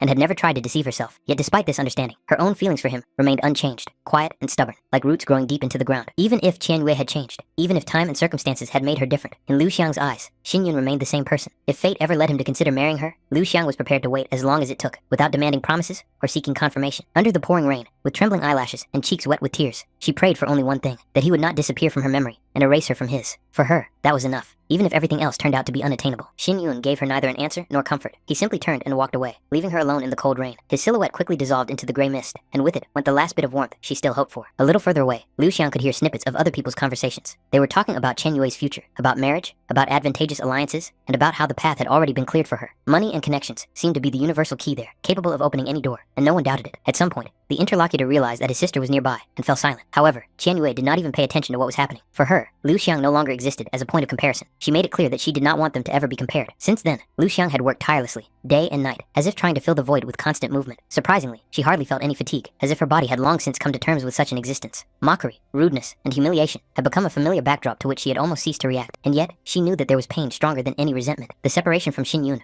was a loss for her, comparable to the disappearance of the sun. The world had dimmed, and even the nightlight of the moon caused her rejection, reminding her of the cold and loneliness. The years passed unnoticed. One day, the town began talking again about Master Chu, the very man who had once been a frequent visitor here. Rumor had it that he had returned to propose marriage. Many did not understand how he had the courage to show his face after his previous humiliation and expulsion. The crowd responded with ridicule. They compared him to an insignificant creature, dreaming of the impossible, and openly mocked the very idea of such a union. There were even people who decided to come and watch the spectacle, expecting another disgrace. Lu Xiang suddenly wondered if the man everyone was talking about was the same Brother Yun she hadn't seen in so many years. Soon, a dense crowd appeared before her eyes. People watched what was happening with mockery and irritation, considering the man insolent and inappropriate because of his actions. In their eyes, he looked like a beggar who had no right to ask for such a thing. Lu Xiang tried to push her way forward, but this only caused even more discontent. She was pushed and scolded, considered an unnecessary hindrance. She leaned against the door, feeling the contemptuous glances and insults directed at her, and at that very moment, she heard Xin Yun's voice, confidently declaring that Lady Shui's choice was wrong, because his intention had always been directed toward Lu Xiang. A hand reached out to her. The man who was the center of attention offered her to become his wife. Without hesitation, Lu Xiang took a step forward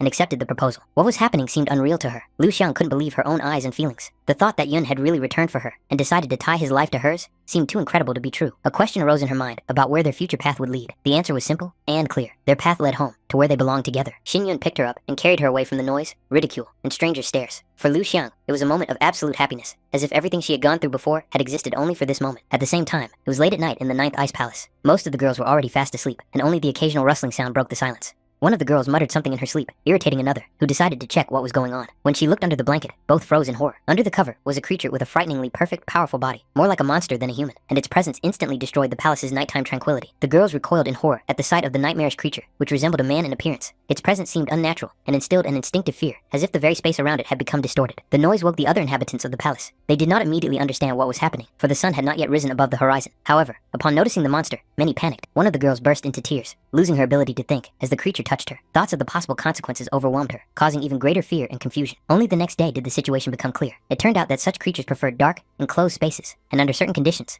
the threat no longer existed. This realization calmed the palace somewhat. The elders were shocked that such creatures could have appeared in the main palace at all. Doubts and mutual recriminations hung in the air. Bin Li coldly noted that the day before, someone had assured them that everything was under control. Chris was nearby, and it soon became clear that the monsters had simply broken out of their cages. Chris didn't waste any time thinking, and instantly attacked the nearest creature with a swift blow, bringing the full force of her body to bear on it. There was not a hint of doubt in her actions. The creature was humiliated and defeated with remarkable ease. The girls felt relieved, realizing that the third elder had saved them. One blow was enough to knock the monster unconscious, and this display of strength made a strong impression. The two frightened girls, barely holding back their tears, approached the third elder, hoping for help. They had heard rumors that the touch of the three-legged monster could lead to terrible consequences. Even Chris herself was not sure how true these rumors were. When the creature tried to get up again, Chris finished it off without hesitation, leaving it no chance. After that, she allowed herself a short respite, as if nothing unusual had happened. Yusha, assessing the situation, came to the conclusion that the girls' fears were most likely unfounded. She noticed Yulong's reaction, but Yulong only admitted to herself that she had no knowledge in such a rare and strange field. After carefully examining the remains, Bin Li concluded that they were not a man at all, but merely a mimicry form of the 9-star snow lotus. However, now was not the time to delve into discussions. Yuxia believed that the elder's duty was first and foremost to reassure the servants, while Yulong clearly realized that they had encountered an area of knowledge where even experienced cultivators remained almost blind.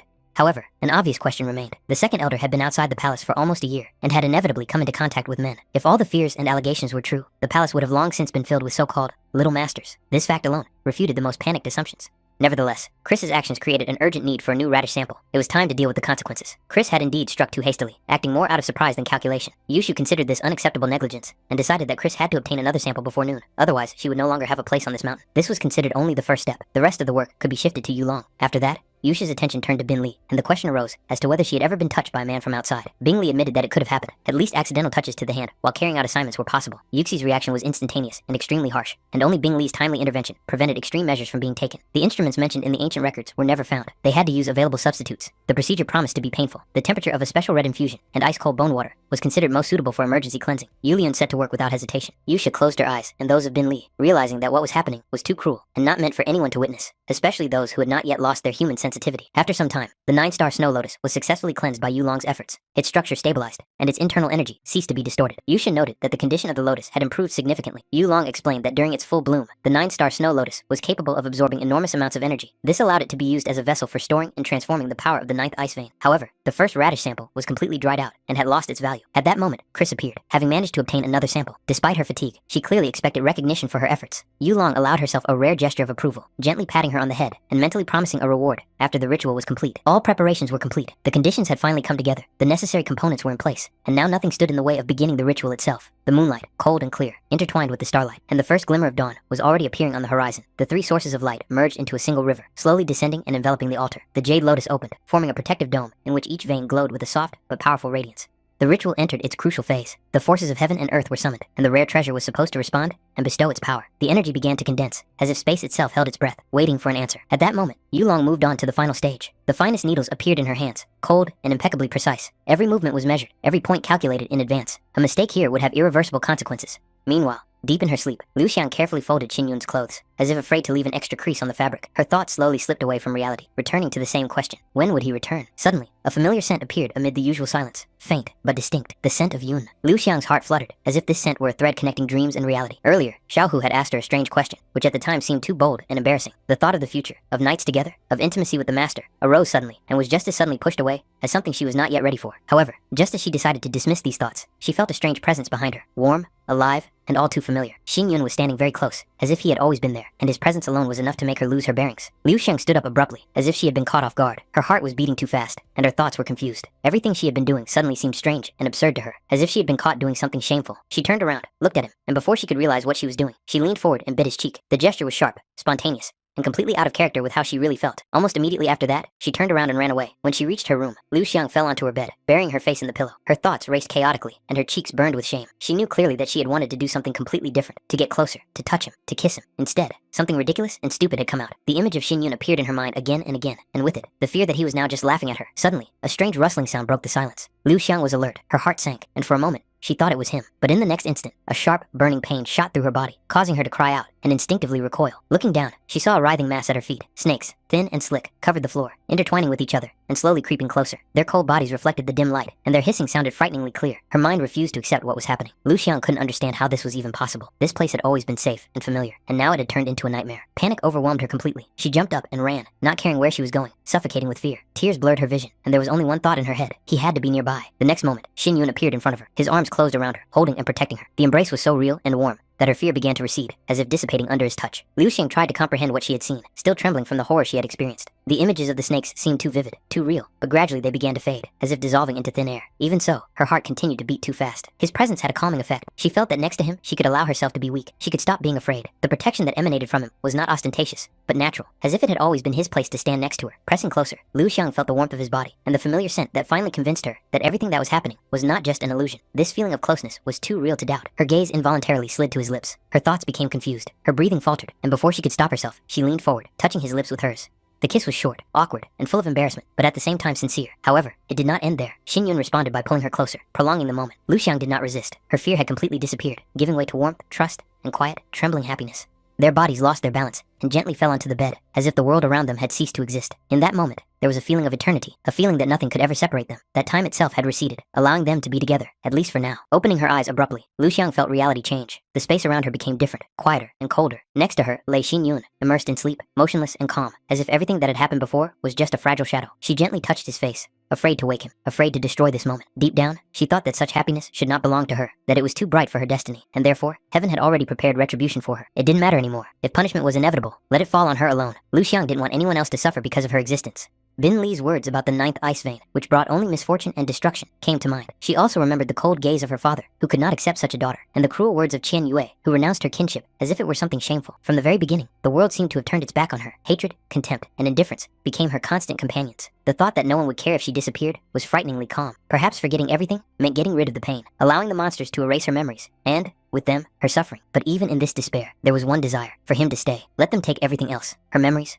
her feelings, her very essence. As long as Xin Yun did not disappear from this world, behind her appeared the image of Chen Yue, cold and distant. In his presence, a doubt arose. How long would he remember Liu Xiang if human memory was so fragile and changeable? Her heart ached, but she refused to accept this thought. Images of the imperial city, full of splendor and beauty, floated before her inner eye. There were countless girls there, and the thought that one day he might be attracted to someone else caused her almost physical pain. Liu Xiang covered her ears, as if that could drown out these fears. She clung to the belief that he was not like the others. He had promised to come for her, and that promise was her only support. But doubt crept in again, cold and merciless, reminding her that words are easy to say, but not always easy to keep. The thought that the only one Yun truly loved had always been Chen Yue slowly but surely ate away at her consciousness. Liu Xiang felt like she was just a temporary shadow, a weak substitute, existing only because the real star was too far away. Voices reached her from all sides, insistent, cold, merciless. They repeated the same thing over and over, asserting that she was just a replacement. These sounds penetrated directly into her mind, leaving no room for silence, and Liu Xiang desperately tried to drown them out, but to no avail. Suddenly, a dagger appeared in her palm. The coldness of the metal felt real, too real for a dream. A desperate resistance flared up inside her. She did not want to be anything secondary. She did not want to disappear. Only Yun existed in her world, and she had nothing else besides him. The shadows around her began to take on ugly forms, turning into monsters. Liu Xiang rushed at them, striking without hesitation, as if each movement was a vow of remembrance. These blows were filled with rage and fear, a desire to hold on to the only thing that gave meaning to her existence.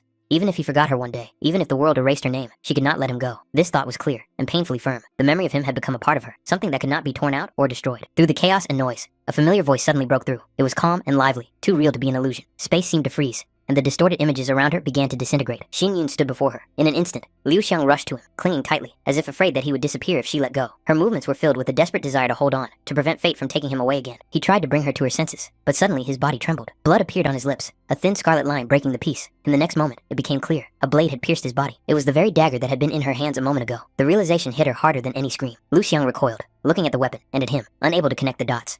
Her world had finally collapsed. She clutched her head, as if trying to keep her mind from falling apart. The thought that it was her hand that had inflicted the fatal wound on him was unbearable. It seemed impossible, absurd, devoid of any meaning. But the blood was real, and there was no escaping it. Liu Xiang desperately tried to lift his body, as if she could refute what was happening with the power of her will. Her mind refused to accept what she had seen, and her heart contracted with horror. The thought that her hand could have harmed him was unthinkable to her. She would rather accept death than allow such a thing. Xin Yun only had time to give her a farewell glance, filled with quiet regret. In the next moment, his body began to dissipate, as if it were woven from mist. He disappeared right in her arms, leaving nothing but emptiness behind. At that moment, the world lost its color for Liu Xiang. Everything around her faded, sounds became muffled, and existence itself seemed to lose its meaning. Space turned into an endless gray desert, where there was no warmth or hope left. At the same time, far from these illusions, beyond the city of dark water, reality flowed on, indifferent to the pain of others. Spring was already coming into its own. Grass was sprouting through the ground, trees were filling with sap, and the air was becoming softer and warmer. The southern lands were slowly awakening, as if nothing tragic was happening in the world. Travelers could admire this peaceful landscape as the road stretched ahead. It was only 3 days' journey to the imperial city. This distance gave a feeling of relative safety. Even if the Tai clan decided to pursue them, they would have enough strength to fight back. However, Lord Gu's thoughts were occupied with something else entirely. He was still replaying recent events in his head, and couldn't understand how such a thing could have happened. He was annoyed by the realization that such an experienced man had been so easily duped. The deception now seemed all too obvious. Rare medicines could not have appeared in the hands of a random merchant. It was too late to blame anyone. All that remained was to acknowledge his own carelessness.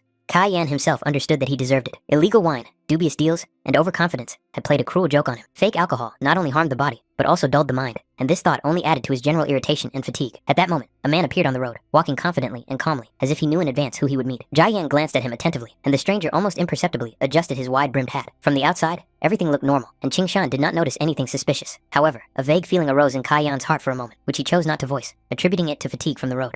Suddenly, he pulled sharply on the reins, forcing the horse to stop. His gaze caught on the figure ahead. Something about his gait and silhouette seemed vaguely familiar. However, as soon as he hesitated, the man quickened his pace, and then broke into a run. Kai Yan didn't hesitate for a moment, and rushed after him. His heart was pounding with anger and shame. The memory of the lost money came back too vividly to let the stranger get away with it. Xing Yun turned around, noticing the sudden movement, and Qing Shan almost immediately understood what had happened. The fat man had been lured away again by the same scoundrel who had been walking calmly down the road, giving nothing away about his intentions. Fortunately, the chase did not last long. The horse, left without a rider, soon returned on its own, snorting and pawing the ground restlessly, as if to confirm that nothing serious had happened. After that, it became clear that the pursuit had been unsuccessful. Kai Yan explained that he had recognized the fugitive as a swindler who had hidden in a bamboo grove, where it was pointless to pursue him further. Qing Shan did not hide his irritation. At that moment, he had already decided that it was a murderer from the Tai clan, and the sudden chase had made him tense. It was then that a calm, mocking voice was heard from the side, clearly watching the whole scene. They were at the very same tea house where Tsai Yanya had been cheated last time. An old man who looked like he was used to such stories reminded them that this swindler was from a neighboring village and specialized in cheating travelers. His words sounded as if what was happening was a common occurrence for him. It turned out that warnings had been issued before. The advice was simple: don't deal with street vendors and do your shopping in the city. But if a person decided to take the risk, there was no one to blame afterwards. The old man also mentioned that the swindler never kept his money. It all went to drinking and gambling. He felt most sorry for his daughter, a talented girl who made the items her father sold with her own hands. The The name sounded familiar, and Kai Yan realized that it was a girl named Luo Wei. Xin Yun paid for the tea and asked to be taken to the village. The generous payment noticeably softened the old man, and he willingly agreed to help, not hiding his gratitude and respect for such an act. Passing through a dense bamboo forest, they came straight to the village of Luoju without any detours. To an outside observer, their route seemed strange. There was no indication that anything of value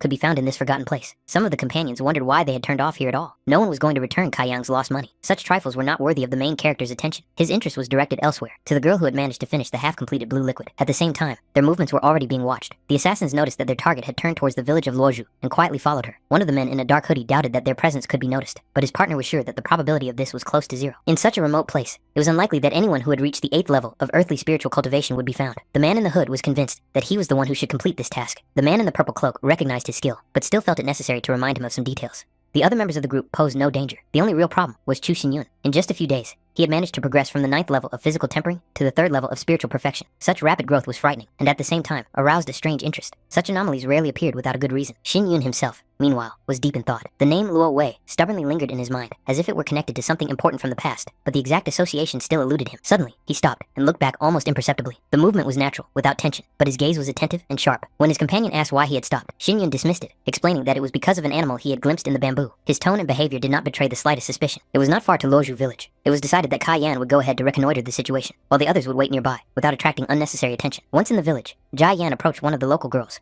trying to find out where Luo Wei's house was. However, as soon as he mentioned that name, the child's expression changed dramatically, and it became clear that he had just asked the wrong person. When Xin Yun saw Kai Yan again, he was not alone. He was carrying the same girl in his arms, and the expression on his face made it clear that the answer they were looking for was much closer than expected. Jai Yan persistently tried to find out where the girl's father was. His indignation was sincere. The thief, who had stolen a considerable amount of money from him, could not simply disappear without a trace. However, Luo Wei perceived the situation differently. She began to desperately beat him with her little fists, defending herself as best she could, considering the adult to be rude and cruel. His patience quickly ran out, and he tried to scare her, not realizing how frightening it looked from the outside. In response, Luo Wei sank her teeth into his arm, and taking advantage of his confusion, managed to break free. But even after freeing herself, she did not feel safe. The adults clearly had no intention of letting her go so easily. The girl burst into tears, and through her tears, she suddenly heard a familiar voice. The voice resembled that of the man who had been calmly watching the children play earlier. Soon, Xin Yun appeared nearby. They quickly explained to him that this frightened girl was Luo Wei. When she saw him, Luo Wei instantly rushed forward, as if clutching at her last hope. There was not a shadow of doubt in her movements. She was instinctively seeking protection. Her tears and frantic gestures clearly showed that she had been treated harshly and unfairly. For a child, this was enough to feel fear and helplessness. Xin Yun immediately realized that this was indeed Luo Wei. There was not a trace of indifference left in his gaze. He let the girl know that she had nothing more to fear, and that her abusers would not go unpunished. His attention immediately shifted to the adults. Their behavior was disgusting, humiliating and intimidating a child, taking advantage of their superiority. Such behavior could not go unpunished. Xin Yun acted quickly and decisively. His intervention was precise and ruthless. He accomplished what he had set out to do, punishing the guilty and restoring justice, hoping that this would be enough for Luo Wei to no longer be afraid, and to be able to forgive what had happened. However, deep down, another memory tormented him. He couldn't understand how he had managed to forget this episode. Back then, in the past, he had been in a real chase. He had been wounded by a poisonous arrow and was losing strength with every passing minute. He couldn't get very far. Ahead of him was a cliff, and the rain was getting heavier, turning the ground beneath his feet into a slippery trap. Below, at the foot of the cliff, a girl was walking along the soggy path with a basket of medicinal herbs. The downpour was getting heavier, and the cold wind was driving the raindrops straight into her face. Realizing that it was pointless to go any further, she decided to wait out the storm under a rock ledge, where she could shelter from the rain. At that moment, a human body fell from above with a dull thud. The girl shuddered with horror and instinctively stepped back. Her heart was pounding, but she still clutched the only weapon she had in her hand, a small knife for cutting herbs. Fear gave way to tense determination. If the stranger did not reveal himself, she would defend herself to the end. A faint voice came from the darkness, urging her to run. These words only increased her panic. The thought flashed through her mind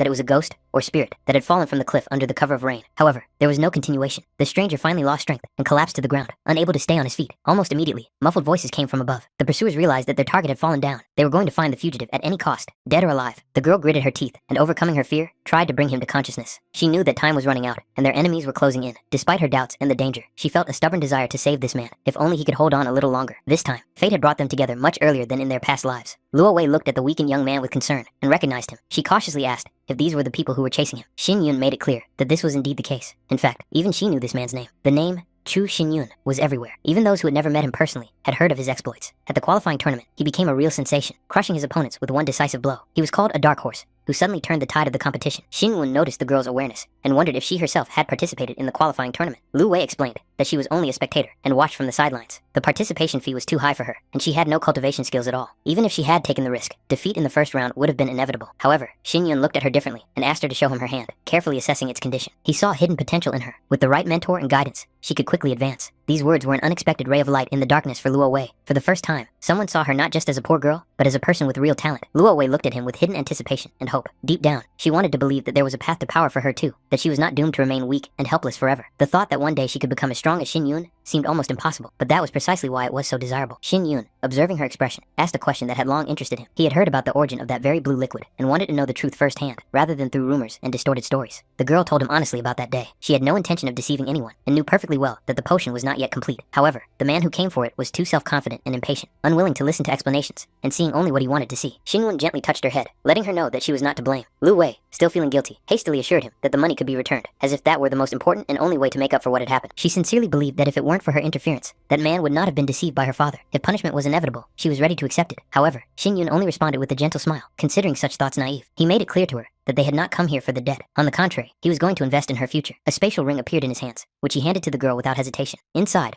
were spiritual stones and rare herbs in such quantities that they would be enough for decades of peaceful and thorough practice. Luo Wei could hardly believe that all this was meant for her. The ring looked elegant and almost unreal for such a poor village girl. Shin Yun explained that she only needed to concentrate and try to feel the spiritual essence without overexerting herself or rushing. To her own surprise, she was able to do it. Neatly arranged spaces, filled with everything necessary for the initial stage of cultivation, appeared before her inner eye. There was spiritual liquid, spiritual stones, medicinal herbs, and even a simple tripod for processing ingredients. Everything that could lay the foundation for her future path. The last step was to mentally form a special symbol on her palm. This symbol was meant to serve as a measure of protection. Although it disappeared immediately after activation, its effect remained. Luo Wei repeated the movement, and the ring really dissolved, as if it had never been there. The girl still did not understand why Shin Yun was so generous to her. For him, it was something natural. He felt that in his past life, he had been indebted to Luo Wei, and now he was simply returning what should have been returned long ago. Luo Wei waved goodbye to him, full of determination. She promised herself that she would work hard and one day create a truly perfect potion. After that, it was time to move on. Watching what had happened, the companions couldn't help but be surprised at how gentle and patient Shin Yun had been towards the child. A logical question arose. Was it necessary to be cruel in the world of cultivation, even if they had not come here to collect debts? Especially considering that there was a man nearby who looked like a complete scoundrel, making the whole company seem much more dangerous than it actually was. Qing Shan couldn't help but wonder what story connected this young man and the unknown girl who had suddenly received such support from Mr. Chu. Xin Wu noted to himself that this child truly had a rare gift. Such talent was rare, which was why Luo Wei's fate was so regrettable. Being born into such a family meant constant danger and the need to hide, possibly for the rest of one's life. Gu Qingshan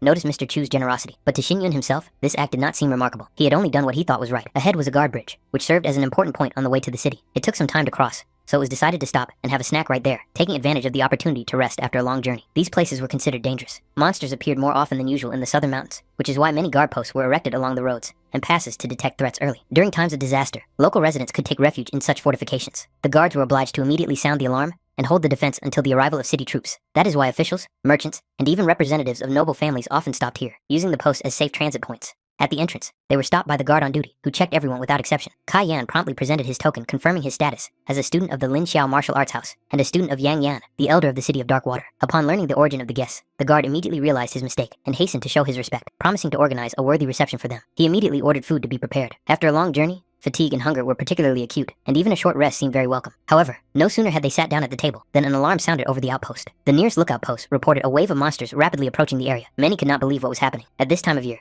such phenomena were considered rare, but doubts quickly dissipated. Panic was already growing below. Screams could be heard, and the guards began to hastily take up their positions. The situation required immediate action. It was necessary to organize a defensive formation to hold back the first wave and buy time for the evacuation of civilians. Qingshan couldn't help but note the irony of the situation. Just recently, it was Kai Yan who had mentioned the increased activity of monsters in these parts, and now his words seemed to have taken on a frightening power. Xin Yun, keeping his cool, began to assess the situation. He was interested in the direction of the wave and the possible routes of approach for the monsters, because this would determine where exactly to build defenses and what forces to deploy first. According to the reports of the scouts, the wave of monsters was approaching from the northwest, the very direction from which they had arrived. From a defensive standpoint, the post was considered a safe place, and most would have preferred to wait out the danger there. However, Xin Yun was not one to sit idly by, knowing that others might die somewhere nearby. Jian tried to hold him back, clearly understanding that in the current situation, protecting Xin Yun was paramount. Outside the fortifications, chaos reigned, and any rash action could lead to death. Until the wave was repelled, leaving the post was considered reckless. However, Xin Yun had already made his decision. He realized that the village of Luozi was located in the northwest, and it was this village that could be directly hit. The thought of Lu Wei haunted him. The realization that the girl might die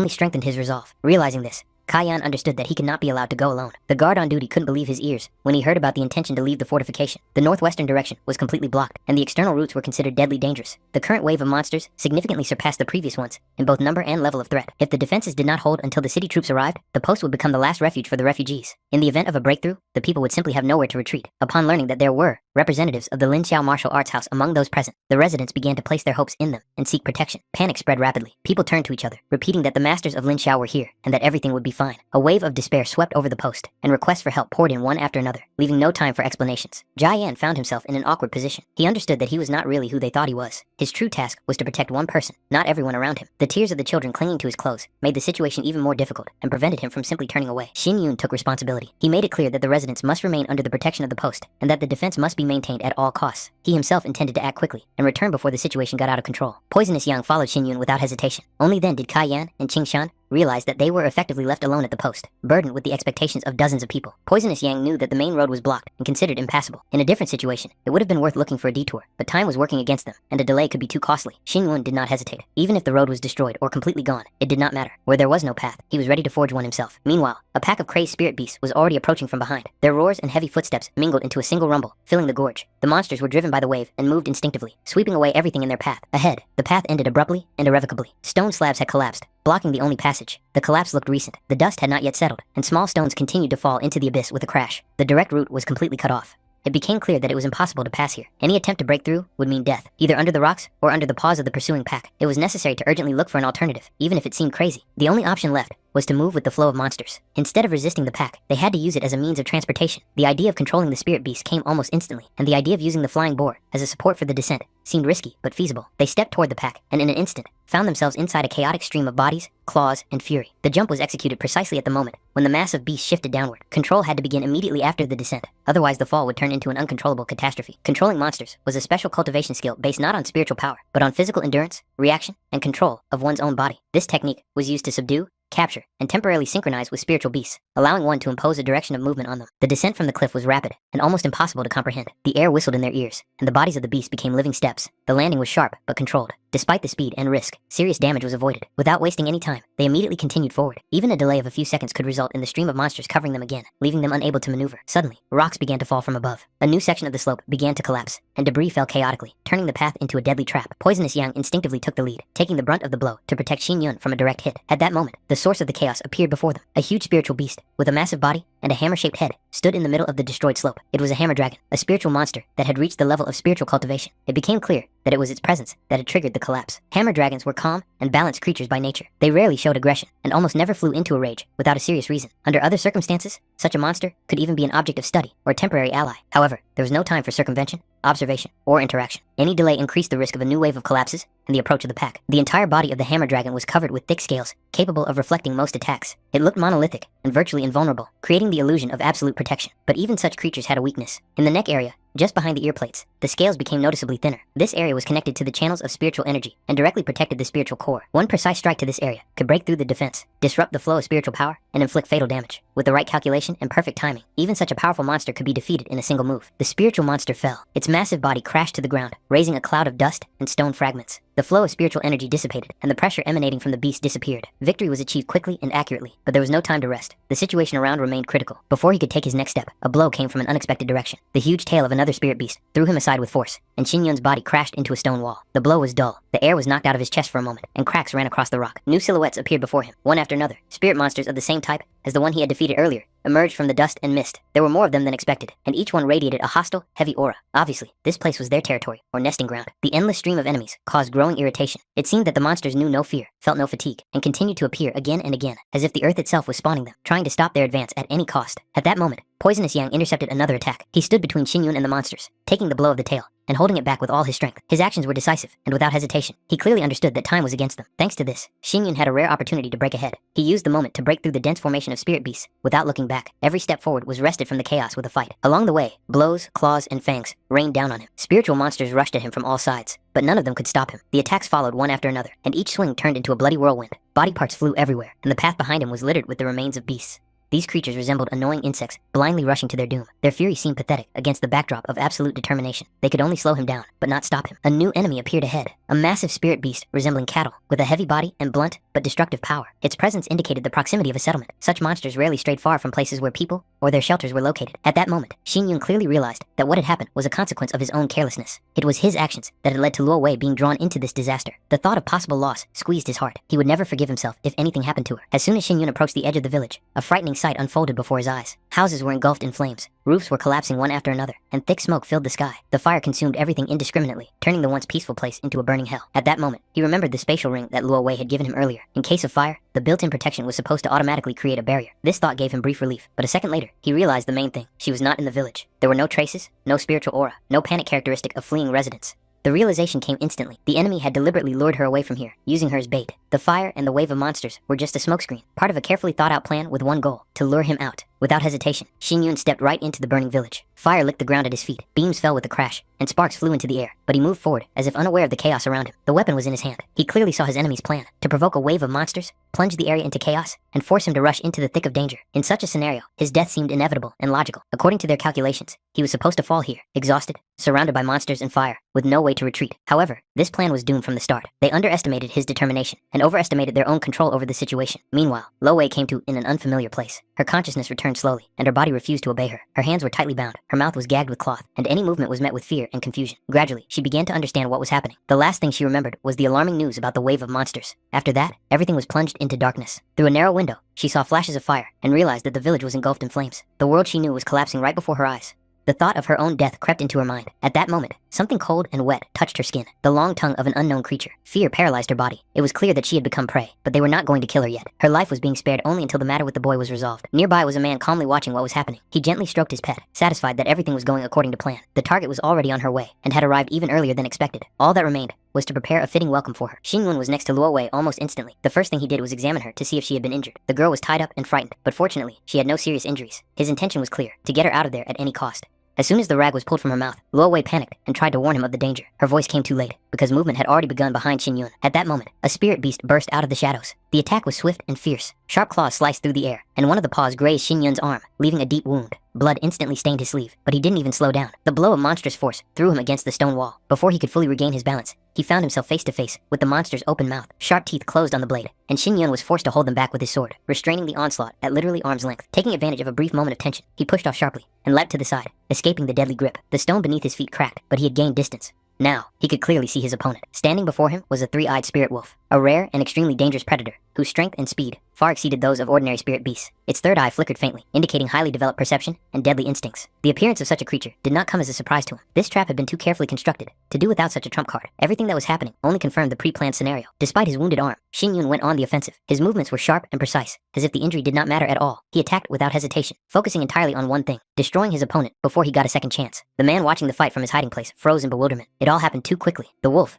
considered deadly even to experienced cultivators, was destroyed almost instantly. Such speed and decisiveness were beyond common sense. Xin Yun slowly straightened up and looked to the side, where he sensed a faint fluctuation in spiritual aura. He made it clear that he was aware of the observer's presence, and no longer intended to allow him to hide in the shadows. The stranger instantly realized that his presence had been revealed. The very fact that this young man was able to see through invisibility seemed impossible. His level of spiritual cultivation should not have allowed such a thing, and this caused the observer genuine shock and alarm. He was sure that this guy had no special treasures other than his sword. He had no talismans or high-ranking artifacts on him. However, the aura emanating from Xin Yun was too deep and dense to correspond to a normal cultivator of his spiritual level. Everything about this man was out of the ordinary and aroused more and more suspicion. Realizing the immediate threat, the stranger abruptly changed tactics. He grabbed Luo Wei and held her in front of him, turning the girl into a human shield. Now, the whole situation was on the brink, where any mistake could cost her her life. However, instead of the expected panic or rage, he saw a calm, almost mocking smile on Xin Yun's face. This expression was both irritating and disturbing, as if the young man was not in a hopeless situation at all. Xin Yun's gaze clearly conveyed his attitude toward what was happening. The enemy who had come with the intention to kill was now hiding behind the back of a 10-year-old child. To the representative of the Tai clan, it looked like a blatant defeat, confirming that he was not facing a predator, but a frightened coward who had lost his confidence. The stranger sensed that the situation was slipping out of his control, so he increased the pressure. He made it clear that any attempt at resistance or provocation would immediately result in the girl's death. His fingers tightened, demonstrating his willingness to carry out his threat without hesitation. Xin Yun slowly complied with the demand. His sword fell to the ground with a dull thud, depriving him of his main weapon. He made no sudden movements or attempts to deceive, as if he had completely submitted to the conditions. Such obedience instantly lowered the stranger's guard. He interpreted it as a sign of fear or despair. Finally convinced of his own superiority, the situation, as he saw it, was completely under his control. The next moment, he sharply pushed Luo Wei toward Xin Yun, simultaneously preparing to deliver a fatal blow. In his calculations, everything looked perfect. Distract the target, take advantage of the moment of chaos, and finished the job with one precise movement. However, it was at this moment that the plan fell apart. Almost simultaneously with his attack, Shin Yun made his move. Even without a weapon, he acted faster than his opponent expected, and the blow that was supposed to be the final one suddenly encountered a counter-move that destroyed the entire trap. In the next moment, a powerful explosion shook the space. The shockwave tore through the air, throwing debris and dust in all directions, and the ground beneath their feet shook, as if unable to withstand the collision of forces. The stranger almost immediately realized the reason for what had happened. The young man had used a spirit stone, sacrificing a valuable resource for instant superiority. A dull crack sounded in his opponent's chest. His sternum was seriously damaged. Pain overwhelmed him, but even through it, he clung to the thought that the price of this attack was too high for Shin Yun, and that he was unlikely to survive such an exchange. At the same time, Kai Yan was in the thick of battle, shielding the residents from the advancing spirit beasts. His movements were sharp and heavy, but at the same time extremely precise, as if each strike had been calculated in advance. He did not expect that spirit beasts of the spirit cultivation level, under the influence of the monster wave, would display such destructive power. Their attacks were fierce and disorderly, and now it was clear why the ordinary guards were unable to withstand the onslaught. Before him was just a wild boar, but even this creature had become much more dangerous than usual, under the influence of the wave. For Kai Yan, such an opponent was not a serious threat. His body began to change. His muscles swelled, and his silhouette began to resemble a massive fighting bear. He grabbed the beast's horn and tore it out with monstrous strength, completely depriving the monster of the ability to resist. The blow was crushing and irreversible, instantly deciding the outcome of the battle. However, the battle did not end there. New monsters continued to appear from all sides, as if nature itself had gone mad. Their numbers were abnormal, and their behavior was too aggressive to be considered a mere coincidence. Gu Qingshan also sensed something was wrong. Over the years of service, he had seen many waves of monsters, but this one was particularly ferocious. The beast acted without fear or retreat, as if someone was directing or pushing them from outside. As the lord of the city and guardian of the castle, he never expected to find himself on the front lines of battle. The prolonged tension and continuous fighting exhausted him, and each new attack required more and more effort. At one point, Gu Qingshan noticed that even his sword was covered with cracks and nicks. It was then that Kai Yan appeared behind him in her altered form. It became clear almost immediately that the monsters had stopped their attack. The wave seemed to have come to an end. However, in the heat of battle, the lord of the city mistook him for another spirit beast for a moment, not immediately realizing that the danger was already receding. Kai Yan realized with obvious irritation that he had just been mistaken for a spirit beast. For Qingshan, this seemed particularly ridiculous. He was only at the earthly level of cultivation, and should not have made such a gross mistake. However, before the thought could fully form, an unusually loud rumble tore through the space, as if the mountain itself had uttered a death rattle. Both instantly turned toward the source of the noise, and saw the mountainside engulfed in flames. The fire rose higher and higher, consuming the forest and stone, and it was on that side that the village of Luozi was located, the place where Shin Yun was headed. At that moment, the truth became clear. They had been deliberately delayed here, using the wave of monsters and the rescued villagers as bait. The enemy had acted cold-bloodedly and calculatingly, drawing back their main forces, and leaving Shin Yun with virtually no support. The thought that Shin Yun and Poisonous Yang could be in a deadly trap made them act without delay. There was no time left to think. They had to rush to their aid immediately. Qingshan climbed onto the back of Kai Yang, who was still in his beast-like form. The huge body lunged forward, shaking the ground with heavy steps, and their speed became frighteningly fast. Along the way, Qingshan began to notice signs of a fierce battle. Broken stones, deep furrows in the ground, and traces of blood indicated that something extremely serious had recently taken place here. Soon, an even grimmer picture appeared before them. Numerous corpses of hammer dragons lay scattered about, as if mowed down by a sickle. Qingshan immediately realized that this was no accident. The characteristic wounds clearly pointed to Poisonous Yang's technique. Only he was capable of piercing the strongest scales of these creatures with a single precise strike. Jia Yan, who had not yet regained his human form, noticed Poisonous Yang nearby. The old man was lying under the carcass of a fallen dragon, and his condition clearly required assistance. It was necessary to quickly descend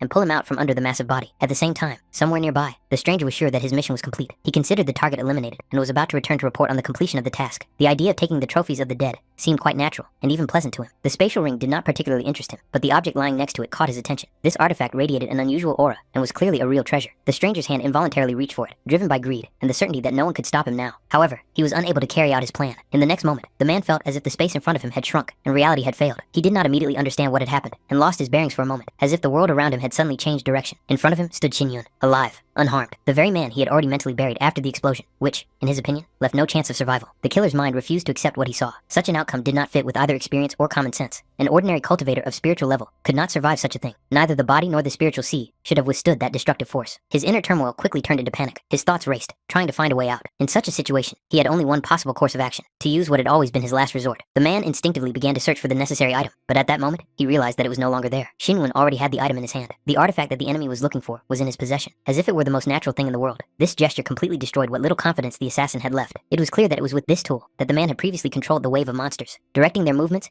and intensifying the chaos. Control over the beast turned out to be a key element of the entire plan. The enemy tried to maintain an outward calm, relying on his own arrogance and confidence in the absolute obedience of spiritual beings. He was convinced that the mere fact of losing the item did not deprive him of his power over those he had already subjugated. However, there was no reaction. The space remained eerily silent. Not a single monster moved. Not a single creature responded to his will. This silence was a crushing blow. For the first time, the man truly realized that control had slipped from his hands. Shin Yun, who watched this without a hint of haste, looked as if everything that was happening was expected and completely under his control. It was at that moment, when the enemy tried to reassert his power, that the final shift in balance occurred. Shin Yun completely took control of the artifact, and with it, the forces that had previously obeyed his enemy. The fate of this clash was decided. He must have understood perfectly well how it would end. The outcome was obvious. From the moment control of the artifact passed to Shin Yun, any further resistance seemed like a pathetic attempt to delay the inevitable, and only made the situation worse. This man dared to send a wave of monsters against defenseless civilians, turning the lives of others into bargaining chips for his own ends. Such behavior betrayed a complete lack of self-preservation instinct, as if he had consciously stepped over the line from which there was no turning back. Everything that was happening clearly indicated that he had chosen death for himself. In this madness, Shin Yun even allowed himself a cold sneer, mentally admitting that under different circumstances, he might still have considered the fate of his enemy, if the latter had managed to fall low enough. Despite the approaching end, the killer continued to cling to illusions. He was convinced that he still had the situation under control, and that victory was already in his hands. Curiosity drove him to understand who exactly he was dealing with. Who was this young man who had destroyed his carefully constructed plan? However, the true essence of what was happening was much simpler. Identity no longer mattered. The only thing that mattered was that the questioner had doomed himself to death. The irony was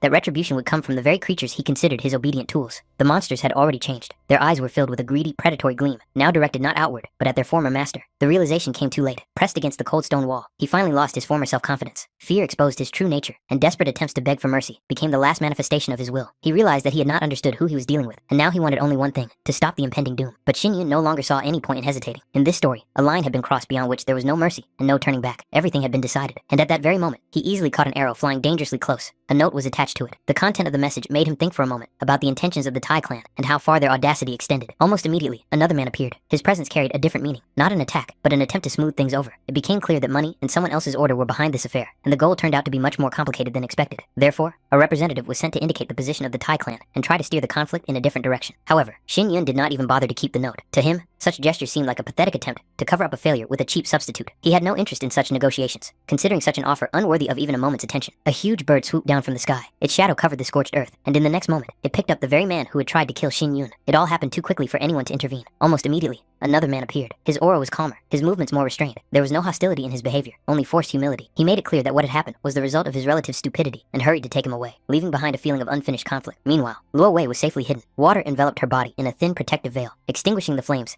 and preventing the heat from reaching her. Amidst the fire and destruction, she looked surprisingly calm, as if everything that was happening could not touch her sleep. Shin Yun looked at the girl with a heavy feeling in his chest. He was well aware that it was his path that had dragged her into this nightmare. Even if she had been saved, the guilt for what she had gone through lay with him, and that feeling did not diminish. But as soon as he lingered on her a moment longer, a sharp pain pierced his head. His consciousness wavered for a moment, his thoughts scattered, and his vision darkened. The exhaustion that had built up from all the battles and tension of the last few hours finally caught up with him. Instinct took over. He lifted Lo Wei into his arms, holding her close, and forced himself to move. It was too dangerous here to let weakness take over. He knew that if he lost consciousness now, the consequences could be irreversible. Hearing footsteps approaching, he instantly tensed. His weapon was pointed in the direction of the sound, and his body prepared for another fight. In this place, he could no longer afford to be trusting. However, his fears were unfounded. The man who appeared turned out to be the lord of the city of Gu, who had come to his aid. Next to him was Kai Yan, who had not yet fully returned to human form. The realization that help had finally arrived was the last thing that kept Shin Yun conscious. In the next moment, his strength finally left him. When he opened his eyes again, the world around him was completely different. The smells of smoke and blood had disappeared, and there was no heat or the roar of destruction. He was surrounded by silence, filled with a strange, almost unreal calm. The first thing that caught his eye was the mountains floating in the air. They drifted slowly, as if defying the laws of the world, creating a feeling of a dream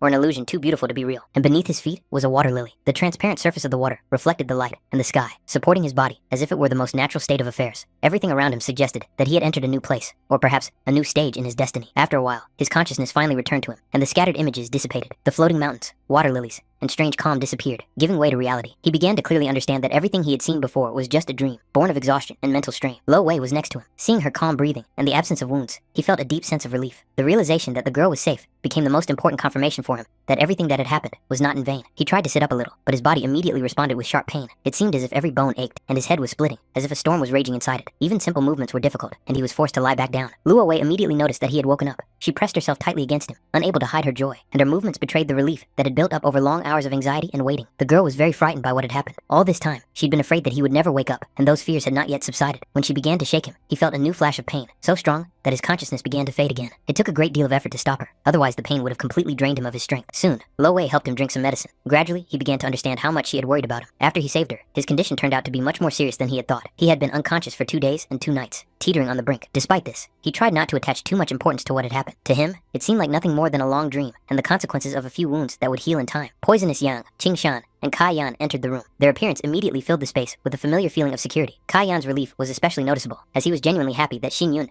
had finally regained consciousness. Xinyun himself felt a slight sense of guilt for making them all worry so much. Qingshan, as before, was confident that everything would be fine with his master. His calmness seemed almost stubborn, as if he had never allowed for any other outcome from the very beginning. Kai Yan did not miss the opportunity to joke about the situation, noting that if Xinyun had not regained consciousness, the poisonous Yang would probably already be seriously considering meeting him somewhere beyond this world. All these days, Yang had been talking incessantly, endlessly worrying and repeating the same thing, like an old woman who couldn't find peace because of her anxiety. Xinyun noticed Yang's hands. Their condition betrayed a recent heavy battle. His movements were stiff, and his body felt a fatigue that was impossible to hide. Yang felt guilty about what had happened, and believed that he had failed to fulfill his duty. However, Xinyun made it clear that the risk was conscious and chosen by him, and therefore, no one should take responsibility for his decision. Qingshan looked at Luo Wei, reminding her of the price Xinyun had paid to save her from danger. For him, it was not just an act, but almost a sacrifice bordering on death. Nevertheless, Xinyun immediately cut off this tone, not understanding why an adult would pressure a child and burden her with a debt that could ruin her future. Xinyun himself remembered only fragments of what happened after the rescue. He remembered meeting them halfway, but everything that happened after that seemed to be lost in a fog of pain and exhaustion. Only later did he learn that the wave of monsters had subsided, and reinforcements from the city of Dark Water had arrived in time. His condition at the time was extremely serious, which is why the guards insisted that the group stay here temporarily. This place became a forced stop. Here he could regain his strength without risking his life on the road. The decision to move on was postponed until his body was in relatively good shape. Xinyun himself felt that he was exhausted to the limit, so he agreed with the need for rest. The others accepted this decision without objection. When it finally became quieter around him, he noticed that Luo Wei had not yet left. The girl was clearly hesitating, as if she had been gathering her thoughts for a long time before deciding to speak. She felt awkward about distracting him again, but inside her was something that could not be left unsaid. Luo Wei expressed her deep gratitude for being saved. For her, it was not just an act of kindness. Xinyun had literally snatched her from the jaws of death. That was why she had decided to tie her life to his, to serve him, and repay this debt for the rest of her life. Xinyun reacted gently and calmly, not allowing the situation to become difficult. He made it clear that such words were only a consequence of the horror she had experienced, and the pressure of others, and not something she was actually obliged to do. But Luo Wei did not back down. This decision was not born out of fear or someone else's words, but from her own heart. She clearly understood that without him, she would not have survived the wave of monsters. If it weren't for his intervention, her life would have ended in fire and chaos. This realization was too strong to simply forget and move on as if nothing had happened. Xinyun, on the other hand, considered his actions natural. For him, it was not a feat, but a choice he made, without expecting reward or affection in return. He did not want Luo Wei to feel obligated or inadequate. However,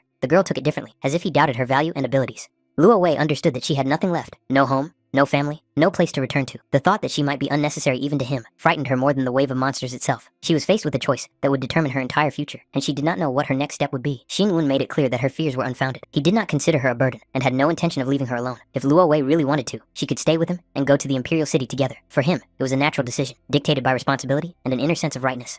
Luo Wei agreed without the slightest hesitation. Hearing these words, she felt as if the world had regained its color. As long as she was allowed to be with him, she was ready to accept any future and make every effort not to be a hindrance. Xinyun noticed her haste and was surprised at how she expressed her thoughts. In his perception, her words sounded too harsh and clumsy. Realizing this, Luo Wei immediately became embarrassed and quickly withdrew into herself, realizing that she had said too much without thinking about the consequences. However, her thoughts had already raced far ahead. She grasped the main point. Xinyun did not want to see her as a servant, but allowed her to walk beside him. This gave rise to a completely different interpretation of his intentions in her imagination. She even entertained the thought that he might see her as more than just a companion, and this thought did not repel her, unless it was unpleasant to him himself. Giving into impulse, Luo Wei instinctively moved closer, as if preparing to express her feelings in the most direct and naive way possible. At that moment, there was no calculation in her actions, only pure, childlike sincerity and hope. Xinyun's reaction was quite different. He laughed, even though it caused pain throughout his body. The laughter was warm and good-natured, but Luo Wei did not immediately understand its meaning. A look of sincere bewilderment appeared in her eyes. She really did not realize where she had made a mistake. Realizing the misunderstanding, Xinyun made it clear that she had gone too far in her assumptions. Everything that had happened was just her imagination, born of excitement and gratitude. Realizing this, Luo Wei also laughed, feeling both relief and embarrassment at the same time. At that moment, Xinyun paid attention to his own condition. He suddenly realized that the scarlet essence of the phoenix's blood, which had awakened earlier, had changed his body. Fire no longer harmed him, and his recovery after the explosion was frighteningly fast. Most likely, the reason for this was her reaction at the critical moment. It was the contact with the fiery element that triggered hidden mechanisms within his body, allowing the power of the phoenix's blood to manifest itself fully. The phoenix was, by its very nature, the embodiment of fire and rebirth. It did not perish in the flames, but on the contrary, found new life. Now, Xinyun clearly felt that this ancient power was gradually becoming a part of him, opening the way to yet unknown possibilities. It was this flame that was most likely the key to awakening his hidden ability. The fire did not destroy him, but rather unlocked an ancient lock inside his body, allowing the power of the phoenix's blood to truly manifest itself for the first time. Until that moment, he had only known that the scarlet essence could be used to accelerate the extraction of power and sustain life. He could not have imagined that it held such a rare and profound property. This realization forced him to admit that luck was indeed on his side. Fortunately, and at the same time unfortunately, at his current level, he could not use even a 10,000th of this power. The potential was enormous, but access to it was closed. Probably, the answers and ways to unlock this ability could only be found in the Imperial City. Several days passed. During this time, the Scarlet Essence fully proved that it was worthy of being called a treasure, capable of transplanting the souls of heavenly emperors. In just a short time, his body had completely recovered. Moreover, he felt even better than before his injury. Energy overflowed within him, and his consciousness was clear and stable. Luo Wei remembered his request to recover in solitude. However, 2 days had passed, and he still had not shown up. This could not help but cause concern. While poisonous Yang, Qingshan, and Kai Yan were quietly spending time at the chessboard. The girl could not shake the feeling that something was wrong. The lord of the city noticed her concern. It was clear that Xin Yun had secluded himself specifically to recover and did not want to be disturbed. In the opinion of the others, everything was going as it should. Despite this, Luo Wei had already made up her mind. He had been wounded saving her, and the thought of simply turning away from him seemed impossible to her. Even if her appearance would be unwelcome, she could no longer remain on the sidelines.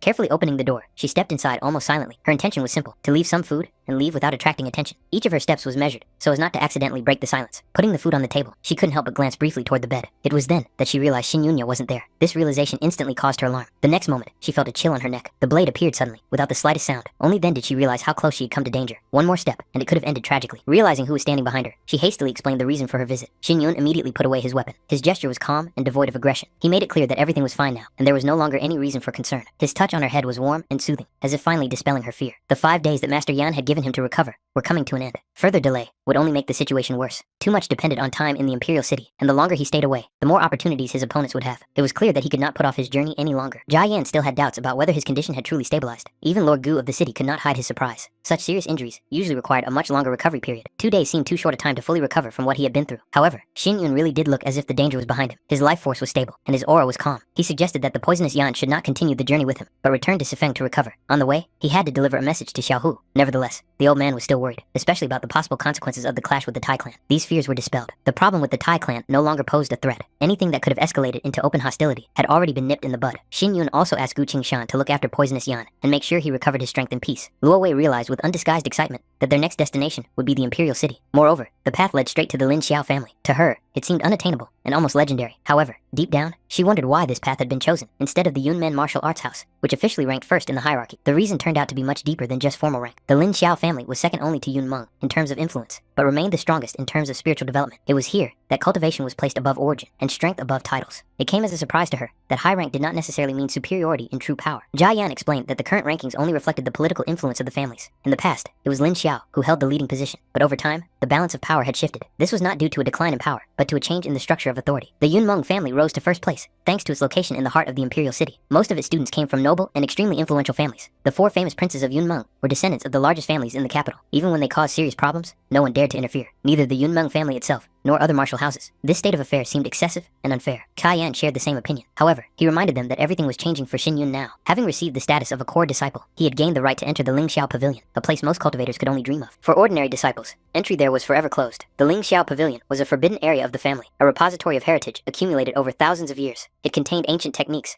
martial treatises, spiritual plants, and rare treasures passed down from generation to generation. Everything a cultivator could dream of was concentrated there. Kai Yan advised him to focus specifically on holy level skills. This suggestion piqued Luo Wei's interest, as the choice of such a direction seemed counterintuitive at first glance, and clearly had deeper reasons. Cultivation skills were divided into 5 main levels: worldly, spiritual, holy, divine, and samsara. Each subsequent level not only strengthened the practitioner, but also radically changed the very nature of their power. Holy level skills were considered the ideal transitional stage. They were powerful enough to lay the foundation, without overwhelming a cultivator whose power had not yet reached its peak. That is why such techniques were best suited to Xin Yun's current state, and allowed him to develop steadily and quickly. The main disciples of the Lin Xiao family were selected with exceptional rigor. The primary considerations were not status or origin, but innate talent and growth potential. The elders came to the unanimous conclusion that a holy level skill would be the best choice for him, allowing him to unlock his abilities without unnecessary risks and significantly increase his combat power in a short period of time. Kai Yan noted ironically that this was exactly what he had feared. The Lin Xiao family rarely made exceptions, and accepting Xin Yun immediately as a core disciple was an unprecedented event. Such a decision would inevitably cause discontent among many disciples and even elders. For some, it would be a convenient excuse to create intrigue or try to take advantage of the situation. He believed that simply joining the Lin Xiao family could prove to be a serious challenge for Xin Yun. However, Xin Yun remained calm and confidently made it clear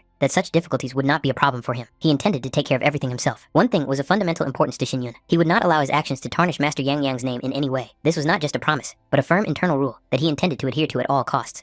What exactly he planned to do remained unknown. He preferred to keep it a secret. Luo Wei, without hesitation, expressed her willingness to support him under any circumstances. For her, there was no doubt, whatever path he chose, she would walk it alongside him. Xin Yun, in turn, was confident that he would not betray her trust. Jia Yan wanted to return to the conversation about the Tai clan, but the topic was decisively postponed. Time was running out, the road ahead was long, and delays were unnecessary. In addition, Luo Wei was noticeably hungry, which finally put an end to the discussion. His attempt to speak was simply ignored.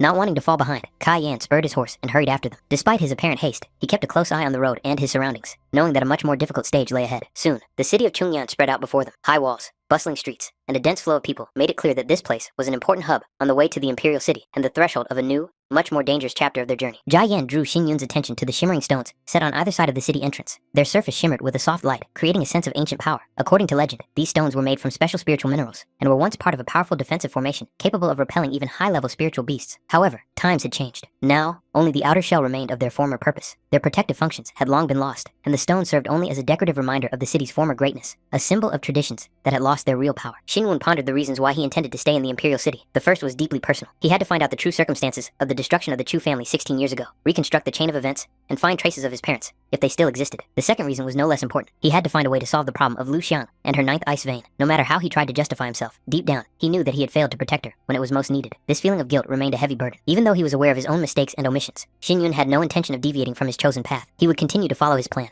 step by step. Lu Wei, who was standing nearby, seemed to sense his depressed state. At that moment, their journey was interrupted. The city guards demanded that they stop. The guards ordered them to dismount and undergo a standard check. Their gazes were cold and piercing, without a hint of respect or leniency. For them, it was a routine procedure, but the atmosphere at the city entrance felt tense.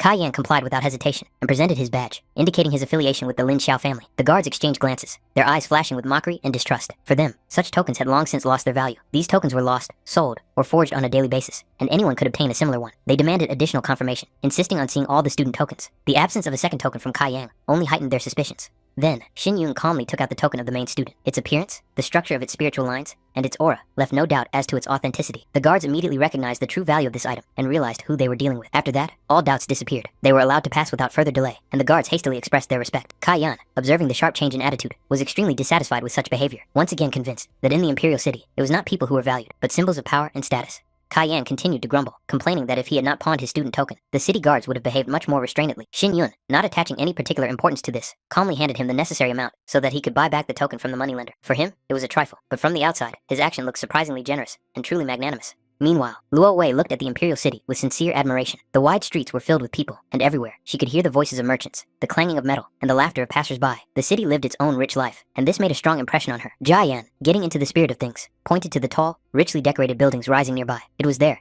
that the most famous brothel in the Imperial City was located, renowned not only for the most beautiful women, but also for its exquisite wine, which was appreciated even by noble families. He even had the idea of taking Xin Yun there one day, but the idea was immediately rejected. The main character made it clear without further ado that such proposals were completely to his liking. Lu Wei, noticing their strange behavior, became interested in what they were talking about and where they were going. She clearly did not want to be left out. Jia Yan tried to pretend that it was nothing important, but the girl instantly recognized his pretense and just smiled, realizing that he was clearly hiding something. Soon, a spacious circular structure appeared before them. It was the challenge arena, around which a crowd had already gathered. Judging by the noise and excited voices, another battle was about to take place inside. The challenge arena served as a special place for official duels. Here, the participants faced each other, and the outcome of the fight was considered final and beyond doubt. Every duel invariably attracted spectators. Regardless of the reason for the conflict, the outcome of the fight always became a subject of discussion and debate, and the winner received not only fame, but also the respect of those around him. All kinds of people flocked here. Some fought for honor or a woman, some because of old grudges, and for some, the arena was simply a way to make a name for themselves and prove their strength. Looking at the square in front of the arena, Luo Wei noticed a majestic fountain with a statue in the center, and became interested in who exactly this stone figure was dedicated to. The statue depicted a man named Wu Jin, the strongest general of the Fengtan dynasty. It was he who built the challenge arena, turning it not only into a place for duels, but also into a symbol of military valor and the power of the empire. Lu Wei knew that Wu Jin was famous, not only for his unmatched martial arts skills, but also for his rare physical attractiveness. Legends circulated about him, and many girls in the Imperial City considered him their ideal man. Deep down, she even hoped to see him with her own eyes one day. However, Kai Yan quickly dampened her expectations. The general was almost always on the front lines, and his rare appearances in the capital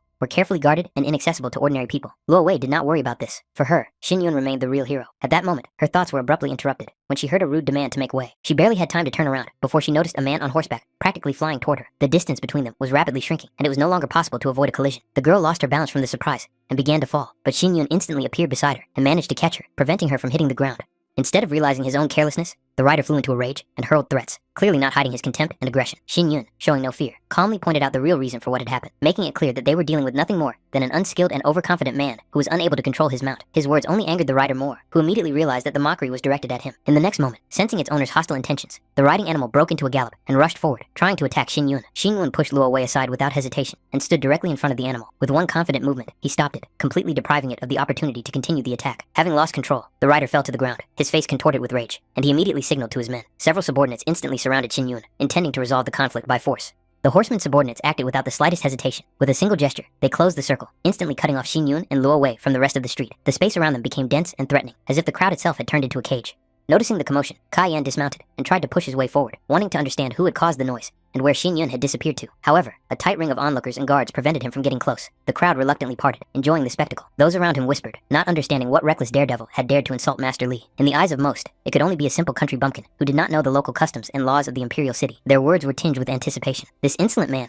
clearly did not realize what trouble he had just brought upon himself. For those gathered, what was happening was a rare entertainment. Someone else's misfortune always looks particularly entertaining. One of the men loudly explained to everyone that they were looking at Li Qiao, the second young master of the Li family, one of the 5 greatest families in the imperial city. That name alone should have made anyone bow their head. In the eyes of the crowd, the situation was obvious. An unknown guy had frightened Li Qiao's riding animal, and now he was being insolent. In the imperial city, such behavior usually came at a very high price. Xin Yun, however, remained surprisingly calm. He saw before him neither a noble young master nor a representative of a great family, but only an irritated and smug man who had long been accustomed to impunity and needed a harsh lesson. Li Qiao just laughed when he heard this attitude. It became clear to him that this guy was really new to the capital and didn't understand where he was or who he was dealing with. He watched Xin Yun with cold interest, like a predator assessing its prey, and made it clear that there was only one hierarchy in this city, one where power and lineage decided everything. The threat was blunt. He could deal with this man right here, in front of everyone, and no one would dare intervene. However, Xin Yun met this with indifferent defiance, clearly showing that he believed in neither fear nor absolute power, and was ready to test these words in practice. His opponent's self-confidence finally drove Li Qiao over the edge. The humiliation inflicted in front of the crowd was unacceptable to him. He used his fighting technique, intending to crush the insolent stranger and wipe out his existence with a single blow. Xin Yun easily dodged the attack. In the next moment, he grabbed Li Qiao's arm and responded with a swift and precise strike, putting just enough force into it as was necessary. Li Qiao's body flew backward and, after flying several meters, crashed heavily onto the stone pavement. A dense crowd of spectators instantly gathered around. Luo Wei watched what was happening with sincere admiration, not hiding her delight at what she saw. The humiliation proved unbearable for Li Qiao. Rage distorted his face, and he gave the order to destroy Xin Yun, caring neither about the consequences nor the location. Just as his subordinates began to draw their weapons, a new force intervened. A man appeared in the crowd, whose presence instantly cooled the atmosphere and made everyone freeze in place.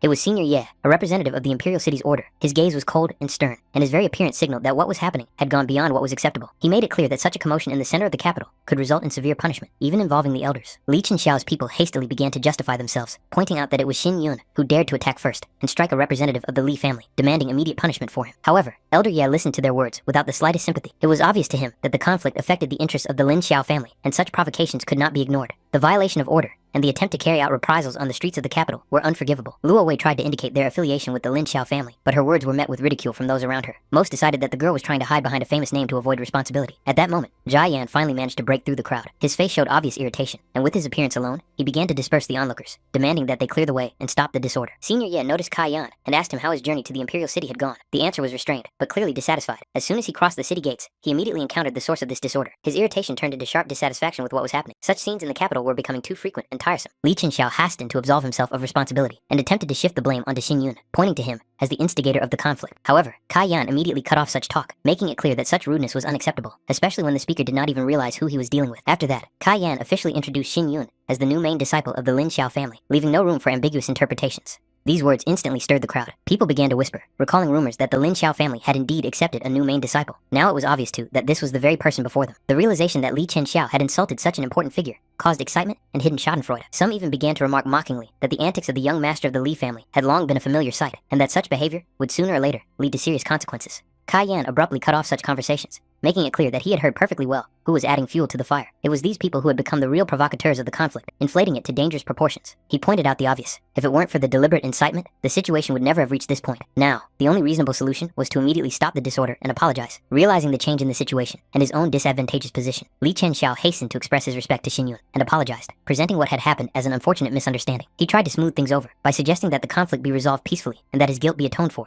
with a show of courtesy. However, Kai Yan did not prolong the situation, indicating that the matter could be considered closed. He and Xin Yun had more important things to do. The official registration was coming up. Xin Yun couldn't help but notice that Kai Yan seemed to be the real boss in this situation. Senior Ye, in turn, showed ostentatious friendliness towards Li Qiao, making it clear that for the sake of future peace, it was in the interests of both parties to maintain the appearance of good relations. After that, Kai Yan ordered the crowd to disperse, putting an end to the incident once and for all. Li Qiao finally made it clear that he was counting on leniency at their next meeting, after which he and his men hastily left the scene, not wanting to attract any more unnecessary attention. After the incident was over, Zhou Ye came forward and introduced himself as a disciple of Master Yang Yang. He noted that the road to the Imperial City was long and exhausting, and therefore offered his help, understanding the condition the new arrivals might be in. He then summoned his fighting spirit, intending to take them to their destination, and at the same time, show them the main areas of the Imperial City, so that the new arrivals could better orient themselves in the capital. Luo Wei was visibly trembling, unable to hide her excitement at what was happening. Xin Yun calmly made it clear that there was nothing to fear, as what stood before them was only the fighting spirit of Zhou Ye, completely under the control of its master. In the next moment, they rose rapidly into the air, leaving behind the noisy streets and dense neighborhoods of the outer city, which quickly shrank and turned into a colorful pattern. From above, it became clear that the imperial city consisted of 3 distinct parts: the outer city, the inner city, and the imperial center. They had just been in the outer city, a place where merchants,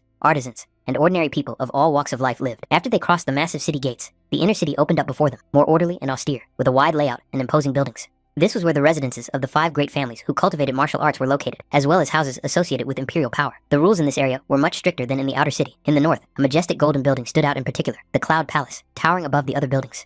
Luo Wei's gaze involuntarily lingered on the area ahead, where the Cloud Mountains began, a place shrouded in mist and saturated with spiritual energy, which immediately aroused a feeling of awe and curiosity in her. Soon, spacious martial arts areas appeared below them, intended for training and combat. The fighting spirit began to gradually subside in preparation for landing. However, even such a soft landing proved to be a real test for Luo Wei. Her inner fear made itself felt, and the landing seemed to her much more frightening than the flight itself. Kai Yan greeted everyone in the martial arts area, but almost immediately, he and Zhou Yi noticed the condition of Luo Wei and Xin Yun. After the rough landing, both of them were clearly not feeling well. Their breathing was uneven, and their legs still weren't fully responding, as if their bodies hadn't had time to get used to such a sudden movement. The Cloud Dynasty was renowned for its inexhaustible resources and outstanding talents. In such conditions, only the strongest survived, and therefore, competition here was truly fierce and ruthless, leaving no room for weakness or doubt. Quite a few cultivators had already gathered in the square. Among them, 3 people of the Earth Spirit level stood out. One had reached the 4th heaven, another was in the 5th, and the third was only in the 1st. But even he radiated the confidence characteristic of representatives of the higher spheres. In addition to them, there were other powerful figures: a man of the 3rd heaven, another of the 6th, a girl of the 2nd heaven, and a woman who had reached the 7th heaven of the Earth Spirit, whose presence was particularly noticeable and caused involuntary tension among those around her. Qianyue was also among this group. At one point, she turned around, as if sensing something familiar, and her gaze swept over the crowd. However, due to the dense crowd, she did not notice Xin Yun, who was hidden behind the backs of other cultivators,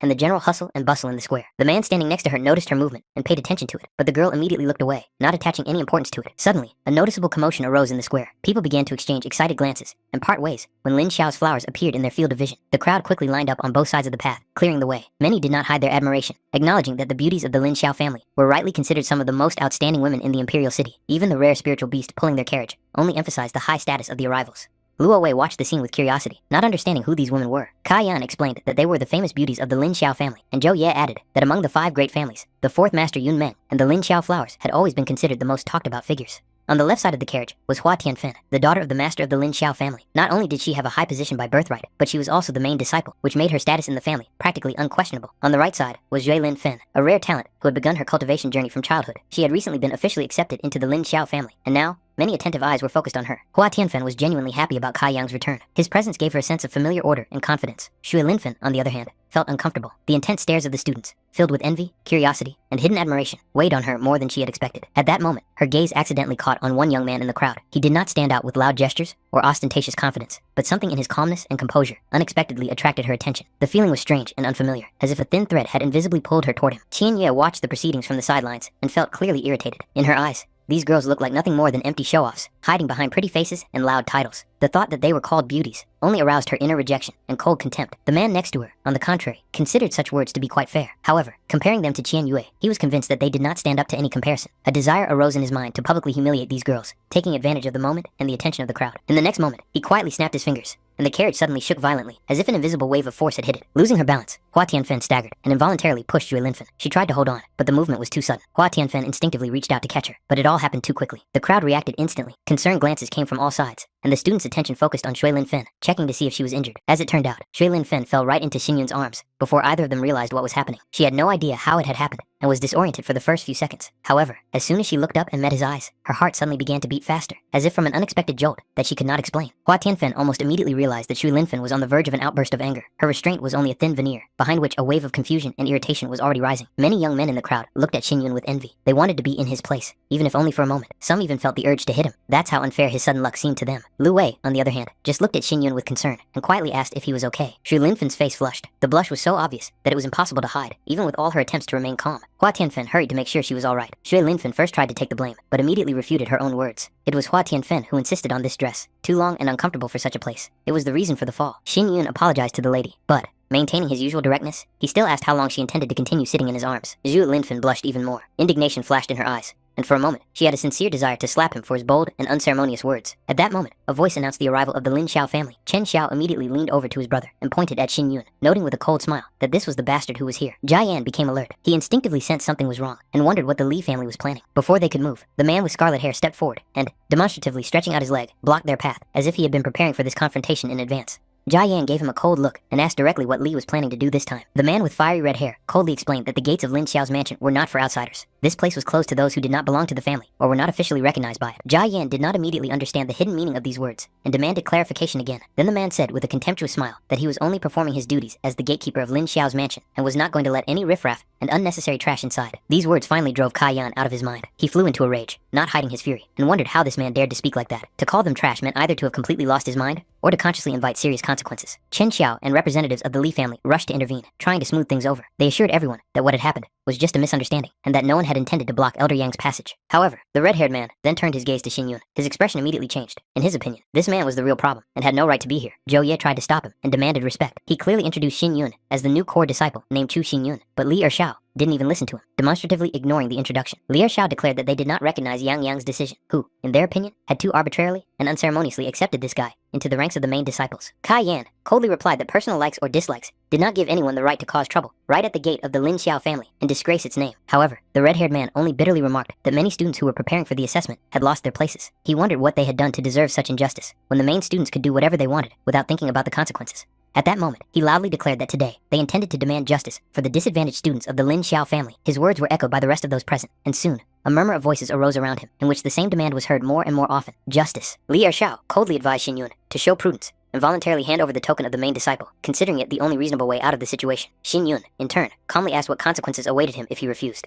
In response, the man made it clear that in that case, all responsibility for subsequent events would fall solely on Xin Yun himself, and warned that no one should blame him for his harsh methods later. Immediately after these words, Li Ershao threw a massive piece of furniture at Xin Yun without hesitation. However, Xin Yun did not lose his composure. A flash of cold light flashed in the air, and the furniture was cut in two by a precise sword strike. Without wasting a moment, Li Ershao rushed into the attack, unleashing a barrage of blows with his two swords. Xin Yun confidently blocked the first thrust, and a sharp clang of blades rang out in the air. The stream of attacks did not let up. Li Ershao clearly intended to take his opponent's life. However, in the next moment, the situation changed dramatically. Li Ershao received a crushing blow to the face and was thrown far back, hitting the ground with force. Jia Yan was stunned by what was happening. He couldn't understand how this man dared to attack the main disciple of the Lin Xiao family, let alone attempt to kill Chu Xinyun right at the gates of the mansion. At that moment, Elder Xiao arrived on the scene. His appearance instantly calmed the situation. The elder was interested in who dared to stage such a ridiculous and shameful spectacle at the entrance to the Lin Xiao family residence. Li Erxiao hastened to present his version of events, claiming that it was Kai Yan who had attacked him first for no reason. Elder Xiao frowned, unable to understand how the main disciple could have allowed himself to harm another disciple right on the family's property. Jia Yan calmly explained the situation, pointing out that he was acting on the direct orders of his teacher and was accompanying Chu Xinyun to the mansion. Li Erxiao tried to prevent this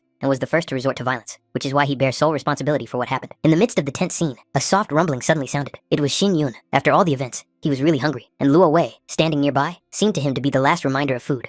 Elder Xiao, noticing this, coldly asked if he was the new core disciple that Yang Yan had spoken so highly of. The elder knew very well that Xin Yun's cultivation level was only the fourth heaven of the spirit gathering stage, and his fighting spirit was first class and considered low. From his point of view, such a person had no reason to become a core disciple. Based on this, Elder Xiao concluded that the rumors about this young man's outstanding abilities were most likely greatly exaggerated or completely untrue. The other disciples, hearing the discussion, also began to whisper among themselves. Learning that Xin Yun's fighting spirit was first class, they could not understand why he had been given such a high position. In their eyes, he looked like an ordinary upstart who was probably just trying his best to please Elder Yan and did not have any real potential. Zhou Ye clearly understood that Elder Xiao had long been in open opposition to his teacher. Realizing that the situation could get out of control, he decided to urgently seek support to try to stop the conflict from escalating. Xin Yun calmly stated that the rumors about him were not lies at all. He recalled that his sword had wounded Elder Gu of the Yunmeng martial house, and after that, 4 martial houses immediately demanded that he be handed over. He asked if Elder Xiao really had not heard anything about this. These words visibly puzzled the elder. Kai Yan, seizing the moment, pointed out that since Elder Xiao was now aware of the true state of affairs, there was no reason to continue blocking their path. However, Elder Xiao insisted on his position. He stated that regardless of the circumstances, the rules of the Lin Xiao family could not be broken. The others present supported his position, arguing that if Xin Yun wished to join the Lin Xiao family as a core disciple, he was required to take the official core disciple test, and there could be no exceptions to this rule. Jia Yan asked the elder with obvious irritation if he was joking. The test for core disciples was only held once a year, and was not scheduled to begin until next year. It was obvious that Elder Xiao was deliberately creating obstacles for Chu Xinyun. Elder Xiao, maintaining a cold expression, made it clear that a compromise was possible. Instead of waiting for the annual selection, he suggested holding an additional test. All students who met the minimum requirements could participate. The essence of the test was to spend 7 full days in the misty forest and come out alive and sane. In his opinion, this approach was fair, as everyone would get another chance to prove their worth. He also made it clear that if Chu Xinyun decided to take the test, he would not stand in his way. However, the elder unambiguously hinted at the difference in strength levels, considering Xinyun's cultivation too low for such a dangerous test, and in fact, pushed him to refuse, covering it up with concern. Kai Yan, who was watching the proceedings closely, immediately sensed something was wrong. He clearly understood that such a trial could not be offered without hidden conditions. In his eyes, the misty forest was not a test, but a trap disguised as justice. The other disciples, upon hearing the conditions, began to openly mock him. In their view, a person with such a low level of cultivation and fighting spirit did not stand a chance. Many believed that Chu Xinyun was simply blinded by his own self-confidence and was seeking attention. In their eyes, he looked like a pathetic figure who risked not only losing face, but also his life. At that moment, the situation changed dramatically. Zhou Ye suddenly appeared at the gate and attracted everyone's attention by announcing the arrival of Elder Tai from the Temple of Fulfillment. His appearance came as a surprise to everyone present. With the arrival of Elder Tai, the atmosphere around them seemed to thicken. The pressure of his aura was like thunder rolling over the square. The disciples instantly fell silent, realizing the seriousness of the situation and the consequences of possible disobedience. Elder Tai expressed his clear dissatisfaction with what was happening. He considered the unrest at the gate of the Lin Xiao family's house to be a direct violation of the established order. He made it clear that such behavior could result in severe punishment and demanded that the gathering be stopped immediately. Elder Xiao tried to distance himself from responsibility by presenting the situation as a minor incident involving an outsider. In his opinion, the Temple of Execution's intervention in such matters was unnecessary. However, Elder Tai did not accept these explanations. It did not matter to him who the person was or who his patrons were. He was interested in only one question: the authenticity of the token. If the token really belonged to the Lin Xiao family, then the holder had the right to be there, and any further actions should be considered within the framework of the family's internal rules. In accordance with his duty, Elder Tai demanded to see the disciple's token. Chu Xinyun complied without hesitation, calmly displaying the token that was supposed to set everything right. Elder Xiao, unable to hide his irritation, attempted to take the token, but Xinyun did not allow this to happen. His movement was calm, but extremely precise, as if he had anticipated such an outcome in advance. This finally enraged the elder. In his eyes, it was unacceptable for someone to become a core disciple without passing the established test, and even more outrageous was the indifference of the enforcement department to such a precedent. The Lin Xiao family had always prided itself on strict adherence to the rules, and this was the reason for its many years of stability. However, even in the old records, it was mentioned that sometimes the order cracked under the pressure of circumstances, and each time, such cracks resulted in either the strengthening of the foundation or its final destruction. A condition was put forward. If the young man could prove that he was truly worthy of the main disciple's token, an exception would be made for him, but if not, all responsibility for the consequences would fall on him alone. Behind this formal justice lay a cold warning. Weakness would not be forgiven, and mistakes could not be undone. Xinyun accepted this decision without the slightest hesitation. His consent was quick and calm, as if he had known from the beginning how things would turn out and had already made his choice long ago. He insisted that Elder Tai be an official witness to what was happening. For Xinyun, this was of fundamental importance, not for the sake of protection, but so that any subsequent actions could not be concealed or distorted. In doing so, he made it clear that any attempts to violate the agreement would have consequences, and if someone's honesty turned out to be a fiction, the responsibility for it would go far beyond words and formalities. Lier Xiao and Elder Xiao already considered the outcome a foregone conclusion. In their eyes, this young man had signed his own death warrant by agreeing to walk into a trap that they considered foolproof. For them, it was only a matter of time. After a tense confrontation, everyone dispersed, and the group was finally able to eat. Despite what he had been through, Xinyun looked surprisingly calm, as if the whole conflict was not worth his attention. Jia Yan, on the other hand, was extremely concerned. He believed that Xinyun had made a hasty decision. Elder Xiao and the Li brothers had long been known for their duplicity, and their insistence on conducting the test could not have been accidental. Behind the outward appearance of fairness, there was surely a calculated intent. However, Xinyun made it clear that he was well aware of the underlying reasons for what was happening. This was precisely what baffled Kai Yan. He could not understand why, seeing the danger so clearly, Xinyun had agreed without hesitation. In his opinion, it would be wiser to wait for the master's return and act with his support. Xinyun made it clear that no one knew when Yang Yan would return. Time would not wait for him or anyone else. While he was undergoing the test, his opponents would be forced to remain silent and act within the rules, even if they were bursting with impatience inside. Then he turned to Kai Yan with a request. Hearing this, Kai Yan immediately became alert. Xinyun's gaze had become too serious. It was not about the trial itself. What worried him most was Luo Wei's safety. Leaving her with the Lin Xiao family meant putting her in danger. There were too many eyes, too many hidden hands, and too few guarantees. So he asked Kai Yan to take the girl to a certain person from the Yun Meng family. The name was neatly written on a piece of paper, Yue Feng. Kai Yan agreed without hesitation, and finally asked Xinyun to take care of himself. That same night, Xinyun sat on the roof of a building. Under the cold sky, he played a quiet melody, simple, but strangely captivating, as if it were addressed not to the ears, but to the darkness itself. Soon, a man appeared behind him. He asked if Xinyun had changed his mind. Xinyun replied calmly that if they could protect one person instead of him, he was willing to consider the offer. The answer was evasive, but it clearly showed calculation. The day of the test arrived. The disciples and elders gathered in the Lin Xiao family square. To maintain the appearance of fairness and adherence to tradition, a test for the main disciple was officially announced. The place of the test was the Misty Forest. The condition was simple and cruel. Anyone who could survive in the forest for 7 days would be considered to have passed the test. Elder Xiao ordered the participants to go out into the square. A murmur immediately arose among the students. Everyone knew that the Misty Forest was considered the most dangerous place in the area. The taunts came one after another. Some doubted that Xinyun would last even a day, while others confidently declared that he would not survive even an hour. For most, the test was over before it had even begun. At the entrance, each participant was given a bracelet. As soon as they crossed the threshold, the artifact activated, instantly transporting the person to the Misty Forest, to a random location, with no choice and no way back. The elder coldly reminded them of the rules. If a participant wanted to give up, all they had to do was activate the bracelet with their spiritual power. But if the bracelet was lost or destroyed, there would be no way back. Then they could only wait to be rescued after the trial was over. If, of course, they managed to survive. If anyone was afraid of death, it was better to refuse right now. There was no room for doubt or weakness in the Misty Forest. Xinyun unhesitatingly snatched the bracelet from the elder's hands and put it on his wrist. His movements were calm, as if the decision had been made long before that moment. The trial began immediately. The participants had to enter the spiritual gate, behind which the Misty Forest awaited them, without rules, without mercy, and without guarantees. Just before the entrance, Li Ershao approached him. With a crooked smile, he remarked that the little girl named Luo Wei looked very cute. She had come to support Xin Yun, and it seemed that he didn't care at all that she might be bullied and pressured in the imperial city because of his actions. And if he died in the misty forest, who would take care of her then? Xin Yun replied calmly and emotionlessly that he had nothing to worry about. Li Ershao just smiled and added one last thing so that he wouldn't blame him later. After all, he had warned him. Luo Wei clenched her fist and looking straight at Xin Yun, quietly wished him luck.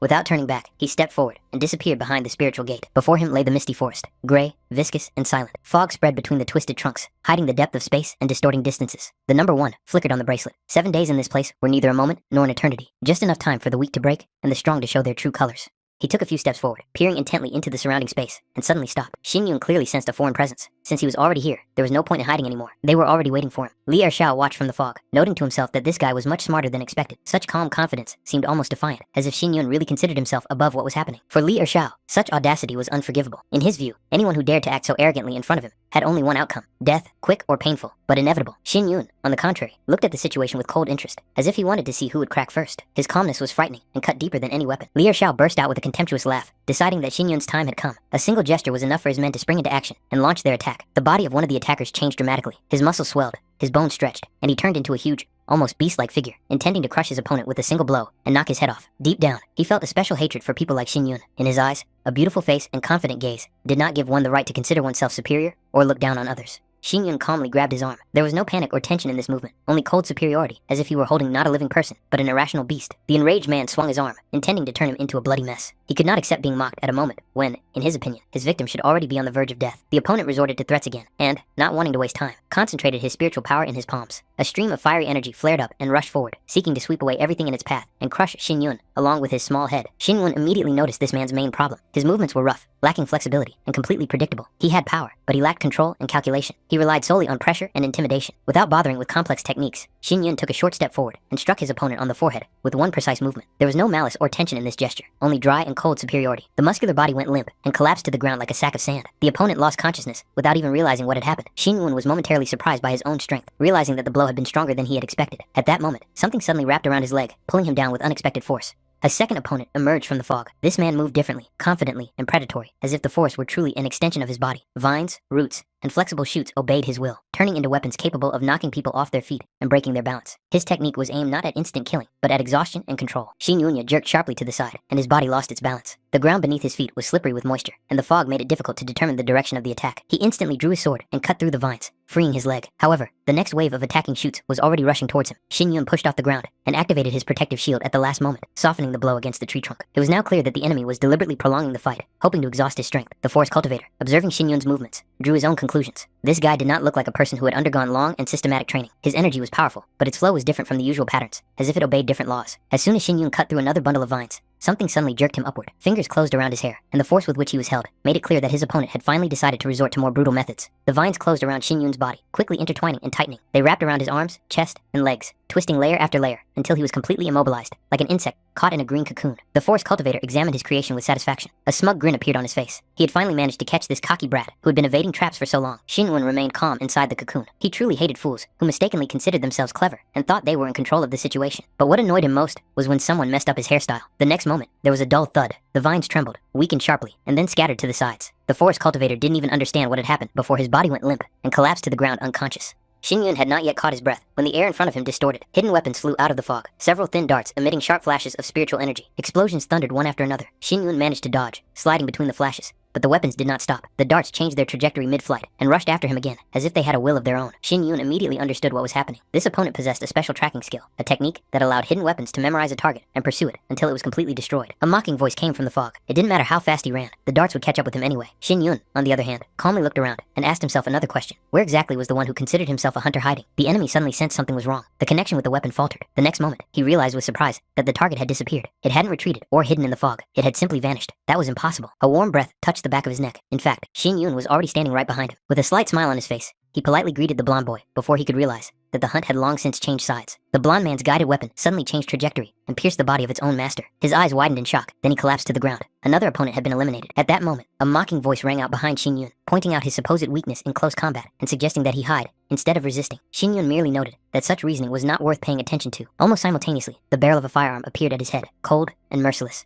The man in the cloak assessed the situation with obvious contempt. It was inconceivable to him that several fighters had fallen at the hands of a third-level spirit cultivator. In his eyes, this meant only one thing: they were useless. However, he was not going to be careless in front of this opponent, and was confident that the outcome was already a foregone conclusion. He sincerely believed that no matter how fast a sword was, it could never match the speed of a bullet. But before he could realize his advantage, Xin Yun sharply closed the distance and delivered a powerful kick. The weapon flew out of the enemy's hands. Xin Yun neutralized him without hesitation, believing that such things should not be in the hands of those who are incapable of handling them. Another enemy was defeated. Soon, a question about the progress of the operation was asked, and a confident answer followed. Everything was going strictly according to plan. The identity of the person under the cloak soon became clear. It was Elder Xiao. In Yang Yang's absence, the daily affairs fell on the shoulders of the other elders, and in his opinion, the situation was under complete control. However, even he could not shake his doubts. Xin Yun's cultivation level remained low, yet he had managed to predict the movement in advance, dodge, and deliver a precise strike. Elder Xiao began to wonder if this young man had used the very technique that was the subject of vague rumors. Within the Liu Yun dynasty, there were only a handful of people who knew about that very technique. It was never openly taught, and was considered the knowledge of a select few. That was why the appearance of such understanding in such a young cultivator caused serious concern. The man in the cloak could not explain how this boy could have come into contact with such a secret. The thought that such a person would continue to live seemed unacceptable to him. However, Elder Xiao remained calm. In his understanding, the misty forest itself was a death sentence, and there was no need to intervene directly. Even if the boy escaped now, only death awaited him ahead. Meanwhile, Xin Yun found himself by a river, whose waters flowed slowly through the thick fog. Random teleportation had thrown him into one of the densest areas of the misty forest, where visibility was almost zero, and spiritual fluctuations were distorted by the environment itself. He couldn't help but wonder how his enemies had managed to find him so quickly. A simple coincidence seemed unlikely. The forest was huge, and the teleportation was random. This meant only one thing: he was being deliberately watched. The words of the last defeated enemy came to mind, confident that the trial was just beginning, and that the 7 days would be a living hell for him. Then, Xin Yun first entertained the idea that the bracelet given for the trial was not an ordinary means of evacuation at all. An alarming guess began to form in his mind. At the same time, Li Ershao furiously struck the trunk of the nearest tree. He did not expect the target to disappear so easily. Everything indicated that Xin Yun had noticed something was wrong, and somehow got rid of the source of surveillance, perhaps even the bracelet itself. However, this thought was immediately rejected. Losing the bracelet meant that it would be impossible to leave the misty forest after completing the test. It would be tantamount to voluntary suicide. Therefore, Xin Yun did not get rid of the bracelet, but found a way to hide his presence. The remaining students questioned whether to continue the pursuit. Li Ershao's answer was unequivocal. The search must continue. He was determined to find Xin Yun at all costs, and see it through to the end, even if it meant combing through the entire forest. However, with each passing minute, their confidence began to waver. The misty forest was endless, full of dangers and hidden areas. Moreover, it had already become known that the 4 fighters who had been sent earlier had been killed. The thought that they would have to face this man face to face caused growing tension. The atmosphere of the forest gradually began to weigh on their minds. The fog thickened, sounds became distorted, and the feeling of being watched intensified. One of the men tried to interrupt the disturbing thoughts, but at that moment, a rock fell from above and crashed with a dull thud right in front of them, causing everyone to flinch and instinctively retreat. He instantly turned around, instinctively focusing his attention on the source of the sound. In the foggy forest, any movement could mean danger, and there were no accidents here. Even a falling rock could not be just a rock. None of them expected that here, in this part of the forest, they would encounter the very person they were looking for. His appearance was too sudden, as if he himself had allowed them to discover him. 2 students immediately succumbed to panic. Their bodies moved faster than their minds. They rushed to the sides and hid behind trees, pressing themselves against the trunks as if they could protect them from imminent death. In their hearts, they no longer counted on their own strength, only unconsciously clinging to the hope of higher powers. They tried to convince themselves that help was close, that Li Ershao's other men would appear at any moment, and then this enemy would be trapped. In their imagination, he was already a dead man, with nowhere to run and no hope of rescue. However, Xin Yun showed no intention of hiding. His calmness only intensified his opponent's fear. He saw no reason to retreat, and he certainly had no intention of running away from those who trembled before him. Several stones broke loose from his hand and crashed into the ground near the disciples' shelters with a dull thud. The blows were precise and calculated, close enough to scare them, but not enough to kill them. It was a warning, not an attack. Fear finally broke their will. Realizing the difference in strength, they began to beg for mercy, promising to fulfill any demand. Xin Yun made this decision without hesitation. He did not need their lives, but only one small favor that they could do for him. Meanwhile, Li Ershao noticed with growing irritation that only some of the people he had sent out had returned. This immediately aroused suspicion. The rest seemed to have disappeared into thin air. The thought that Chu Xinyan alone could have eliminated them all began to creep into the minds of those around him. However, the red-haired man rejected this assumption. In his understanding, it was impossible. The main character was wounded, his cultivation level remained low, and such a mass murder could not have gone unnoticed. If people had really been killed, the forest would have been filled with screams and spiritual surges. Other disciples began to put forward theories that the missing people might have encountered other dangers in the foggy forest. Their reasoning was suddenly interrupted. Strange, muffled sounds came from the depths of the forest, as if something huge was moving through the fog. The ground beneath their feet began to shake, the vibration growing with each passing second, turning into a real earthquake that made many of them tremble. The 2 disciples whom Xin Yun had spared earlier ran out of the depths of the misty forest. Their faces were contorted with horror, their breathing was uneven, and their movements became erratic. They shouted that the 6th wave of beasts was approaching them, and that the horde was already too close. In a panic, they cursed Xin Yun, believing that he had deceived them. He had assured them that he would lure only a few spirit beasts, but instead, a whole pack was chasing them. If the beast caught up with them, they would not survive for more than a few breaths. Xin Yun, watching the events unfold from the sidelines, suddenly realized how easy it was to use the flute in his hands. Controlling the waves of monsters turned out to be much easier than he had expected. According to his calculations, no one was likely to disturb him for the next few days. The sun was already setting, painting the fog and treetops in pale orange hues. Xin Yun decided to draw water from the river before dark, so he wouldn't have to search for it in complete darkness. As he approached the shore, he suddenly sensed someone's presence. A woman's voice broke the silence. The girl apparently did not understand how she had ended up in this deserted and gloomy place. As soon as Xin Yun stepped on a dry branch, the crunch instantly gave him away. He was immediately discovered. Unexpectedly, he saw Qian Yue in front of him. She demanded that the stranger come out of hiding and threatened that she knew martial arts.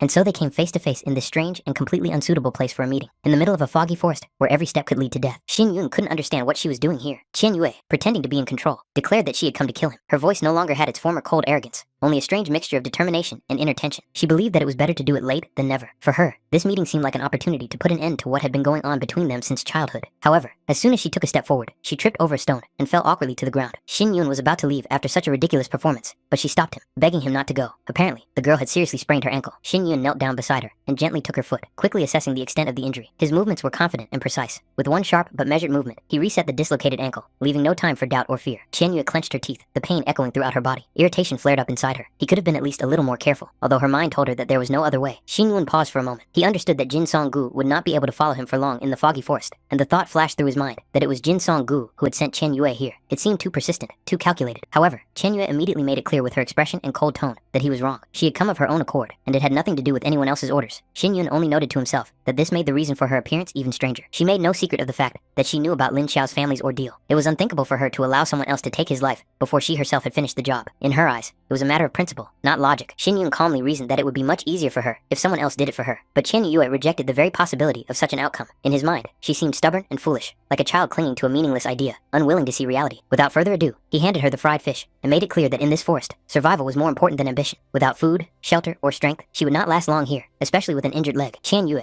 initially turned away demonstratively, showing everyone that she could not be bribed with such trifles. However, when Xin Yun made it clear that he would simply get rid of the food if she refused, her resolve cracked. The next moment, the fish was already in her hands. After satisfying her hunger, she noted with unexpected surprise how delicious the seemingly simple food was. Xin Yun smiled to himself, not believing that he had managed to diffuse the tension and avoid problems with just a few fish. Qian Yue told him not to get cocky and to shut up. Deep down, she suddenly thought about Lu Xiang. If she ate food like this every day and was close to him, then her life could be much happier than she used to think. For some reason, this thought left an unpleasant aftertaste. Only now did Qian Yue notice that behind Xin Yun's outward calmness lay a heavy, gloomy shadow. His gaze was directed somewhere through the forest, as if his thoughts had long since left this place and gone where she could not follow them. Later, in the middle of the night, his sudden cry broke the silence. He jerked in his sleep, as if grasping for something slipping away, and desperately called out for Lu Xiang. There was too much pain in that cry to be dismissed as a mere nightmare. Waking up, he sat up abruptly and looked around. Qian Yue was still sleeping nearby, her breathing steady and her face calm, as if she had not been touched by the storm that had just raged in his mind. Not wanting to lie there any longer, Xin Yun headed for the river. The cold night air cleared his thoughts. Inside, he turned to Lu Xiang again and again, worrying if she was cold now, if she was safe. The thought that she might be nearby never left him for a moment. At that moment, he suddenly felt a woman's arms wrap around him. The warm touch contrasted sharply with the cold of the night. Qian Yue had come too close, and there was more to this gesture than simple concern. Xin Yun instantly pulled away, not understanding her intentions or the reason for her behavior. A sense of caution flared up in him, as if his instincts were warning him of a danger that could not be seen with the eyes. Qian Yue made it clear that her attitude towards him had changed. What had previously seemed like nothing more than hatred and a desire for revenge was now mixed with doubt, interest, and something far more complex and dangerous. She leaned closer, intending to touch his lips. The gesture seemed almost tender, but deep down there was tension, as if behind it lay a choice from which there was no turning back. Initially, she had been given the order to take Chu Xinyun's life and thus complete her revenge. Now the moment seemed perfect. He was vulnerable, alone, and not expecting a blow. And yet, Qian Yue felt that there was a gulf between them that made her unequal to him, as if she would always be one step behind. The image of a man in a cloak, who had once been ready to show her another path to revenge, came to her mind. He spoke of subtle, almost invisible parasites, thread-like worms known as spirit devourers. These creatures did not kill immediately, but slowly eroded the foundation of cultivation, leaving the victim alive to suffer much longer. The spirit eater was not created for quick death. It slowly destroyed the spiritual seed inside the victim's body, eating away at the very foundation of cultivation, like rot, taking root deep into the source of power. At first, the person began to lose control of their spiritual energy. Then, after a few days, their cultivation power completely disappeared, leaving behind only an empty shell. In this state, the victim became useless and doomed. The misty forest inevitably became their grave. The man coldly apologized for such a radical method, as if he were talking about nothing. He added that the medicine she had recently taken temporarily suppressed the parasite. Its actions would be stopped for exactly 3 days. No more, no less.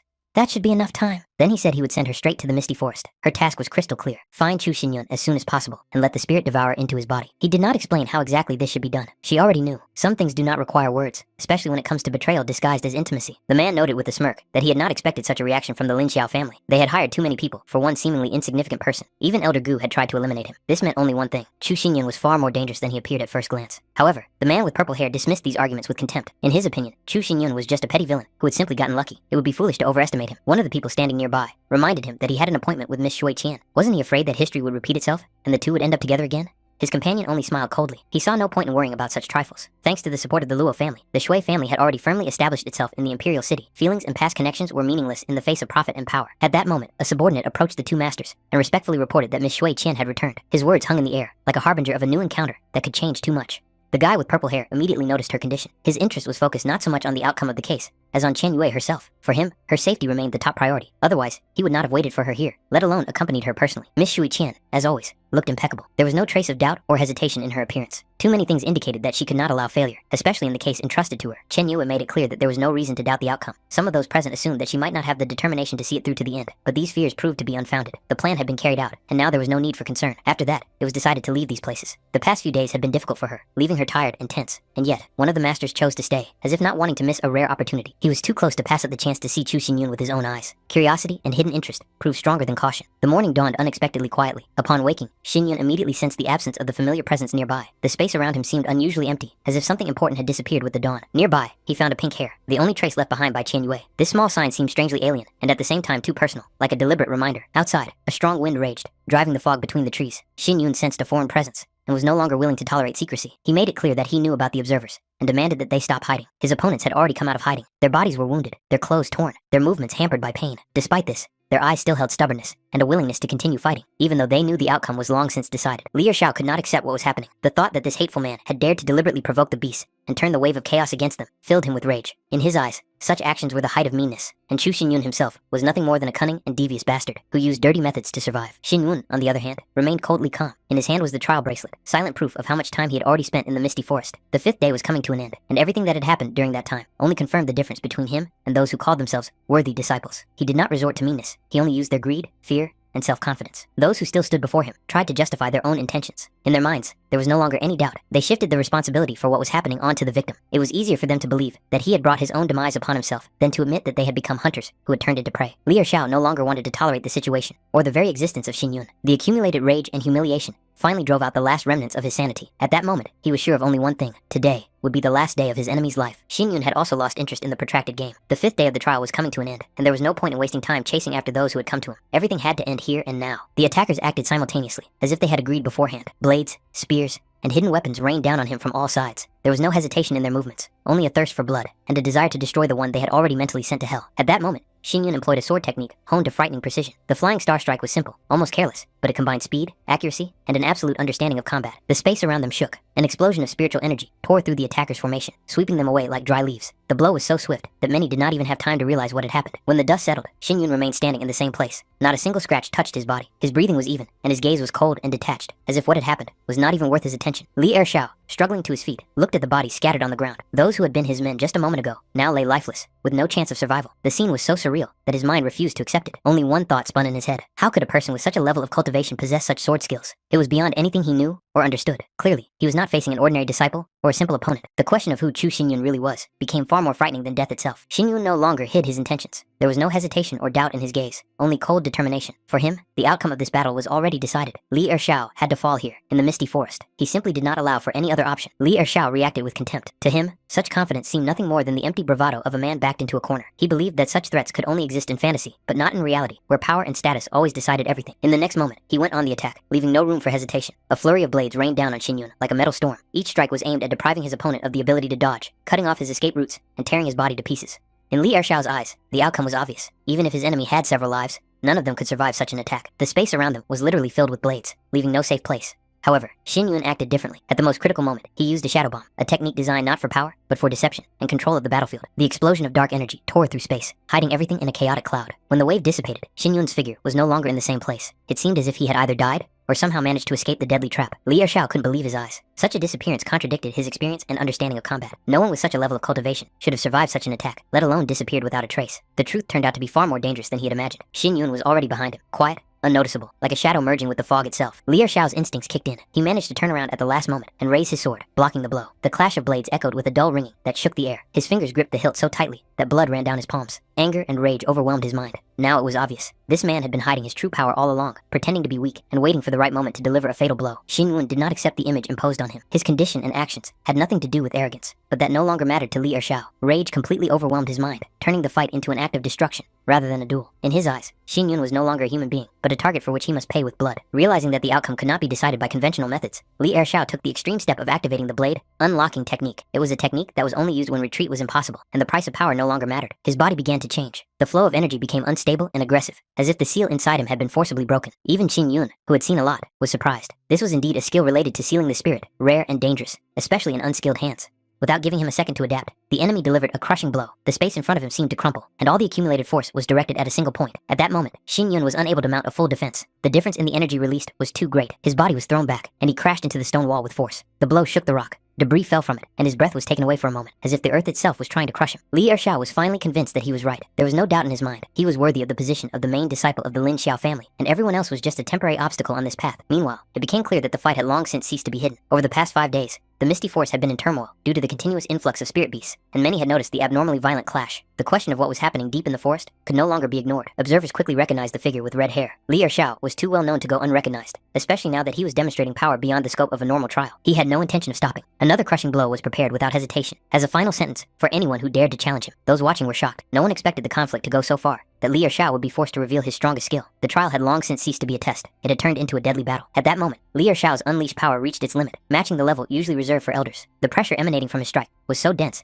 that the space around him warped. For any cultivator at Xin Yun's level, such a blow would mean certain death, and most observers were already convinced that the outcome of the battle was a foregone conclusion. Li Ershao had no doubt about the result. In his mind, his opponent was already dead, reduced to a broken body buried under rubble and remnants of energy. However, in the next moment, his confidence cracked. A faint but steady presence could still be felt amid the destruction. Xin Yun had indeed survived. Even he himself did not fully understand the reason for this. The destructive energy had not disappeared without a trace, but instead of tearing him apart from within, it seemed to have been absorbed and dispersed by something deeper than flesh and bone. The attack had caused damage, but it had not been fatal. For Li Ershao, this was beyond comprehension. His blade, reinforced by the spirit sealing technique, left no survivors. This turn of events contradicted all his experience and knowledge, and it was this that began to shake his inner balance. Xin Yun quickly realized the source of what was happening. Hidden deep within his opponent's spiritual sea was something alien, a demonic power, forcibly sealed and used as fuel. Such a path could grant temporary power, but it destroyed the foundation of cultivation. Such power was a deception, and its bearer was merely a vessel that would crack sooner or later. This realization left no room for retreat. Both understood that the battle must end here and now. The remnants of energy were gathered without hesitation, and their bodies rushed forward, ignoring pain and exhaustion. Their collision was instantaneous. Two forces, deprived of restraint, crashed into each other, causing an explosion of energy that swept through the forest, shaking the ground and tearing through the fog. At that moment, there were no techniques or levels, only will and the limits of their bodies.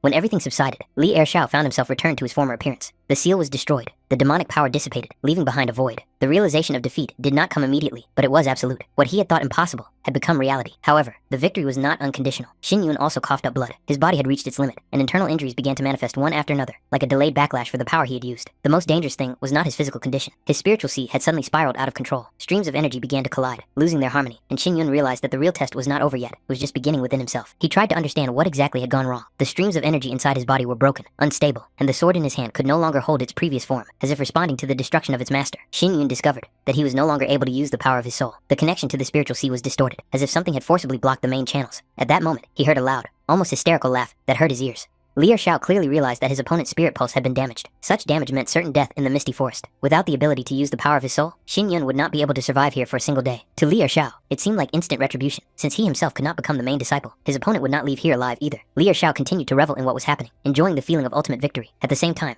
Xin Yun covered his face with his hand, concentrating. The Lin Xiao family was the first step on his path in the imperial city. He had no right to lose here, let alone die. The test must be passed, and his return was inevitable. Li Ershao was convinced that resistance was futile. Without the strength of the soul, defeat was inevitable. He considered it karma for his audacity, for Xin Yun daring to stand in his way. Now all that remained was to wait for a slow death in the forest. His only regret was that he would not be able to finish off his opponent himself. But even so, Xin Yun's future in the imperial city was completely ruined. In his confidence, Li Ershao considered this the end of their confrontation. However, Xin Yun still remained calm, despite the destroyed channels. He was well aware that there was at least one path that still remained open to him. Li Ershao did not take this seriously. The idea that a man in such a state was capable of murder seemed absurd to him. He only increased the pressure, sinking deeper and deeper into complacency. Xin Yun took a step forward and raised his sword. The movement was sharp, filled with suppressed rage, as if he was going to end it all right, here and now. But at the last moment, he stopped. At that moment, it became clear that his opponent was deliberately provoking him, trying to draw out one last rash move. It was a trap, psychological, not physical. Li Ershao continued to humiliate him, trying to break his will once and for all. However, Xin Yun no longer reacted to the insults. His gaze became cold and detached. There was no longer any doubt in it, only calculation. At the height of their confrontation,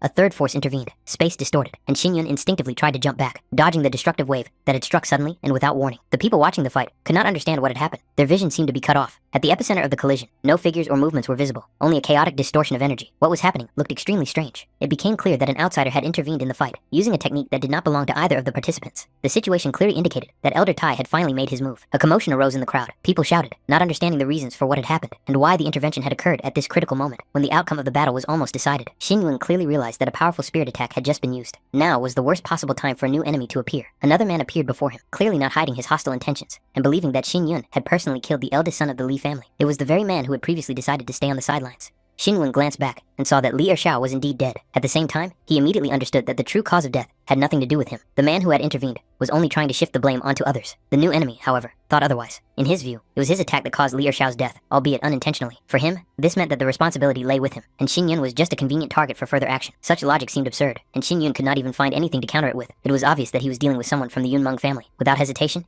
he had invaded the Lin Xiao family's trial, demonstrating extreme self-confidence. The stranger only reacted mockingly to what was happening, deciding to set the record straight and explain the situation, since he had already been found guilty. He made it clear that the Yun Meng family had never taken other forces into consideration. He then introduced himself as the fourth master of Yun Meng, Zhao Wu, a man whose head Elder Gu had long wanted to get his hands on. It was for this very purpose that Zhao Wu had come here. A terrifyingly dense spiritual energy spread across the field. Waves of pressure and distorted power rolled in one after another, as if the environment itself rejected the presence of living beings, turning the testing ground into a zone of destruction. Jianwen made it clear that he was well aware of what had happened between Xin Yun and Cui Qian. The technique she had used turned out to be far more dangerous than it might have seemed. The soul-devouring worm was an extremely rare and sinister creature, capable of slowly but surely eating away at the spiritual sea and destroying the foundation of cultivation. Obtaining such a creature was extremely difficult, even for a large family. An unexpected factor was that Li Ershao's blade enhanced the worm's effect, accelerating the destruction of spiritual power. Losing control of the spiritual sea meant only one thing: the end was near, and Xin Yun's body could no longer resist this process for long. Jimon had originally hoped to enjoy the fight himself, but he understood that time was running out. He was not going to waste his strength, and even considered ending his opponent's suffering with a quick and final blow. At that moment, a strange phenomenon caught his attention. A round shape began to spin in the air, distorting the energy flows around it, as if gathering the remnants of spiritual power into a single point. At that moment, Xin Yun gathered the last remnants of his will and strength, lunged forward, and plunged his sword directly into Zhao Wu's body, delivering a blow that defied all laws of common sense and cultivation. Only one thought flashed through Zhao Wu's mind: this was impossible. After everything he had been through, this young man should have had neither spiritual power nor physical ability to resist. However,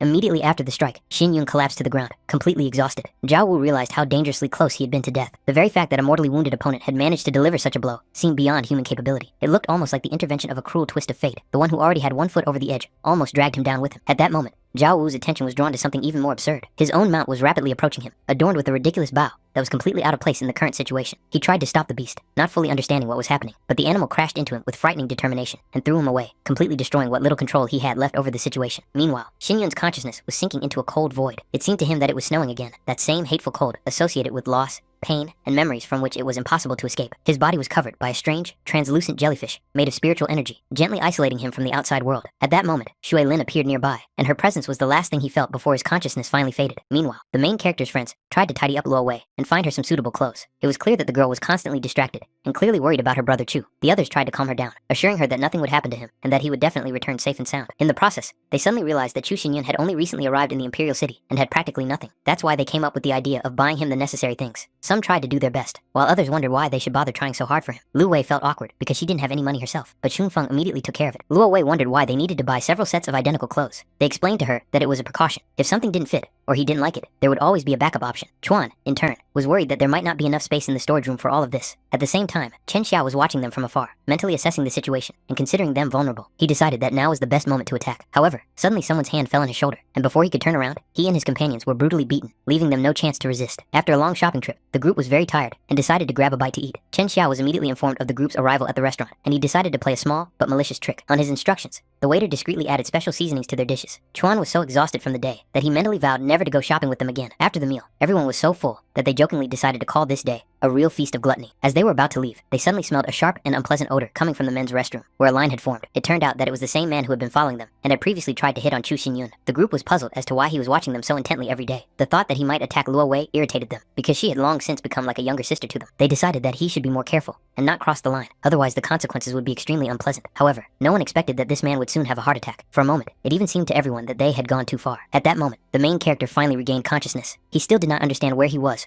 or what was happening when he suddenly heard a soft female voice next to him. Shu Lin was standing next to him. She calmly informed him that his injuries were extremely serious and at one point, she really thought he would not survive. Xin Yun thanked the girl for saving his life, but soon learned that she had not acted on her own initiative. It was an order from her master. Zhu Lin added without much emotion that she herself had no intention of saving a man who had once taken advantage of her. Moreover, the mere memory of him filled her with disgust. Xin Yun did not seem to immediately understand that she was referring to him. The girl reminded him of the events in the square. In response, he calmly remarked that he was the victim then, not her. These words only angered Zhu Lin more. It seemed to her that he was implying that she had taken advantage of the situation. Realizing what this had led to, Xin Yun apologized. He asked for the name of her master. As it turned out, it was Elder Tai. He suspected that an outside force had interfered with the Lin Xiao family's trial and sent Zhu Lin to investigate what was going on. Xin Yun promised that one day he would repay her for saving his life, then said it was time for him to leave. The girl clearly did not expect such a decision. In response, he explained that he was still being hunted and did not want to drag her into dangerous trouble. Zhu Lin said goodbye to him, but immediately had to stifle a laugh when she saw him awkwardly bump into something. In fact, she was on the verge of bursting out laughing. After calming down a little, the girl explained that, noticing a gap in the protective barrier, she had brought him here to heal his wounds. However, she herself did not expect this barrier to be a hidden trap. Xin Yun wondered why she hadn't mentioned it earlier, and immediately began to look for a weak spot. Zhu Lin pointed out that the gap was right under where she was sitting. Xin Yun suggested that she move, but the girl calmly replied that there was no need. He couldn't do anything here anyway. Xin Yun did not argue or try to prove anything. It was obvious to him that the true complexity of any barrier could only be understood when touched directly. He stepped closer, carefully studying the intertwining spiritual lines, as if looking not at a barrier, but at a living creature. Zhu Lin, on the other hand, was certain that they were facing a 4-level protective barrier, one of those created for long-term isolation. She had already spent several hours here, expending a lot of spiritual energy, but the protection remained immovable and cold, yielding neither to brute force nor subtle influence. In her understanding, any further attempts would be a waste of energy, especially for someone in Xin Yun's condition. However, Xin Yun saw more. His gaze lingered not on the outer layer of the barrier, but on the faint and almost imperceptible fluctuations beneath it. He realized that this array was only a cover. Hidden inside were additional layers, the third, which masked the flows, and the sixth, which served as the true lock. This was why Zhu Lin had been unable to find the key to destruction. The array deliberately misled, making one think that the entire structure was limited to 4 layers. Even if she had discovered the hidden nodes, the 6th level array would have required too much precision control and a deep understanding of formations that was far beyond her current capabilities.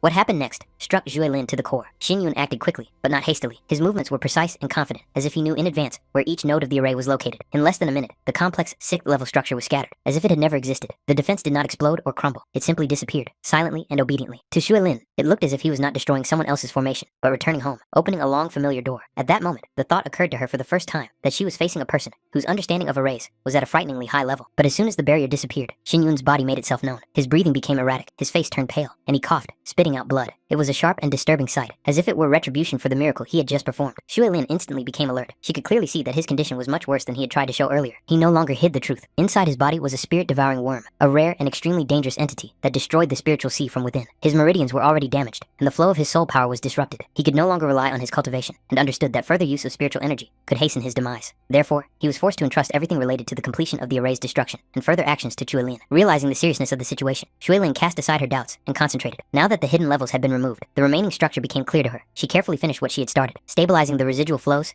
and preventing a possible rollback of the array. Despite her fatigue and inner tension, she managed to see the task through to the end. However, instead of the expected exit, the space around them suddenly distorted. The air became denser, the colors faded, and in the next moment, the surrounding world seemed to change. It was not ordinary teleportation. It felt more like diving deep into something hidden and long forgotten. Zhu Lin did not immediately realize what had happened. The area around them looked different than before, and the spiritual energy felt more closed off and ancient. Xin Yun understood almost immediately. They were inside a sealed space, a separate dimension hidden in the heart of the massif. It was a place deliberately cut off from the outside world and protected from time. While Zhu Lin was looking around, Xin Yun caught a strange sound. It was faint but distinct, not the sound of the wind or an echo. It was something mechanical, as if old structures were still moving after many years of neglect. And then, Zhu Lin finally understood where they were. Before them lay the Lei Mansion, a legendary place that had disappeared without a trace many years ago. It was believed to have been destroyed or lost forever, but the reality turned out to be much more complicated. The mansion had not been destroyed, but hidden, isolated from the world, and preserved within the sealed space. The realization made her hold her breath. They were in a place that could change the fate of many people. The girl remembered the information she had once heard from her family and elders. This mansion belonged to the Lei family, one of the influential clans of the Yun dynasty. About 17 years ago, its head had been drawn into fierce political confrontations. His views did not coincide with the course of the radicals, who were rapidly gaining strength at that time. After a series of conflicts, he was forced to leave his post, and shortly thereafter, the Lei family disappeared from the political arena. Officially, it was referred to as a mysterious destruction, but too much about this story seemed unnatural. Once a powerful clan, whose name commanded respect, it was wiped from the face of history, as if it had never existed. This information instantly struck Xin Yun. The mention of events from 17 years ago made him tense up inside, and his heart tightened. He knew this date too well to take it as a mere coincidence. Fragmented memories of the past floated to the surface, hazy images, and a sense of loss that he still couldn't fully explain even to himself. Political purges, radicals, disappeared families. All of this suddenly came together in an alarming chain of events. However, his sudden movement hurt the girl, and she reacted immediately. He immediately realized his mistake, loosened his grip, and stepped back, feeling awkward and irritated with with himself. In such a situation, even the slightest carelessness could lead to unnecessary tension, and now it was important for them to keep a clear head. Shu Lin watched him closely. She was alarmed by the sudden intensity with which he reacted to the mention of those events. It didn't look like ordinary curiosity. She began to suspect that this story had a much more personal meaning for him. However, he quickly hid his true emotions, leaving only a superficial explanation that sounded plausible enough not to continue questioning. She told him everything she knew. Apart from the Lei family, many influential figures of that time were either killed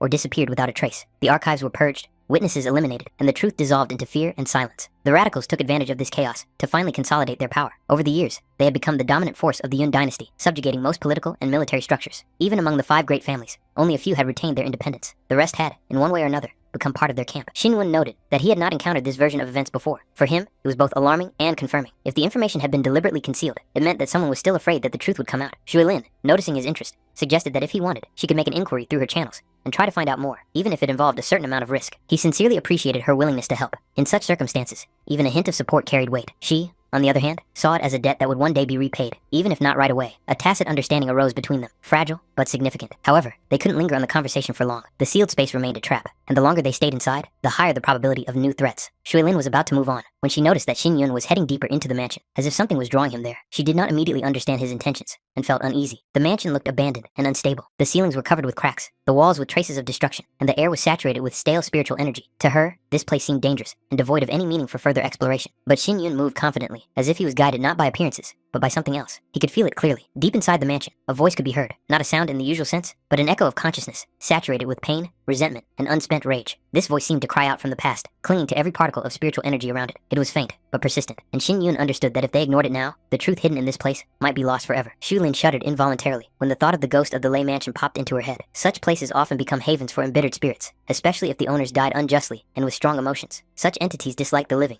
and are capable of distorting perception, instilling fear and hopelessness. She tried to convince herself that it was all just a figment of her imagination, caused by stress and fatigue. However, noticing that Xin Yun continued to move forward, she felt a sharp pang of anxiety and hurried after him, not wanting to remain alone among the ruins. Xin Yun carefully examined the mansion, studying every detail: cracks in the walls, traces of ancient structures, remnants of spiritual energy. His movements were calm and focused, as if he were not just exploring the ruins, but looking for confirmation of his guesses. Shui Lin stayed close, hardly falling behind, constantly looking around. He noticed that she was following him too closely, and assumed it was because of the cold or fear, but the girl immediately pulled away sharply, as if unwilling to admit her own insecurity. Zhu Lin's irritation grew. She didn't understand why he was acting as if they had time to search and speculate. The situation was dangerous, their strength was limited, and they still hadn't found a way out of the trap. From her point of view, staying here was reckless. However, Xin Yun felt something else, a vague but persistent feeling that the mansion itself was trying to guide him, pointing to something hidden. He was becoming more and more convinced that the source of the strange presence could be the key to their salvation. It wasn't just curiosity or risk for risk's sake. Rather, it was an intuitive understanding that this was where the way out of their predicament lay. Shui Lin, however, saw it differently, considering such behavior a desperate attempt to cling to the slightest hope, even if it was illusory. Nevertheless, she did not back down and continued to follow him. At that moment, the space in front of them changed. The wall, which had previously seemed solid and lifeless, began to slowly part, revealing a hidden passage. The stone slab shifted aside with a dull thud, opening a path that would have been impossible to guess without careful examination. This was silent confirmation that Xin Yun was going in the right direction. As soon as the passage was fully open, a wave of heat washed over them. The air inside was thick and heavy, saturated with fiery spiritual energy. The temperature rose sharply, forcing their breathing to become deeper and slower. Even the walls of the corridor radiated heat, as if a source had been hidden inside, accumulating power for a long time. Shu Lin felt a familiar, unsettling pressure, the kind that arises near powerful spiritual entities or unstable sources of energy. She surmised that the mysterious force rumored to exist inside might be something capable of devouring spiritual beasts and destroying their cores. Despite the danger, she was ready to go on, realizing that it was too late to retreat. Xin Yun stayed close to her, aware that a serious threat might await them ahead, even though he was temporarily unable to use his spiritual power. Aware of the risk, Shui Lin summoned her spirit jellyfish. The translucent creatures floated gently nearby, radiating a cool, soothing energy and forming a protective barrier. This was her way of compensating for Xin Yun's weakness and ensuring at least some safety for them. She made it clear that in this situation, it was better to rely on caution rather than reckless bravery. Xin Yun watched this with quiet admiration. In his eyes, she truly looked like a messenger from heaven, calm, decisive, and ready to act, even when the circumstances were against her. He understood perfectly well that without her help, he would have been on the verge of death long ago. He was sincerely grateful to her. This gratitude was reflected in his attitude, which slightly embarrassed Joy Lin, although she tried to hide it with her usual restraint. At the end of the corridor, an exit awaited them. The space beyond it was spacious and isolated from the rest of the mansion. It was an ancient cultivation room, well protected and better preserved than the other rooms. In the very center stood a huge cauldron, massive, covered with ancient patterns and seals. It emanated a dense spiritual aura, intertwining heat, pressure, and a sense of something deeply hidden, as if inside this cauldron lay a power capable of changing the fate of anyone who dared to touch it. Looking more closely, they finally understood what they were dealing with. In the center of the cultivation room was not just a source of heat, but a real beast fire, a rare and extremely dangerous phenomenon. Its flame was not ordinary. It seemed to have a will of its own, slowly swaying as if breathing. Even from a distance, one could feel the wild, primitive power emanating from it. Zhu Lin immediately realized the unusual nature of what she saw and tried to compare it with her knowledge. By all appearances, What they were seeing was not ordinary fire, but a type of spiritual flame. Xin Yun quickly understood more. This fire was the source of the mysterious voice and power that had been devouring spiritual beasts in the area for many years, leaving only devastated cores behind. Unlike spiritual liquid or spiritual stones, spiritual fire was incredibly rare. It was born only in extreme conditions, either in absolute cold or in scorching heat. Such fire not only possessed its own will, but also surpassed most spiritual resources in power and value. This particular fire had attracted spiritual beasts for many years, luring them with its aura, devouring their spiritual cores, and accumulating pure spirit essence. Over time, it ceased to be just fire and evolved into beast fire, a form with instincts and the beginnings of intelligence. Too much of what was happening seemed deliberate. Something like this could not have happened by accident. Everything pointed to someone deliberately turning this mansion into a breeding ground for beast fire, using it as both a home and a furnace for refinement. Such a person must have possessed vast knowledge and resources. And the more Xin Yun thought about it, the clearer it became that this unknown person was directly connected to the events of 17 years ago. Realizing this, Shuilin felt a sharp rush of anxiety. She began to look around, as if expecting that they were already being watched. Now, they were on the territory of a man who did not hesitate to sacrifice spiritual beasts for his own power. They could be discovered at any moment. She wanted to leave immediately, while there was still a chance. However, Xin Yun remained remarkably calm, and made it clear that unnecessary noise could be dangerous. The beast fire was dormant, but it could be awakened by the slightest disturbance of energy. Deep down, he understood that such an encounter was a rare opportunity, and perhaps fate itself had brought him here. Xin Yun clearly understood the value of the beast fire for himself. With its help, he could destroy the spirit-devouring worm that was destroying his spiritual sea from within. Moreover, the beast fire could interact with the essence of phoenix blood, cleansing the damaged spiritual veins, and initiating a process of true restoration that was inaccessible to ordinary methods. But the possibilities did not end there. If he managed to use the beast fire, he would be able to awaken the hidden potential of the phoenix blood essence, and gain the ability to control fire on a whole new level. It was a chance, not just to survive, but to radically change his destiny. For this risk, he was willing to go all the way. The beast fire had to be his. At the very moment when this decision finally took shape in his mind, the beast fire reacted. The flames flickered sharply, and the pressure in the room instantly increased. It was obvious. The fire had awakened. Its aura became aggressive, and the fluctuations in energy resembled the awakening of a wild beast disturbed in its sleep. Xin Yun behaved unexpectedly calmly. He did not make any sudden movements,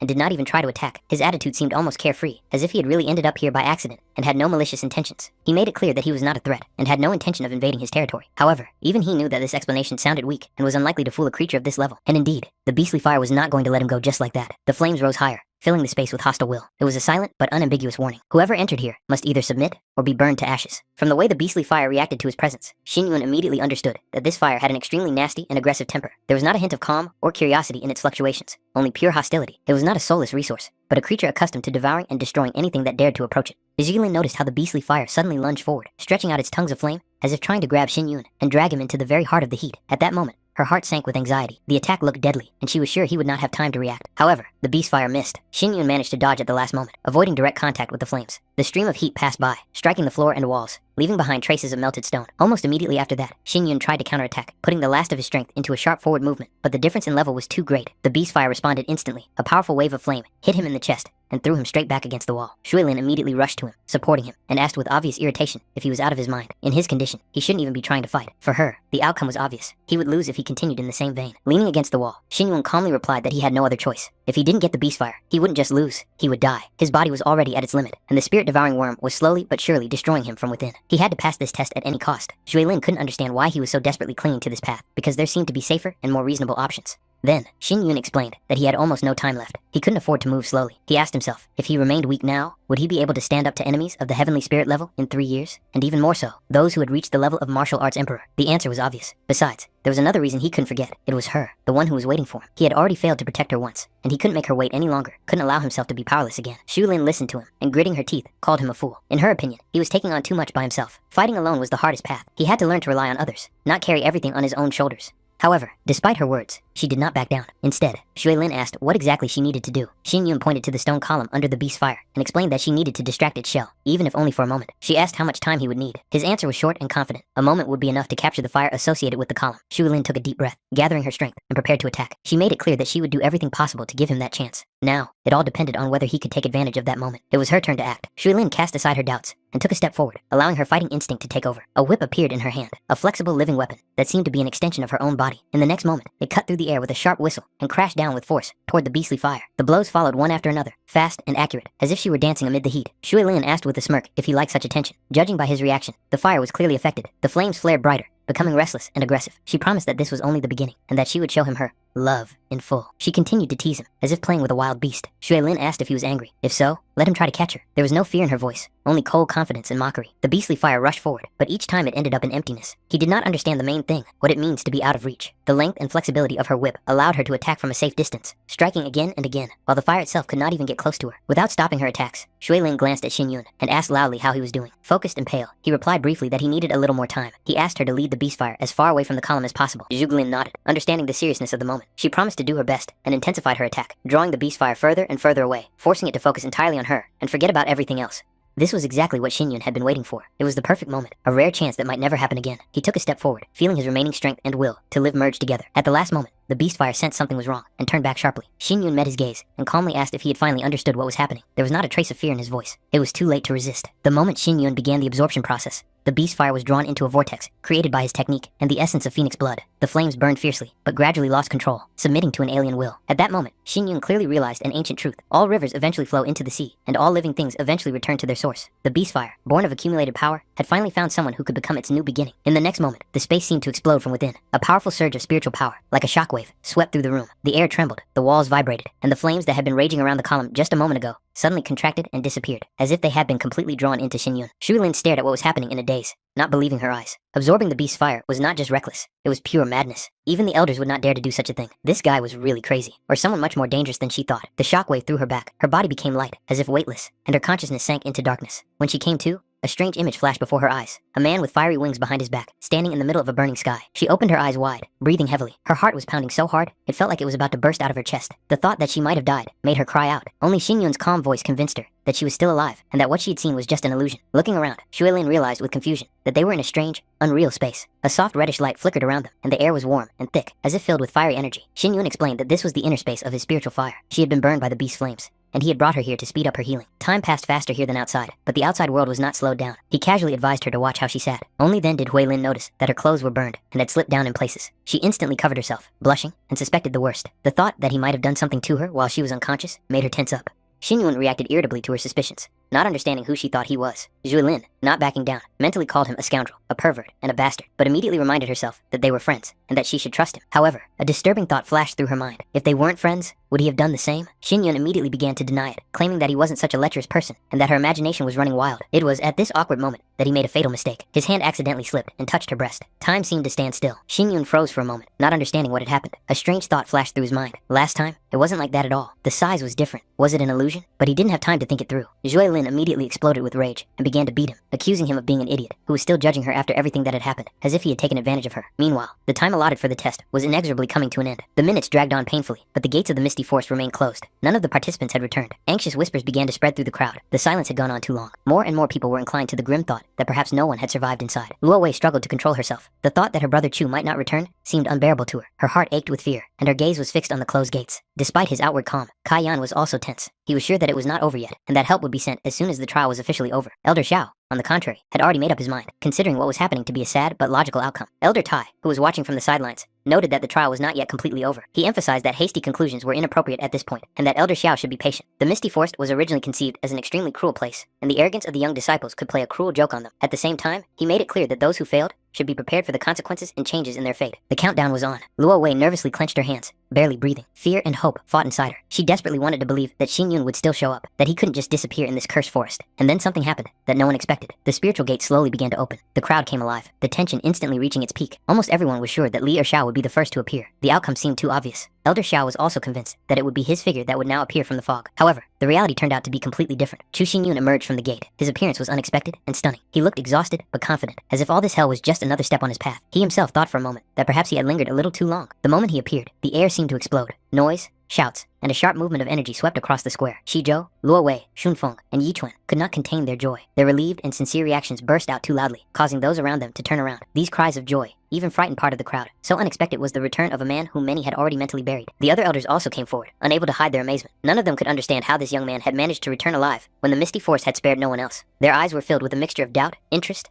and hidden anxiety. Elder Xiao was truly perplexed. In his mind, this outcome was impossible. He was sure that this boy should not have survived. And now, what was happening completely shattered his expectations and calculations. He tried to make sense of what he had seen, and wondered how Chu Xinyun could possibly be standing there alive. Xinyun himself reacted calmly and restrainedly, as if what was happening was nothing out of the ordinary. There was a slight irony in his gaze, as if he truly regretted having to disappoint those who had bet on his death too soon. Elder Xiao demanded an explanation, not hiding his irritation and distrust. He was most concerned about what exactly this young man meant, and how he managed to get out of the misty forest alive. The answer was unexpected and unpleasant. The reason for his return was the trial bracelet prepared by the elder himself. Xinyun threw the bracelet back without hesitation, as if returning evidence. Elder Xiao stared at the artifact, unable to comprehend how it could have worked contrary to his calculations. After that, Xinyun calmly addressed the assembled elders, introduced himself, and reminded them that he had fulfilled all the conditions of the test. He had returned from the misty forest within the set time, as promised. Now that he had completed the test, he asked a logical question about his status and his right to become the main disciple of the Lin Xiao family. His behavior remained restrained and confident, without the slightest trace of fear or flattery. Elder Tai carefully assessed the situation and noted that the test itself was extremely unfair to Xinyun from the outset. Despite this, he managed to survive and return, which in itself was proof of his strength and potential. In Elder Tai's opinion, this was enough to recognize him as qualified. However, Elder Xiao insisted on a pause, stating that he still had an important question. This question concerned the fate of Li Erxiao. Elder Xiao was clearly interested in what had happened in the camp and why he had not returned. His gaze was accusatory, even though he did not say anything directly. Xinyun understood that any explanation he gave would hardly be accepted. Even denial would seem futile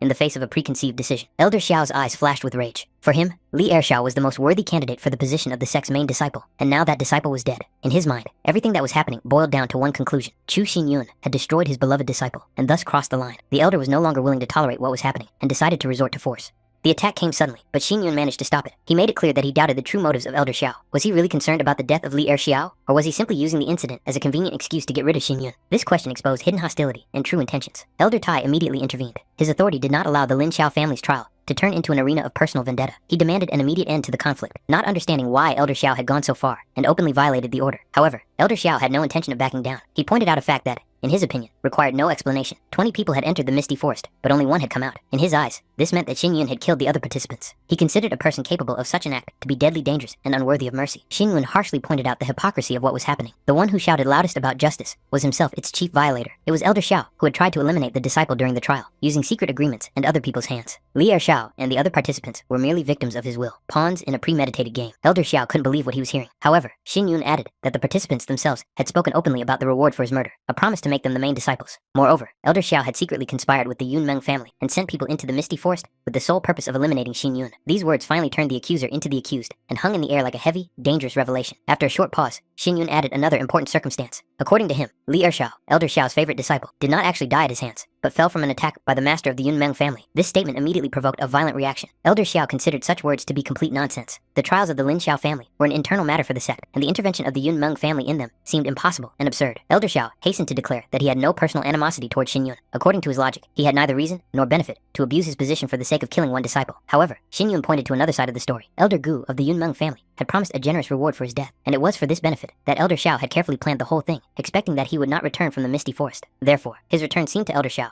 like the appearance of a ghost that had disrupted all his calculations. Unable to contain his emotions, Elder Xiao grabbed Xinyun by his clothes, accusing him of slander and attempting to tarnish his name. However, Xinyun coldly noted that after the conspiracy failed, the elder tried to eliminate him openly, using revenge for his dead disciple as a cover. This only confirmed that the true motives had long gone beyond justice and duty to the Lin Xiao family. At this critical moment, Shui Lin stepped forward. She declared that Xinyun's words were true, and that she was prepared to confirm this. After getting the order to look into what happened in the misty forest, she found the personal mark of the fourth master of the Yunmeng family at the battle site. It would have been impossible for something like that to show up in the testing area without direct permission from one of the senior elders. This was serious proof of outside interference. After these words, Elder Xiao's face changed dramatically. Realizing that the situation was getting out of control, he tried to escape. However, Elder Tai immediately ordered Elder Qing to stop him and bring him back. The attempt to flee only reinforced the suspicions and effectively became a silent admission of guilt. As soon as the tension subsided, Xinyun's friends ran up to him and hugged him tightly. They were all genuinely worried about him and did not believe until the very last moment that he would return alive. His appearance was a real relief and a cause for joy for them. Xinyun looked around in surprise, not understanding why these particular people had gathered here. As it turned out, Zhou Yi had brought them. Kai Yan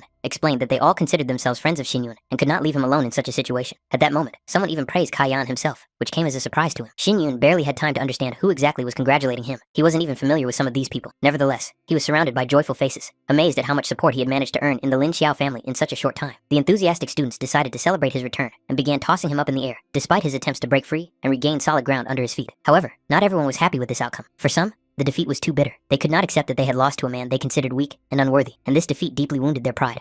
Chen Xiao knelt before Master Hua, begging for revenge for his brother. He claimed that Chu Xinyun had destroyed Li Erxiao and the other participants in the trial, using despicable methods, and then deceived the elders with fine words to take the place of the main disciple. He also pointed out that Jia Yan and Zhou Ye had become too attached to Xinyun. Now, there was virtually no one left in the Lin Xiao family who could restrain him. This guy had already begun to look down on those around him, and his influence would only grow in the future. For some senior disciples, this turn of events seemed absurd. They did not believe that anyone could rise so high in just one leap. They had no intention of respecting the new main disciple. On the contrary, the idea that this upstart needed to be taught a harsh lesson as soon as possible was becoming increasingly clear in their minds. The southern suburbs of Cloud City were located high above the main buildings. The road there was long and exhausting, and when they finally reached the top, they could feel the air becoming colder and thinner. From here, there was a wide view of the city below, but with it came a feeling of alienation. This place was clearly far from the hustle and bustle of life. Qizhou could hardly believe that they had actually climbed so high. Luo Wei was really tired, but Xin Yun didn't understand the reason for her exhaustion, because he had carried her the whole way. However, when their eyes fell on the dilapidated building ahead, their fatigue faded into the background. Before them stood a dilapidated structure that looked more like an abandoned shed than a place to live. At that moment, everyone had the same question. Had they gotten the wrong address? Chuan tried to cheer up Xin Yun, trying to show that appearances weren't that important, but Shun Feng couldn't hide his confusion. In his mind, the home of the Lin Xiao family's main disciple should have been a spacious mansion in the imperial city, with warm halls and protective walls. Instead, they were standing on a windswept mountain in front of a dilapidated building. It looked as if they had simply been deceived. Luo Wei unfolded the map and pointed to the notes explaining the situation. They were indeed late in choosing a place to live. All the suitable houses were already taken. This place turned out to be the only one available. The wind here was so strong that it chilled them to the bone, and even warm clothes did not save them from the cold. It seemed that the mountain itself did not welcome its new owners. A sharp gust of wind snatched the map from Luo Wei's hands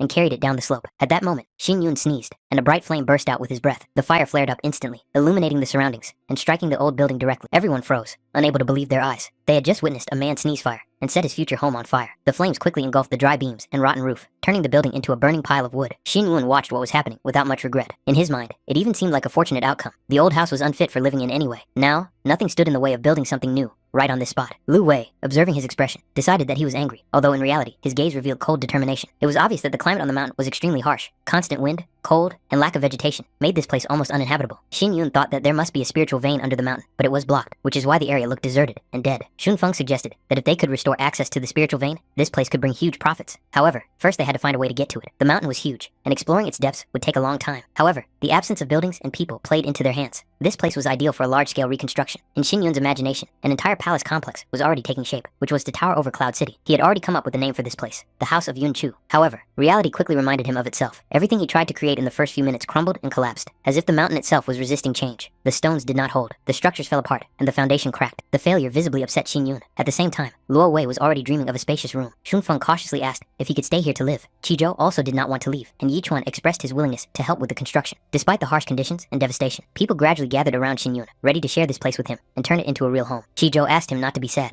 In fact, they just wanted to surprise him. Shun Feng explained that they had prepared in advance and had already purchased all the necessary household items. Moreover, among the purchases were even children's things. At first, Xin Yun did not understand why they were needed, and this caused him sincere bewilderment. Qizhou immediately became embarrassed, blushed, and hastened to explain that it was all done just in case. At that moment, Xin Yun couldn't help but think about how much it meant to have people around who were willing to care for him without asking for anything in return. Looking up at the sky, he noticed a bird belonging to the Lin Xiao family circling above the mountain, then gently landing right on his hand. It was a special spiritual messenger used to convey important information between disciples and elders. A message was attached to the bird's paw. From its contents, it followed that, with the official receipt from Yun Chu's house, he was allowed to enter the Lin Pavilion to choose a treasure. This meant not only formal recognition of his status, but also the first real step towards strengthening his position within the Lin Xiao family. After that, Xin Yun returned to where Zhou Ye was waiting for him. Zhou Ye asked about his impressions of the new house. Xin Yun noted that for a number of reasons, the building would have to be completely rebuilt. The day had been too busy, and fatigue was setting in, despite his outward calm. Xin Yun then asked if Elder Feng Yan had been there. Zhou Yi said that he was on a mission, and had been away for some time. This surprised him a little. It was clear that Xin Yun had been hoping to discuss something important with him. In response, Xin Yun showed the invitation he had received from the Ling Pavilion, and made it clear that he intended to go there to choose a treasure. Zhou Ye immediately expressed his willingness to accompany him, understanding the significance of this event. As soon as they appeared on the way to the pavilion, the surrounding students immediately stepped aside, clearing the way. There was a muffled whisper in the air. Eyes followed Xin Yun. Some looked with curiosity, some with caution, and some with outright envy. His name had already begun to spread among the inner circles of the Lin Xiao family, and now every step he took attracted more and more attention. Zhou Yi advised him to ignore the idle glances and empty gossip of the surrounding disciples, considering them nothing more than noisy background noise. At that moment, another disciple appeared and informed Senior Ye that the master was looking for him. It was then that his gaze fell on the new main disciple, Yun Chu, and a clear interest flashed in his eyes. This person turned out to be Pu Chen. Zhou Yi explained that he was currently accompanying Xin Yun to the Ling Pavilion, where he was to choose the treasure that belonged to the main disciple. Pu Chen gave his name and mentioned that he was also a core disciple of the Lin Xiao family. Xin Yun expressed his respect to his senior, and Pu Chen, in turn, made it clear that he was ready to help if necessary. His attitude seemed sincere and without ostentatious arrogance. Zhou Ye asked why the master was looking for him, but Pu Chen could not give a precise answer. Then Zhou Ye suggested postponing the conversation until the next day and going to the pavilion together. Hearing that Xin Yun was already on his way there, Pu Chen offered to personally escort him, considering it a convenient opportunity. He saw it as a good opportunity to establish a relationship with the new main disciple and strengthen future ties. Zhou Ye just laughed, agreeing with this approach, and then they said goodbye for a short while. Meanwhile, the surrounding disciples continued to whisper among themselves. Pu Chen couldn't help but notice how unusual this young man was. Such a high talent at such an early age. He was also surprised that Yang Yan had shown such obvious interest in him. All of this indicated that Xin Yun might have a very promising future ahead of him in the imperial city. Xin Yun took these words with slight embarrassment, but also with a clear understanding of reality. Lin Xiao's mansion was a place where truly dangerous and powerful people hid, like tigers and dragons lurking in the shadows. In such an environment, all he could do was try his best to keep up. Pu Chen laughed, noting his restraint and modesty, which was rare in such a situation. However, Pu Chen's expression soon became a little more serious. He looked back and wondered if Xin Yun really believed that passing the test alone would be enough to finally establish himself as the main disciple. Xin Yun remembered the elders' words that after passing the test, they would not stand in his way. Pu Chen confirmed that such decisions came from the elders, but added that the final outcome did not depend solely on them. Whether the other main disciples agreed to accept him would also play a significant role. The main character made it clear that if the senior disciple really intended to test him, he should take one important point into account. Xin Yun was not going to give it his all. He clearly stated that such a confrontation would be nothing more than a game. These words sounded so calm that Pu Chen couldn't help but laugh, taking such confidence as outright mockery. To Pu Chen, it seemed like a ridiculous joke. In his understanding, a person who had just passed the test had no right to talk about restraint. He decided to set his own rules. If Xin Yun could withstand 3 of his attacks, he would let him go without further humiliation. Otherwise, he would have to accept becoming the object of public ridicule. Xin Yun did not argue with the conditions, and calmly made it clear that Pu Chen was free to do as he saw fit. However, he put forward a counter condition. If he managed to end the fight before 3 blows were struck, the senior student would personally escort him to the Lin Xiao pavilion, fulfilling this role without objection. This demand seemed particularly humiliating. Such a statement finally hurt Pu Chen's pride. His eyes flashed with irritation, and he agreed without hesitation. His body instantly strengthened with spiritual energy, his muscles tensed, and then a swift blow filled with pure power followed. Xin Yun smoothly stepped back, as if gliding through the air, and avoided the blow without any visible effort. He even allowed himself to praise the attack as worthy, which hurt his opponent even more. Pu Chen admitted that he was just lucky, but he was sure that the next blow would be decisive. In the next moment, Pu Chen accelerated sharply, fully unleashing his speed-enhancing technique. His figure seemed to disappear from view, then instantly appeared right in front of Xin Yun, leaving no room for maneuver. The blow was devastating, powerful, straightforward, and designed to break his opponent with a single move. There was not a shadow of doubt in this blow. However, at that very moment, Pu Chen realized that he had missed. Xin Yun was already behind him, and his presence felt too close. It was clear that even such a blow was not enough. Pu Chen spun around sharply, intending to deliver another deadly blow, but stopped at that moment. The tip of Xin Yun's sword was already at his throat. The distance was minimal, and any movement could end tragically. Victory was achieved without unnecessary action. This was formally considered the third attack, albeit in the opposite direction. The outcome of the confrontation became obvious to both, and there was no longer any doubt about the winner. Xin Yun, with mocking calm, made it clear that the terms of the deal were now in effect, and that Pu Chen was obliged to fulfill his promise. Pu Chen was overcome with rage and humiliation, not immediately realizing how he had allowed such a turn of events and what had just happened. Enraged to the limit, Pu Chen activated an enhancement known as the Dragon's Roar. His body was filled with a crude, overwhelming force, and the next blow came down with such power that he missed and crashed into the wall. The stone couldn't withstand the blow, leaving a deep, ugly dent on its surface, as if it had been struck by a real monster. Pu Chen couldn't understand who this man thought he was. He couldn't wrap his head around the fact that someone dared not only to defeat him, but also to put him in such a position. Rage mixed with humiliation, and at that moment, he was sure of only one thing. If this insolent man did not die now, sooner or later, he would have to hope for luck in hell. Xin Yun calmly brushed the dust off his clothes, as if everything that had happened was nothing more than an unfortunate misunderstanding. He made it clear that he was willing to turn a blind eye to the deception, but insults were another matter entirely, one that could not be crossed without consequences. It was obvious that now the lesson would be much more vivid. As soon as Pu Chen tried to look back, the distance between them disappeared. Xin Yun was right in front of him, so close that he didn't even have time to react. The movement was quick, precise, and without unnecessary gestures. The swing followed instantly. Pu Chen desperately tried to respond with a blow, but realized too late that his body couldn't keep up with his thoughts. The next moment, he was already flying backward, and the blade of the sword stopped dangerously close to his face, sticking into the stone. This distance made it clear. One more wrong move, and it would all be over. Xin Yun calmly asked what decision he had come to. The choice was obvious. Either he would fulfill his promise, or the humiliation would continue in a much harsher form. Pu Chen did not hesitate, and instantly agreed. He understood everything at once, without unnecessary words, showing a rare quick-wittedness. The news spread with frightening speed. Senior student Pu Chen had been defeated by a new main student named Yun Chu. To those around them, it sounded like a ridiculous joke, but what was happening before their eyes left no room for doubt. In broad daylight,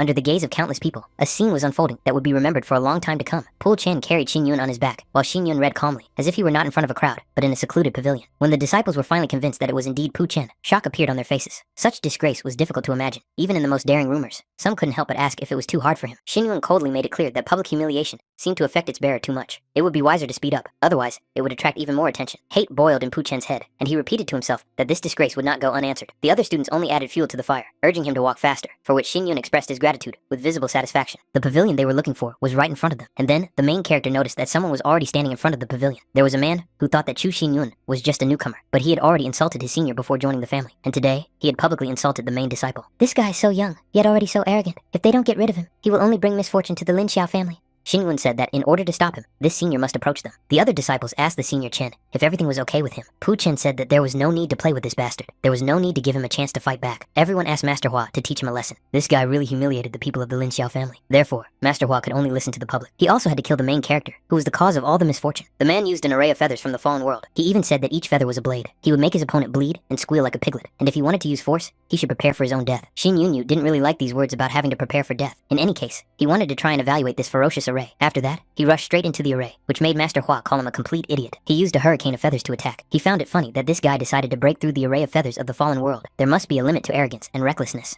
The disciples shouted that Master Hua was simply incredible. Pu Chen Li watched maliciously, thinking that this bastard was overconfident, but now it was too late for him to regret it. Master Hua mentioned that the 8 core disciples of the Lin Xiao family had been strictly selected and trained. They would not allow such trash to become one of them. Suddenly, he saw the main character lying among the feathers, who asked who he was talking about. Master Hua immediately ran away as soon as he saw him. Xin Yun guessed that the downside of this whirlwind was that after the attack, it would attack everyone indiscriminately, and if he immobilized this person, he wouldn't even be able to use the whirlwind. After these words, Master Hua fell. He did not understand why this man was standing unharmed if he had fallen into the array of feathers of the fallen world. Xin Yun explained that as soon as he entered the array, he created a wind film on the surface of his body. Therefore, the feathers did not harm him. The man asked if the wind film was not an advanced technique of the saint level. Xin Yun replied that if he was interested, he could even teach him. These words made his opponents even more furious, not understanding who this guy thought he was to teach him. After that, he used his weapon and threw the feathers directly at his opponent, wishing him to go to hell. However, Xin Yun managed to dodge the attack. Master Hua couldn't understand how this bastard dared to insult him in public. He believed that he would definitely not be able to dodge an attack from such a close distance. Xin Yun seemed to go mad, saying that if the bastard wanted to die so badly, he was even willing to grant his wish. The main character immediately pounced on his opponent and suddenly heard a plea for mercy. Master Hua came to his senses, realizing that he was still alive, although it seemed that he had already breathed his last. As it turned out, Master Hua's father had arrived, unable to understand how his child had dared to get into a fight without assessing the strength of his opponent. The other students did not understand why the master had come here. They assumed that someone had brought him, since he had arrived so quietly. It seemed that Zhou Yi had done so. The man noted that his child was older and had dared to behave so inappropriately, so it would be better for him to apologize immediately. Xin Yun greeted the master and asked him to calm down. They were just sparring with the older Hua. These words were enough for the man to send his child back home. Disciplinary punishment would await him at home. Master Hua had to humbly accept this decision. The other students whispered among themselves, wondering if the senior Hua would now be punished. Pu Chen couldn't believe that even the senior Hua had been defeated. Zhou Ye came down the stairs to Xin Yun, asking if he was okay. Xin Yun did not expect Master Ye to return so soon. Zhou Ye said that no one had actually called him. Pu Chen had deceived him. This man just wanted to deal with Xin Yun. Zhou Ye noticed the students standing and watching their conversation. Xin Yun told him to just ignore them. He was curious as to why the master had come here. Zhou Ye said that he had mentioned this kid, and now he was curious, so he came. Now no one would add fuel to the fire, and he could finally choose his treasure. There was an old man who asked if he was a new student. Obviously, he had come to choose a treasure. Xin Yun replied that he was indeed a new student. The old man asked him to wait a moment. Xin Yun noticed that the pavilion was in a space of spiritual power. It was indeed a good defense against break-ins.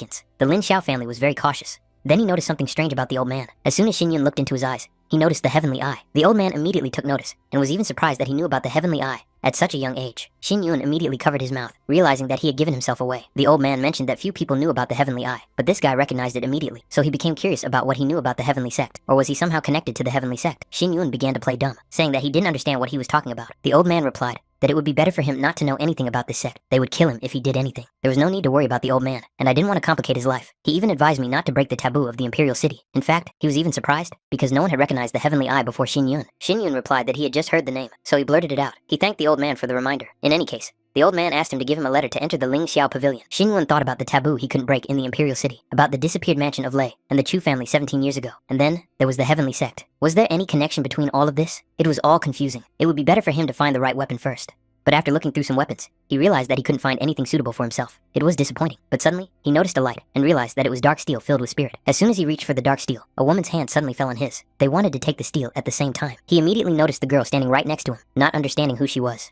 The girl replied that it was her spirit-filled dark steel. Xin Yun apologized, but he was the first to touch it. She pulled the dark steel toward her, not understanding if he was going to take something from her. Xin Yun pulled the steel toward him, saying that he needed it too. This made her even angrier, saying that maybe he would be sensible after all. Then, she stepped on his foot with her heel, and he cried out in pain. The girl hit him with her knee and elbow, saying that no one dared to take what she wanted. Xin Yun pushed her, then apologized. She began to fall, realizing that his movements were quick. The main character caught her immediately, and she began to understand that she didn't even have time to react. Xin Yun noticed that her cultivation spirit was incompatible with the spirit of dark steel. If she used this steel, she would harm herself. Didn't she know that? The girl blushed, and even wondered if it was true. She immediately moved away from him, pressing herself against the wall, not understanding how he dared to test her. The guy suggested that instead of fighting for the dark steel, she could choose another treasure for herself. The girl told him not to tell her what to do. She would take what she wanted. Since she was so insistent, he had only one option left.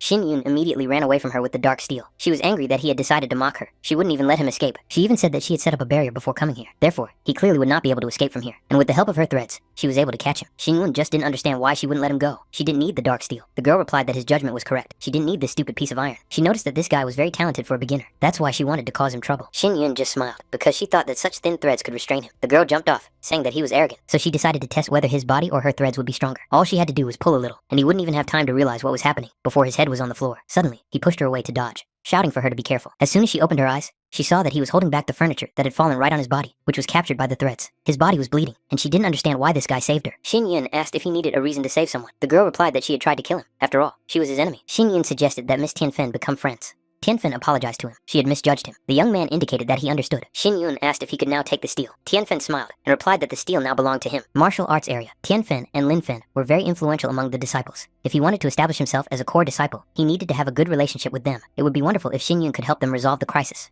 In that case, all 8 main disciples would recognize him, not counting the 2 outside the sect. He needs to be prepared to solve Miss Qin Yu's problems. The disciples who were in the square immediately noticed someone riding up. Xu Lin parked her motorcycle right in front of the main character. She apologized to him for keeping him waiting. She poked him on the nose, not understanding what he was thinking about, because he looked so serious. He immediately noticed Miss Lin Feng. She didn't expect him to decide to go to the spiritual warrior's pavilion. He even asked her to drive him there. Xu Lin immediately covered her chest, not understanding what he was staring at. Xin Yun tried to stop her, saying that he would explain everything. He tried to stop her, saying that he would explain everything. In fact, he didn't understand why she wanted to beat him up. Sometimes she wore a bra, sometimes she didn't. Xu Lin thought about how she should have admitted that she wasn't wearing a bra that day. She grabbed him. Xin Yun asked if it depended on her mood. Xu Lin noticed that he was in a good mood today. Then she sat him on the motorcycle, and they drove away. The other students noticed Lin Fen. She was cool after all, but they were also curious about the guy who was with her. Someone recognized Yun Chu. He was the guy who had caused a sensation in the Lin Xiao family. Some of the students even envied him. Finally, they arrived at their destination. It was the most powerful blacksmith in the Imperial City. Better yet, in the whole country. The best blacksmiths worked here. Here, he would be able to make the best custom equipment. In fact, the main character felt so sick from the trip that he almost threw up. Xue Lin hoped that he would not stain her vehicle, but then the guy noticed that all the shops were closed. He did not understand what had happened to them. The girl replied that these were the shops of the Qin family. The Qin family once monopolized the trade in medium and high-end materials, but for some reason, they fell into decline. He should have known the main student with the surname Qin. Because of this, she went to her homeland and has not returned yet. Xin Yun realized that he had to get to the Qin family as soon as possible. It was reported that Lady Lin Fen had returned. The maids gathered around her, saying that the master had lost weight and had no appetite for several days. Xu Lin replied that he deserved it. Who said she had to get engaged to Chu Feng from the Yun Meng family? She immediately turned back as soon as she realized she had said too much. The maids noticed the main character because he had come with the lady. They even thought he was her boyfriend. Xu Lin was confused, not understanding what they were talking about. Zhu Lin realized that she hadn't told him that the Ling Ming Pavilion was her home. Xin Yun guessed. Few people in the Imperial City had such a motorcycle. The old man immediately hugged her, upset that she had forgotten about her grandfather. He even said that he would no longer force her to get married. Zhu Lin told him to just shut up and not say that anymore. She pushed him right up against the wall, saying that he had what he had, so he should behave himself. Zhu Lin introduced Lord Ling Ming of the pavilion. He was her grandfather, Yue Dengkang. Zhu Lin introduced her friend Yun Chu. The girl mentioned that when she was on a mission in the Misty Forest, this guy had helped her a lot. The lord of the pavilion thanked the main character. He even gave him a VIP card as a reward. Xin Yun replied that it was Miss Ling Feng who saved him. He was just repaying his debt. Yue Dengkun immediately asked if there was something between them, since she saved him and he repaid her. Zhu Lin shouted at him to stop talking nonsense. The lord of the pavilion told her to calm down, but it seemed he didn't really believe her. Xu Lin hesitated, saying that she had brought this young man here to ask for help. Yue Dengkun inquired what the matter was. The young woman asked if the old man could do something for this young man on her behalf. The man replied that he was the best blacksmith in the Yun dynasty. Even the emperor himself had invited him on numerous occasions.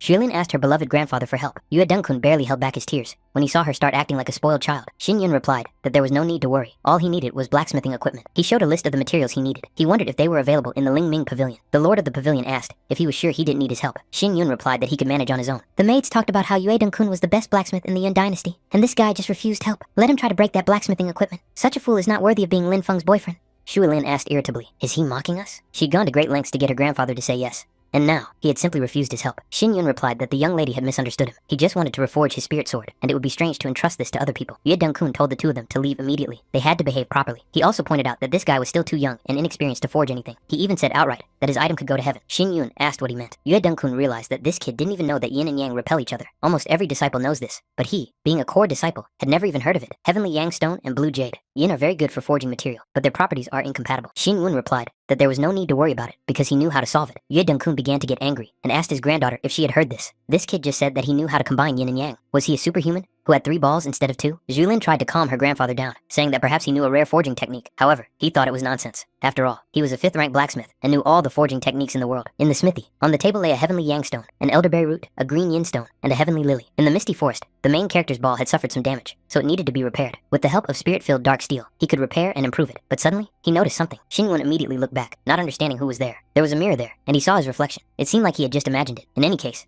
he had to hurry. He can create the effect of a beast's fire. Shuilin asked her grandfather what he was doing. Yue Deng-kun asked her to be quiet. The girl asked if he was afraid that this guy would break his equipment. Yue Deng-kun asked if he looked like the type of person who would worry. He was just curious about what the guy was doing there. Shuilin replied that it seemed her grandfather was just worried about him. The old man replied that he didn't even know him, so why should he worry? Shuilin didn't seem to believe this excuse.